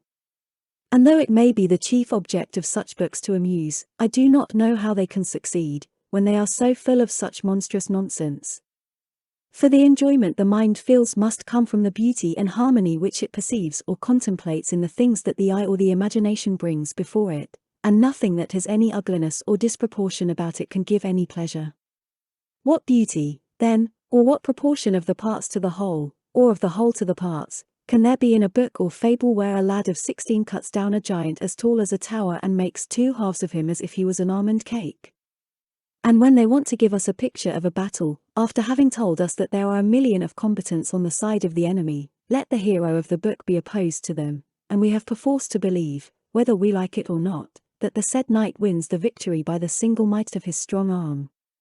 And then, what shall we say of the facility with which a born queen or empress will give herself over into the arms of some unknown wandering knight? What mind, that is not wholly barbarous and uncultured, can find pleasure in reading of how a great tower full of knights sails away across the sea like a ship with a fair wind, and will be tonight in Lombardy and tomorrow morning in the land of Prester John of the Indies, or some other that Ptolemy never described nor Marco Polo saw? And if, in answer to this, I am told that the authors of books of the kind write them as fiction, and therefore are not bound to regard niceties of truth, I would reply that fiction is all the better the more it looks like truth, and gives the more pleasure the more probability and possibility there is about it. Plots in fiction should be wedded to the understanding of the reader, and be constructed in such a way that, reconciling impossibilities, smoothing over difficulties, keeping the mind on the alert, they may surprise, interest, divert, and entertain, so that wonder and delight joined may keep pace one with the other, all which he will fail to effect who shuns verisimilitude and truth to nature, wherein lies the perfection of writing.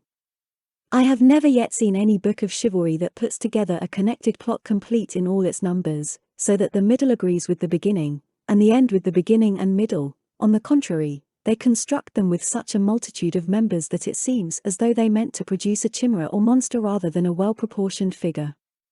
And besides all this they are harsh in their style, incredible in their achievements, licentious in their amours, uncouth in their courtly speeches, prolix in their battles, silly in their arguments, absurd in their travels, and, in short, wanting in everything like intelligent art, for which reason they deserve to be banished from the Christian commonwealth as a worthless breed. The curate listened to him attentively and felt that he was a man of sound understanding, and that there was good reason in what he said, so he told him that, being of the same opinion himself, and bearing a grudge to books of chivalry, he had burned all Don Quixotes, which were many, and gave him an account of the scrutiny he had made of them, and of those he had condemned to the flames and those he had spared, with which the canon was not a little amused, adding that though he had said so much in condemnation of these books, still he found one good thing in them, and that was the opportunity they afforded to a gifted intellect for displaying itself, for they presented a wide and spacious field over which the pen might range freely, describing shipwrecks, tempests, combats, battles, portraying a valiant captain with all the qualifications requisite to make one, showing him sagacious in foreseeing the wiles of the enemy, eloquent in speech to encourage or restrain his soldiers, ripe in counsel, rapid in resolve, as bold in biding his time as in pressing the attack, now picturing some sad tragic incident, now some joyful and unexpected event, here a beauteous lady, virtuous, wise, and modest, there a Christian knight, brave and gentle, here a lawless, barbarous braggart, there a courteous prince, gallant and gracious, setting forth the devotion and loyalty of vassals, the greatness and generosity of nobles. Or again, said he, the author may show himself to be an astronomer, or a skilled cosmographer, or musician, or one versed in affairs of state, and sometimes he will have a chance of coming forward as a magician if he likes. He can set forth the craftiness of Ulysses, the piety of Aeneas, the valor of Achilles, the misfortunes of Hector, the treachery of Sinon, the friendship of Euryalus, the generosity of Alexander, the boldness of Caesar, the clemency and truth of Trajan, the fidelity of Zopyrus, the wisdom of Cato, and in short all the faculties that serve to make an illustrious man perfect, now uniting them in one individual, again distributing them among many, and if this be done with charm of style and ingenious invention, aiming at the truth as much as possible, he will assuredly weave a web of bright and varied threads that, when finished, will display such perfection and beauty that it will attain the worthiest object any writing can seek, which, as I said before, is to give instruction and pleasure combined, for the unrestricted range of these books enables the author to show his powers, epic, lyric, tragic, or comic, and all the moods the sweet and winning arts of poesy and oratory are capable of, for the epic may be written in prose just as well as in verse. Chapter 48. In which the canon pursues the subject of the books of chivalry, with other matters worthy of his wit. It is as you say, Señor Canon, said the curate, and for that reason those who have hitherto written books of the sort deserve all the more censure for writing without paying any attention to good taste or the rules of art, by which they might guide themselves and become as famous in prose as the two princes of Greek and Latin poetry are in verse. I myself, at any rate, said the canon, was once tempted to write a book of chivalry in which all the points I have mentioned were to be observed, and if I must own the truth I have more than 100 sheets written, and to try if it came up to my own opinion of it, I showed them to persons who were fond of this kind of reading, to learned and intelligent men as well as to ignorant people who cared for nothing but the pleasure of listening to nonsense, and from all I obtained flattering approval. Nevertheless I proceeded no farther with it, as well because it seemed to me an occupation inconsistent with my profession, as because I perceived that the fools are more numerous than the wise, and, though it is better to be praised by the wise few than applauded by the foolish many, I have no mind to submit myself to the stupid judgment of the silly public, to whom the reading of such books falls for the most part.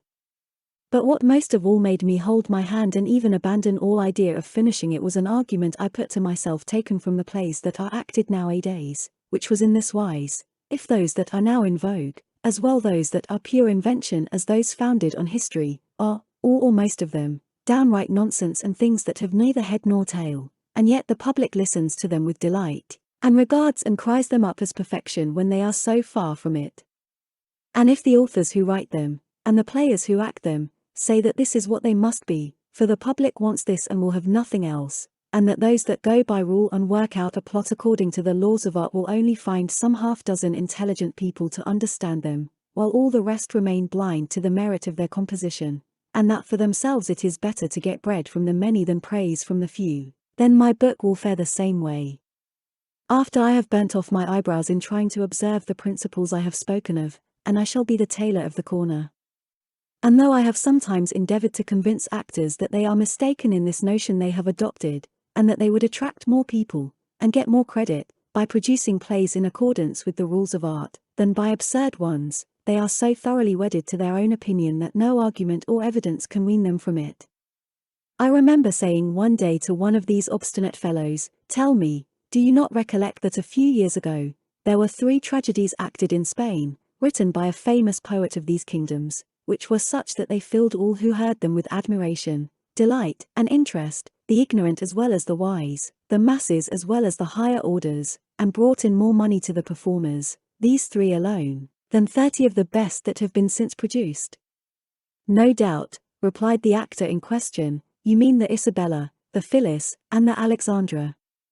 "Those are the ones I mean," said I, "and see if they did not observe the principles of art, and if, by observing them, they failed to show their superiority and please all the world, so that the fault does not lie with the public that insists upon nonsense, but with those who don't know how to produce something else. The ingratitude revenged was not nonsense, nor was there any in the new Mancha, nor any to be found in the merchant lover, nor yet in the friendly fair foe, nor in some others that have been written by certain gifted poets, to their own fame and renown, and to the profit of those that brought them out." Some further remarks I added to these, with which, I think, I left him rather dumbfounded, but not so satisfied or convinced that I could disabuse him of his error. "You have touched upon a subject, Senor Canon," observed the curate here, "that has awakened an old enmity I have against the plays in vogue at the present day, quite as strong as that which I bear to the books of chivalry. For while the drama, according to Tully, should be the mirror of human life, the model of manners, and the image of the truth, those which are presented nowadays are mirrors of nonsense, models of folly, and images of lewdness. For what greater nonsense can there be in connection with what we are now discussing than for an infant to appear in swaddling clothes in the first scene of the first act, and in the second a grown-up bearded man?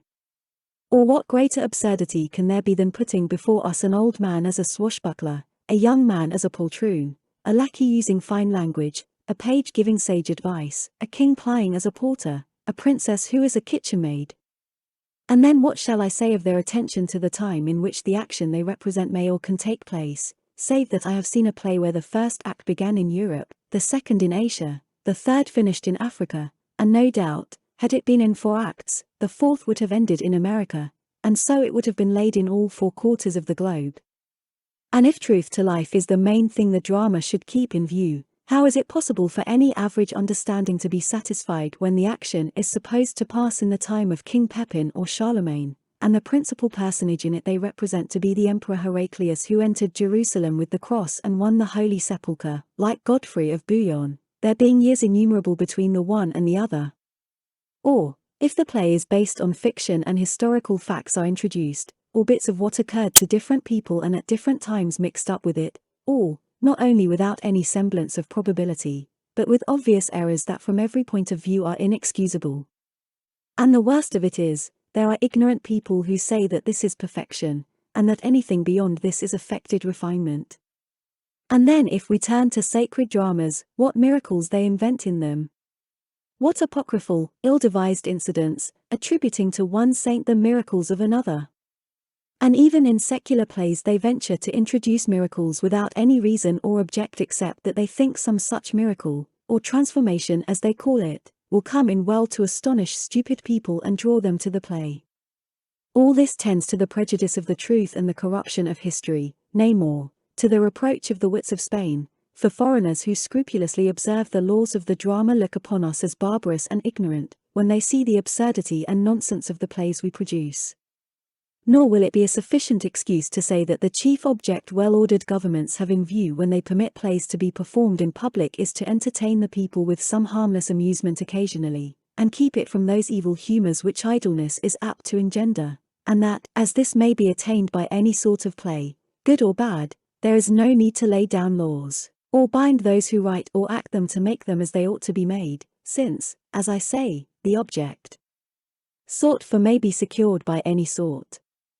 To this I would reply that the same end would be, beyond all comparison, better attained by means of good plays than by those that are not so, for after listening to an artistic and properly constructed play, the hearer will come away enlivened by the jests, instructed by the serious parts, full of admiration at the incidents, his wits sharpened by the arguments, warned by the tricks, all the wiser for the examples, inflamed against vice, and in love with virtue, for in all these ways a good play will stimulate the mind of the hearer, be he ever so boorish or dull. And of all impossibilities the greatest is that a play endowed with all these qualities will not entertain, satisfy, and please much more than one wanting in them, like the greater number of those which are commonly acted nowadays.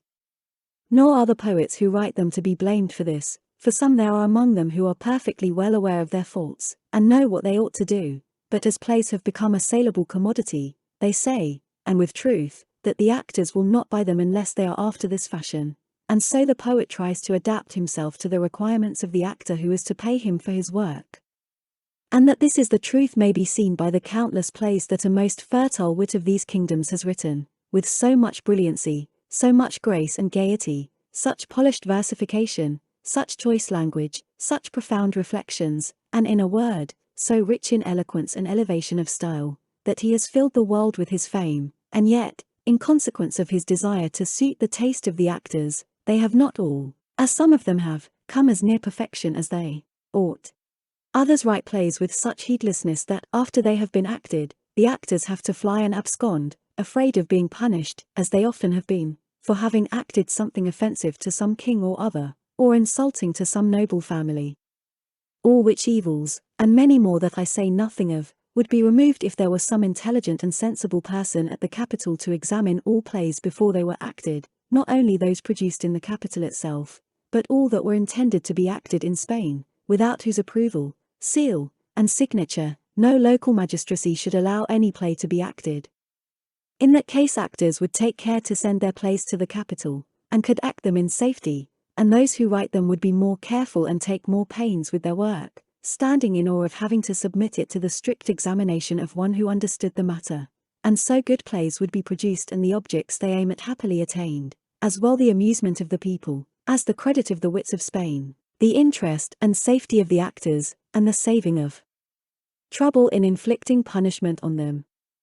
And if the same or some other person were authorized to examine the newly written books of chivalry, no doubt some would appear with all the perfections you have described, enriching our language with the gracious and precious treasure of eloquence, and driving the old books into obscurity before the light of the new ones that would come out for the harmless entertainment, not merely of the idle but of the very busiest, for the bow cannot be always bent, nor can weak human nature exist without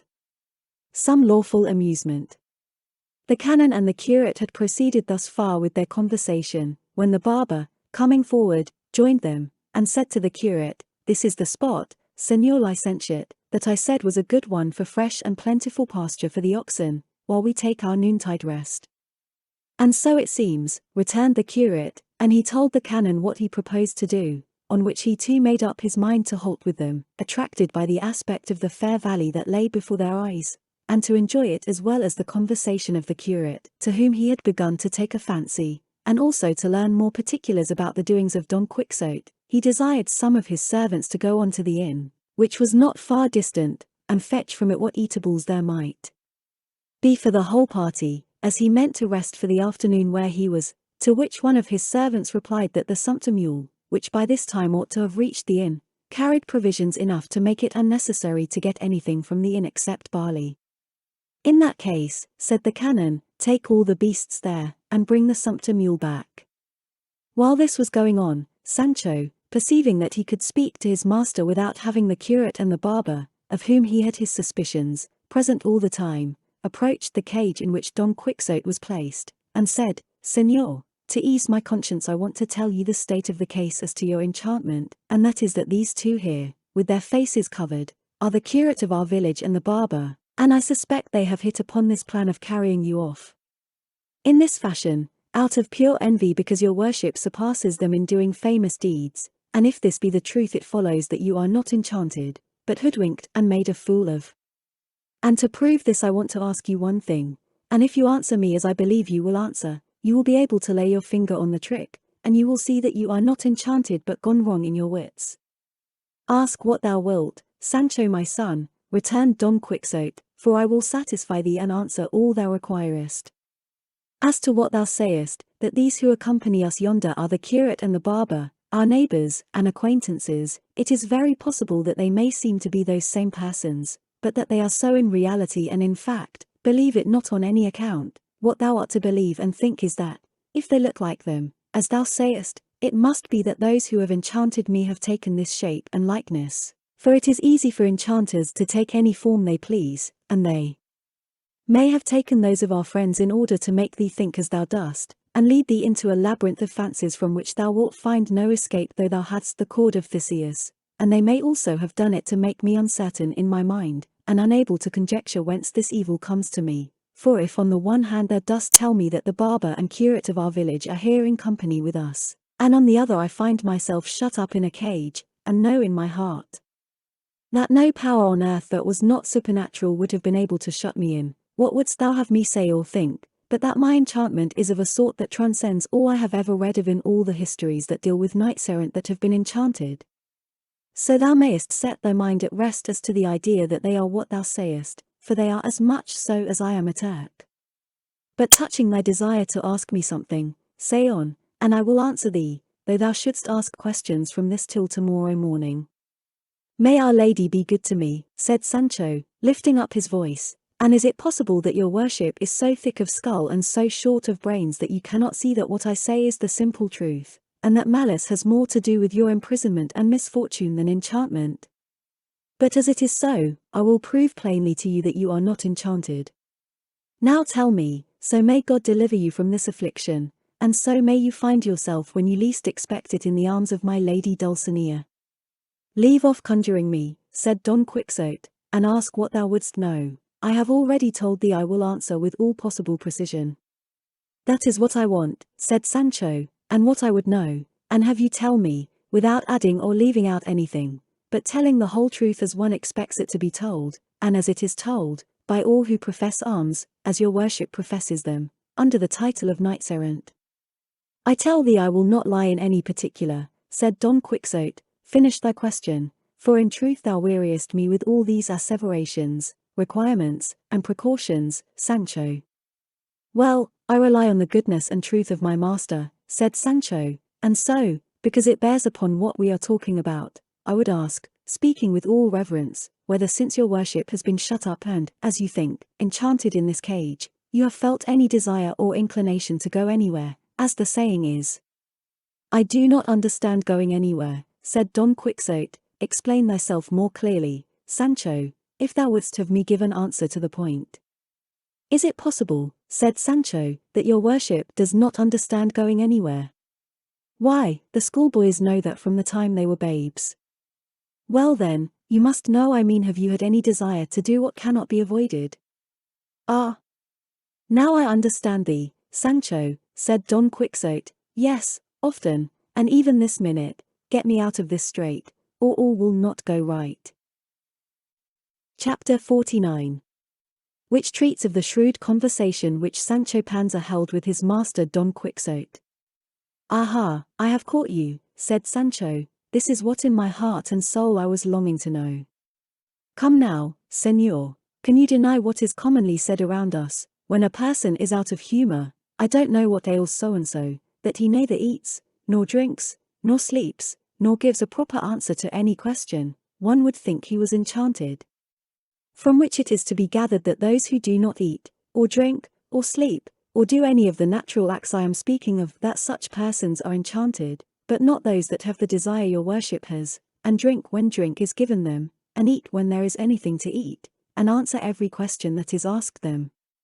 What thou sayest is true, Sancho, replied Don Quixote, but I have already told thee there are many sorts of enchantments, and it may be that in the course of time they have been changed one for another, and that now it may be the way with enchanted people to do all that I do, though they did not do so before, so it is vain to argue or draw inferences against the usage of the time. I know and feel that I am enchanted, and that is enough to ease my conscience, for it would weigh heavily on it if I thought that I was not enchanted, and that in a faint-hearted and cowardly way I allowed myself to lie in this cage, defrauding multitudes of the succor I might afford to those in need and distress, who at this very moment may be in sore want of my aid and protection. Still for all that, replied Sancho, I say that, for your greater and fuller satisfaction, it would be well if your worship were to try to get out of this prison, and I promise to do all in my power to help, and even to take you out of it, and see if you could once more mount your good Rocinante, who seems to be enchanted too. He is so melancholy and dejected, and then we might try our chance in looking for adventures again, and if we have no luck there will be time enough to go back to the cage, in which, on the faith of a good and loyal squire, I promise to shut myself up along with your worship, if so be you are so unfortunate, or I so stupid, as not to be able to carry out my plan. I am content to do as thou sayest, brother Sancho, said Don Quixote, and when thou sayest an opportunity for effecting my release I will obey thee absolutely, but thou wilt see, Sancho, how mistaken thou art in thy conception of my misfortune. The knight-errant and the ill-errant squire kept up their conversation till they reached the place where the curate, the canon, and the barber, who had already dismounted, were waiting for them. The carter at once unyoked the oxen and left them to roam at large about the pleasant green spot, the freshness of which seemed to invite, not enchanted people like Don Quixote, but wide-awake, sensible folk like his squire, who begged the curate to allow his master to leave the cage for a little, for if they did not let him out, the prison might not be as clean as the propriety of such a gentleman as his master required. The curate understood him, and said he would very gladly comply with his request, only that he feared his master, finding himself at liberty, would take to his old courses and make off where nobody could ever find him again. I will answer for his not running away, said Sancho. And I also, said the canon, especially if he gives me his word as a knight not to leave us without our consent. Don Quixote, who was listening to all this, said, I give it, moreover one who is enchanted as I am cannot do as he likes with himself, for he who had enchanted him could prevent his moving from one place for 3 ages, and if he attempted to escape would bring him back flying. And that being so, they might as well release him, particularly as it would be to the advantage of all, for, if they did not let him out, he protested he would be unable to avoid offending their nostrils unless they kept their distance. The canon took his hand, tied together as they both were, and on his word and promise they unbound him, and rejoiced beyond measure he was to find himself out of the cage. The first thing he did was to stretch himself all over, and then he went to where Rocinante was standing and giving him a couple of slaps on the haunches said, I still trust in God and in his blessed mother, O flower and mirror of steeds, that we shall soon see ourselves, both of us, as we wish to be, thou with thy master on thy back, and I mounted upon thee, following the calling for which God sent me into the world. And so saying, accompanied by Sancho, he withdrew to a retired spot, from which he came back much relieved and more eager than ever to put his squire's scheme into execution. The canon gazed at him, wondering at the extraordinary nature of his madness, and that in all his remarks and replies he should show such excellent sense, and only lose his stirrups, as has been already said, when the subject of chivalry was broached. And so, moved by compassion, he said to him, as they all sat on the green grass awaiting the arrival of the provisions, Is it possible, gentle sir, that the nauseous and idle reading of books of chivalry can have had such an effect on your worship as to upset your reason so that you fancy yourself enchanted, and the like, all as far from the truth as falsehood itself is? How can there be any human understanding that can persuade itself there ever was all that infinity of Amadises in the world, or all that multitude of famous knights, all those emperors of Trebizond, all those Felix Mots of Hyrcania, all those palfreys, and damsels errant, and serpents, and monsters, and giants, and marvelous adventures, and enchantments of every kind, and battles, and prodigious encounters, splendid costumes, lovesick princesses, squires made counts, droll dwarfs, love letters, billings and cooings, swashbuckler women, and, in a word, all that nonsense the books of chivalry contain. For myself, I can only say that when I read them, so long as I do not stop to think that they are all lies and frivolity, they give me a certain amount of pleasure, but when I come to consider what they are, I fling the very best of them at the wall, and would fling it into the fire if there were one at hand, as richly deserving such punishment as cheats and impostors out of the range of ordinary toleration, and as founders of new sects and modes of life, and teachers that lead the ignorant public to believe and accept as truth all the folly they contain. And such is their audacity, they even dare to unsettle the wits of gentlemen of birth and intelligence, as is shown plainly by the way they have served your worship, when they have brought you to such a pass that you have to be shut up in a cage and carried on an ox cart as one would carry a lion or a tiger from place to make money by showing it. Come, Señor Don Quixote, have some compassion for yourself, return to the bosom of common sense, and make use of the liberal share of it that heaven has been pleased to bestow upon you, employing your abundant gifts of mind in some other reading that may serve to benefit your conscience and add to your honor. And if, still led away by your natural bent, you desire to read books of achievements and of chivalry, read the book of Judges in the Holy Scriptures, for there you will find grand reality, and deeds as true as they are heroic. Lusitania had a Viriatus, Rome a Caesar, Carthage a Hannibal, Greece an Alexander, Castilla Count Fernan Gonzalez, Valencia a Cid, Andalusia a Gonzalo Fernandez, Estremadura a Diego Garcia de Perez, Jerez a Garci Perez de Vargas, Toledo a Garcilaso, Seville a Don Manuel de Leon, to read of whose valiant deeds will entertain and instruct the loftiest minds and fill them with delight and wonder. Here, Señor Don Quixote, will be reading worthy of your sound understanding, from which you will rise learned in history, in love with virtue, strengthened in goodness, improved in manners, brave without rashness, prudent without cowardice, and all to the honor of God, your own advantage and the glory of La Mancha, whence, I am informed, your worship derives your birth. Don Quixote listened with the greatest attention to the canon's words, and when he found he had finished, after regarding him for some time, he replied to him.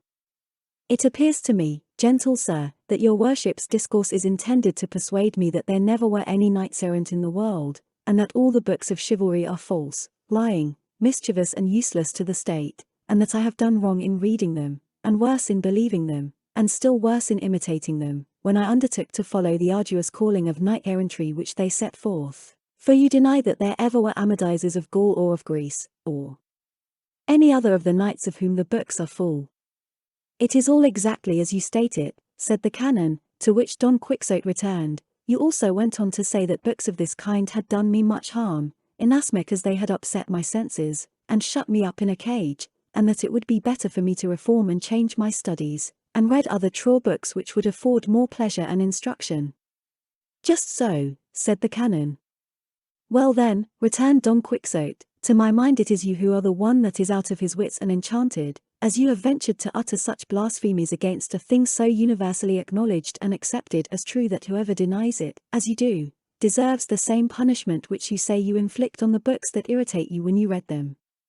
For to try to persuade anybody that Amadis, and all the other knights adventurers with whom the books are filled, never existed, would be like trying to persuade him that the sun does not yield light, or ice cold, or earth nourishment.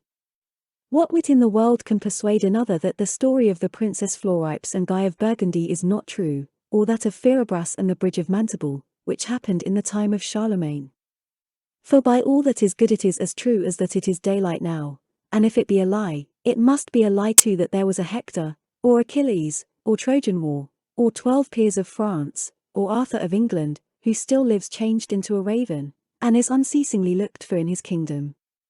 One might just as well try to make out that the history of Guarino Mezquino, or of the quest of the Holy Grail, is false, or that the loves of Tristram and the Queen Iseult are apocryphal, as well as those of Guinevere and Lancelot, when there are persons who can almost remember having seen the Dame Quintanona, who was the best cupbearer in Great Britain. And so true is this, that I recollect a grandmother of mine on the father's side, whenever she saw any dame in a venerable hood, used to say to me, "Grandson, that one is like Dame Quintanona," from which I conclude that she must have known her, or at least had managed to see some portrait of her.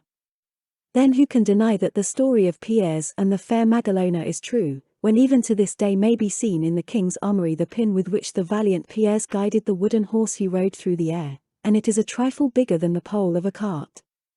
And alongside of the pin is Babica's saddle, and at Roncesvalles there is Roland's horn, as large as a large beam, whence we may infer that there were 12 peers, and a Pierres, and a Cid, and other knights like them, of the sort people commonly call adventurers.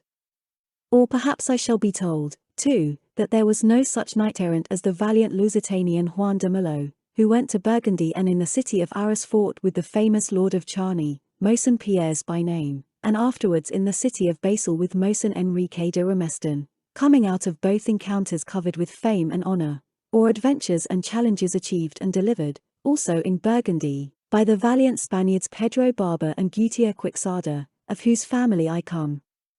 In the direct male line, when they vanquished the sons of the Count of San Polo. I shall be told, too, that Don Fernando de Guevara did not go in quest of adventures to Germany, where he engaged in combat with Maese George, a knight of the house of the Duke of Austria. I shall be told that the jousts of Suero de Quiñones, him of the Paso, and the emprise of Mosen Luis de Falces against the Castilian knight, Don Gonzalo de Guzman, were mere mockeries, as well as many other achievements of Christian knights of these and foreign realms, which are so authentic and true, that, I repeat, he who denies them must be totally wanting in reason and good sense. The canon was amazed to hear the medley of truth and fiction Don Quixote uttered, and to see how well acquainted he was with everything relating or belonging to the achievements of his knight-errantry, so he said in reply, I cannot deny, Señor Don Quixote, that there is some truth in what you say, especially as regards the Spanish knights-errant, and I am willing to grant too that the 12 peers of France existed, but I am not disposed to believe that they did all the things that the Archbishop Turpin relates of them. For the truth of the matter is they were knights chosen by the kings of France, and called peers because they were all equal in worth, rank and prowess, at least if they were not they ought to have been, and it was a kind of religious order like those of Santiago and Calatrava in the present day, in which it is assumed that those who take it are valiant knights of distinction and good birth, and just as we say now a knight of St. John, Oregon of Alcantara, they used to say then a knight of the 12 peers, because 12 equals were chosen for that military order. That there was a Cid, as well as a Bernardo del Carpio, there can be no doubt, but that they did the deeds people say they did, I hold to be very doubtful. In that other matter of the pin of Count Pierre's that you speak of, and say is near Babica's saddle in the armory, I confess my sin, for I am either so stupid or so short-sighted, that, though I have seen the saddle, I have never been able to see the pin, in spite of it being as big as your worship says it is. For all that it is there, without any manner of doubt, said Don Quixote, and more by token they say it is enclosed in a sheath of cowhide to keep it from rusting. All that may be, replied the canon, but, by the orders I have received, I do not remember seeing it. However, granting it is there, that is no reason why I am bound to believe the stories of all those Amadises and of all that multitude of knights they tell us about, nor is it reasonable that a man like your worship, so worthy, and with so many good qualities, and endowed with such a good understanding, should allow himself to be persuaded that such wild crazy things as are written in those absurd books of chivalry are really true. Chapter 50. Of the shrewd controversy which Don Quixote and the canon held, together with other incidents. A good joke, that, returned Don Quixote. Books that have been printed with the king's license, and with the approbation of those to whom they have been submitted, and read with universal delight, and extolled by great and small, rich and poor, learned and ignorant, gentle and simple, in a word by people of every sort, of whatever rank or condition they may be, that these should be lies. And above all when they carry such an appearance of truth with them, for they tell us the father, mother, country, kindred, age, place, and the achievements, step by step, and day by day, performed by such a knight or knights. Hush, sir, utter not such blasphemy. Trust me, I am advising you now to act as a sensible man should, only read them, and you will see the pleasure you will derive from them. For, come, tell me, can there be anything more delightful than to see, as it were, here now displayed before us a vast lake of bubbling pitch with a host of snakes and serpents and lizards, and ferocious and terrible creatures of all sorts swimming about in it, while from the middle of the lake there comes a plaintive voice saying, Knight, whosoever thou art who beholdest this dread lake, if thou wouldst win the prize that lies hidden beneath these dusky waves, prove the valor of thy stout heart and cast thyself into the midst of its dark burning waters, else thou shalt not be worthy to see the mighty wonders contained in the 7 castles of the 7 fays that lie beneath this black expanse. And then the knight, almost ere the awful voice has ceased, without stopping to consider, without pausing to reflect upon the danger to which he is exposing himself, without even relieving himself of the weight of his massive armor, commending himself to God and to his lady, plunges into the midst of the boiling lake, and when he little looks for it, or knows what his fate is to be, he finds himself among flowery meadows, with which the Elysian fields are not to be compared. The sky seems more transparent there, and the sun shines with a strange brilliancy, and a delightful grove of green leafy trees presents itself to the eyes and charms the sight with its verdure, while the ear is soothed by the sweet untutored melody of the countless birds of gay plumage that flit to and fro among the interlacing branches. Here he sees a brook whose limpid waters, like liquid crystal, ripple over fine sands and white pebbles that look like sifted gold and purest pearls. There he perceives a cunningly wrought fountain of many-colored jasper and polished marble, here another of rustic fashion where the little mussel shells and the spiral white and yellow mansions of the snail disposed in studious disorder, mingled with fragments of glittering crystal and mock emeralds, make up a work of varied aspect, where art, imitating nature, seems to have outdone it. Suddenly there is presented to his sight a strong castle or gorgeous palace with walls of massy gold, turrets of diamond and gates of jacinth, in short, so marvelous is its structure that though the materials of which it is built are nothing less than diamonds, carbuncles, rubies, pearls, gold, and emeralds, the workmanship is still more rare. And after having seen all this, what can be more charming than to see how a bevy of damsels comes forth from the gate of the castle in gay and gorgeous attire, such that, were I to set myself now to depict it as the histories describe it to us, I should never have done. And then how she who seems to be the first among them all takes the bold knight who plunged into the boiling lake by the hand, and without addressing a word to him leads him into the rich palace or castle, and strips him as naked as when his mother bore him, and bathes him in lukewarm water, and anoints him all over with sweet-smelling unguents, and clothes him in a shirt of the softest sandal, all scented and perfumed, while another damsel comes and throws over his shoulders a mantle which is said to be worth at the very least a city, and even more.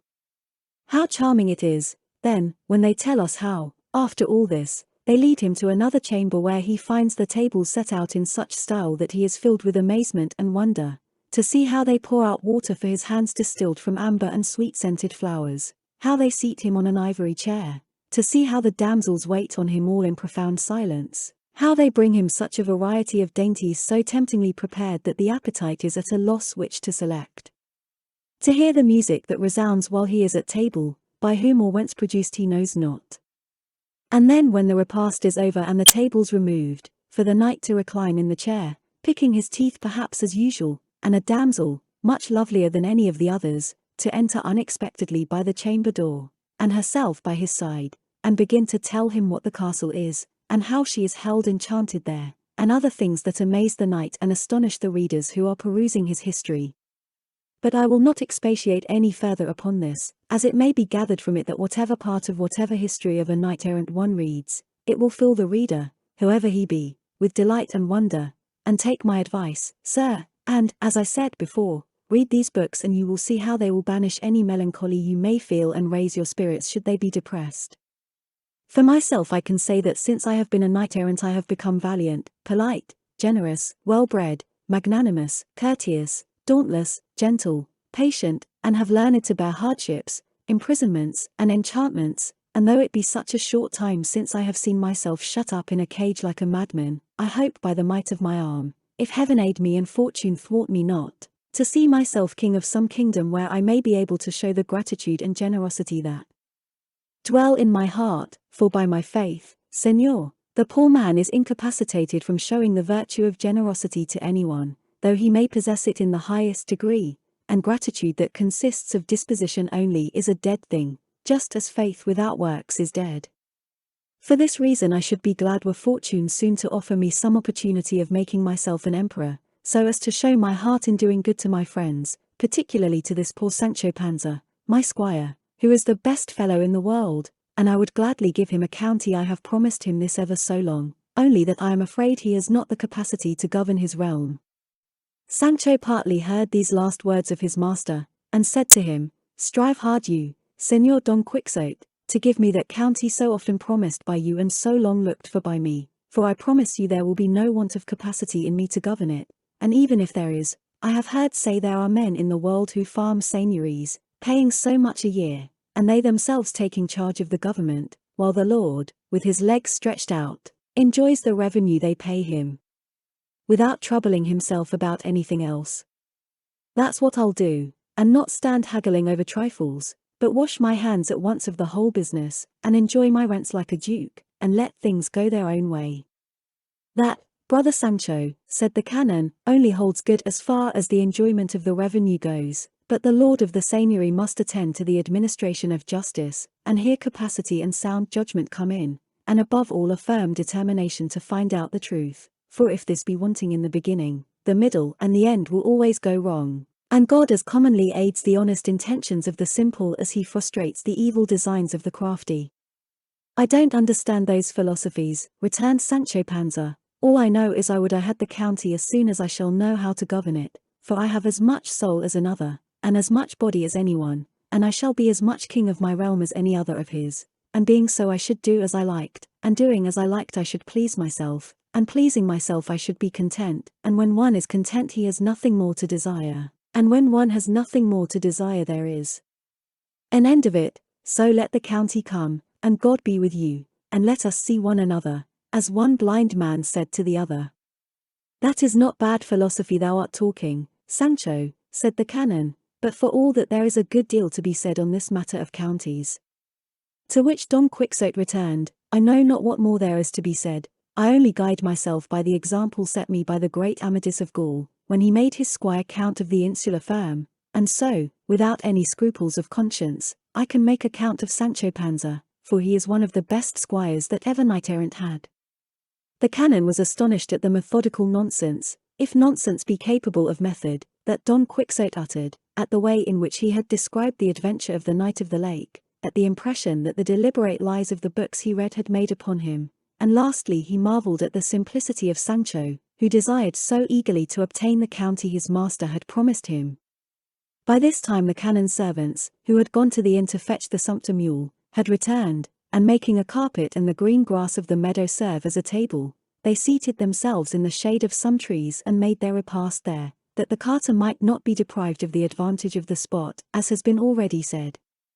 As they were eating they suddenly heard a loud noise and the sound of a bell that seemed to come from among some brambles and thick bushes that were close by, and the same instant they observed a beautiful goat, spotted all over black, white, and brown, spring out of the thicket with a goatherd after it, calling to it and uttering the usual cries to make it stop or turn back to the fold. The fugitive goat, scared and frightened, ran towards the company as if seeking their protection and then stood still, and the goatherd coming up seized it by the horns and began to talk to it as if it were possessed of reason and understanding. Wanderer, wanderer, Spotty, Spotty, how have you gone limping all this time? What wolves have frightened you, my daughter? Won't you tell me what is the matter, my beauty? But what else can it be except that you are she, and cannot keep quiet? A plague on your humours and the humours of those you take after. Come back, my darling, and if you will not be so happy, at any rate you will be safe in the fold or with your companions, for if you who ought to keep and lead them, go wandering astray, what will become of them? The goatherd's talk amused all who heard it, but especially the canon, who said to him, As you live, brother, take it easy, and be not in such a hurry to drive this goat back to the fold, for, being a female, as you say, she will follow her natural instinct in spite of all you can do to prevent it. Take this morsel and drink a sup, and that will soothe your irritation, and in the meantime the goat will rest herself, and so saying, he handed him the loins of a cold rabbit on a fork. The goatherd took it with thanks, and drank and calmed himself, and then said, I should be sorry if your worships were to take me for a simpleton for having spoken so seriously as I did to this animal, but the truth is there is a certain mystery in the words I used. I am a clown, but not so much of one but that I know how to behave to men and to beasts. That I can well believe, said the curate, for I know already by experience that the woods breed men of learning, and shepherds' huts harbour philosophers. At all events, Señor, returned the goatherd, they shelter men of experience, and that you may see the truth of this and grasp it, though I may seem to put myself forward without being asked, I will, if it will not tire you, gentlemen, and you will give me your attention for a little, tell you a true story which will confirm this gentleman's word, and he pointed to the curate, as well as my own. To this Don Quixote replied, seeing that this affair has a certain colour of chivalry about it, I for my part, brother, will hear you most gladly, and so will all these gentlemen, from the high intelligence they possess and their love of curious novelties that interest, charm, and entertain the mind, as I feel quite sure your story will do. So begin, friend, for we are all prepared to listen." "I draw my stakes," said Sancho, "and will retreat with this pasty to the brook there, where I mean to victual myself for 3 days, for I have heard my lord, Don Quixote, say that a knight-errant squire should eat until he can hold no more, whenever he has the chance, because it often happens them to get by accident into a wood so thick that they cannot find a way out of it for 6 days, and if the man is not well filled or his alforjas well stored, there he may stay, as very often he does, turned into a dried mummy." "Thou art in the right of it, Sancho," said Don Quixote, "go where thou wilt and eat all thou canst, for I have had enough, and only want to give my mind its refreshment, as I shall by listening to this good fellow's story."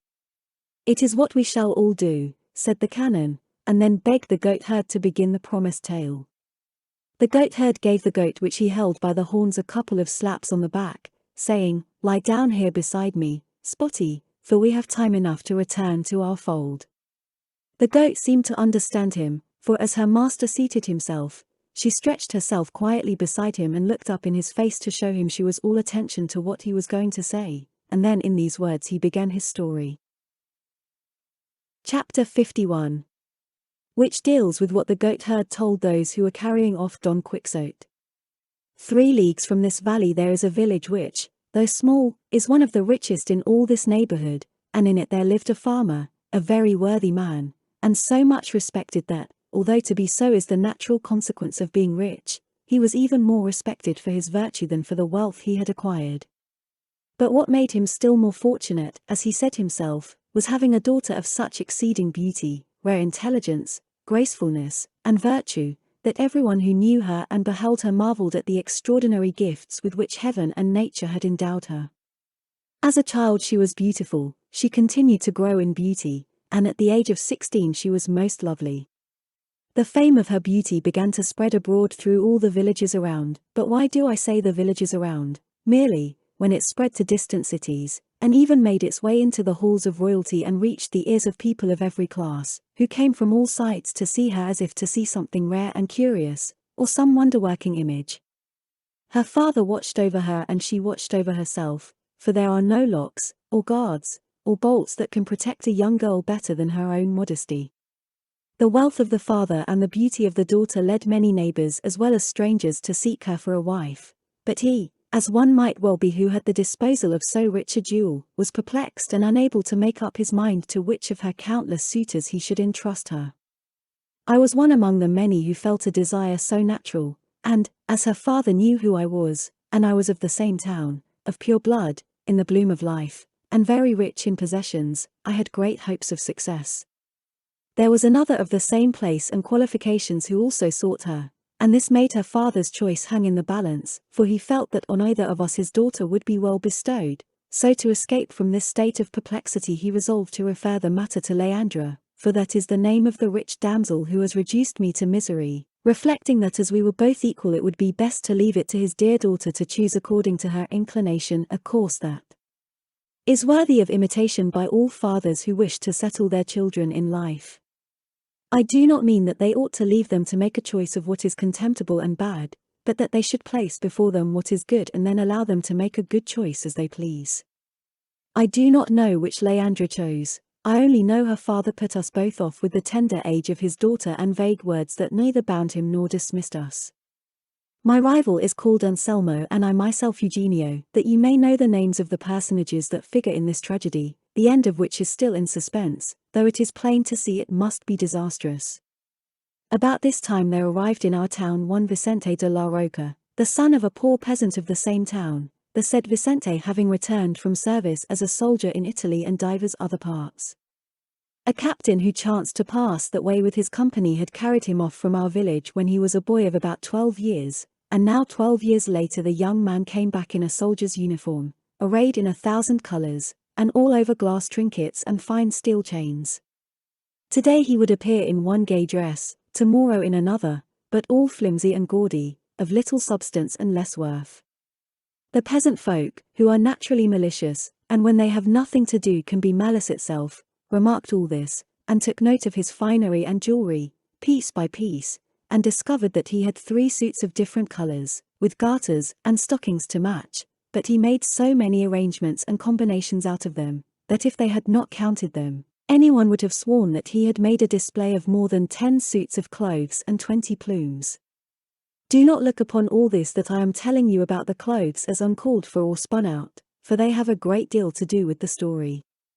He used to seat himself on a bench under the great poplar in our plaza, and there he would keep us all hanging open-mouthed on the stories he told us of his exploits. There was no country on the face of the globe he had not seen, nor battle he had not been engaged in. He had killed more Moors than there are in Morocco and Tunis, and fought more single combats, according to his own account, than Garcilaso, Diego Garcia de Paredes and 1,000 others he named, and out of all he had come victorious without losing a drop of blood. On the other hand he showed marks of wounds, which, though they could not be made out, he said were gunshot wounds received in divers encounters and actions. Lastly, with monstrous impudence he used to say to his equals and even those who knew what he was, and declare that his arm was his father and his deeds his pedigree, and that being a soldier he was as good as the king himself.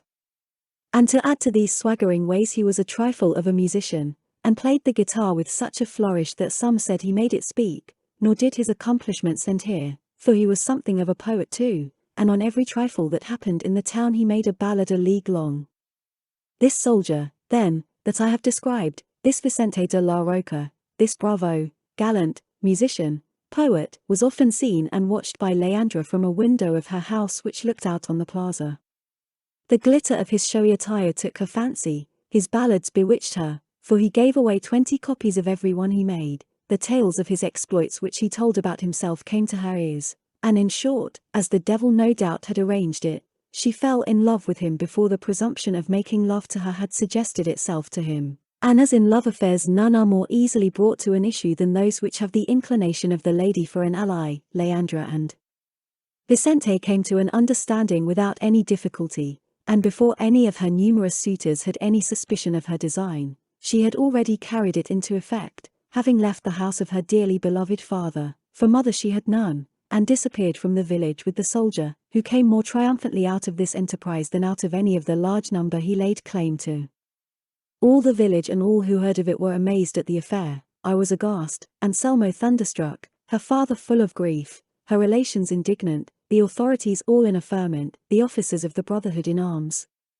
They scoured the roads, they searched the woods and all quarters, and at the end of 3 days they found the flighty Leandra in a mountain cave, stripped to her shift, and robbed of all the money and precious jewels she had carried away from home with her. They brought her back to her unhappy father, and questioned her as to her misfortune, and she confessed without pressure that Vicente de la Roca had deceived her, and under promise of marrying her had induced her to leave her father's house, as he meant to take her to the richest and most delightful city in the whole world, which was Naples, and that she, ill-advised and deluded, had believed him, and robbed her father, and handed over all to him the night she disappeared, and that he had carried her away to a rugged mountain and shut her up in the cave where they had found her. She said, moreover, that the soldier, without robbing her of her honor, had taken from her everything she had, and made off, leaving her in the cave, a thing that still further surprised everybody. It was not easy for us to credit the young man's countenance, but she asserted it with such earnestness that it helped to console her distressed father, who thought nothing of what had been taken, since the jewel that once lost can never be recovered had been left to his daughter. The same day that Leandra made her appearance her father removed her from our sight and took her away to shut her up in a convent in a town near this, in the hope that time may wear away some of the disgrace she has incurred. Leandra's youth furnished an excuse for her fault, at least with those to whom it was of no consequence whether she was good or bad, but those who knew her shrewdness and intelligence did not attribute her misdemeanor to ignorance but to wantonness and the natural disposition of women, which is for the most part flighty and ill-regulated. Leandra withdrawn from sight, Anselmo's eyes grew blind, or at any rate found nothing to look at that gave them any pleasure, and mine were in darkness without a ray of light to direct them to anything enjoyable while Leandra was away. Our melancholy grew greater, our patience grew less, we cursed the soldier's finery and railed at the carelessness of Leandra's father. At last Anselmo and I agreed to leave the village and come to this valley, and, he feeding a great flock of sheep of his own, and I a large herd of goats of mine, we pass our life among the trees, giving vent to our sorrows, together singing the fair Leandra's praises, or upbraiding her, or else sighing alone, and to heaven pouring forth our complaints in solitude. Following our example, many more of Leandra's lovers have come to these rude mountains and adopted our mode of life, and they are so numerous that one would fancy the place had been turned into the pastoral Arcadia, so full is it of shepherds and sheepfolds, nor is there a spot in it where the name of the fair Leandra is not heard. Here one curses her and calls her capricious, fickle, and immodest, there another condemns her as frail and frivolous, this pardons and absolves her, that spurns and reviles her, one extols her beauty, another assails her character, and in short all abuse her, and all adore her, and to such a pitch has this general infatuation gone that there are some who complain of her scorn without ever having exchanged a word with her, and even some that bewail and mourn the raging fever of jealousy, for which she never gave anyone cause, for, as I have already said, her misconduct was known before her passion. There is no nook among the rocks, no brookside, no shade beneath the trees that is not haunted by some shepherd telling his woes to the breezes. Wherever there is an echo it repeats the name of Leandra, the mountains ring with Leandra, Leandra murmur the brooks, and Leandra keeps us all bewildered and bewitched, hoping without hope and fearing without knowing what we fear. Of all this silly set the one that shows the least and also the most sense is my rival Anselmo, for having so many other things to complain of, he only complains of separation, and to the accompaniment of a rebeck, which he plays admirably, he sings his complaints in verses that show his ingenuity. I follow another, easier, and to my mind wiser course, and that is to rail at the frivolity of women, at their inconstancy, their double-dealing, their broken promises, their unkept pledges, and in short the want of reflection they show in fixing their affections and inclinations. This, sirs, was the reason of words and expressions I made use of to this goat when I came up just now, for as she is a female I have a contempt for her, though she is the best in all my fold. This is the story I promised to tell you, and if I have been tedious in telling it, I will not be slow to serve you. My hut is close by, and I have fresh milk and dainty cheese there, as well as a variety of toothsome fruit, no less pleasing to the eye than to the palate. Chapter 52. Of the quarrel that Don Quixote had with the goatherd, together with the rare adventure of the penitence, which with an expenditure of sweat he brought to a happy conclusion. The goatherd's tale gave great satisfaction to all the hearers, and the canon especially enjoyed it, for he had remarked with particular attention the manner in which it had been told, which was as unlike the manner of a clownish goatherd as it was like that of a polished city wit, and he observed that the curate had been quite right in saying that the woods bred men of learning. They all offered their services to Eugenio, but he who showed himself most liberal in this way was Don Quixote, who said to him, "Most assuredly, brother goatherd, if I found myself in a position to attempt any adventure, I would, this very instant, set out on your behalf, and would rescue Leandra from that convent, where no doubt she is kept against her will, in spite of the abbess and all who might try to prevent me, and would place her in your hands to deal with her according to your will and pleasure, observing, however, the laws of chivalry which lay down that no violence of any kind is to be offered to any damsel. But I trust in God our Lord that the might of one malignant enchanter may not prove so great, but that the power of another better disposed may prove superior to it, and then I promise you my support and assistance, as I am bound to do by my profession, which is none other than to give aid to the weak and needy." The goatherd eyed him, and noticing Don Quixote's sorry appearance and looks, he was filled with wonder, and asked the barber, who was next him, "Señor, who is this man who makes such a figure and talks in such a strain?" "Who should it be," said the barber, "but the famous Don Quixote of La Mancha, the undoer of injustice, the righter of wrongs, the protector of damsels, the terror of giants, and the winner of battles." "That," said the goatherd, "sounds like what one reads in the books of the knights-errant, who did all that you say this man does, though it is my belief that either you are joking, or else this gentleman has empty lodgings in his head." "You are a great scoundrel," said Don Quixote, "and it is you who are empty and a fool. I am fuller than ever was the horse and bitch that bore you," and passing from words to deeds, he caught up a loaf that was near him and sent it full in the goatherd's face, with such force that he flattened his nose, but the goatherd, who did not understand jokes, and found himself roughly handled in such good earnest, paying no respect to carpet, tablecloth, or diners, sprang upon Don Quixote, and seizing him by the throat with both hands would no doubt have throttled him, had not Sancho Panza that instant come to the rescue, and grasping him by the shoulders flung him down on the table, smashing plates, breaking glasses, and upsetting and scattering everything on it. Don Quixote, finding himself free, strove to get on top of the goatherd, who, with his face covered with blood, and soundly kicked by Sancho, was on all fours feeling about for one of the table knives to take a bloody revenge with. The canon and the curate, however, prevented him, but the barber so contrived it that he got Don Quixote under him, and rained down upon him such a shower of fisticuffs that the poor knight's face streamed with blood as freely as his own. The canon and the curate were bursting with laughter, the officers were capering with delight, and both the one and the other hissed them on as they do dogs that are worrying one another in a fight. Sancho alone was frantic, for he could not free himself from the grasp of one of the canon's servants, who kept him from going to his master's assistance. At last, while they were all, with the exception of the two bruisers who were mauling each other, in high glee and enjoyment, they heard a trumpet sound a note so doleful that it made them all look in the direction whence the sound seemed to come.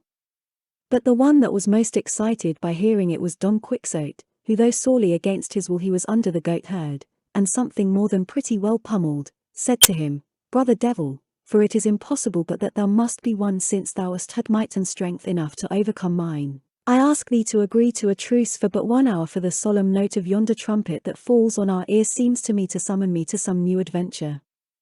The goatherd, who was by this time tired of pummeling and being pummeled, released him at once, and Don Quixote, rising to his feet and turning his eyes to the quarter where the sound had been heard, suddenly saw coming down the slope of a hill several men clad in white like penitents.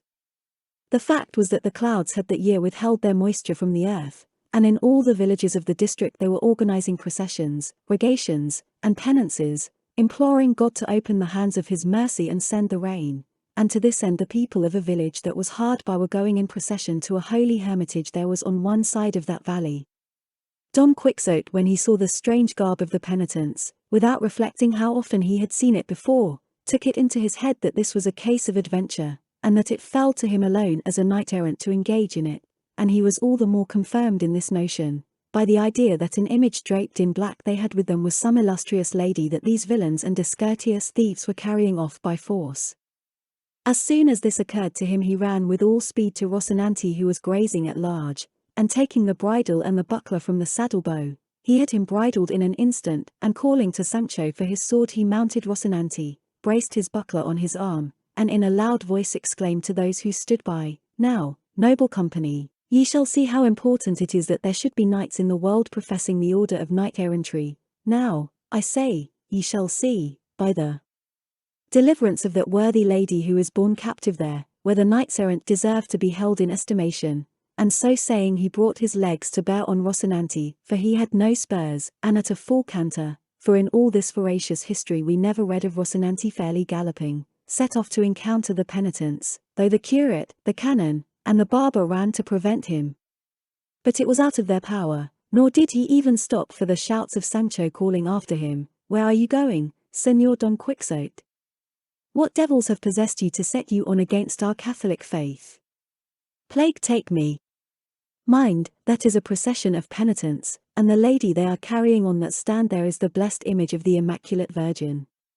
Take care what you are doing, Señor, for this time it may be safely said you don't know what you are about." Sancho labored in vain, for his master was so bent on coming to quarters with these sheeted figures and releasing the lady in black that he did not hear a word, and even had he heard, he would not have turned back if the king had ordered him. He came up with the procession and reined in Rocinante, who was already anxious enough to slacken speed a little, and in a hoarse, excited voice he exclaimed, "You who hide your faces, perhaps because you are not good subjects, pay attention and listen to what I am about to say to you."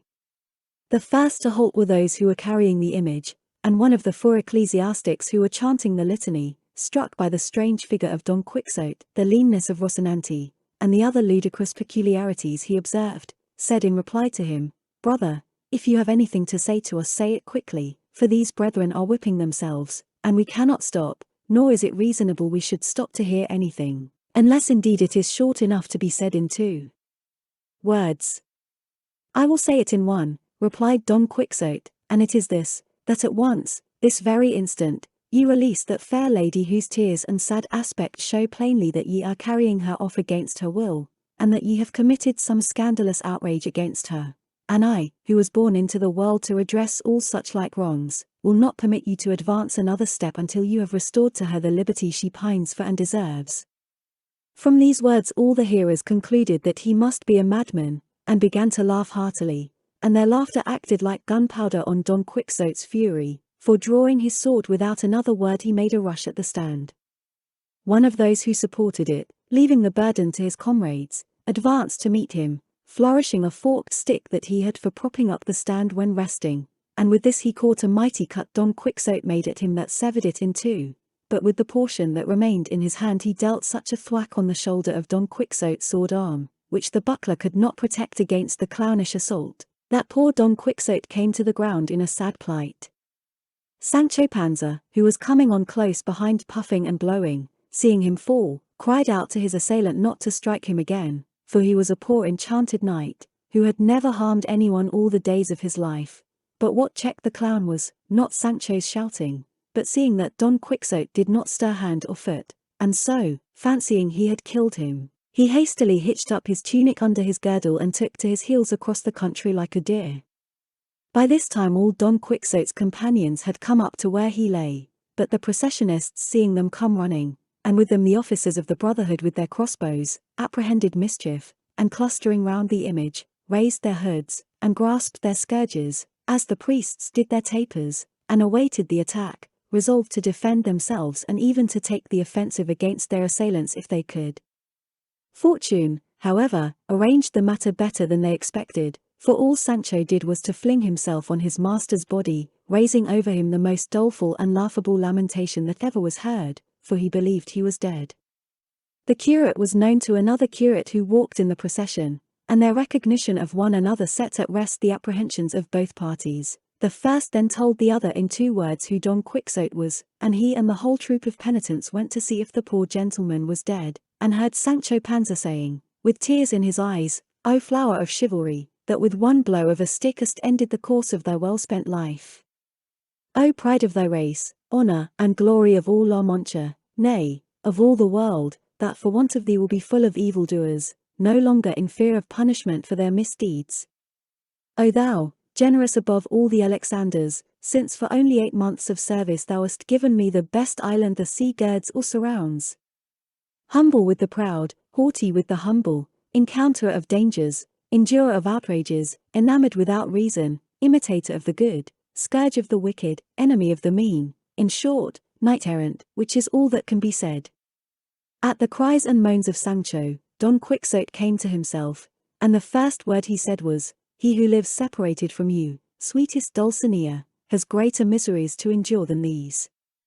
Aid me, friend Sancho, to mount the enchanted cart, for I am not in a condition to press the saddle of Rocinante, as this shoulder is all knocked to pieces." "That I will do with all my heart, señor," said Sancho, "and let us return to our village with these gentlemen, who seek your good, and there we will prepare for making another sally, which may turn out more profitable and creditable to us." "Thou art right, Sancho," returned Don Quixote, "it will be wise to let the malign influence of the stars which now prevails pass off." The canon, the curate, and the barber told him he would act very wisely in doing as he said, and so, highly amused at Sancho Panza's simplicities, they placed Don Quixote in the cart as before. The procession once more formed itself in order and proceeded on its road. The goatherd took his leave of the party, the officers of the Brotherhood declined to go any farther, and the curate paid them what was due to them. The canon begged the curate to let him know how Don Quixote did, whether he was cured of his madness or still suffered from it, and then begged leave to continue his journey. In short, they all separated and went their ways, leaving to themselves the curate and the barber. Don Quixote, Sancho Panza, and the good Rocinante, who regarded everything with as great resignation as his master.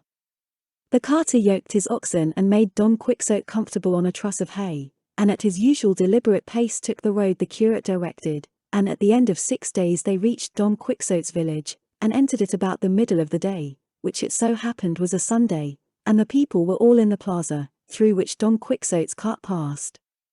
They all flocked to see what was in the cart, and when they recognized their townsman they were filled with amazement, and a boy ran off to bring the news to his housekeeper and his niece that their master and uncle had come back all lean and yellow and stretched on a truss of hay on an ox cart. It was piteous to hear the cries the two good ladies raised, how they beat their breasts and poured out fresh maledictions on those accursed books of chivalry, all which was renewed when they saw Don Quixote coming in at the gate. At the news of Don Quixote's arrival Sancho Panza's wife came running, for she by this time knew that her husband had gone away with him as his squire, and on seeing Sancho, the first thing she asked him was if the ass was well. Sancho replied that he was better than his master was. "Thanks be to God," said she, "for being so good to me, but now tell me, my friend, what have you made by your squirings? What gown have you brought me back? What shoes for your children?" "I bring nothing of that sort, wife," said Sancho, "though I bring other things of more consequence and value." "I am very glad of that," returned his wife. "Show me these things of more value and consequence, my friend, for I want to see them to cheer my heart that has been so sad and heavy all these ages that you have been away." "I will show them to you at home, wife," said Sancho. "Be content for the present, for if it please God that we should again go on our travels in search of adventures, you will soon see me a count, or governor of an island, and that not one of those everyday ones, but the best that is to be had." "Heaven grant it, husband," said she, "for indeed we have need of it. But tell me, what's this about islands, for I don't understand it." "Honey is not for the mouth of the ass," returned Sancho. "All in good time thou shalt see, wife, nay, thou wilt be surprised to hear thyself called your ladyship by all thy vassals."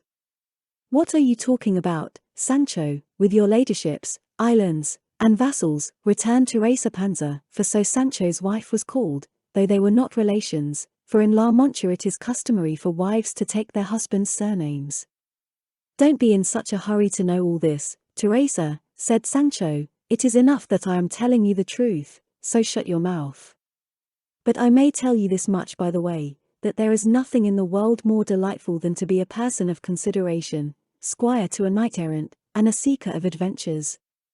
To be sure most of those one finds do not end as pleasantly as one could wish, for out of 100, 99 will turn out cross and contrary. I know it by experience, for out of some I came blanketed, and out of others belabored. Still, for all that, it is a fine thing to be on the lookout for what may happen, crossing mountains, searching woods, climbing rocks, visiting castles, putting up at inns, all at free quarters, and devil take the maravedi to pay." While this conversation passed between Sancho Panza and his wife, Don Quixote's housekeeper and niece took him in and undressed him and laid him in his old bed. He eyed them askance, and could not make out where he was.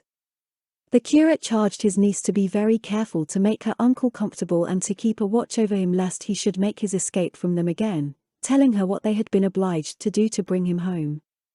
On this the pair once more lifted up their voices and renewed their maledictions upon the books of chivalry, and implored heaven to plunge the authors of such lies and nonsense into the midst of the bottomless pit.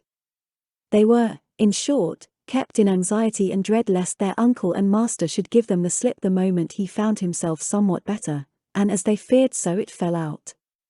But the author of this history, though he has devoted research and industry to the discovery of the deeds achieved by Don Quixote in his third sally, has been unable to obtain any information respecting them, at any rate derived from authentic documents. Tradition has merely preserved in the memory of La Mancha the fact that Don Quixote, the third time he sallied forth from his home, betook himself to Saragossa, where he was present at some famous jousts which came off in that city, and that he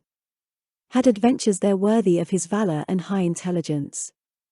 Of his end and death he could learn no particulars, nor would he have ascertained it or known of it, if good fortune had not produced an old physician for him who had in his possession a leaden box, which, according to his account, had been discovered among the crumbling foundations of an ancient hermitage that was being rebuilt, in which box were found certain parchment manuscripts in Gothic character, but in Castilian verse, containing many of his achievements, and setting forth the beauty of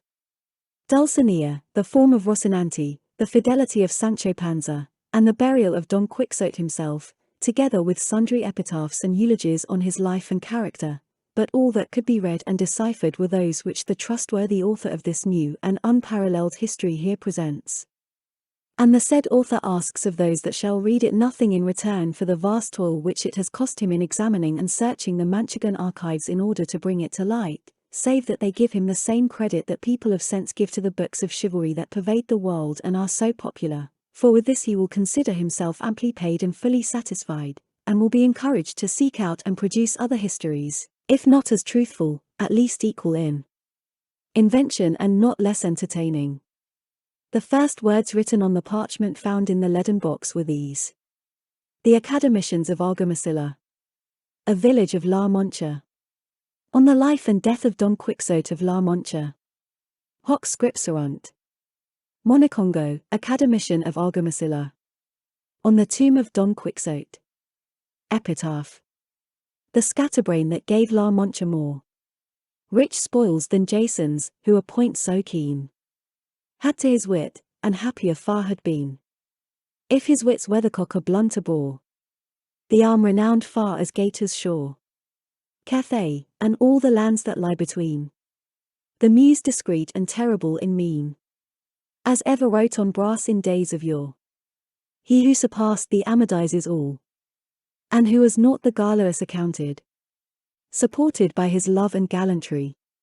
who made the Belianizes sing small, and sought renown on Rocinante mounted. Here, underneath this cold stone, doth he lie. Paniaguado, Academician of Argamasilla, in laudum Dulcinea del Toboso. Sonnet. She, whose full features may be here descried, high-bosomed, with a bearing of disdain, is Dulcinea, she for whom in vain the great Don Quixote of La Mancha sighed. For her, Toboso's queen, from side to side he traversed the grim Sierra, the champaign of Aranjuez, and Montiel's famous plain. On Rocinante oft a weary ride. Malignant planets, cruel destiny, pursued them both, the fair Manchegan dame, and the unconquered star of chivalry. Nor youth nor beauty saved her from the claim of death. He paid love's bitter penalty, and left the marble to preserve his name. Capriccioso, a most acute academician of Argamasilla, in praise of Rocinante, steed of Don Quixote of La Mancha. Sonnet. On that proud throne of diamantine sheen, which the blood-reeking feet of Mars degrade, the mad Manchegan's banner now hath been by him in all its bravery displayed. There hath he hung his arms and trenchant blade, wherewith, achieving deeds till now unseen, he slays, lays low, cleaves, hews, but art hath made a novel style for our new paladin. If Amadis be the proud boast of Gaul, if by his progeny the fame of Greece through all the regions of the earth be spread, great Quixote crowned in grim Bellona's hall today exalts La Mancha over these, and above Greece or Gaul she holds her head. Nor ends his glory here, for his good steed doth Brillador and Bayard far exceed, as mettled steeds compared with Rocinante. The reputation they have won is scanty. Brillador, Academician of Argamasilla, on Sancho Panza. Sonnet. The worthy Sancho Panza here you see. A great soul once was in that body small, nor was there squire upon this earthly ball so plain and simple, or of guile so free. Within an ace of being count was he, and would have been but for the spite and gall of this vile age, mean and illiberal, that cannot even let a donkey be. For mounted on an ass, excuse the word, by Rocinante's side this gentle squire was wont his wandering master to attend, delusive hopes that lure the common herd, with promises of ease, the heart's desire. In shadows, dreams, and smoke ye always end. Catch a Diablo, Academician of Argamasilla, on the tomb of Don Quixote. Epitaph. The knight lies here below, ill-errant and bruised sore, whom Rocinante bore in his wanderings to and fro. By the side of the knight is laid stolid man Sancho too, than whom a squire more true was not in the esquire trade. Tiquitoc, Academician of Argamasilla, on the tomb of Dulcinea del Toboso. Epitaph. Here Dulcinea lies. Plump was she and robust. Now she is ashes and dust. The end of all flesh that dies. A lady of high degree, with the port of a lofty dame, and the great Don Quixote's flame, and the pride of her village was she. These were all the verses that could be deciphered. The rest, the writing being worm-eaten, were handed over to one of the academicians to make out their meaning conjecturally. We have been informed that at the cost of many sleepless nights and much toil he has succeeded, and that he means to publish them in hopes of Don Quixote's third sally. Forse altro cantera con miglia pletro.